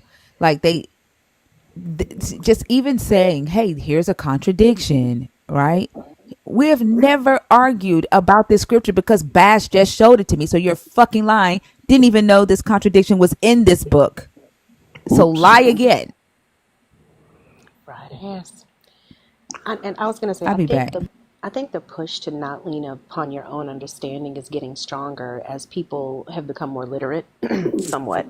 And I also think as information has become more accessible, you're able to put the two pieces together in a way that, in this year that they wouldn't have been able to do 100 years ago. So it's almost as if the antidote to that has been the dumbing down of humanity in general. Our educational system has failed us. Like, people do not understand how to critically think. They know how to regurgitate what they've been told. They know how to answer questions. They know how to circle the right answer based on what they've been told is that right answer. But you give them a fill in the blank, it's gone. They don't know what to say. They've been told what to think, but not taught how to think. And that makes these types of conversations even more challenging, because you're not only dealing with the misinformation and the misunderstanding of words that have been translated from one language to another, but then you're also dealing with the added deficit of being able to figure out how to explain something to someone who has not been taught how to critically think or how to read for the purpose of comprehension. Facts. And there are several different ways to read a Bible, right? And to Nick's point, there are several different ways to read a Bible. There is the reading for devotion, right? Which a lot of people do. Basically, what they're reading, the reason that they're reading the Bible is to support a belief that they already have, right? I say all the time that in most religions, it grows through the 3 B's, which is first the need to belong. Secondly is the emulation of behaviors. And then the third one is to accept a belief. And then normally after those 3, then you get to the actual Bible, right? So the Bible is there to kind of reinforce what you already believe. And that's one way to read the Bible. And I call that a reading for devotion. And then there is a critical reading, right? Like, I'm just reading this book as if I would read any other piece of literature. I'm trying to understand syntax and context and pretext and, culture and times and settings and blah, blah, blah. And when you read it that way, well, it looks completely different. Right? It looks completely different. And it's designed to look completely different. It's no different than if you, like, y'all ever seen the movie What's Love Got to Do with It? Yeah, that's in that movie. Of course, yes. mm-hmm. Okay. There is a continuity problem in that movie that most people don't see. But I'm going to tell it to you now. Go back and watch it again, and it's going to be big as that. Okay. When Tina finally kicks Ike in the nuts in the limo, right? She is wearing white high heel boots. Okay. Go back and watch the scene. She is wearing white high heel boots. She kicks Ike in the nuts. She then gets out of the limo and runs across the street. She is wearing low top kids. Never noticed that. If you haven't Nope. noticed it, go watch it again. And once you see it, it's gonna be big as day. She is wearing low top kids when she run across the street. Now That's what Peter again, you That's see said. the like that. movie. That's like noticing the wigs in that Tyler Perry movie. Y'all remember that? It went Yep. viral. Shit is hilarious. Yeah. Wigs That looking was crazy. interesting. But when you're watching a movie, you kind of suspend your disbelief, is what I'm saying, right? You suspend your disbelief until someone notices it and says, hey, look at them shoes. Them ain't the shoes she just had on, right? And you go back and you look at it and you like, wait, no, those aren't the shoes, right? When did they do this? Right? But it's always been there. You just didn't notice it the first couple times you watched the movie or what have you, right? Now, keep in mind, watching What's Love Got to Do with It it's not old. You don't have a family tradition around it. It's not, the key to your immortal salvation or whatever, right? Okay. So if in as much as we suspend our disbelief in watching a movie, right, the continuity problems that may happen when you watch a movie, well, how much more do we do that when we're not watching it? We're hearing it. Someone's telling us what it means already, right? So we don't see these things because again, we're reading it for devotion. We're not reading it to say, "Oh, let's pay attention to every single word of this." Which is why most of the answers that we get to these things, you'll ask a what question, and what they'll answer is a why answer. Yeah. But I think too, like for example, when you brought up the Tina Turner shoes, you said go back and watch it, right? See for yourself. That's one thing, right? And several of us will actually go back and check it for ourselves to see if we can see it. Some of us would just go forward and say, man, Tina Turner shoes, like that her shoes changed. They'll just take you for fact, and some will deny it, Yep. right? That's the thing, like and then some of us will ask questions like Mel asked the question, didn't she take her shoes off in the limo? Like allow ourselves to think, right? And I think that like when we bring up resources in here, That right, we'll sometimes bring makes out it the blue. worse. Yeah, they reject the resources that says, hey, here's why we're saying what we say, and they feel like that what they're saying because of what their belief without resources will trump even research, even resources. Yeah, because they think that this is all interpretation, right? Like you again when you're reading a thing for devotion, you think, oh, that person's just interpreting it different, like I'm interpreting it different, right? And their interpretation is no more valuable than mine. That would make sense, right? But again, when you look at a thing critically, then there are things that are closer, like you can measure it different, right? So like when you look at something for devotion, it's just like, oh, well, you're just interpreting it wrong, or you're interpreting it differently, and I don't see it that way, and I will never see it that way because that's just your interpretation, blah blah blah. But when we're looking at something Hold on, critically, Bash. Hey, Fee, if he used hate speech, you can block him. If he Okay. used hate speech, okay? Okay. All right. Go ahead, Bash. Sorry. okay, damn, Nick, you went to hate speech, bro. Damn, Chief. Okay, yeah. So when you're reading something for devotion, you're just looking at it. You're Bibling your beliefs. You already have a belief. You're just Bibling it. When you look at it from a critical lens, you're trying your best to suspend your belief, right? And just see what it says. And that's two different things. That's two completely different things, right? It's no different than if you're talking to your parents and let's say your mom asks, hey, what did you do today? And you say, oh, I went to school, I got off at the bus and I came home. And it's like, oh, okay, that sounds cool. But if she's already heard that you, I don't know, stopped at somebody else's house, now she's looking at your answer far more critically, right? Because now she's got to fill in. Now she's trying to figure out, okay, what actually happened? It's right. Not that she hates you or she's just looking at your response in a more critical way. You know what else I think, Bash? I Yeah. think that we are unfortunately. You remember how when we were growing up, you would hear people saying, "Watching too much TV is going to rot your brain." And as a kid, that would always irritate Yep. me. Like, it's just cartoons. But in my older age, I'm realizing that I see what, I don't know if this is what they meant, but I can see the wisdom behind it. Because when we watch television and we consume the things that we consume in the fast-paced way that we do now, we don't fill in the blanks. We don't stop to question, oh, well, this person, they just found out a horrible thing happened and now they're at the airport. Like, when did they get the ticket? Like, how much was it? Like, we kind of gloss over those things.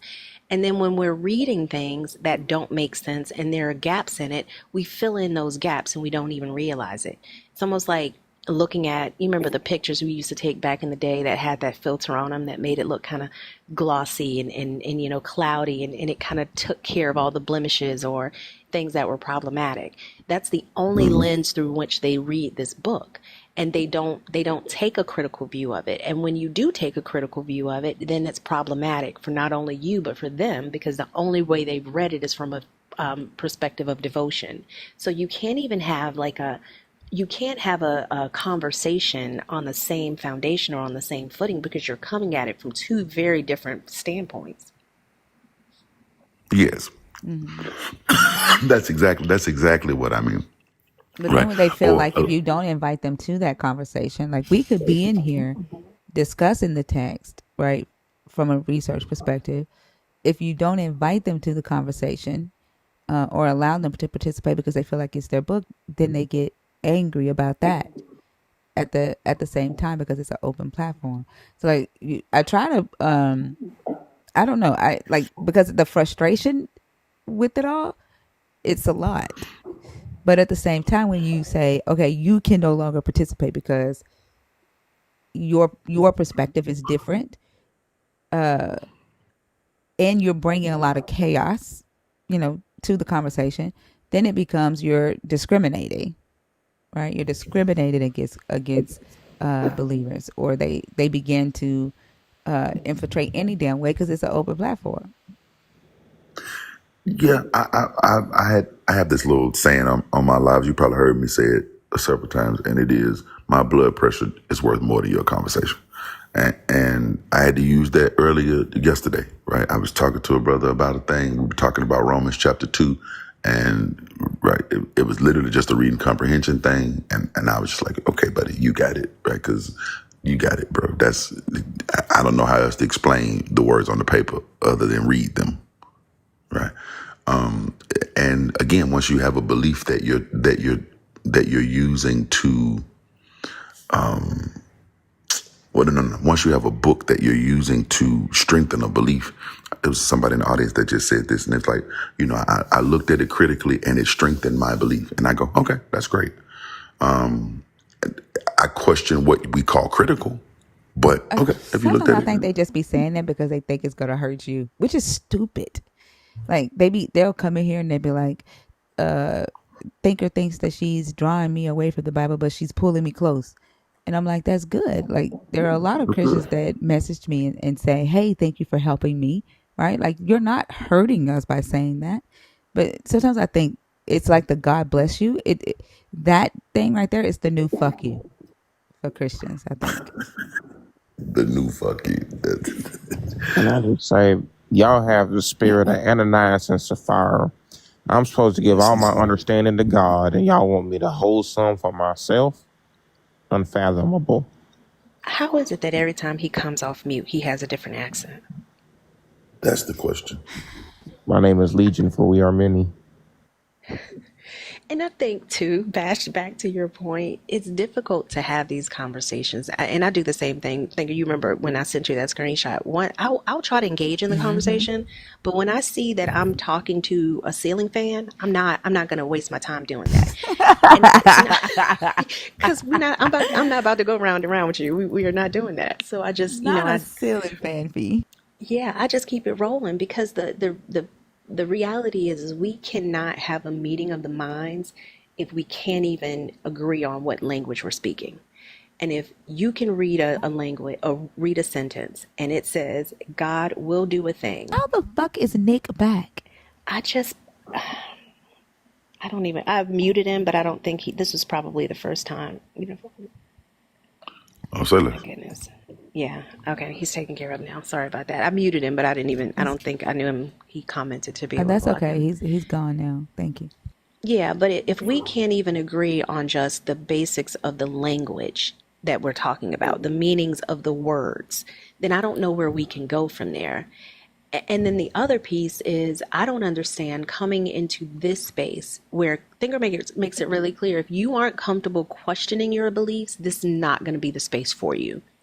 But to come in and say, why read a book if you don't believe it? And I asked somebody today, why believe it if you haven't read it? That God damn it. it should go the other way around. That doesn't make any Right. sense. Yeah. But every single day we are faced with the same questions. Yeah, And they yeah. say they don't have to read it. They say they don't have to read it because they have the Holy Spirit. So either, the Holy Spirit is the new ebook, right? And you should know what's in this book because you have the Holy Spirit. Or you should be reading the book because that's why your God gave it to the humans. Like you're not making sense. Again, P and not P, right? You're under the law, but you're not under the law, right? The cattle dead, but the cattle here, right? It's going down to generations. It's not going down to generations. It's that P and not P, which I think makes for the most perfect storm. I think it just makes for the most perfect storm because it's almost a choose your own adventure kind of thing, right? So everybody can walk away saying that they have the belief, and not necessarily have the belief. Why do people type stuff like inaccurate from a Hebrew as if we're supposed to be like, oop, we're automatically wrong? What the fuck? And then spamming that shit? I don't know why they do that either. Y'all remember those puzzles that used to be on the back of like the cereal box where you had like this decoding legend and you take the Yeah. letters for a number. Okay. To me, listening to believers, especially when they start talking about the Holy Spirit, it's like that. They're like, well, this is what it means. But if all of y'all are operating on a legend that you've created yourself and coming up with a different message based on the same book, how is anybody supposed to know that what they understand is actually true? I don't follow that. And I've asked that question multiple times. And even the guy that you were talking to earlier, or maybe it was last night, Bash, talking about needing to rightly divide the scriptures, he kept saying that. Was that this morning? Ain't no telling. It might. I think it was this morning. I think he did talk about rightfully divided. Yeah, Yeah. I'm like, what does that mean? Like, and I don't know that they've asked themselves what that means. It's almost as if they just are told at an early age, like you're saying, this is what we believe, even before they can read. Before you've even been able to read one word or recognize the first letter, you're in church and you're learning this doctrine. And then once you get to the point that you can read the book, you don't read the book. And then those of us who do read the book and tell you what's actually in it, we're the ones that are wrong because we don't believe what you believe. We're the devil. And like, this is why I say fail safe, sorry. Like, remember yesterday, the guy was like, when we was like, yeah, we study every day. We have conversations about it 11 hours a day at a time, and he was like, even the devil knows the Bible. Even the devil knows the Bible. Like, it doesn't matter to them. Like, they have the excuses and the apologetics built in to, like, even their apologetic for sin. Like, there's no expectation for this to actually do anything. Like, their apologetics are built in. Yeah. It is built in the book, right? And it's built in the book, and it's even more built into the belief, right? It's even more built into the belief that basically, from childhood up, like don't question God, things like that. Which is a stop thought to say, hey, accept what it is that I'm saying, right? It just is this way, right? And even if it doesn't make sense, then don't lean to your own understanding. If it does make sense, then that's the spirit, right? If someone tries to question that, defend, be ready to defend the faith, right? Um, In the all these last things. days, people are going to question and fall away, and that's the Antichrist. Like, we are literally considered the Antichrist because we have access to resources that tells us that there are flaws in this book, that tells us the accurate history of this book, right? And because we ask questions, because we have discussions about it, and we allow ourselves to critically think, and because the book says that in the last days people are going to question it and not believe it, because the fact that that was in there, Bash, I know you have you hold out hope for humanity to actually be good people. You do. I do. I do. But I think, like, after, like, and I'm sure you read, the conversations that were had with the early church fathers as they were deciding what stories to put in the book. And the Parts I read. statement, one of the statements that was made was that they did not want the believers to debate with heretics because the heretic would win. And I'm like, the very fact that they would make that statement, to me, tells me they knew that there were holes in the story. They knew what they were doing when they were rewriting things, when they were assigning authorship to specific texts that didn't have an author, just because they needed more apostolic authorship. Like, they knew what they were doing for them to say that they needed to teach the believers to not debate with heretics because the heretic would win.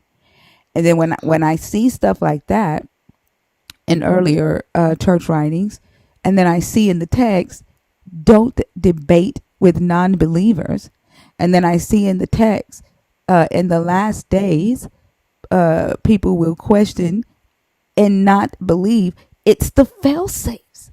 Mm, mm, and that's why I call it a perfect storm. It's a really good way of like keeping people, barking the sheep back in line.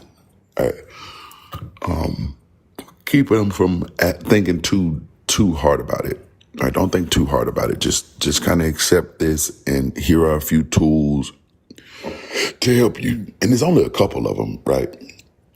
Which is why you hear basically the same responses every time, right? Like spiritual death is like 0 and 500 at this point, but it ain't gonna keep them from pulling it out the pocket,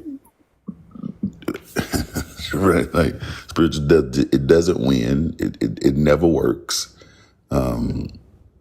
but because it just doesn't work. But it doesn't stop people from using it.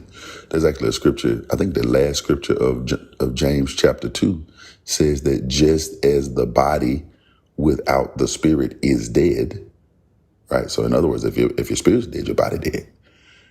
But just as the body without the spirit is dead, so faith without works is dead, right? But it don't matter. It don't matter. Spiritual death, right? The Bible comes with its own defeaters and the protections.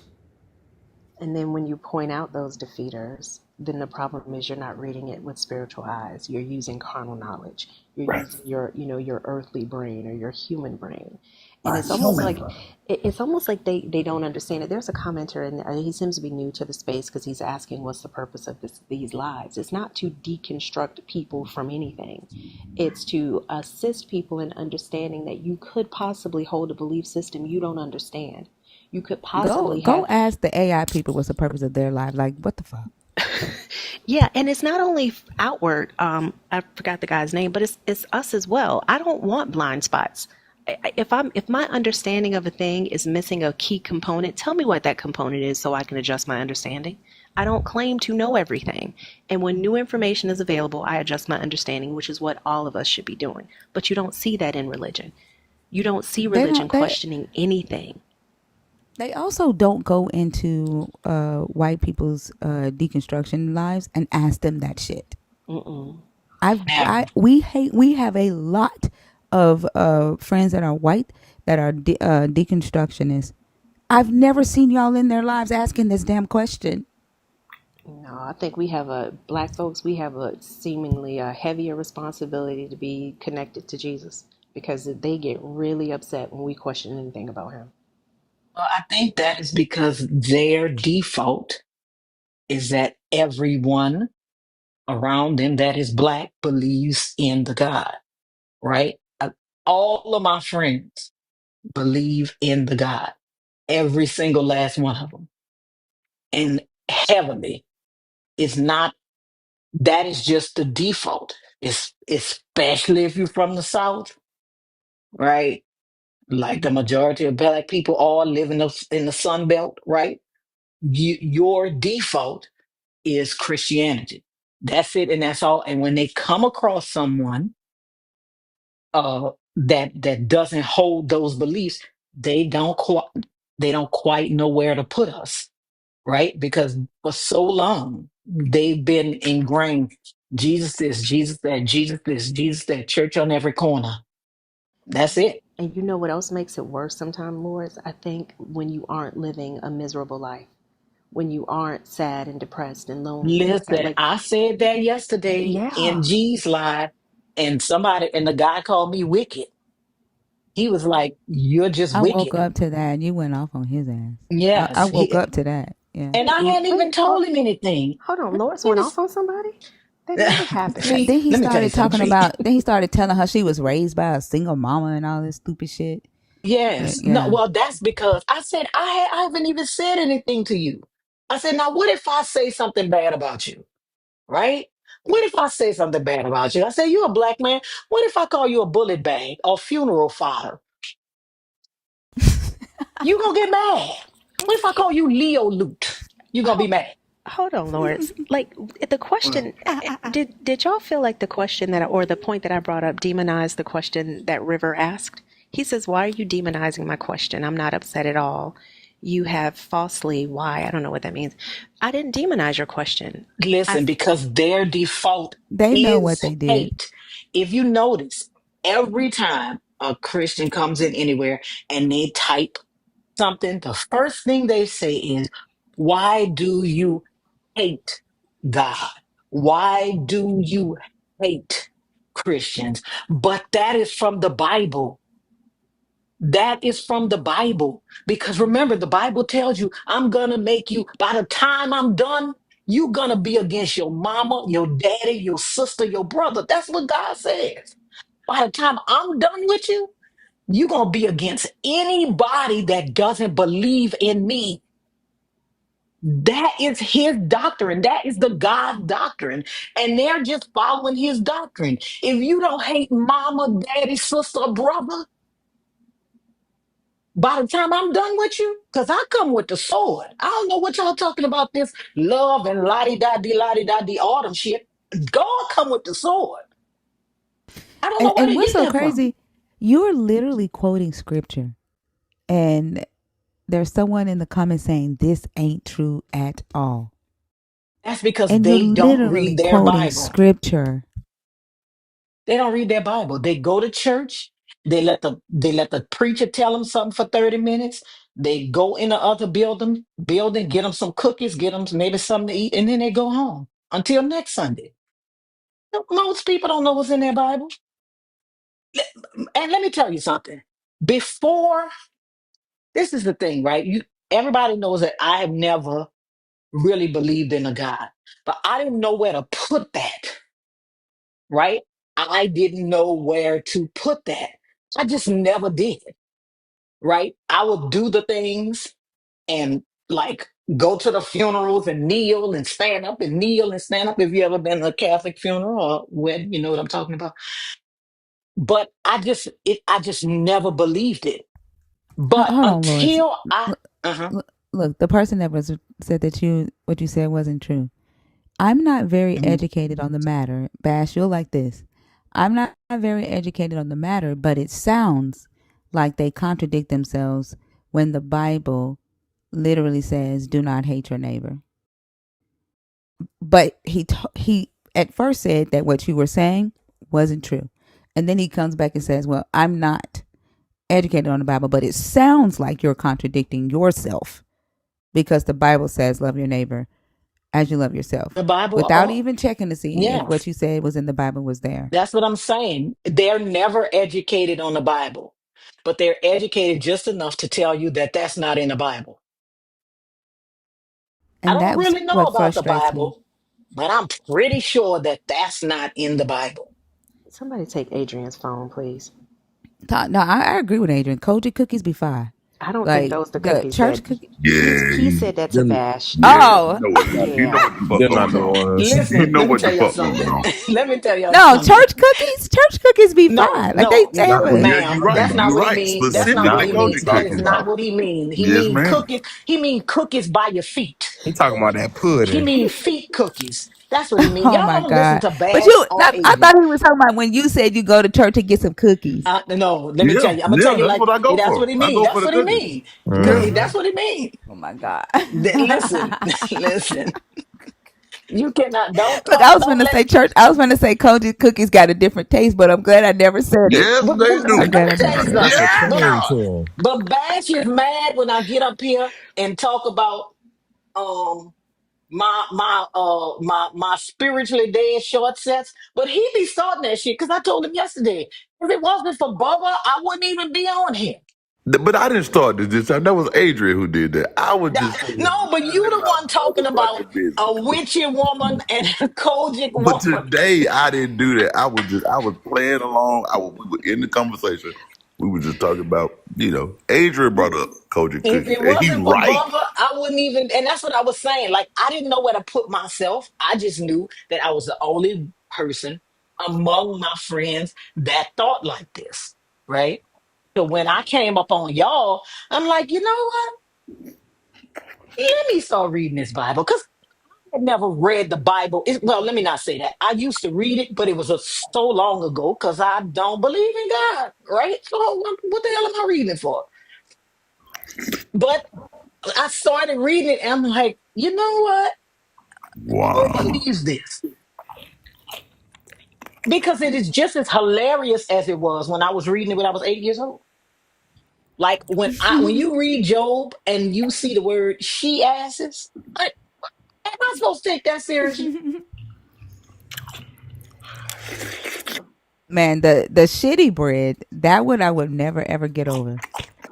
I will That's what never I'm get over saying. that one. Like And I think, yeah, somebody that tells you bake this bread over that's human bash, dung, y'all. right? My bad. Bake this bread over human dung. And he says, I'll never defile myself. The loving God, the God that everybody says is so loving, tells you to bake some bread over human dung, over E. coli, over all kind of stuff. And then your response to this loving God is, I've never defiled myself like that. And he tells you, all right, don't use human dung, use cow dung. This is the loving God that y'all talking about. The God of love, the God of non-hate. If somebody told me the only way to salvation is to eat some bread baked over dung, I would think that you hate me. God is Joffrey. That's Who? Maybe so. Joffrey, maybe so. a subject to do in his kingdom. This God is Joffrey. Wow. Oh my God. That's some shit Joffrey would do. Yes. Mm. Oh my God. That's crazy. And if you notice, he died the same agonizing death that the God did on the cross in front of everybody. Who is Adam that? Wedding, no. But Joffrey from Game of Thrones, the most evil, wicked ass Oh, I didn't king watch that Game of was in Thrones. Game of Thrones. Me either. Oh my God. Like, That's why I was like, who is Joffrey? Listen, Oh, and he died in front of man, everybody. A terrible, horrible death, just like the God. And I think too, like he Joffrey, oh I'm like sorry, go he ahead, had baby. just like he had his concubines whip each other, right? And at first the concubine whipped the other girl butt naked with a whip. So then he goes and picks up a scepter, right? A golden scepter, and hands it to her and tells her to beat the other concubine with the scepter. And she's like, this is going to hurt her. It could kill her. He picks up a bow and arrow and sits down just because he's king, just because he can, points the bow and arrow at her and tells her to do it. And then when you get done, I want you to take her to my uncle and let him see what you did. Like he would do stuff like that just because He's king. Wow. The God. Joffrey would tell somebody to eat this bread made out of human shit. He would. That is the God telling you the only way for me, the omnipotent, omniscient, omni God, for you to recognize my power or for me to help you is to eat bread baked over human shit. That's what you want me to believe. You want me to believe that this powerful God that you said made the sun, the moon, and the stars by just flicking his finger. That's the best idea he could come up with for the humans. I don't believe that. Well, I mean, it's I don't get it either. I mean, it's ultimately also why we see so much many people thinking, might makes right. The more power you have, you just get the ability to do whatever you want to do. Rules don't apply to you. God can tell you don't schmurder, but murk everybody else or everybody in the Old Testament, and their farm animals, right? So he can set the rules but not have to follow them. He can give morals but not be required to keep them. He can tell you what sort of fruits of the spirit you should display but not show any of them himself. So it kind of follows if you look at the way society is, specifically in the States. Like, you have politicians and people feeling as though they are above the law and can do whatever they want to do. They've seen such a great demonstration of that in this book over and over again. But I think that's what they want, right? They want to feel above somebody. They want to feel above somebody. There was somebody like that on G's Live yesterday. I do not think that, because I have a different way of looking at things, and I think that a lot of people do things to cover other things in their life. She came on and was uh uh trying to be condescending and all of that kind of stuff, but I don't even think that's what it was. I think it sounded like, to me, first of all, she was a Jamaican Hebrew Israelite. Lord, she was in here earlier. You missed her. Oh, the Jamaican Hebrew Israelite. All caps, she said, "Can I please get up? I was in a live yesterday with El Oso Ray, and they were really disrespectful." Oh, that's who that was. I I Yeah. saw didn't see that. that. I didn't The see that. Jamaican Hebrew Israelite. I never seen a Yeah. Jamaican Hebrew Israelite. I This never is the seen thing. it. They'll say something about, like, why are you having this live, or this person is clueless, and but the whole time begging to come on stage. Like, we are one, two, three, four non-believers having a conversation, and I've seen, I don't know how many Christians beg to come up, and there's one named Avan who seems to think that I'm clueless. But I've never gone into a Christian life, right, and listened to all the stuff that they spew with their theology and said, man, these people are clueless. And, like, commented, man, y'all don't know what y'all talking about. You're clueless. Like, that's the crazy thing. And then when y'all get up here and I match the energy that you throw down in the comments, then I have too much pride. Then I'm rude. Then I'm condescending. But for some odd reason, y'all think that y'all can just treat people any kind of way, right? Or say whatever you want to say to other people because they don't believe like you. And then you can cry because the energy is matched. That's what happened yesterday. They were like, you get everything you want because the Bible says that wicked people get everything they want and believers don't, because believers have to. I'm like, that doesn't make any sense. That why y'all always have to pray because God is withholding the things that you want to give it to all the wicked people? Somebody in the chat yesterday said, "We suffer for Christ. Y'all just suffer for suffering's sake." And I was just like, bro, is that a flex or something? Like, it sounds like that everybody suffers, right? Like, is that a flex? Exactly. Like, what is, Oh my like, God. somebody was like, but I was talking about my dad, right? And I was like, I was spoiled. My dad used to give me just like whatever I wanted. It didn't matter. And then I said, and then I found a new daddy, a Nigerian daddy. And that's a different Uh-oh. kind of daddy than my daddy. But you understand? So I get what Flex. I want from that daddy. And they were like, yeah, I get what you, that's because you're wicked. I don't understand. Is it that your God Why is is it not wicked giving you when you what you do want? it? Why is it wicked when you do it, but when the women in the Bible were able to do that, they're not wicked? But this is what I Why don't is it wicked when understand. you do? Why do you pray to God so that he doesn't give you what you want? Is that why are you praying to somebody who never gives you what you want? And you frame it as, well, he doesn't give me what I want. He gives me what I need. Which is nothing. Or how about the woman that said that she was going to give an example of when God answered her prayers, and it was that he didn't answer her prayers because there was a car accident or down the road.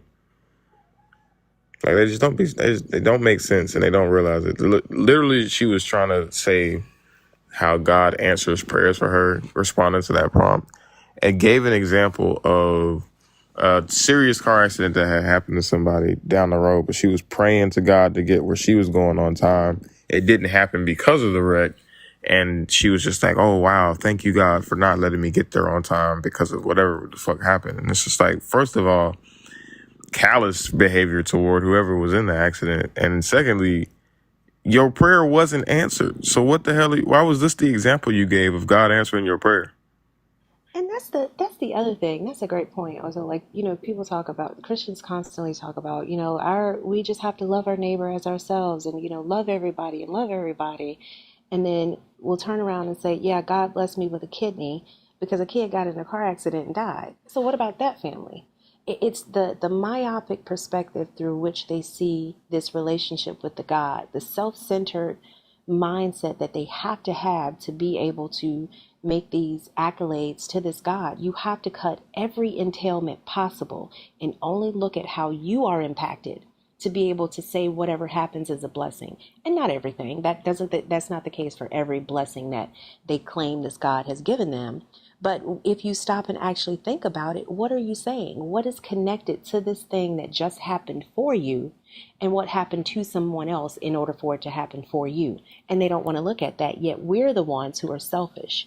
We're the ones who are not, living a life that's pleasing to God, or not spreading the word or doing whatever it is they say we need to be doing. But in reality, what we're doing is actually thinking about how our actions and how the things that happen to us impact the world around us. And I don't see them doing that in the least. Gia, I just told you there is an age limit, an age restriction for you to join this live, and then you submit it anyway. I'm not bringing you on. You are 18.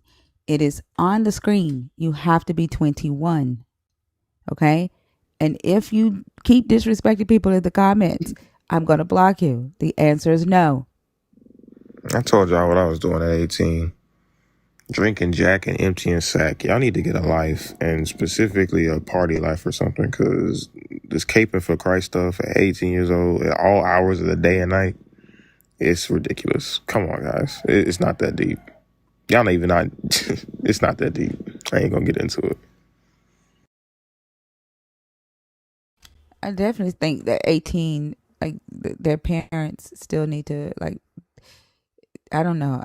I'm just not going to be, and I don't want my daughters and my sons online getting information from perfect strangers about their belief system. I already hate the fact that the TikTok algorithm has my son sending me fucking videos about the rapture. So yeah, no, I'm Does not he doing that to believe the somebody else's rapture? kid. He believes the rapture. Yes, he does. Mm. hmm And TikTok is the one who indoctrinated them into all these fucking videos. If you don't like this video, if you don't save, like, and share this video, then God's gonna no, then you don't love Jesus. Like those type of videos. And then Mm-hmm. he sent me one where some lady was sitting on the couch talking about how all the prophecies are being fulfilled right now, and um uh, uh Damascus is doing this and blah blah blah. And then I sent him Dan McClellan's video in response. I said, watch this and tell me what you think. And he called me back and was like, yeah, that's not what I want to hear. Like he literally told me, Mm-hmm. that's not what I want to hear. And so all I have to do is just wait. Yeah. I just have to wait until he's older and allows himself to think. But TikTok is indoctrinating my son. And so I definitely don't want to do that to somebody else's kid. So no, Gia. And I think to everybody in here who constantly likes to say that we do these lives and Thinker has this platform to pull people away from your God, if she's not doing it to her own child, why would she be worried about doing it to y'all? Exactly. That's why I told Seth, like, your soul ain't none of my damn business. What the Hmm. fuck? I mean, you have to let them know. And I think this is part of the process, right? Like, my son had a phase where he was like, Mom, I want to learn about God. Okay, absolutely do it.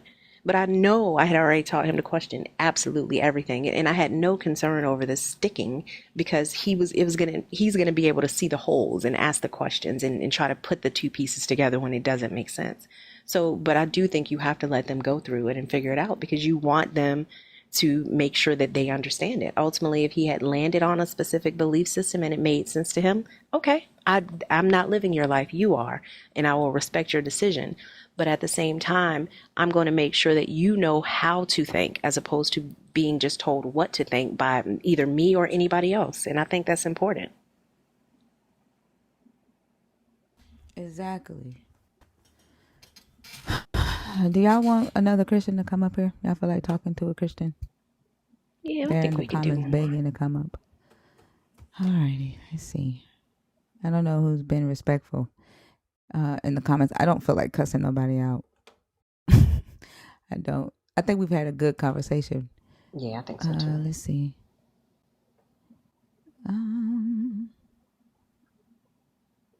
Gia, we know you're a Christian because you can't take no for an answer. Like she's told you a million times you can't come up here. I bet you if I open this box, her ass is back in now. And she done changed her picture. No, she didn't. I'm sorry. That's Gina. Gina, I think we talked to you yesterday.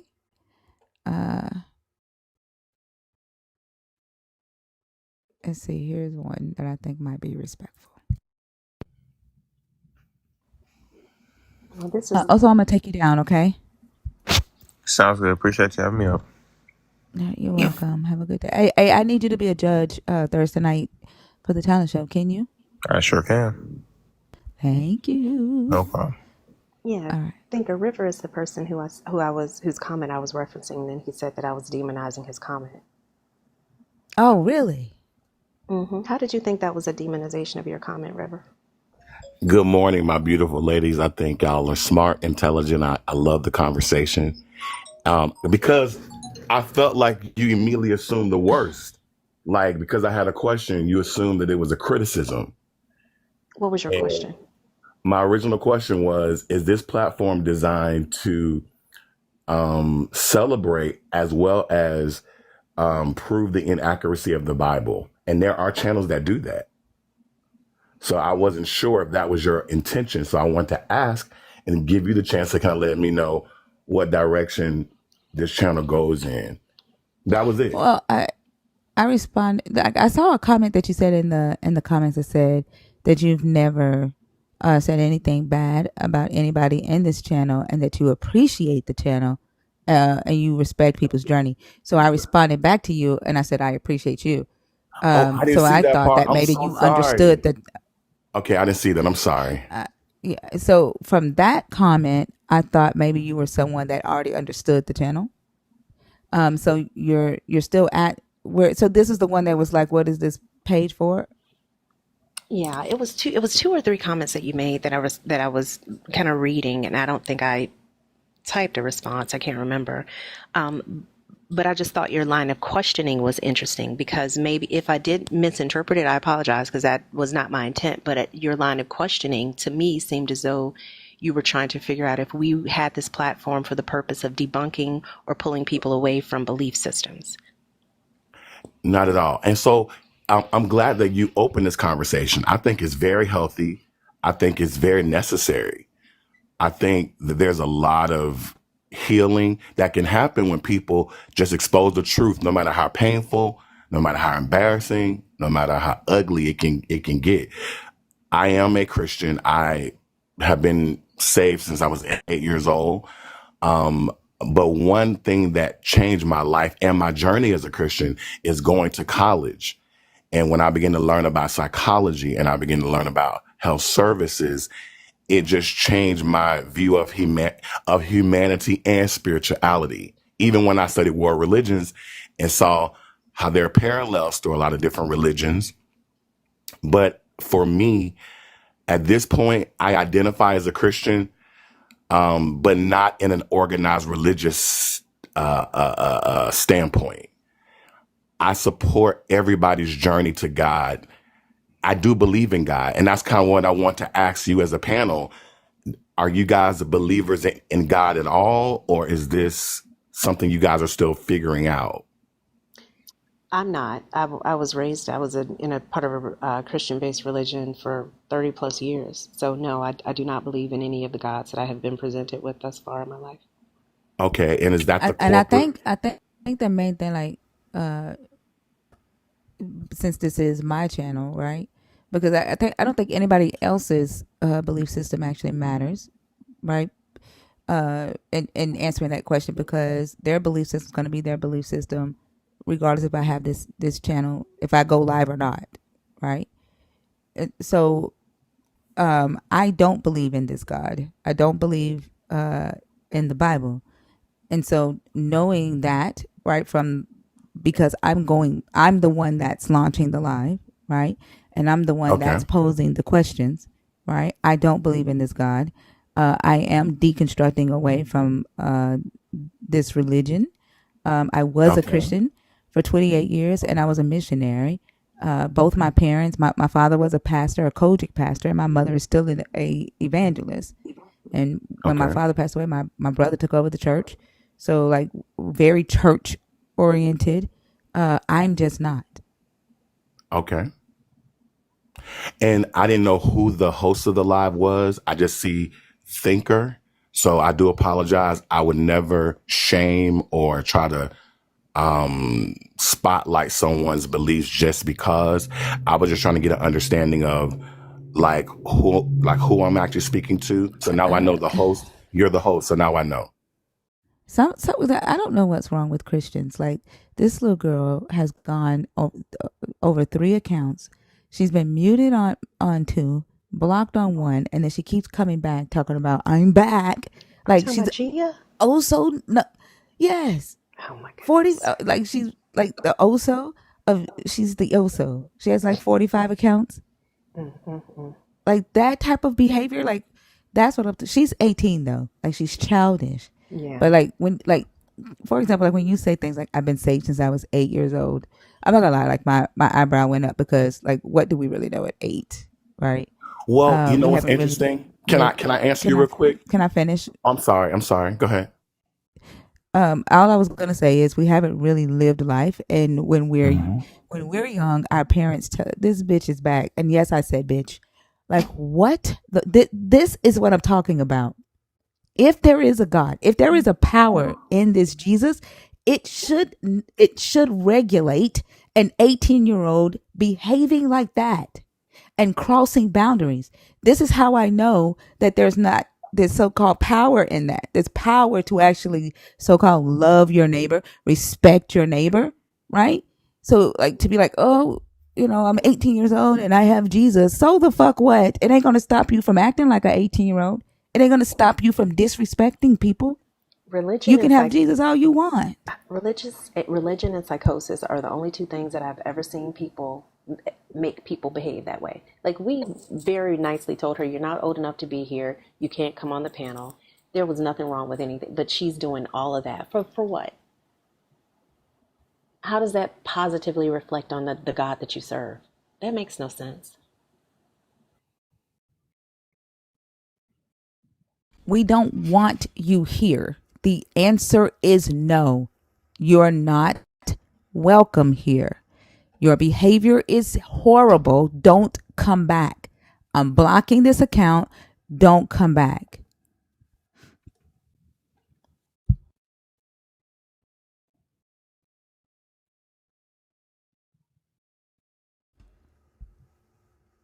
I, before she got blocked, she's like, no.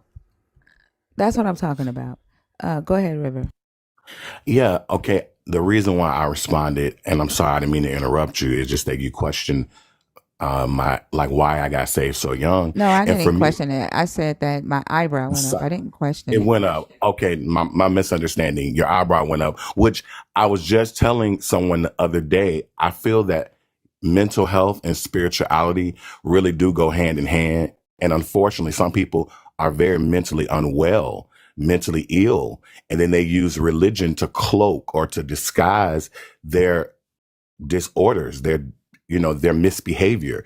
And so I definitely understand the concern for someone dedicating their entire life to this set of beliefs, and they're not even clear on where they are emotionally, sexually, psychologically, or socially. And when all those questions are not clear, but then you're buying into this ideology that demands all of you and requires so much of you, it can be very traumatizing. So where I'm not anti-Christ or anti-religion, I'm more interested in trying to merge those two worlds together in a constructive way that bears good fruit. And I like what the young lady just said. I can't see her name, but she was talking about, your behavior and how it tells people it determines the credibility of what you say you believe based on what we see you do. And so I believe that. But I think a lot of times people are just following the crowd and they're not clear. So for me, my journey went beyond religion. Like I've had encounters with the Holy Spirit that have made a difference in my life and the life of other people. And I don't say that in a religious way. I say it in a real life way, like life and death situations, people on the verge of aborting their child, the Lord coming to me in dreams, giving me clear details about things they were going through. Just a lot of things. So for me, it went beyond what somebody taught me in the church to where I Hold literally on. have. So you're saying the Lord came to you Mhm. to talk to you about a woman getting ready to make a decision for her body, and the Lord Oh came to no, you. exactly. So let me make this clear. I am pro-choice. I believe you should have the choice to decide what you want to do. But Yeah, in but this, still, the Lord came to you oh about her yes, he body. did. Yeah. So let me tell you why he came to me, because it was a decision that she didn't want to make. But she was, and she asked the Lord to give her a sign, like, okay, God, I want to do this, So, but so, so the if this is, Lord. This is what can I I think. finish? No, can I Uh, finish my statement? Can I finish? Wait a minute. Then you, I'm just then you can asking, ask sir. me. Okay. Sir, I'm just asking you a clarifying Okay. question. Hmm. All right. This is, and I mean, people say that they are It was the different, Lord. but we see cracks in the armor already. Where's the crack? Just letting you know, we see Where's cracks the in the crack? armor already. Where's the crack? So you're telling me that the Lord It was the Lord. came to you Absolutely. and said, let me not talk to this woman about her situation. Let me give the message to the man so he can give it to the woman. See, Is that the Lord that's why I said? wanted you to let me finish. Because had you let me finish, the dots would connect. So this is a Well, no, young woman, you said he gave the message. He came to you. but I didn't finish telling you my story, and you interrupted me. So the young woman came to me Does the because she story said, end with him can I not finish? coming to So you? listen, if you're not going to let me No. finish, Let me then ask you you a can talk to question. yourself. Does the story end with him not coming to you? Does the story change at any point? So listen, Does are you God gonna say, let you me know tell? what? Listen, Let me listen. No, no, talk no, to no. her Are about you it? gonna let me tell my story, or are you gonna determine how I finish it? Because that's disrespectful. Can I No, finish my I'm just story? asking you, Can I how finish is the my story story? going to No, no, no, no, no. change? Can I finish my story? Are you gonna disrespect me and interrupt me? I'm just Can we asking you, establish that? No, no, how no. is it going Can to I finish my change? story? No, no. I'm not. No, you're gonna tell my story. Then you're gonna say you need to No, hear I'm my not telling story. your story. I'm asking you, You're how is interrupting it me, and going we're to spending change too from much what time going back I'm and going forth to ask when you you, could just how let is me it going to finish my story. change? How No, is it going listen. to change? No, no, no. I'm gonna finish my story, and if I can't do that, then we can end the conversation because you're playing a game with me, and I'm not gonna play with you. I'm not playing a game with you. I You're asked you a you're question. disrespecting me. You don't have good communication skills. Let me No, finish my I just story. asked you a question. No, and I'm answering you. I'll answer you when I'm done. So my friend came to me Okay, and so said let's go. Let's go with the yeah, story. yeah. So she did not want to abort her child. She said, Lord, please give me some sign if this is not what you want me to do. I had a dream about her specifically in that situation. And I reached out to her and I said, why did I have this dream? And then she just broke down and she told me she asked God if that's what he wanted her to do, to give her a sign. So that was her sign and she kept her child. I'm not saying every woman's going to have that experience, but what I'm telling you is that that's one of many experiences I've had with the Lord. For me, I'm not defending a religion. I'm not even bickering about the Bible. So you can sit up here on this panel. Hold Why on, are no. you saying that it was Well, the listen. Lord? So you call it what you want to call it, but she got her answer, and The now. I'm sorry, cracks but in the armor. I'm You're sorry, just but your like every other attitude is Christian. towards me. Hold on, Lawrence. Your attitude is towards me, and I haven't said Okay, well, I anything to you apologize for but my tone. a Continue. Go question, ahead. right? What I would like to know is why are you saying it is the Lord? Like I've had plenty of dreams about Okay. people and I've said, "Hey, I had this dream about you." Right? And here's what happened in the dream. And they'll say, "Oh my God, I'm going through XYZ." They'll try to connect things to it, right? But I've never said the Lord gave Okay. me this or the Lord. So what I'm asking is why are you saying that the Lord came Why to am I you saying? about her? Okay, so I'm glad you asked. So this has been an ongoing thing for me, and it's affected multiple areas of my life and people's lives. And in my journey, all of the prophetic dreams I've had that have been accurate about other people's lives have all aligned with my Christian faith. And I've even been pointed to certain scriptures. I've been pointed to the whole idea of who I know God to be in my Christian faith. But So for and I me, I can't usually speak for you. when a Yeah, person I can't comes up speak for here, I you though. I'm usually speaking for I'm me. sorry, but I didn't say you were. Okay. Okay. But usually when someone comes up here and they say that, I say, hey, there's a dream playlist on my page where the same things that you are saying has happened with me and my dreams, right? And in the playlist, I show evidence, Okay. right? I had Okay. when Kamala uh, was chosen to run for president. I went to my Okay. text messages from 2020, posted it in the Discord, and I had told Okay. everybody the dream I had in 2020, and that I had texted the dream to my family chat in 2020, right? Posted Okay. it. I mean Kamala. I mean, don't Kamala. Kamala. Yeah. Kamala. It's Kamala. You got Kamala. it. Kamala. You're right. I'm sorry. Yeah, Kamala. Yeah, you got yeah, it. yeah. Posted it in the Discord and said, hey, like I had this dream. Three other people said I had the same dream that she was gonna end up running in Awesome. 2020. And my dream she lost, and two other people's dreams she won, and like people, multiple people had the dreams, right? And they were showing their evidence, right? And Okay. these are all people who don't believe in this God. But Yeah. Absolutely. the correlation though, right, is that Hmm. we all know that Joe Biden's ass was old. We Yeah. all know that, right? We probably all had in our minds, like, will he even make it to 4 years, Yeah. right? You're right. Like, so there's no telling, like, and we probably Yeah. all was hoping, like, this might be a chance, right? For a Hmm. woman to get in. She's a vice president. Like, we were happy to have her as a vice president, right? Yeah. So, like, and there could have been things on our minds for all of us to have this dream Yeah. that she ran for president in 2024, right? Yeah. And that hope, and all of us that had the dream that when we started showing our evidence and talking about it, we're all women, right? Yeah. And it could be a collective hope, right? That Yeah. we hope that this is the opportunity that a woman would finally become president, that a black woman would finally become president, right? And Yeah. so, but all of our dreams that we had in 2020, they all came true. There's another one on my dream playlist where I dreamed of Lizzo and Donald Trump's ass getting and in that same dream, Donald Trump was getting drug up the hill up this mountain by these ogre looking things, right? And he was butt ass naked. And I was standing in this field and I was like, oh, I gotta show them, I gotta show them. And then in my head in the dream, I was like, oh damn, you can't have cell phones here. Right. But Yeah. before that part of the dream, this guy came out and he was like, hey, it's your time to teach. And I was like, I thought I wasn't supposed to teach till 8:30. And he was like, he told me, he showed me a clipboard of a time for me to teach, and there were six other women there teaching with me, and they all had their time to teach. And there was a number there, I can't remember the number, but it's in the dream. And that was before I started doing these fucking lives.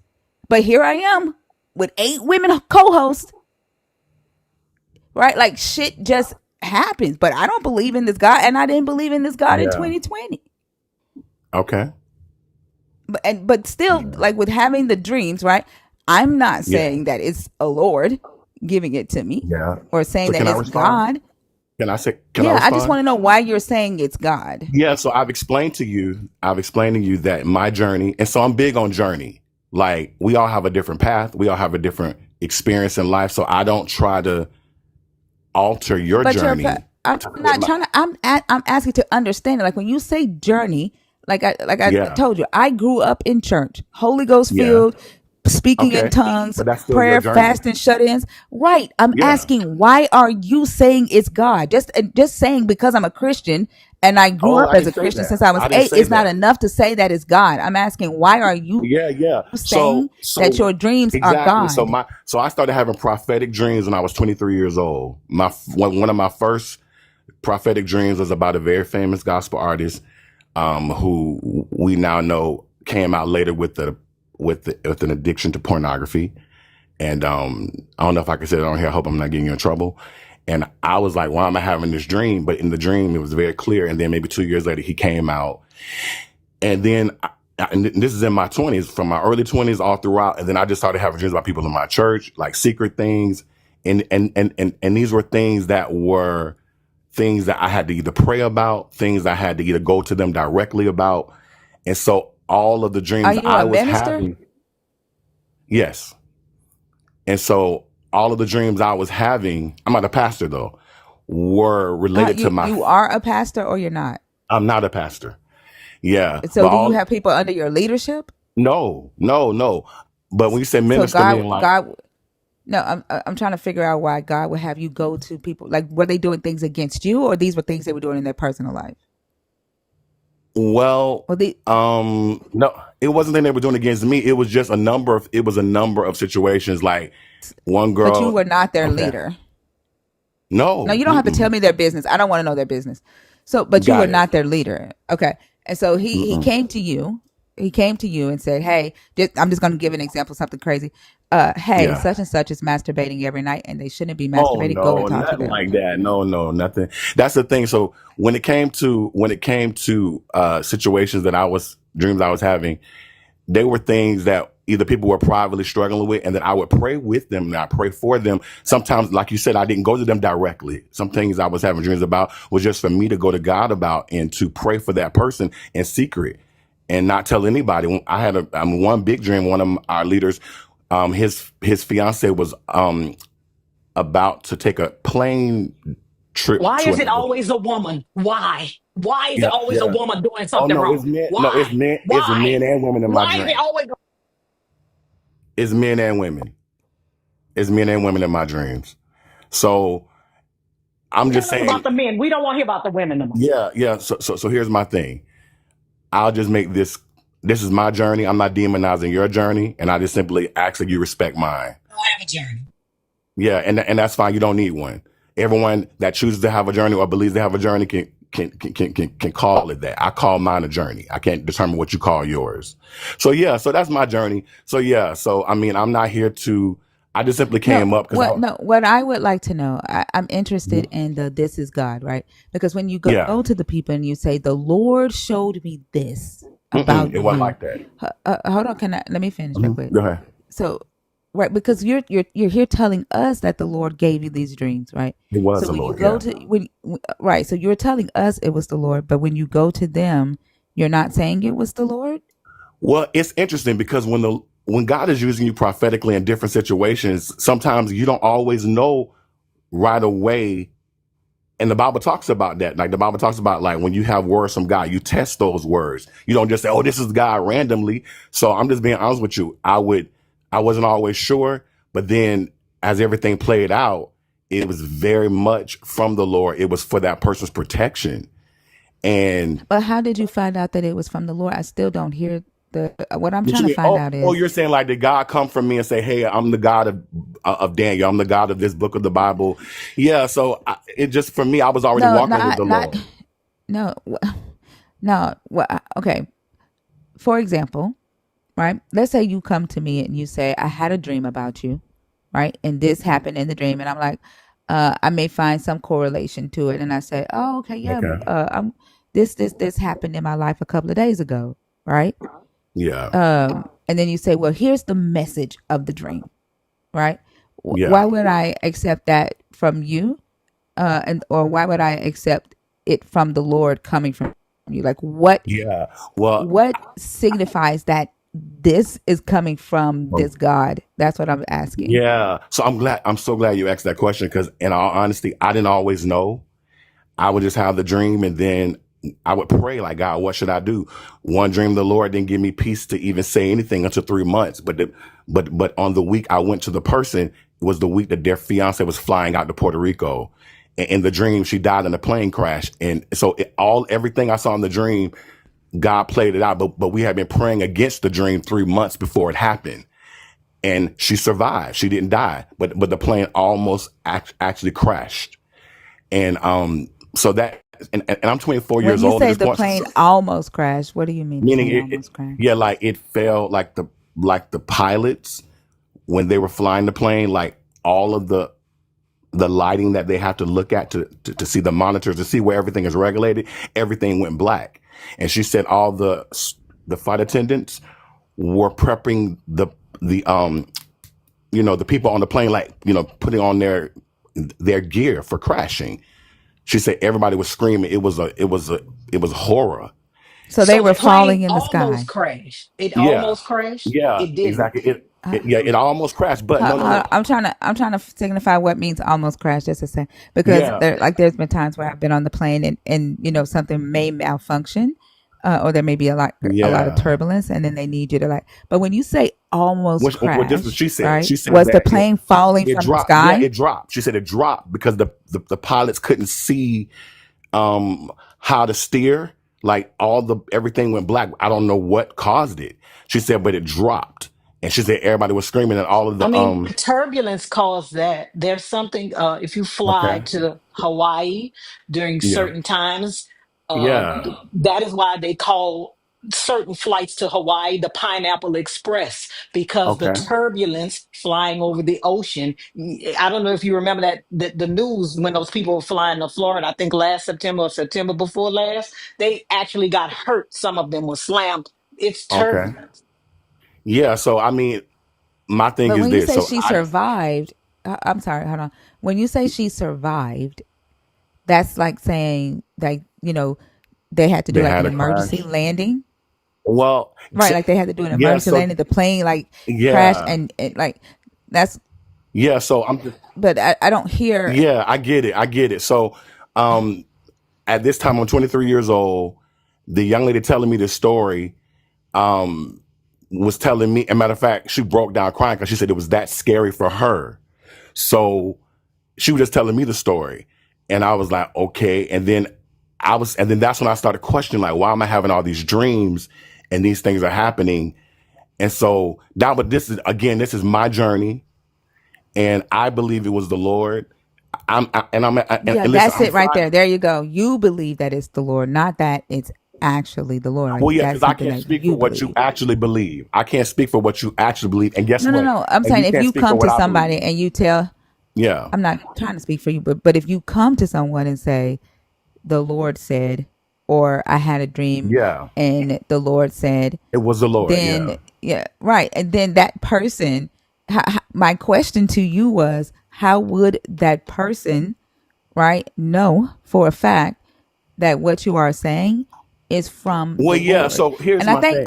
just give me just a second, River. I think it's funny that the honest theist said that you don't have to accept it. So if you don't have to accept it, then why is the Lord telling it to people that He knows I wouldn't accept it from?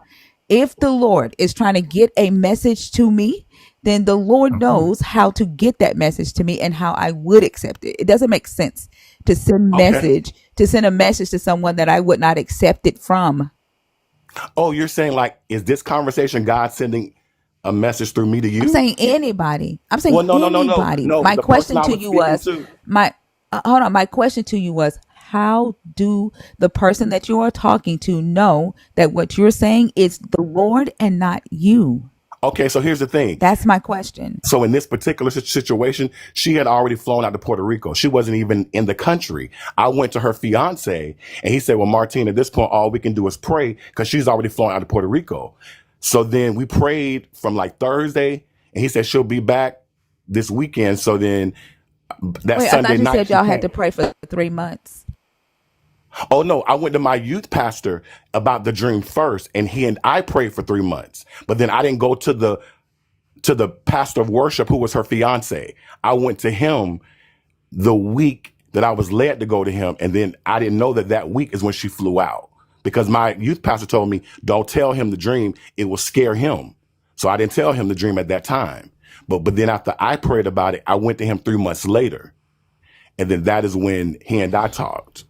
So So the youth pastor can override God. Like if you feel that the Lord is giving you this dream, mhm. your youth pastor can say, "Don't deliver God's word." He just told me to pray, and I'm not saying what he said was right either. I don't know. He just said pray, but how it worked out was 3 months later when I finally went to the pastor of worship. It was the week she flew out, so the timing was really perfect as far as praying before the bad plane ride happened. So here's my point. I'm not But how do defending. we know this isn't like confirmation bias, right? Like Okay. you're like 3 months later, and then that Yeah. no, not okay, because like what I'm asking you, right, is right. There Yeah. is a scripture in your book that says, "Test the spirit and see whether that Yeah. spirit be of God," right? Yeah. And as I'm doing that, it seems like Yeah. you're getting agitated because I'm asking questions, right? Oh no, I'm not getting Because agitated. No, I'm not getting agitated. I yeah, guess you I'm not you giving keep you the saying answer this is that you my want. journey. I'm not. What do you mean? What answer do you think I want? I'm asking you, how do you know that it is from God? In And I'm this telling book, you that this this God, story, I'm telling river, you a specific. not did it come true? How do you know that it is from a The God and Lord. not Yeah. yourself? The reason why I'm also asking this, Okay. because in this book, this God says that he will send a dream from a false prophet, and everything in the dream will come true, and it Okay. will be from a false A false prophet. prophet. Okay. So again, how do you know, right? How does the person know that it's from this God and not you as a false prophet? Well, That's the question that I'm yeah. asking. Well, number one, I know that I'm not a false prophet, and I know that the dreams I've had that I'm sharing with you have been, I would say, God centered in nature. They have been for the protection of other people. I judge by the fruit of it. If it's God, if it draws someone to God, if it's absent of manipulation or any sinful behaviors, that's how I judge. So I can't determine. I mean, that's how I But judge you the shouldn't. You're situation. not the one who has to judge. Like the person who has to judge whether the information they're receiving Oh is them. no, They're the but the ones who have to judgment. judge No, whether but I what have you're to. giving them Yeah. is of God. You can judge yourself. You're going to Yes. be biased of yourself. Like your God, your relationship with your God, River, is Yeah. inside your head, your body, your mind. Like Yeah. it's a personal journey. I can't hear what conversations you have with this God. Nobody Yeah. around you can hear what you say or God say to you. Yeah. Right? So you're not the one that needs to judge what comes out of your mouth. It's the people you're saying it to. Yeah. So And can my I? question to you Mhm. is, how would they judge They know. whether Yeah. what you're So saying is from a God yeah. and So not yourself? going back to scripture, the Bible says that if it is from the Lord and it does not come to pass, you're not to fear that prophet. That's what the Bible says, and that's what I believe. Except I just quoted to you that he also said that he would send a prophecy through a false prophet, and all of it would come to pass. And all of it become well. I will have to read that text. I'm not. Yeah, Yes. I'm not disputing Here, I'll you. bring it I'm not up. disputing you, but I'm saying from my experience, the dreams I've had that I've gone to someone about have come to pass, and it has not painted a picture of me being a false prophet or making anyone doubt the God I serve. So that's just my experience. I can't defend every argument. I can't make you believe that what I experienced was from God. That's not why I'm on this panel. I really wanted to ask you guys questions, but all the questions kind of So, came at so me. you had a dream about turbulence. I'm still on this dream. Yeah. You had a dream about turbulence. Well, no, no, no, no, no, no, no. Well, here's my thing. It's obvious in this conversation that nothing I say is going to match your unbelief. No, So no, sir. I just asked you a question about the dream. I can't make you Wait believe a in a minute, God sir. you've already Sir, chosen not to was the believe in. dream? No, was the dream? First of all, you Well, I can't just got make my me do Yeah. answer. anything. So I Well, just no, got you my didn't get your answer. answer. No, no, you came River, with an Yeah, I answer. did river, because river. Yeah, your whole yeah. attitude, No, your you have a attitude, you whole yelled at entire. me. You yelled at me I because yelled at you. I didn't agree with you. That's No, all. river, Hold on, river. So, I so yelled I at can't you. make you believe in a God you Hold don't on, want to Lords, believe in. Lords, Yeah. Lords. Can you mute? Can you Yeah, mute? well, uh-huh. Can you mute for a second? Yeah, that's what I thought. Yeah, like the whole try the spirit and see whether that spirit be of God. That's what I'm talking about. Like if you ask questions and they behave like that, that's how you know it's from But him and from his but you know, ego. people were saying, let him talk, let him talk.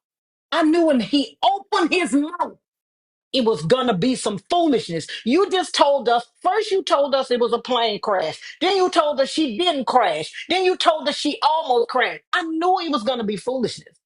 I could tell by the tone of his voice. It was just something went, I don't know. I could tell. I knew it was gonna be foolishness. First, all his dreams are about women. Every single, all his dreams are about what a woman is doing wrong. Secondly, first it was a crash, then it was turbulence, then it was that, then she almost crashed. Then you know how I knew he was lying? When he said that the plane people were getting in their gear to crash. I wanted to ask him, what is crash gear? What is crash gear for a pilot? I want him to There's a tell me pilot what in the crash gear was for a pilot. there's a pilot in the audience that was like, I'm a pilot and stop lying on us. He said, Exactly. stop embarrassing us. I would love to know what crash gear is for a pilot. I I think want what somebody to tell me that. I think what I found most telling about that whole exchange is the fact that when he came up, he had such a I don't even know what to call it, a complimentary energy about him. You know, he was like, this is a great conversation. You know, I approach it from a critical perspective, you know, psychology and religion and all of that. And then he even commented on Gia's behavior. You know, how I said it wasn't reflective of Christianity and it wouldn't pull anybody to a God. Yet he went slap off on Lords and then got really upset when Thinker started asking questions. So to your point, Thinker, I think once again you clocked it. There's no need to get defensive about something you don't own. There's no need to be possessive about a thing that isn't yours. He's possessive about these dreams and these prophecies because he knows that they're his. He wants us to believe that they're from God, and I wonder if he questions if they truly are. Because if it doesn't, I don't need The you to be crazy thing, convinced like about something. right. And I asked a very logical question. How Right. do you know that they are from God and not yourself? And that he just kept saying, my belief is not your belief. My journey is not your journey. That's not the question that I asked. If you are telling someone that God said this, which people do a lot, this is what we talk about when we talk about the manipulation and people using this religion to manipulate and exploit. And they say God said. That's what question number 3 up here is about. Mm-hmm. God uses imperfect vessels to talk for him. Make that make sense. Because if I'm going to crash in a plane, why do I need the God to go through your dreams, to go to your youth pastor who told you to shut up for 3 months, and then I'm already on the plane, and then you go to my, like, why didn't the God just come to me and say, hey, you're gonna crash in a dream, the same way that this God went to Abimelech and said, hey, you about to die, right? why Mm-hmm. why does the God need to go through you, and why do I have to listen to you? And then on top of that, you can't prove to me that you are talking to a God and not yourself. Yeah. And then that made you mad. I was going to ask him I how he didn't even different. raise my voice. Not at all. I think he was mixing you and Lords up. I think And that I'm was on, towards the and end. I I'm think he was actually mixing you and on, Lords I up. was on, I wanted him to stay up because I'm on ntsb.gov. See, what people don't know is that the Nigerian was also a pilot. Oh Oh, Lord, here we glory. go. Here we The go. Nigerian was a pilot. So he don't just lift me up. He used to lift everybody up. He was a pilot. If he had stuck around long enough, I was going to ask him how he distinguishes between God's voice and his voice in his own head, or is it does God only That's what I communicate was with trying him to in dreams? ask. Right? Yeah. Like what is the distinction? How do you know if it's just an idea, thought that you had, a dream that you had? But they, again, to your point, something happened. You don't explain it. Therefore, God, and that's just a leap too far that people are so quick to make these days. Especially if you want someone to believe that you are talking to a God about them. Exactly. I And don't. then he said that God would tell him things about what secret things that people were hiding, like the secrets of people's hearts. So God is coming and gossiping to you about somebody else's secrets, right? And you're not even their leader. So you telling me that the God you serve is out of order? And to Bash's point, what can you do with the information? What if this is a well-known celebrity or a gospel singer? What are you, an insignificant human, going to do with the information about this person having a corn addiction? How can you use this Exactly. information? Exactly. It doesn't make sense. Right. That's God being messy. Like he going against his own word. All Like I'm what? saying is, I'm looking for these almost, and I'm also looking for the pilot that would get on a loudspeaker and say, "Hey, y'all, all the lights just went off in the cockpit." What pilot would say that? This is the pilot speaking. All of our lights just went off in the cockpit. No pilot would tell you that. Come on, it's the PA system. Y'all bitches about to die. They don't do that. Exactly. They don't do that. No pilot would tell you our lights just went out in the cockpit. Not one. Not a God, one pilot will tell you. Exactly. what They don't probably even happened is that explain they it had really after the bad flight. turbulence. And like seriously, the turbulence is scary. Yeah. And like I was on a plane one time, I was on a jet and the turbulence was really bad and it dropped like whew, like really fast. Man, I thought I was gone. I thought I was gone. But they still don't warn your ass that that's about to happen. And that's probably what happened. Something like that, like a quick drop in altitude. And to her, who knows? To her, her life flashed before her eyes. Because I'm not gonna lie, my ass was fuck. I thought I was gone, but it was just one quick drop, and then we just kept on flying. So it could be something like that. And I think as humans, we are Yeah, very that's prone crazy. to hyperbole and embellishments when we retell stories. That's just what we do. It is a part of human nature. So, in the recounting of this story, of course, is going to have a spin that leads toward the conclusion he wants us to reach. And I'm sorry, I need a little bit more evidence than you had a dream about a plane crash and there was a a plane ride. I don't. That's not enough for me. Yeah, See, now that's like, yeah, it's crazy. I don't know. Now I feel like listening to International Love about Prince because that whole song is about a plane ride. And that's, he came up here and said, "I went to school, and when I started learning about psychology, I'm not like any other Christians." And now you're a prophet. Don't type in all caps. I don't give a fuck how many times you spam let me up. I don't care if you type in caps. Because you did that, you will not come up. You will not come up. Like that's ridiculous. Like so I told y'all how the doctor said I couldn't have kids, right? And everybody around me was getting pregnant and it hurt every time because I wanted to have children too. But uh I told y'all my mom and my auntie told me to anoint my stomach every day. But my auntie was like, you need to see your kids before they come. She's like, you need to just live your life like you're already a mom. She's like, fix their dinner. She's like, see them running across the floor. Go ahead and buy their bed and stuff. Like she told me to go on ahead and just live like I'm a mom, right? So I did what my auntie told me to do. And I ended up having a dream that I took 4 pregnancy tests back to back, and they were all positive. Well, I probably say a little bit, maybe close to a month or a little over a month later, I got sick. I thought it was my mother in law's food, because I don't like their food. Um, and I end up my ex husband bought me some Burger King, and the smell of the fries just smells sweet, and it made me throw up everywhere. And my mom was like, "You pregnant?" And I was like, "Mama, don't do that. Don't do that. You know I can't have kids." She was like, "No." She's like, "You sound like you might be pregnant." She's like, "You still sick a week later." And she was like, "The smell of the Burger Kings make you throw up." She's like, "I promise you, I think you sound like you might be pregnant." So I sent him to go get a pregnancy test, and lo and behold, I was pregnant. Now I was a Christian at that time, and I was like, man, I dreamt the 4 pregnancy tests back to back, and blah blah blah blah. And mind you, I have 4 kids, but I didn't want 4 kids.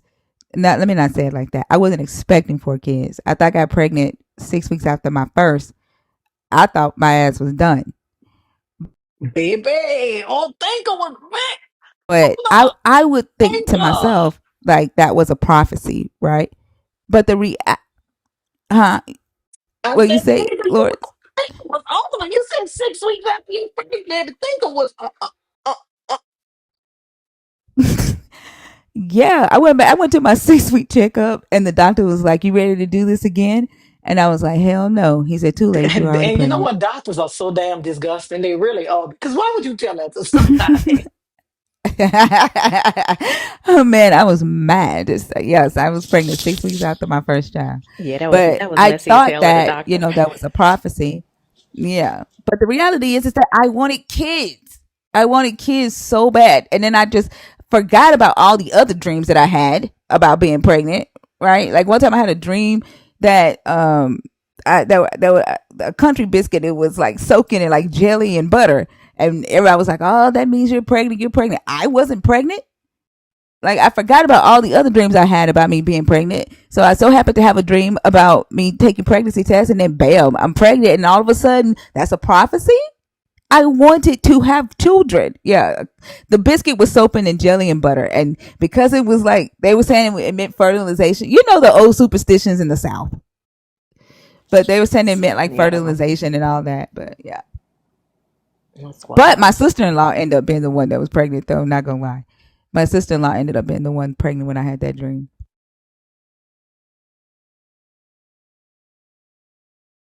All I know But is if still, any I of had a y'all, desire to be pregnant, so I dreamt about it a lot.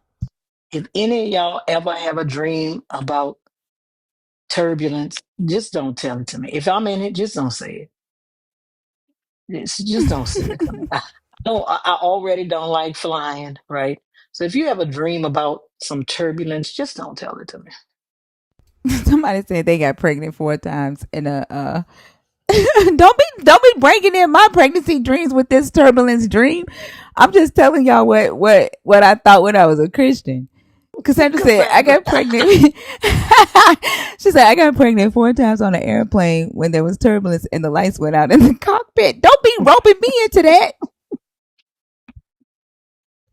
I mean, but that's how he sounded. First she was going to Puerto Yeah, Rico. that's how we all sound when we're First she was going to Christian. Puerto Rico, and then at the Huh? end he changed it to her coming from Puerto Rico. Remember, she had already gone.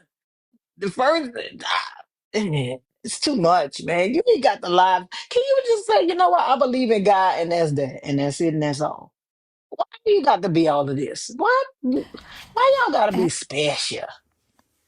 I'm gonna tell, and then like he said, it was the prayer. It's his prayer, his prayer. The righteous prayers of the fervent prayers of a righteous man availeth much. I guarantee you, like, because that's what my mom always said. If anything good happens in our life, it's because of her prayer and her life.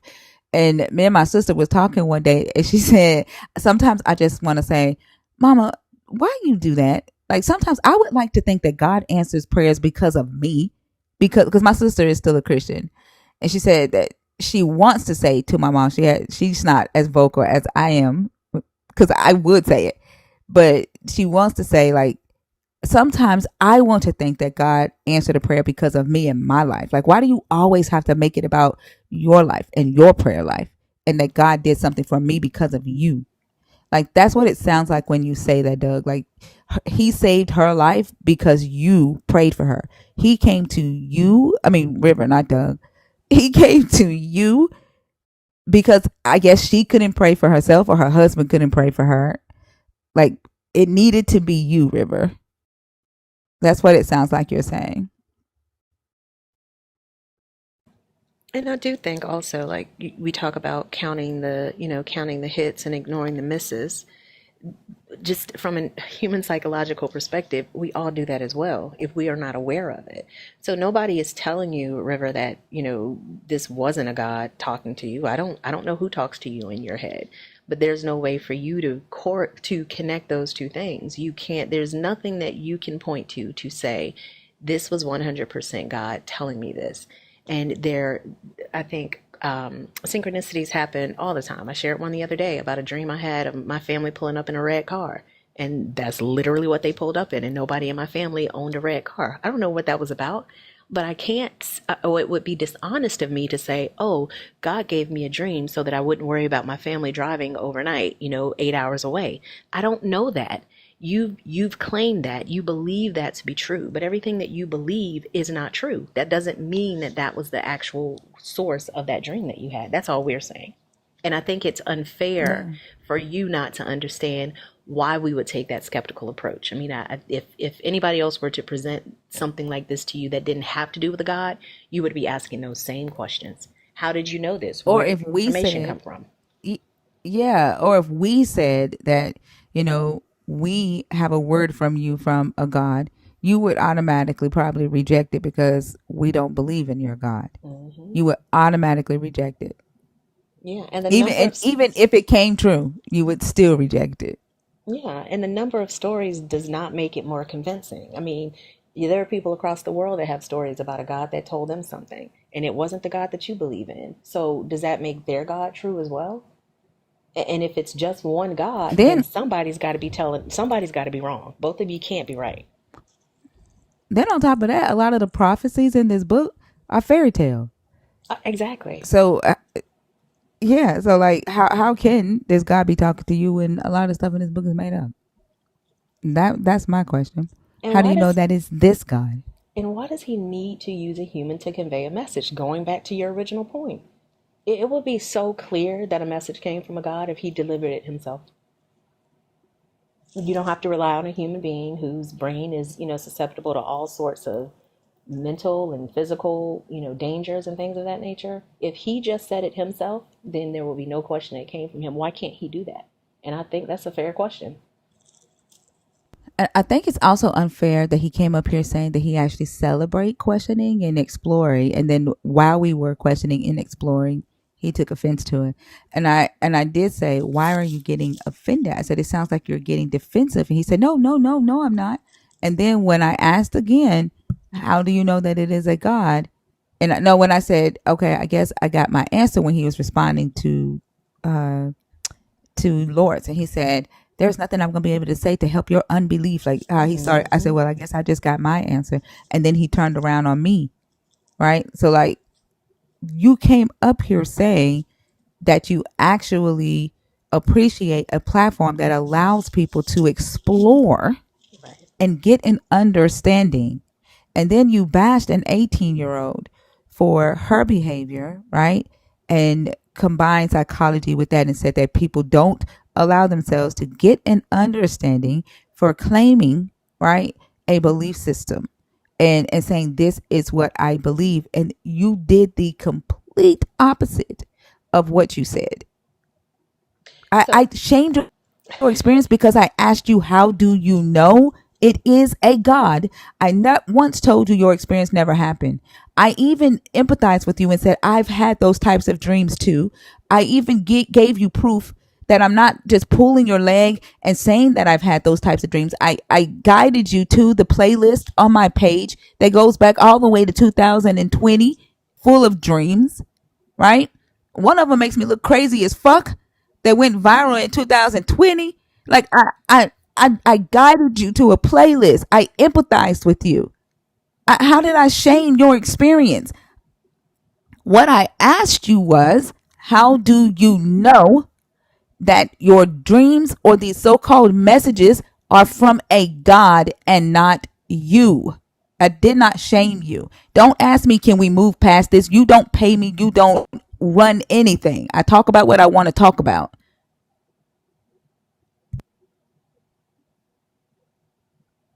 yeah, nobody shamed your experience. I mean, we just have questions about it, and I think the questions that we have are fair.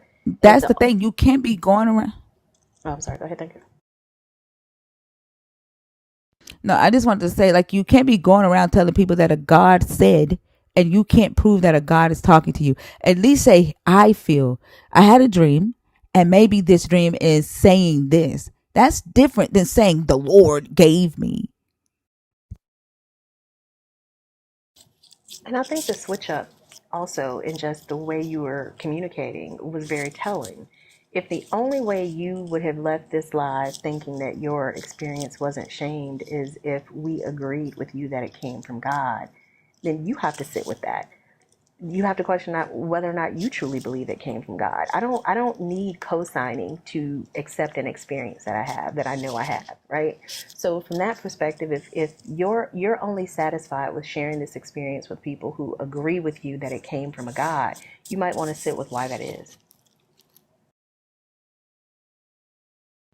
Even if he does use the Lord, he needs to be able to prove that it came from a Lord. He came in here with a bunch of people who don't believe in this God and say his dreams came from a Lord. He should expect questions about that. We don't have to just accept that it came from a Lord. He came in here with unbelievers, knowing he was talking to unbelievers, right? He should have expected that when he said that it was from the Lord. And I find it funny that he told us it was from the Lord, but not the people who the dreams were about, who believe in the Lord. That's odd.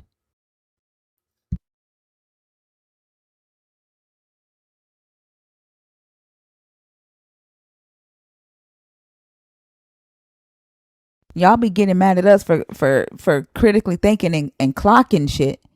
Like, that's crazy. And then call us rude because we don't allow ourselves to be gullible. That's the part that's crazy for me, because if I were to go up to River or anybody else that comes up on this panel and like, look, I have an investment opportunity. You need to give me $10,000, and I'm going to be able to turn that into $100,000. And they, of course, would ask, well, what's your investment medium? Like, what are you going to do? Where's the capital coming from? All of these questions. But when we do that for the claims that they're making, it's problematic.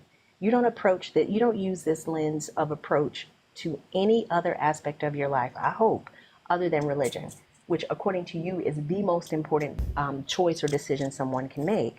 So why is that the case? You have to ask yourself these questions. Agreed. Feisty Goddess? Hello, Feisty Goddess? Okay. Let's see.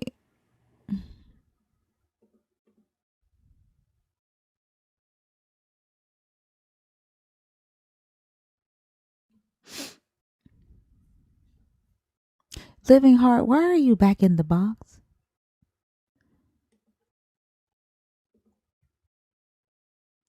Well, Cassandra, why are you here? If we're wrong, okay, we'll accept that.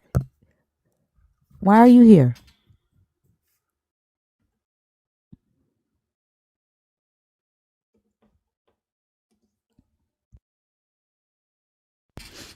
Okay, so why are you here? That's my question. Y'all always somewhere y'all don't y'all like people don't want you to be. That's another weird thing. I think your Jesus told you to beg people to like you or some shit. Like, there's no need for you to be here.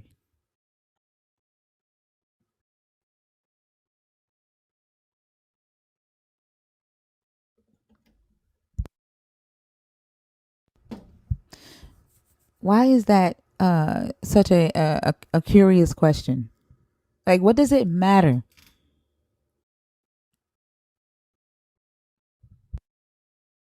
I think I talk about my deconstruction journey so many times a night because so many people come in here. What made you not believe? What made the host not believe? Why? All you need to know is that I don't. You need to ask yourself what made you believe. And if you don't have an answer to that question, that's where you need to start your investigation. Right.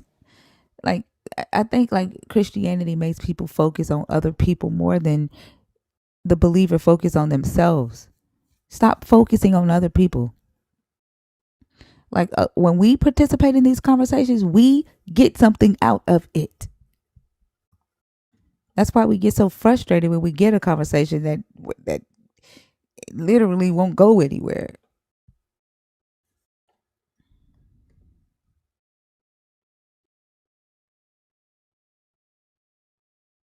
That don't make no damn sense. Tell a child a lie and it becomes their truth. And I messenger of bet you've been God. a. Oh, I'm sorry. Messenger of God, I need to use my mind and somebody else's to decipher your message. I'm not even sure what you're trying to say here. According to mind, if God is one religion, must two be one, two, please use your what? What? I don't even know what that means. Hold on, let me see if I can decipher.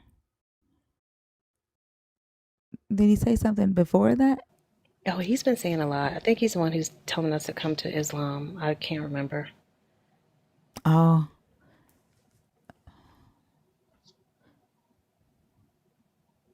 somebody. Virtue, Virtue say he yapping in tongues.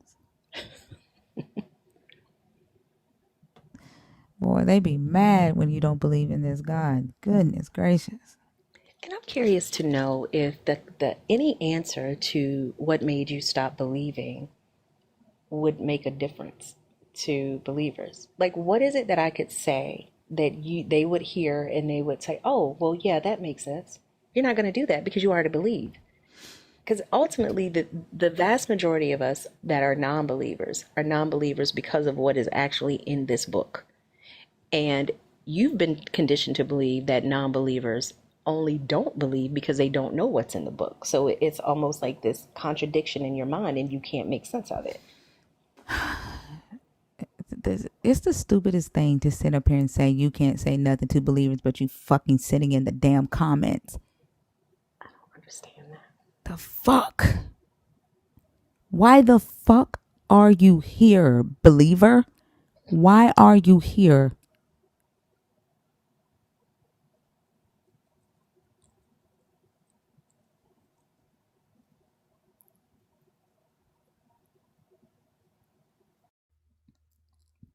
Y'all say that non-believers are children of the devil.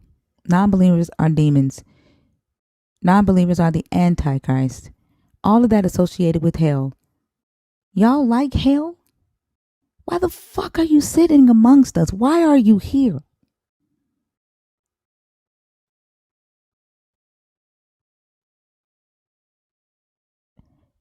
Do you realize that you walked your ass into hell yourself? The fuck? And who is Prophet Moses? I don't know what a Tourette is. I can't do this.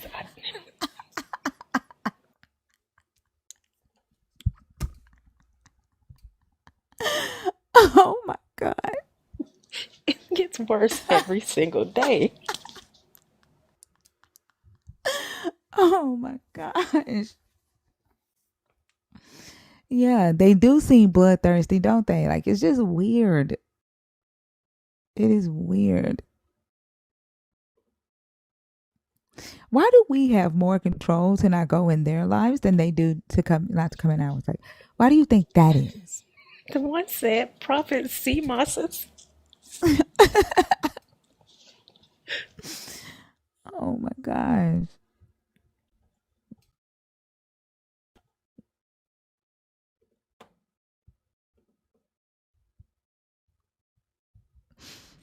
Well, if you'd have acted like you actually had some sense, the one that I would bring you up on stage. I'm not bringing you up on stage. You might as well go and scroll on out.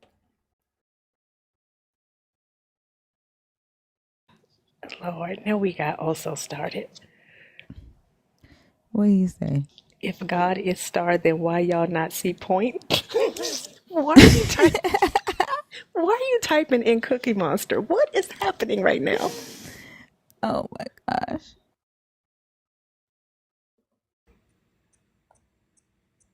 gosh. Dre?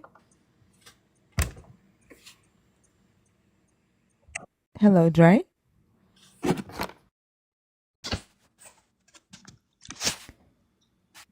Dre? Okay.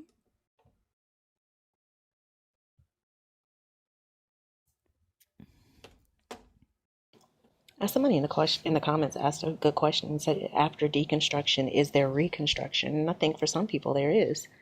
And that's going to vary person to person, because as you internalize this idea of spirituality, or you internalize this idea of belief, you see that you guide where you go. It didn't lead to reconstruction of any formalized belief system for me, but that's not going to be the case for every person that deconstructs. Yeah, very well said. Who is Dre?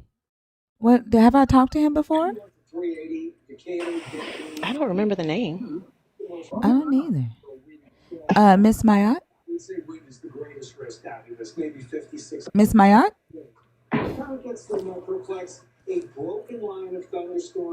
Okay. Who is Dre? Somebody asked, did I forget about Dre? As in the Eminem song? Did you forget about Trey? I don't know. I maybe. Oh, that's a song. Oh, okay. Okay. Like, I've never heard that song. Yeah, the Eminem song. It's the okay. I know what I figured that's what they were talking about. How does it go? Is it the Eminem song where motherfuckers act like they forgot about Dre? Someday everybody Oh, gonna something talk. he say Yeah, in a song. yeah, Oh, something I he thought says y'all in a was saying song. the I name of the think that's song what he's was saying. that. I get what you're talking about now. I'm up here trying to think about a song called "Did You Forget About Dre?" Like what?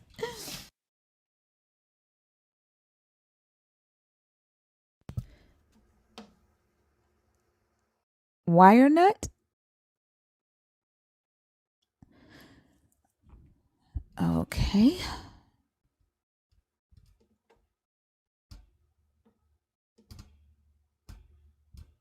Man, how many people have we gone through? If you're in the guest request box and your name is not one and you are in there on purpose, can you comment so we can bring you up? Please, thank you.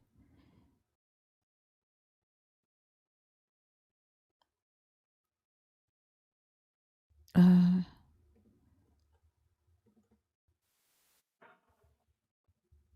don't tell me your name. Let me remember it. Okay. Adrian. Yes. Yeah. Hi. Nice to see you again or talk to you again. Yeah, absolutely. Which topic did you want to discuss today? I wanted to get to why was the knowledge of good and evil forbidden in the beginning? But I wanted to say two things prior to getting into that, if that's okay with you. Okay, go ahead.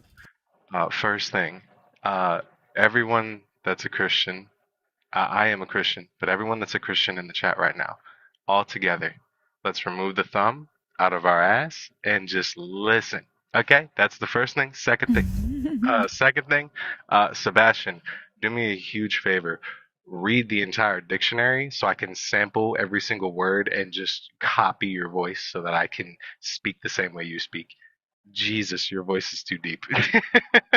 You should uh, hear him sing. I think he's asleep, but you should hear him sing. Yeah, it's amazing. my my God. When I first came in, I was like, oh my God, this man's voice is insane. Look, you want to hear it? You want to hear one of his songs right quick? Sure. Hold on. This is one of my Which favorite one you songs of playing, his. Thinker?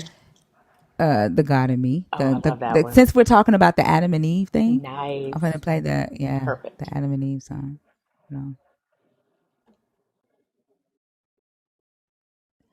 I have to pull it up.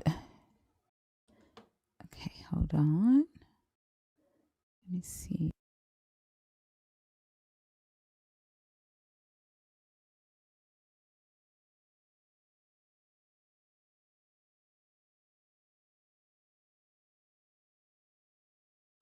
Why isn't it playing? Hold on.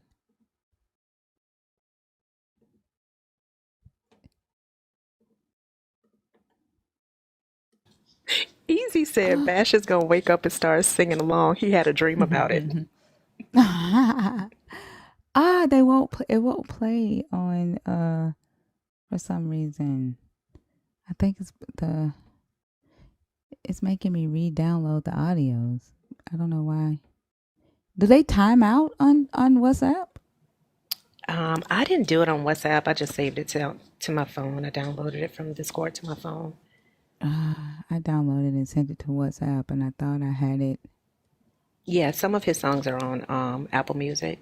Still on a mission. I don't think the one that Thinker's about to play is. Why is it not letting me play it? I tried to give y'all a treat. It's a song about the Garden of Eden. But for some reason it will not. I don't know if it won't play because it's on PC, which is weird.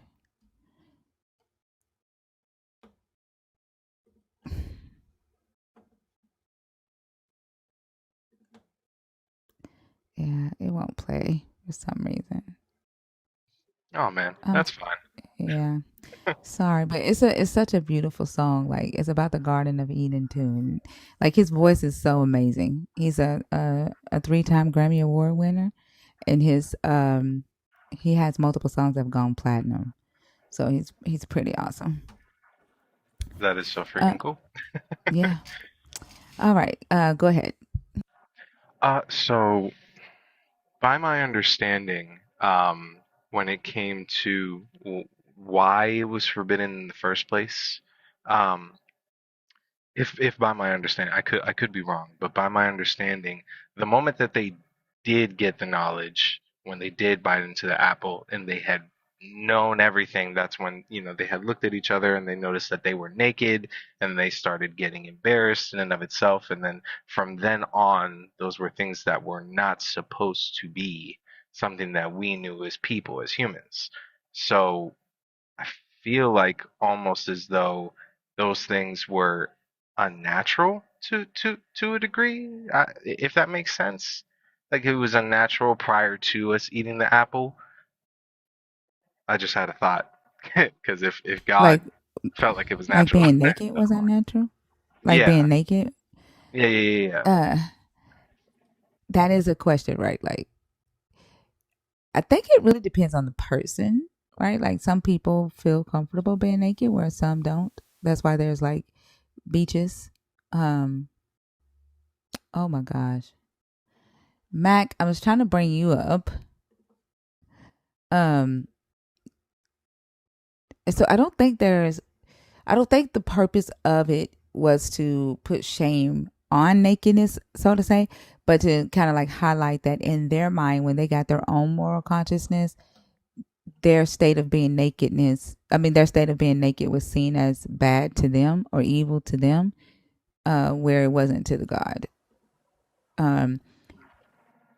They were in this text. Nakedness is a euphemism for sin and shame, and a lot of times the God will say, "I will uncover your nakedness," right? Or I'll pull the skirt over your head so others can see your nakedness, right? Um, And so I don't think that it's necessarily saying that the state of being naked is bad, but I don't know. I think it depends on the person. What do you think, Fee? I agree. I mean, I don't know that I follow the logic of them being naked was what did you say, Adrian? It could have been what? I, Uh, I, I was basically trying to say that not necessarily the specifics of just the nakedness, because it was the multitudinous of, right? They felt shame in and of being naked, and so in that, I think there's, oh my gosh, that's just one example, but there's a few things that afterwards. Oh my gosh, this is why I need to read more. This is why I need to read more. No, it's Oh my okay. If you gosh. like, I can yeah, bring it up. I can bring it up on the screen if Yeah, it'll yeah, right. yeah, help. And I yeah, Okay. yeah. think, and while she's bringing it up, I mean, I don't think that that's like far off in left field. However, I do think that there's still a through line there of awareness. Like shame only came after they were aware. And awareness only came after they had the knowledge of, between good and bad, or, good and evil. So we still get back to the same question. Why is having the ability to determine what's right or wrong for yourself, why is that a bad thing? And whether it leads to shame, whether it leads to any of these things, why is that a negative thing? And I think ultimately that's where the biggest question is for me, because where we are now, and we see it in Christianity today, when we talk to believers, we'll hear of an atrocious thing such as slavery, or, grape apologists and things of that nature. And like, well, God let it happen, or God had a reason, as if they can't determine for themselves if an act is right or wrong. It's almost like it's contingent upon who does it or who sanctions it. And that's just problematic for society as a whole, definitely now in 2024. Yeah. Could it be that ignorance and or innocence is bliss? Yeah, for sure. I think ignorance is bliss. Yeah, I don't think Yeah. it's wise. It's Right. easy. Well, you the know. whole, the whole, Hey, the twin. whole. Hey, twin. The whole nakedness thing itself is kind of funny when you think about it, because like, what's more natural than the state in which you're born? Mm-hmm. Right? We're the only I can animal see that wears, clothing. Right? But by the time this was all written, right, people have been wearing clothing for a long time, and so that culture of shame had already developed by the time this stuff was all written. So to then make the shame and the unnatural state being naked, when naked was clearly the natural state, but our minds and our thanks to evolution had kind of moved to this place where you're supposed to be clothed around other people, right? So that shame had already been ingrained in society. So it's kind of a funny reversal of And like what's expected.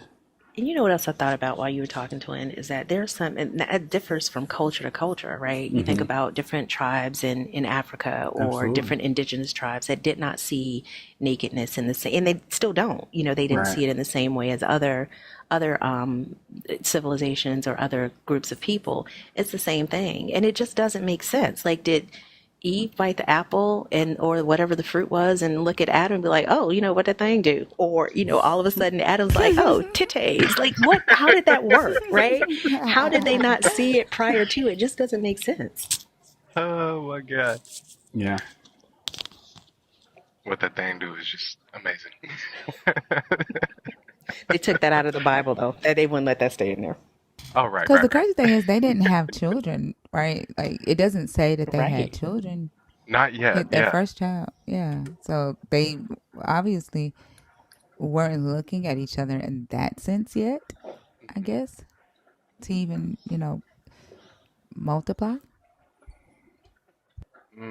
Yeah, I I mean, see. it could I just see be it as like a a correlation. uh, an analog for like puberty in that case. Somebody said the other day though that that's when Adam's daughters were born in the garden. Yeah, they were in the comments saying that the daughters were born in the garden, and it wasn't until they left the garden that the sons were born. Citation needed, I guess. Exactly. Yeah. Like, where did you get that from? It's not. It's always amazing to me, like the lore that is associated with the Bible, and then you go and look at the source, and it's like There you three go. Look, paragraphs, three verses. the prayer within. The daughters were born first, according to God. Oh, the prayer within. That's also right. Oh my God. Also, fuck you. Fuck you. Also. Oh my God. That's the only way he's gonna be able to get Yep. me is in the chat, because he ain't gonna be able to do that shit when he come on stage. That was I swear, like, hilarious. double fuck you. Also, I was going to post the video of the dude like, got him. Finally got thinker. He only gonna be able to do that in the chat. Anyone else, I would have let that linger. Look, I appreciate you. Thank you for having my back, man. God damn. Because I would have argued with him back and forth. Like, where are you getting that from? He's a consummate But troll. yeah, but does that make sense, Adrian? Yeah, yeah, What yeah. we're saying? Or? Absolutely. Yeah, yeah. Yeah, and the talking about don't doubt my anointing. Um, and the major question would be like, why did he deny that? And then like when they say this is bone of my bone, flesh of my flesh, and the two shall become one. Adam somehow had enough knowledge to know that, right? hmm Um, but he didn't have the knowledge to know, or from what it looks like, he didn't have the knowledge that would make him sexually attracted to her as his wife, so that he could begin to multiply. Because Right. like it's odd, right? The way Christians read the Bible, and I don't know if you was here when Bass was talking about how the Bible isn't univocal, and we were talking about the chronological order of the Bible. If you look at Genesis 1, that God says to be fruitful and multiply, Yes. right, to the humans. Then here you have them in the garden, and they don't actually multiply until they leave the garden after they fall. So is the multiplication of humans who are in sin, who are they, you're multiplying humans who have separated from the Right. God, right? Is that a good thing or a bad thing? Because they did it multiply before when things were good and Yeah. the God That's rested. You see what I'm saying? Like that's a it great asks thought. Oh my like God, all that's a those great thought. questions. I had pondered that. I had thought about this in the midst of you speaking. It almost makes me think about in not to stray off topic, but just to kind of stick around the same realm of knowledge is evil in theory, or what that specific text would lead you to believe that eating the apple would lead to the good and the evil. Um, makes me think about Pandora's box in Greek culture, and it makes me think, or not Greek culture, Greek mythology. Sorry, it makes me think about the moment that they knew all, but one of the biggest things that was in the box was hope. So just a nice little correlation. Somebody brought that up on Mezzo's live one time, and he proposed the question that, oh man, it had something to do with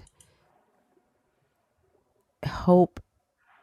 Hope has hope, Mm, or like, oh my God, I forgot what he. Man, it was a question that basically said that everything that we deal with in life deals with hope, right? Like even the sun rising in the sky. So he, in so many words, he was trying to say that there is not a anything that we engage with in life that isn't that doesn't deal with hope, and right. Who that said that? go ahead, B. No, say who said that? Mezzo. Somebody in Mezzo's live. Oh, somebody said it? Um, Me- yeah, he was like, I'll give the. He said that this was his first thought. Like nobody ever had this thought before, and he was like, I'll cash app the person $50 if they can show to me before that anybody has ever had this thought before. And somebody brought up Pandora's box. Hanji did. Hanji brought up Pandora's box, but he was in so many words saying that hope is in everything that we deal with. And I forgot the way that he phrased it. I don't know if Mezzo's still in here because uh, Mezzo was looking up stuff. It was trying to get him to like trying to prove to him that somebody had already said this before him, so that he could cash app him the $50. But um, he was basically saying that hope is in everything that we deal with. That there's no way that we can uh out like that there's nothing in life that doesn't deal with hope. Basically, I wish I could remember the way he said it because I mean, but it isn't was that kind of like hard solipsism? Like we can't. I think it It's an is that absolute I similar. don't agree with. I I I think I feel the same kind of guttural rejection of it that you do. Right? Yeah. I don't know that it would be under like solipsism per se, but I definitely like. There are things. So I'm very particular with words, and to me, hope means a certain thing. And like I don't hope my car will start. I expect that it will, right? And It I was think kind of like a double negative, like in so many words, saying that the like I hope for. Oh my God, we found the saying in a K-pop song, oh boy, and yeah, but it didn't mean what he. It was something like a negative, like I hope you are happy with her, even though the girl was sad that she was with somebody else. But it was something like a. I'm gonna look for it, but it was a weird saying, but it had to do with Pandora's box. Basically, shattered it, but it basically is Pandora's box. But he was saying like even as humans hope that the sun come up every day. I don't. I It's don't know not that I hope. agree with that. But yeah, that's It's an confidence based on expectation. Yeah. right. Yeah, that's confidence based on previous experience. Yeah, I agree. Like I agree. yeah, with hope there needs to be a larger degree of uncertainty. I think if something is pretty much guaranteed, so this is kind of gets back into what like he was saying about like maybe solipsism, right? You don't know, you can't have 100% knowledge that we are actually living in reality and not just your mind, right? So there's that, like, you can't have absolute 100% certainty about anything, but you know I'm about as certain as can be that if I go out to my car it's going to start. I don't think there's any hope required there. And I think if they're saying it from the perspective of there are no guarantees, right? Like I'm traveling for work, sitting in a hotel right now on the side of the bed. I don't hope that when I stand up my legs will work. I just assume that they will. Mm-hmm. So if we're talking about it from that perspective, maybe I could understand it. But then there's something, I think there's there's some baggage, I think, attached to the word hope and the way that we use it colloquially that makes that statement a little bit problematic for me to just be like, yeah, that makes sense. To a degree, to me, it makes sense because it's as you said, because it's like everything. It not everything, but a lot of things come with an expectation. As Max said, I expect my car to turn on. There's nothing else that would prove to me otherwise that would make me believe that the car wouldn't turn on. So I can see it though. I can see it. It makes sense. What's funny is, like, okay, so I just decided to look up the definition, right? And in the definition, it kind of agreeing, like, or not really agreeing, it's kind of disagreeing with what I'm saying, but then I'll just read them because I'm hard time explaining. But it says that a noun, a feeling of expectation and desire for a certain thing to happen, right? So with the car example, yeah, I have that expectation and desire. But then in the sentence example they give, it says he looked through her belongings in the hope of coming across some information, right? That's wildly different than the way the definition reads to me. Like I see a big gap there of meaning. Is is hope and faith under the same umbrella? Do you feel like, or But are those two No, separate things? those are separate. So Okay. hope, you're still unconvinced of anything, right? Like if I buy a lottery ticket, I hope I win, right?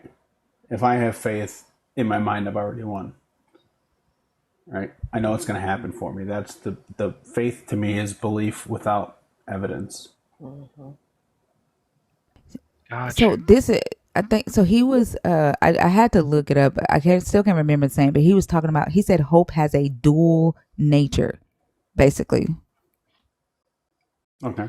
Um, and in so many words, hope is like when you ask about the faith. So like hope is faith, but also hope has a negative effect too, and then so they cancel each other out. And because of the dual nature, everything that we deal with in life deals with hope because of the dual nature of hope. This What's is the interesting. It was so funny. Because like I'm Fascinating. seeing definitions here, and it's like maybe I don't know what hope means. Because like in the Wikipedia gives two definitions, right? The one is uh, an optimistic state of mind based on an Sorry, very briefly, an expectation. Expect with confidence is the verb, right? And that's exactly what I'm talking about with the car, right? I expect that, and I have a level of confidence that it's going to happen. So if that's a meaning of hope, then yes, that would be hope. But then the other definition is uh, to cherish with to cherish a desire with anticipation, which is more to me. That's the primary meaning of hope in my mind. is hope to faith what um, knowledge is to belief, right? Yeah, I think they're like there's a pretty strong parallel there. Because I get it as I'm thinking about it. I get what you're saying, thinker, about the dual nature and the unknowns of just living in the world that we live in. So there's no guarantees. So there is a probably a level of unconscious hope that I have running in the background, that things that normally happen will continue to happen. But I don't know if that's the way we use hope when we talk about it. Does that make sense? Yeah. Yeah, it's So funny. Oh, sorry. Go ahead. this is what I found. So hope's dual nature can be seen in the power to inspire, resilience, and endurance, while also potentially fostering unrealistic expectations or prolonged suffering. So so hope's dual nature, in my eyes, I guess would be the hope to build a company and we persevere, right? And then when it says like the unrealistic expectations, hoping that um the sky would crack open and a man will come through on a horse, something like that. You know what I'm saying? Like Yeah. the hope in a rapture, and then the hope in getting over something really tough. So is it about That's what it sounds like it's saying. The dual nature is like hope for resilience and endurance, and then hope for illusions and false expectations. I mean, that's the same as the dual definition of faith. Like, I have faith that I can pass this test, or I have faith that I'm going to be called up to heaven. Like, people define faith and use faith in two very different ways. And I think what you just said about hope is the same thing. But wouldn't it go back to what Max said, where it's like faith almost has that essence of I really don't have anything to base anything off of. I'm just kind of, you yeah, know. that would be the Yeah. called up to heaven, right? But there Yeah. is another like colloquial usage of faith, which is Yeah. just like I mean, honestly, like that was the faith that's in the Old Testament is more about fidelity than belief. Mm-hmm. Because I don't think faith was even mentioned in that belief from the belief perspective in the Old Testament. They didn't have to have it. They It were was Yeah. talking to God. They Right. It didn't was Yeah, have to there. it was believe in the literally unknown. created for that. That word didn't exist. Yeah. Like I can have Yeah, faith. their faith was in the sense of being faithful, Right. not having faith, not believing in something they couldn't see. That's definitely New Testament.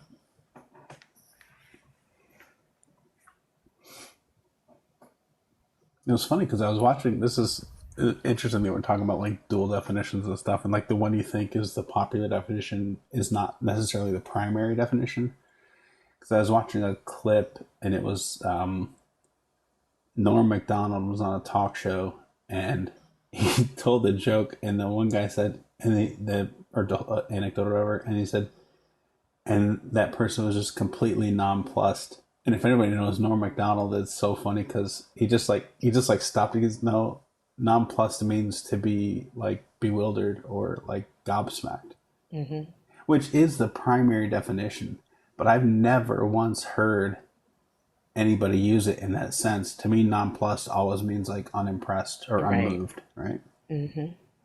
I've But never heard that word before today. yeah. Nonplus? Mm-hmm. Nonplussed, yeah.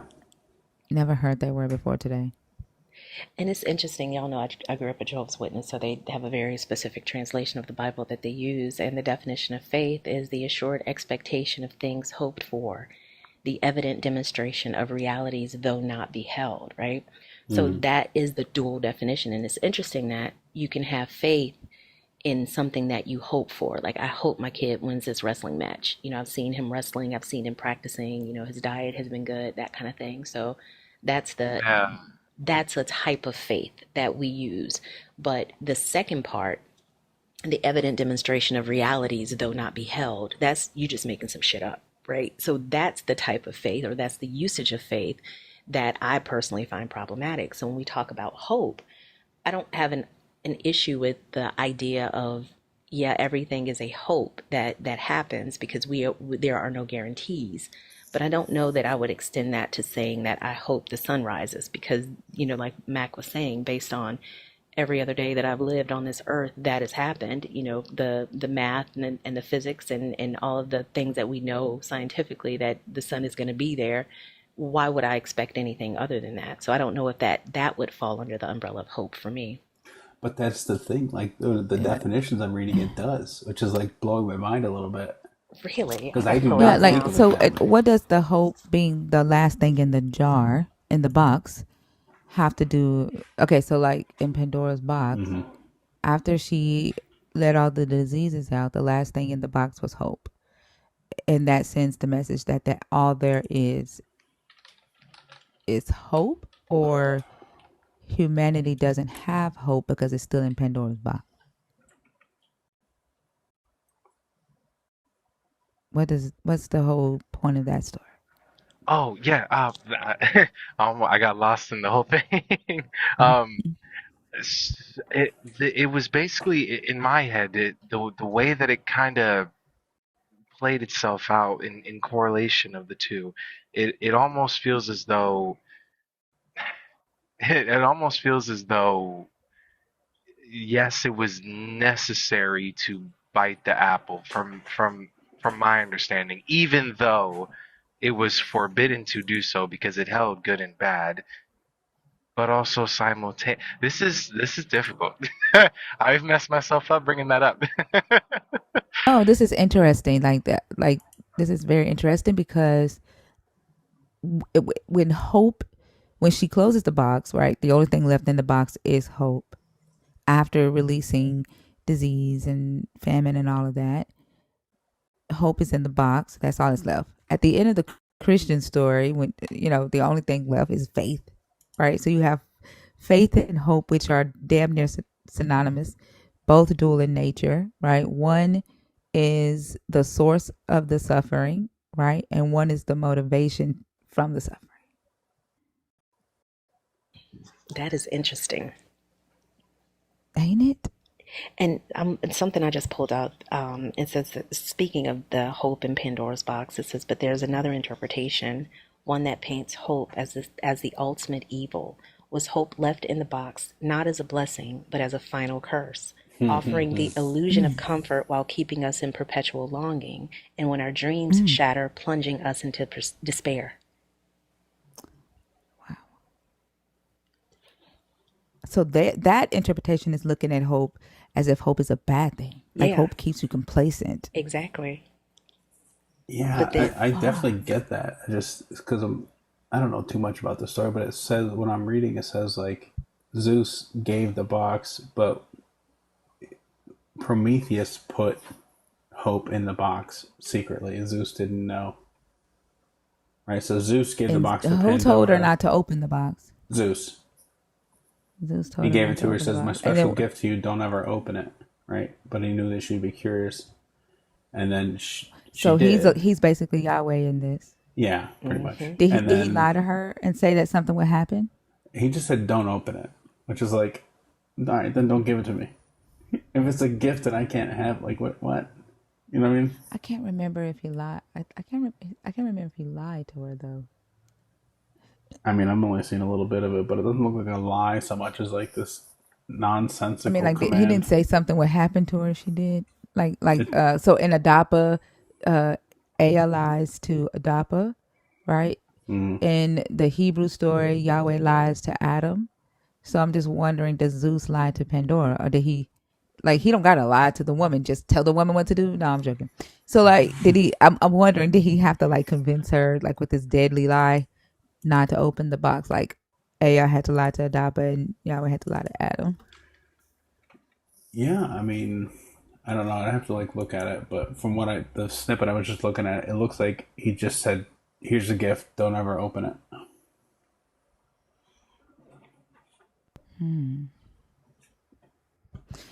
I love it when people say, "Oh, that threw her through a loop." Like, y'all think I know every fucking thing. I fucking love to learn. So what you're watching right now is me learning. The fuck? That's bananas to me. Like the That fact is. that y'all sitting here and you hope, Got her. Mhm. like like that's what the fuck. It's the whole point of the conversations. And the crazy thing is, it had to take a nice Christian to come up here and actually get us to a conversation like this.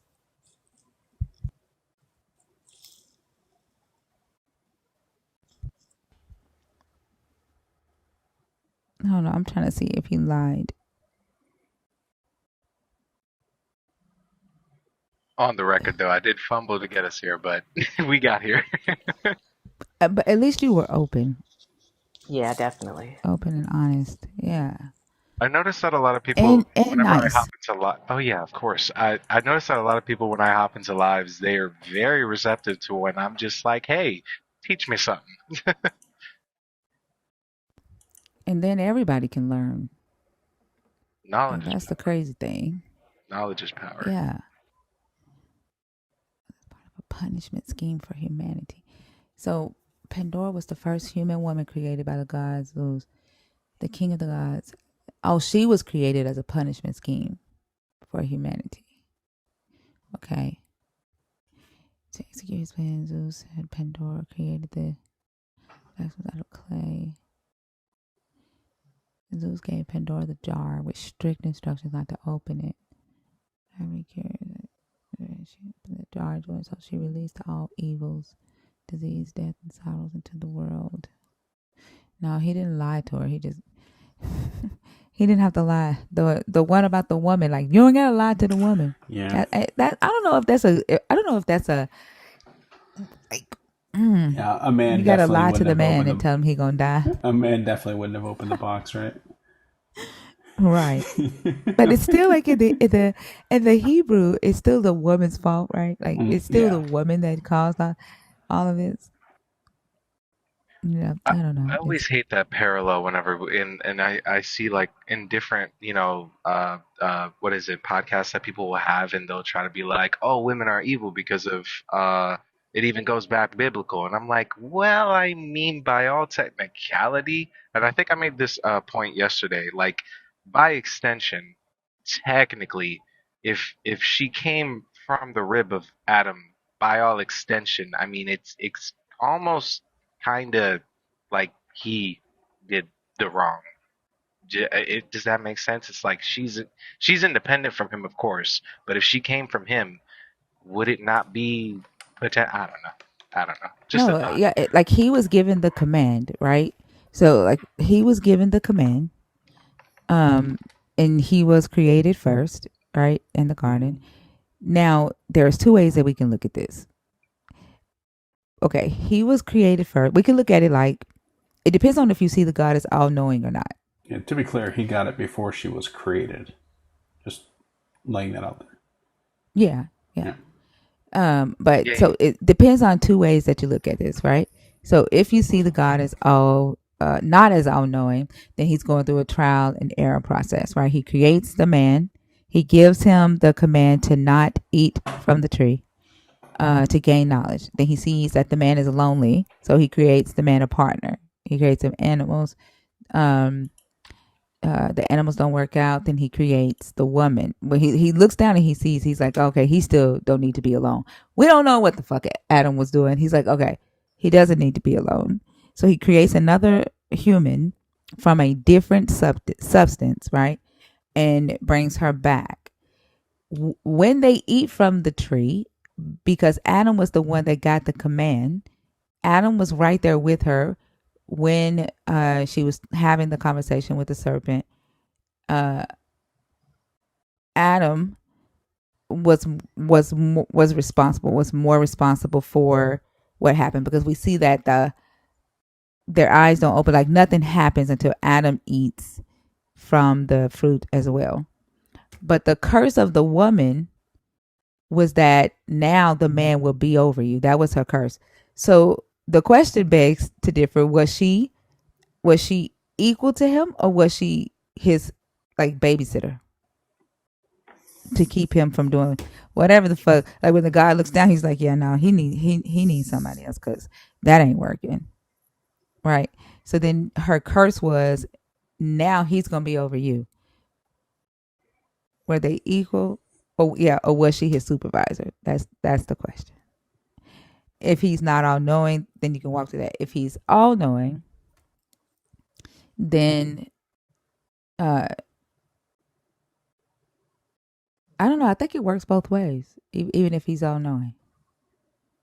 I mean, potentially though, but at the same time, when it comes to the all-knowing portion, the biggest contradiction that I like struggle with consistently is the idea that if he's all-knowing, simultaneously he makes the claim that all humans have free will.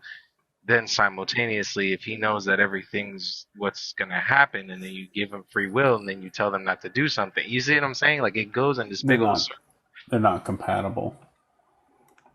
Right. Yeah, you're a few steps ahead of most Christians because they try to force that. Yeah, I was just about to say the same thing. That's just a incompatibility that most just kind of sweep under the rug because you can't be both. Like you just simply can't. In as much as God can't be perfectly just and perfectly merciful, it's just they contradict each other. Let me tell you, I was on African Atheist Live a couple of weeks ago, and you know Jared, right? Mm-hmm. Mm-hmm. I asked him as plain as you can ask someone. I said, "Is God perfectly just?" He said, "Yes." I said, "Is he merciful?" He said, "Yes." I go, "How can that be when mercy is a suspension of justice?" He says, "No." Look, somebody named Court just said no. That might be Jared. Jesus. It broke him. I'm convinced it broke. It broke me because I literally like cussed him out and left alive. I was like, I can't deal with this level of idiocy. He's aggressively dumb. Like he has tagged me in so many videos, and I haven't watched not one. Aggressively dumb is something I'm going to use. I hope you don't mind. No, please spread it. That's fine. But yeah, that's interesting though. I am gonna look more into this hope thing. I think it's interesting that one is the source of like support, and the other one is the source of suffering, the source of complacency. I find it interesting in the mythology that it was included in the box of all things evil. Hope? Yeah, that's very interesting. Yeah, hope. Well, that was the thing. And So I've heard people say hope is a bad thing before, but I just thought they were crazy.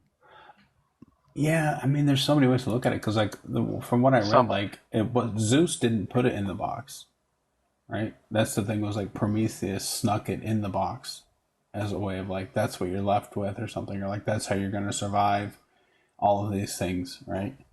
But then the other thing you said, you know, hope could be that additional curse. Makes a lot of sense too. It could definitely be looked at either way reasonably. If with hope having a dual nature, I think it depends on the interpretation of the person that reads the story on how they view hope. Yeah. And I also think that it depends on the outcome, right? Like the duality of it depends on the outcome. If you get what you want, then it's good. If you don't, it's bad. So maybe that is the dual nature of it in and of itself. Just the fact that we have no control over the outcome. So as long as we have hope, you're kind of left in limbo. So hope is the God, because if things go good, God did it. Mm-hmm. If things don't go, all the credit, none of the blame. Yep. Yeah. Holy shit. Faith is the substance of things hoped for. You have faith in the God. You hope the God exists. Faith is the substance of things hoped for. And then your faith is the evidence of what you can't see. The divine hidden theory. Oh, I'm sure Christians would not agree. But they get up here all the time and attribute good things to the God and bad things to themselves or to a devil or to humans, period. That's the alarm clock theory. God wakes you up every morning. You need to give God praise because he wakes you up every morning. Who wakes you up late? I just want I do. one athlete after a game to blame God. For real. That would be crazy. You point to the sky in I the mean, that end would definitely zone. end their career for sure, but it'd be hilarious. Point to the sky in the end zone, but not when you drop that pass. Like, yeah, we prayed before we, went out on the field, and this time God just didn't hear our prayer. I guess, he wanted the other team to win this time. He's a Dodgers fan. Oh, he Right. clearly loved the Commanders this past week. Respectfully, guy. Respectfully, fuck. I said respectfully. Yeah. All things are better when you say respectfully. Yeah, it just negates any harm. Or no offense, but Yeah.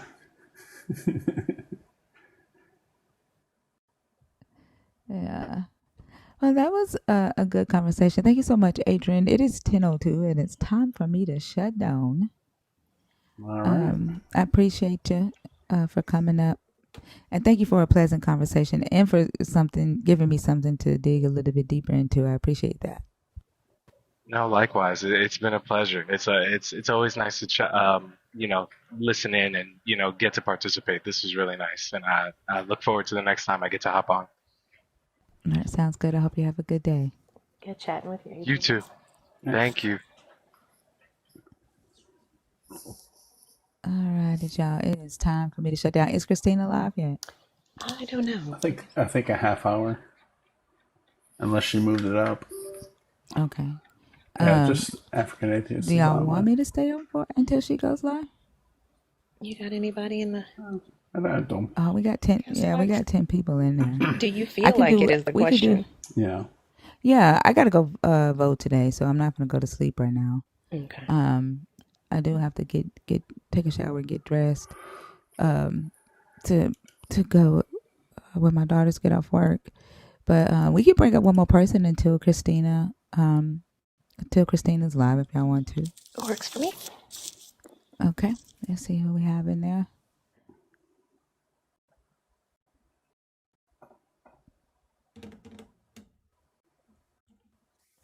If it'll open up, this thing be taking forever. Let's see. If you are in the box, help us bypass all of the ghost requests. If you can comment to make this go by faster and say I'm here, and then that way we can bring you up, and you'll be our last guest today. Prayer Within While we wants to get wait in the on the box. people to comment, huh? I think Prayer Within wants to get in the box. Yeah, no, he's already been on stage tonight. Anybody got time for Oso? While we are waiting for somebody who's not Oso to comment, y'all don't forget about the talent show. Don't forget about the forums if you want to advertise yourself or your business. They are in the Discord. They're in the Discord or in my bio. And if you know any of the people that tried out, please talk to them and say, hey, have you checked your email yet? Yala. Have you checked your email yet? And have you filled out the form to let them know that you're going to compete? We still have a couple of people who have not verified. So nobody's in the box that wants to come. I mean, nobody that out of the 11 people that's in the box, none of you are here.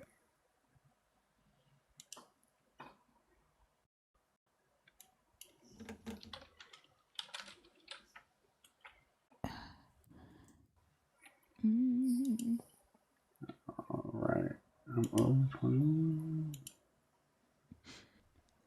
Oh, that's right. That's Let's where that see. is. Oh gosh, I'm not. I also been up here already.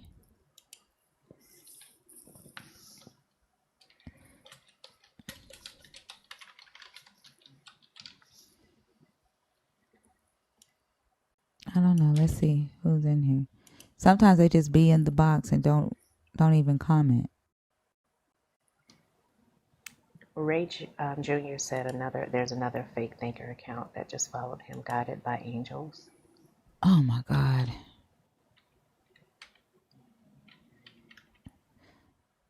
Yeah, this is getting ridiculous. Oh, so your armor is made of tinfoil.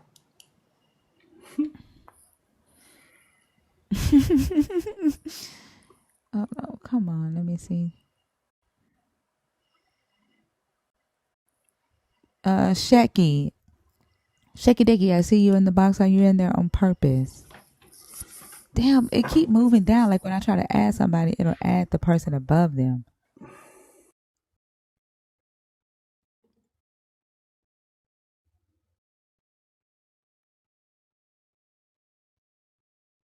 Nate Thompson. Speakers and a pair of headphones are also included from Hercules. Nate. Bad, Rico. Bad is bad. That is so bad. Nate Thompson. Nate. What? Hello. Hi. Did you mean Yes? to request? Did you mean to No, I did request? not. I'm sorry. I probably hit the wrong button. I apologize. That's okay. I'll take you down. Okay. Have a good Thank day. you. Have a blessed day. You too.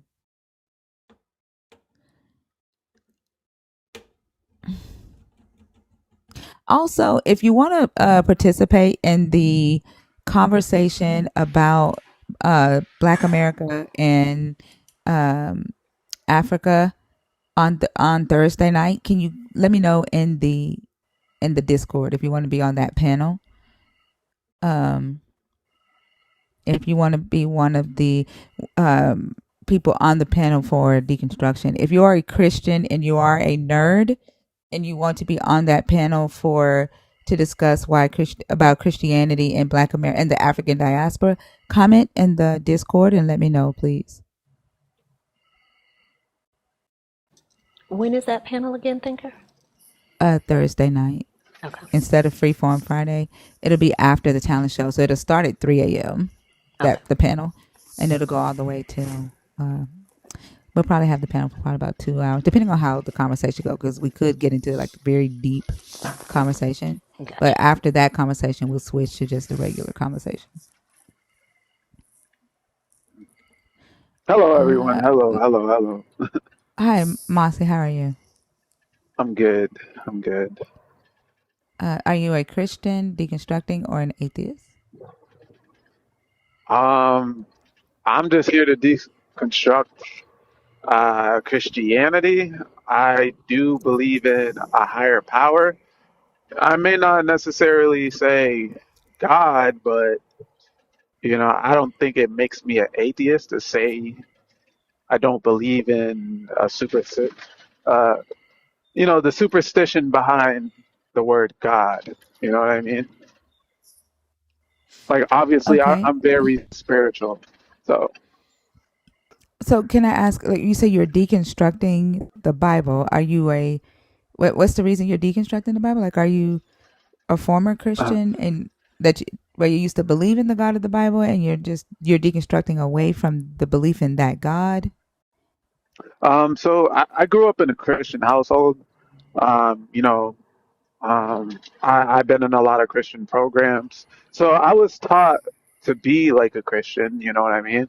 I believe in the whole, trying to live a righteous life, so on and so forth. Human beings should. Uh, I just say, jargon is I'm sorry, Yeah, you're you're cutting breaking up. up. not true. It's very, yeah. Yeah, I'm sorry, I can't hear Can you you. hear me now? Unfortunately, Keep no. talking. Unfortunately, yeah. Hold on. What I wanted to make sure of, because like No. with you being like a not so much a Christian, right? Your belief is more spirituality. I'm not sure if this would be a valuable conversation because it is about the Bible and um, the beliefs of Christianity that a lot of us were uh, either indoctrinated into and trying to get away from, or they believe in it and they're trying to get a deeper understanding of it, right? And so without it being a belief that you're trying to like deconstruct from, and it's not your current belief, I'm not sure that it would be. I'm not sure that it would be a valuable conversation if that makes sense. Because you don't believe in the Bible, right? Or you didn't believe in the Bible?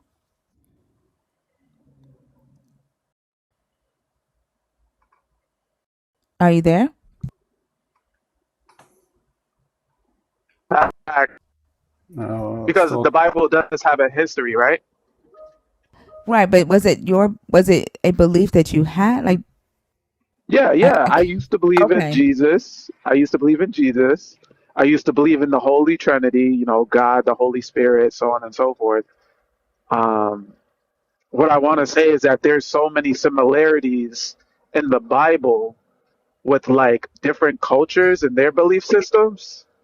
And whenever someone steps outside of the Bible and they're talking of like this a synonymous story, you know what I mean? It's deemed paganism.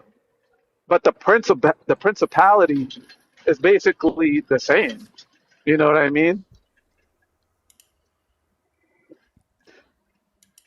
So, for example, Well, I think we had someone who wanted to talk about that earlier tonight, and that's just not this live, right? So like there's 5 topics on the board here.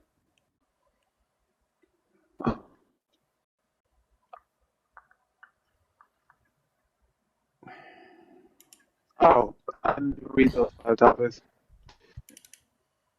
Yeah, and your phone is breaking up really, really bad. Like it's hard to make out everything you're saying. I'm sorry. I might have to drop you down because I can't hear you. And I don't know if you can hear me. Well, he dropped.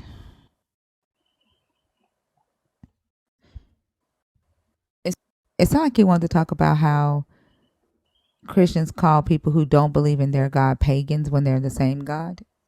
Is that what it sounds like? Yeah, that's what I heard too. Let me see if I can get somebody else up.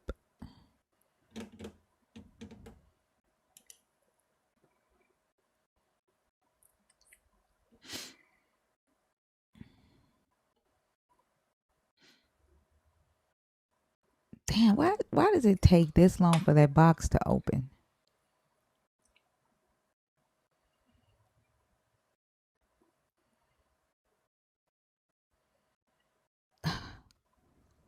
Damn, are you gonna open?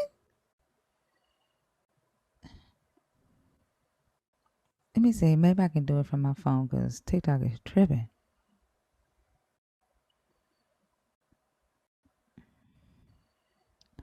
I don't know why. Also, it's still in this box.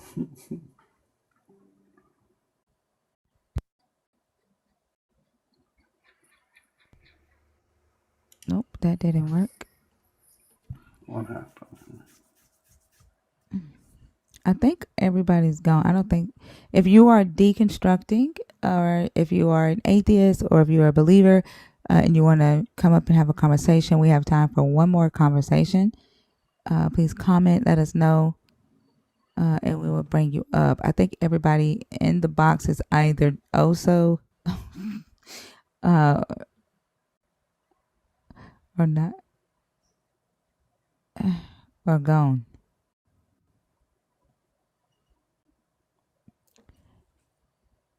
This might be the end, y'all. I don't see another believer. So I'm gonna bring up Miss Charlene right quick because I see her in the box. Let's see.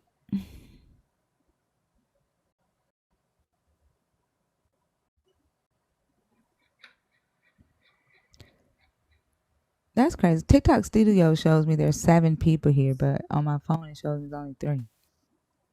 Hey, Miss Charlene, Good morning, my how are you? love. Hello? Uh huh. Hey, can you hear me,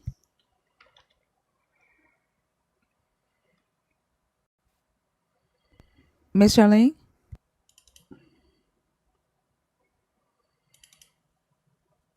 I don't know. Is it my computer? Can you hear me? I can barely hear you, Miss Charlene. She's breaking up for me too.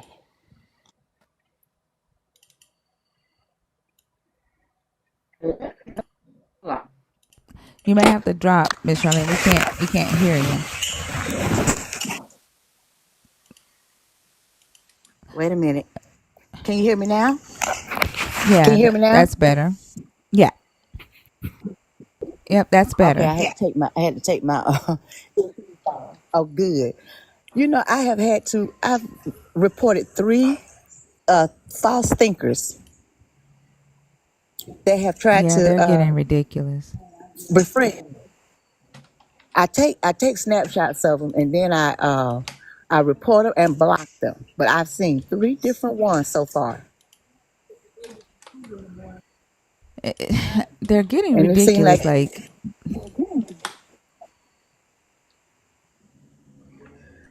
well, oh, so is it you? I don't know. Maybe is it Oso creating the accounts? No, it's not Oso. Somebody said, "You sure it ain't Oso?"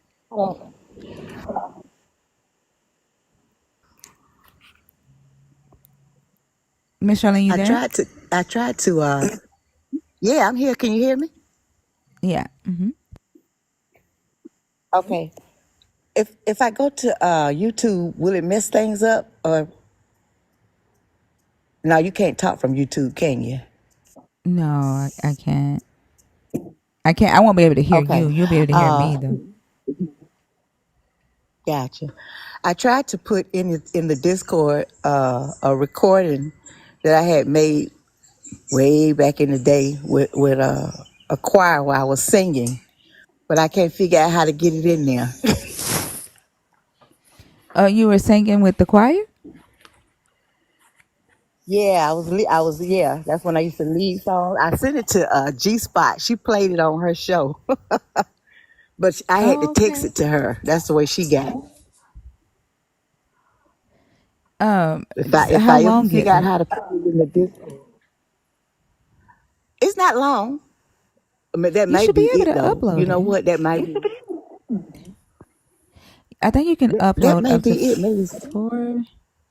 Yeah, and in our Discord, you can upload a video up to 4 minutes, I believe. Uh huh. How Okay. how how long I'll is it? keep trying. Is it giving I'm you an not sure. I error? don't think it's longer than 4 minutes.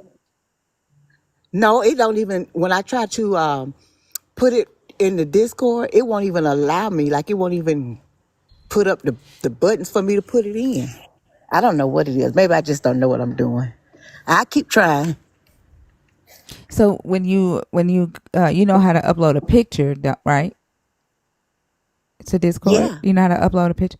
So it should be that same button, and then there is a you tap for video. Okay. It should let you do it that way, but you can upload. I paid for the uh, so I'm paying for the larger storage. So y'all should be able to upload videos up to 4 minutes in there. So it should Okay. work. I keep trying. I'm sure Okay. it's just See, probably me. see if your daughter can help you figure it out. How are you doing? I'm doing wonderful. I am. I've been. You know what I'm doing today? I What's am that? going to be. I'm going to take a class today so that I can uh, be a person that helps with the election. Oh, that's what's up. I'm excited. I'll be making Yeah, phone that's calls. good. I'll be making phone calls. Godless and golden. Where did that go? Oh, look. Oh, is that your that's your TikTok. Oh, Your that is so cool. That looks good. isn't Mac is wonderful. Isn't he wonderful? Yeah. It's I don't know why I beautiful. couldn't get it to like look. It looks a little weird on there, but oh, there it is. Yeah, that's much better. Yeah. All right now, Miss Yeah, so Charlene, now look putting the at pressure on Miss you. Charlene. I am so excited. I love y'all. Max, that's beautiful. That is beautiful. Look, Maven I'm said, look, won't I'm Mac gonna be do it? doing it in 3D. I want to do it, Max. Want to do it? That looks good. That's why I said she needs to have the theme song, Living My Life Like It's Golden, Golden, whenever she get ready to come on. Yeah. Yeah, I'm excited, y'all. Yeah, I think you're going to do good. We now refer Mac as I baby think back. so. Mac as baby back luster. Why? Was that? No, it was baby got back. Lost her. Cause we're the Oh guy my the God. guy the guy on G's live last night was talking about that I was booty hurt, and I'm Oh like, wow. you can just say like butt hurt. Like booty is like I got like a wagon back there, and I was like, and I'm flattered and everything, but so then Bash is in the comments and he says it's baby got back luster. So I was like, okay. Oh my gosh. Y'all be cutting up in these lives while my ass is somewhere asleep. Yeah, it gets pretty rowdy in G's live. Guy lost it. Guy cursed me to hell last night because I called God a doofus. He cussed you out. He cursed me to hell. Oh, He he cursed said, you to he hell. said, he said, we were talking about like, all the screw ups and stuff, and like how he got all these plans, but they never happened. I was like, yeah. Yeah, he's kind of a doofus, huh? He's like, oh, you'll pay for that. Like, oh, okay. And then just Oh, G like basically let him have it after that, and he ran away. Their hopes for violence, their hopes for this hell is just that's the double nature of hope. Let me just stop before I get back into that. Like that's crazy. Yeah. Was that the same? you No, know that was what would that was be a different fun? guy, Melanie. Yeah, some guy What said would that be fun? she said she was African American. He said barely. Oh, He told who they was barely African G. American. G. This was a different guy, What? Oh. but it was the same live. Mm. That guy, I think he's the one who came on and called her wicked. No, he called Oh, Lord. He what was called his sorry. He name? called V Loris. something? He called Loris wicked. His name was Vcast or Viewcast or View something? It was Viewmaster. Viewmaster. Yeah. Oh, Viewmaster, this yeah. guy. Also, what the hell? What is this picture? What is this picture, Also? First of all, I don't know who you're talking about. Secondly, my name is Jeff. Y'all hear the drop? I'm gonna teach y'all. Listen to how his voice drop. Listen, you're gonna listen. You'll always know it's Oso because his voice is gonna drop. So here's the thing. Why are you so afraid of God? What? Why are you afraid of God? Charlene has an echo.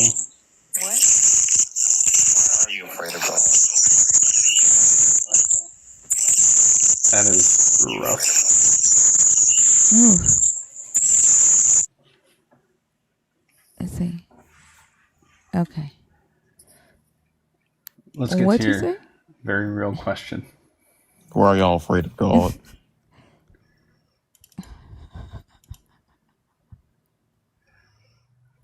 I can't be around failure. He's never failed or forsaken you. He forsook his own kid. What do you mean? No, he's sitting at the right hand of the Father right now. Oh, so the kid was lying. He was in his flesh in that moment.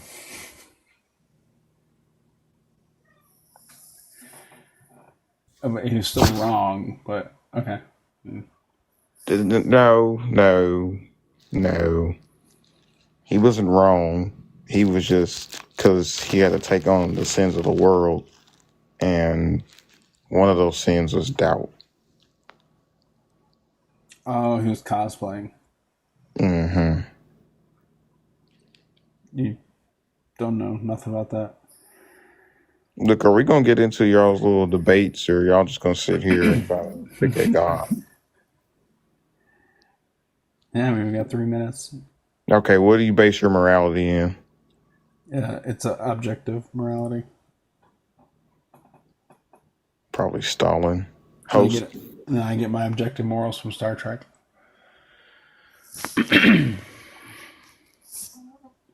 Are you playing with games with me? I would never. Why do you have on like Overalls? yeah, like are they green? Yeah, it's like a, No. When you have as many animals as I have, the stains kind of turn it from blue to a kind of grassy color. but not green. It's grassy. Right. Okay. It just looks like a for some reason it just remind me of a pea. I'm sorry, you call me a what? No, I just said you remind me of a pea. Punk? What do you mean? A pea. Like a penguin? What the fuck? You're obviously not a vegetable farmer. Exactly. Nah, I farm animals. And a what? Animals. Oh, so mostly like donkeys. Yes. Okay. Asses. Animals with a lot. Why did you say the daughters were born in the garden first? If we go to the scriptures, it tells you that he had daughters and sons, but it never tells you when he had daughters. So we can assume that it was before he had sons. How can we assume that? The Bible doesn't necessarily allow women so much, so they only really counted the boys as the firstborns.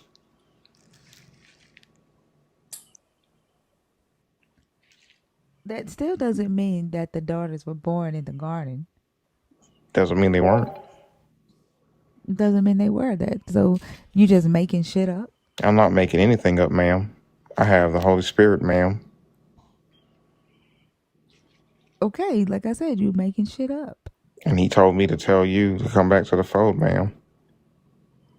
You could do great things in him.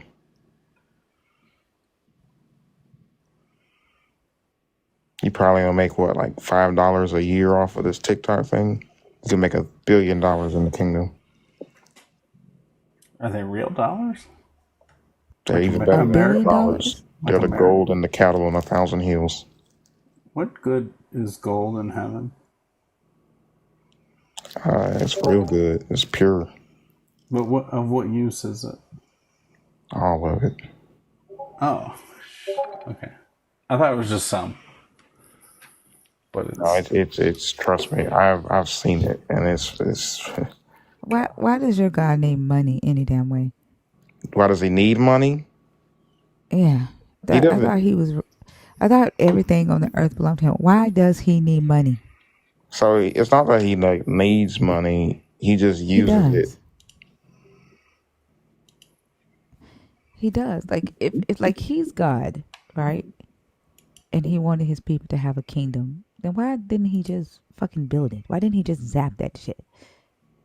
I mean, Why if you like think and about it, if he want these people to have like these big churches, right? And he chose people to like talk for him and do all these like prophecies and miracles for him. Why didn't he just zap the damn church? Like why didn't he just zap what they needed? into place since he is a provider. Like, why does he have them asking people who can barely pay rent or people who can barely buy food to give money to build his church or to build his buildings? Like, why does your God need money? So I like that you asked that question because it really has a simple answer. And the simple answer is, if God wanted to name all the animals himself, he could have did that. But instead, he made Adam because it's like he could do it through someone. So we all need like a middleman in life. And God wanted to have middlemen. So Jesus is That the doesn't make any sense. So he wanted a middleman so that humans could then wonder if he exists through other humans. well, I mean, it's kind of separating the wheat from the tare. Then why didn't he just not make the tear and just make the wheat and not make the wheat and the tear to grow together? Free will. Why didn't he just not make free will? Because he doesn't want robots. But he does, because the goal to get back into heaven is to become a robot. So he does want robots. So So he here's what should he have just wants. made robots. He wants good and faithful servants that'll never do anything he doesn't say, but he wants you to choose to do that. So he puts people through the fire so that you could choose to be a robot. Right. So he did all of this for his own ego so he can, like, is he gonna get in trouble by somebody? Like, does he have a daddy somewhere that's gonna be like, why are you torturing these humans? And then he could be like, I can do it. They chose this. I gave them a choice and they chose it. Like, is he gonna get in trouble or some shit? Like, why is he doing this? Like, it sounds like he needs to like make he needs to like justify it so that he doesn't look like the bad guy to somebody. So I'm not your typical Christian, but I do believe that Yahweh. Wait, hold on. How the fuck? Like, I'm here having a conversation with a friend, and your bitch ass is in the comments crying about my fucking ego? Praise the Lord. Like, you're mad at me having a conversation with a friend, and even when I fucking play, even when I'm not serious, you still feel intimidated, bitch? That's sad.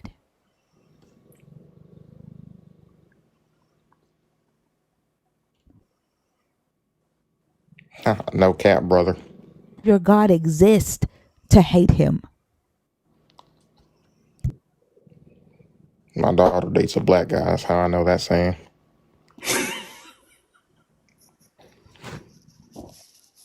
That's crazy as hell.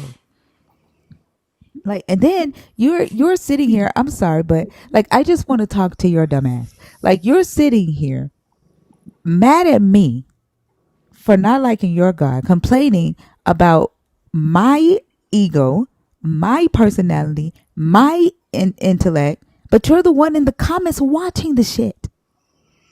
You're the one in the comments that can't pull yourself away. You should be checking on yourself. And then, why the fuck aren't you on stage? Like, we spent Soft. 15 minutes. Yeah, we spent 15 minutes waiting for a believer, asking if a believer was in the comments and wanted to come on stage. But you want to sit here, and then once we get all into a conversation, come out the woodworks and start talking shit? Come on stage, since you're He's so got soft sanctified. hands. Soft hands, brother. Then why the fuck are you here? Why are you here? Because obviously you know about me, but I don't know about you. So let's see if you're in the box.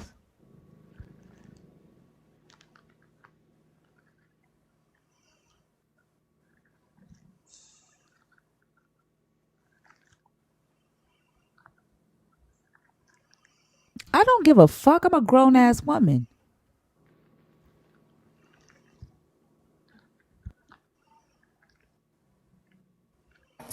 You don't pay my bills. I pay my own damn bills, and neither does your God. You're not in this box with your lying ass. You didn't send a request.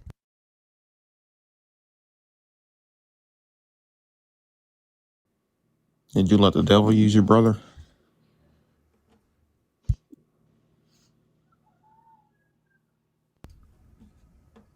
Wow. Talking real big, but I don't see anything. Yeah, he ain't in the box. Waiting. You're not waiting for shit.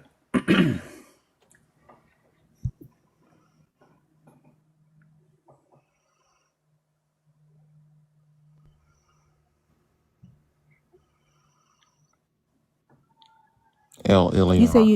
you say you did what, P3? P13?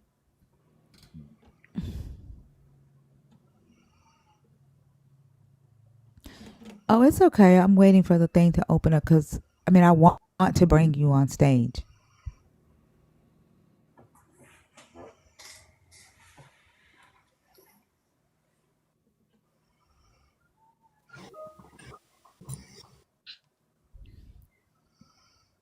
Okay, what's up?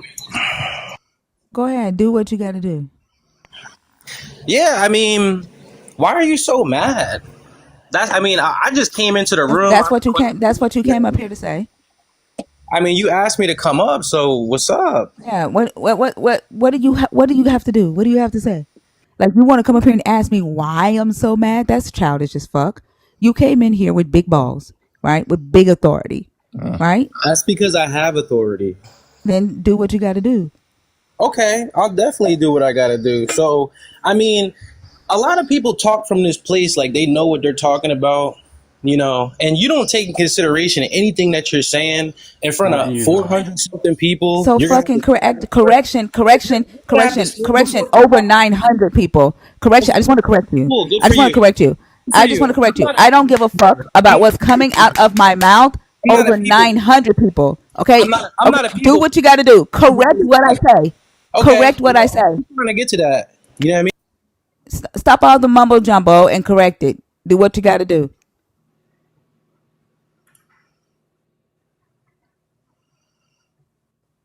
Use your soft hands to unmute yourself, brother. You sound Who terrible. who You could who who muted be a him? woman and all that, but just keep in mind that, Who muted him? yeah, I know that's what they do. But anyway, you could be a grown woman and all that. You know what I mean? But I'm not a people pleaser. You feel me? I I say don't what give needs a to be fuck. said. Do you I think say I what needs give to a be said. fuck? I Do you say think what I needs give a to be fuck? said. I say what needs to be said. I don't I care if don't give a fuck. Then say what the fuck you need to say. Then stop all that bullshit talking. you need to Say what repent you need to to say. God And, because the way that you and or sound, what? the Or gospel, what? or what? I mean, you're gonna stand Or before God what? for everything that you Or said. what? Straight up. Prove your God exists first. He does Prove your though. God exists. He Prove does it. though. I don't need to Prove prove it. it. You're up here giving your Tuesday. So What's so today? you came up here to tell me what every other Christian comes You're up here and giving your say. Thursday to talking You mad came reckless up here. You for him came not up to here. quit. You came up. The Holy Spirit told you that I'm giving my Thursday to do that. I mean, this That's is what the something Holy that you Spirit do told you to come up here frequently. and I say. believe. Very confident. You're, Very you're very confident confident for in a that. long It's reason. Wednesday, bitch. He It's really should Wednesday. be. What comes out of It's your mouth? Wednesday. It's I live Wednesday. in You the should spirit. think. You should I, think I about live what in comes out of your mouth. It's not fucking Thursday. It's I Wednesday. live in eternity, so I don't even know. I be Yeah. doing my So you're one of those. I'm You're busy. one of those. I'm You're busy. God, aren't I you? can crap about God all I You live in the Yeah. spirit realm, don't you? You I'm feel what I'm busy. saying? You live I in the got time to spirit cry realm, on don't you? You TikTok. feel me? I I got gotta time to go to cry work on soon. You know TikTok. what I mean? Oh, But guess what? but I here's own this, a company. I don't have to. I own good a for company. you. I don't have to. People like I you don't have to normally go do to own work. companies. People like you normally do own companies. The Yeah, ones that yeah. have But guess the what? tyrannical Why are tendencies, you going to work? Why that isn't your God providing have for you? no respect. Why do you have to go and clock in? Huh? Like you know me. Like you People know like me. me, people like Like me, you you the know one who me. claiming that you Like got you this know God. me. You the one Like you claiming that know you me. got this God. Listen, Why let me why explain do you something. have to go to work? Explain something to you. Ain't no Huh? man on this planet gonna want to be with somebody like you. I don't give a fuck. Straight up. What the fuck? Like, do you And you think can that take that to the you think grave, that's and an you know, insult? Do you think you that might is go an jail. insult? You might Like, get three. why the You fuck might is go that something that prison. come See out of your that mouth? Do you think and that you are a everything. prize? But Do when you you and think your you're the family, prize? you ain't Do gonna you have think you nothing. are a prize? You think you're a Absolutely not. prize?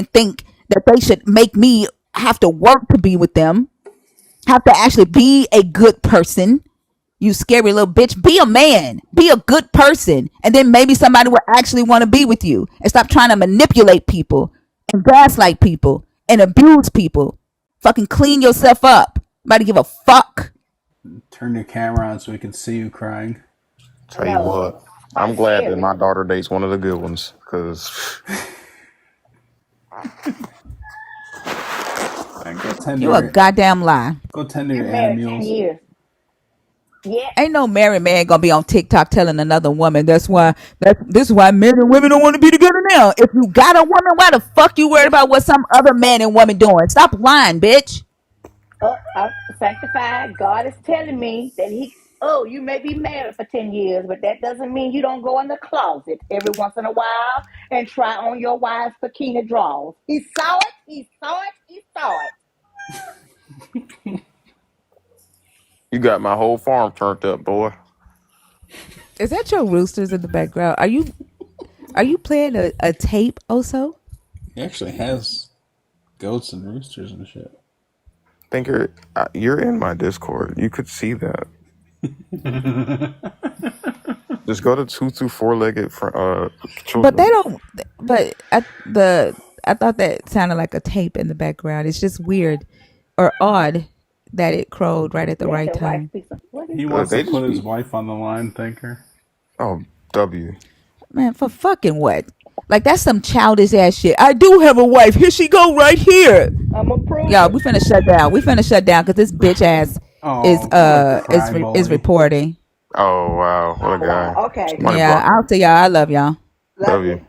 Bye.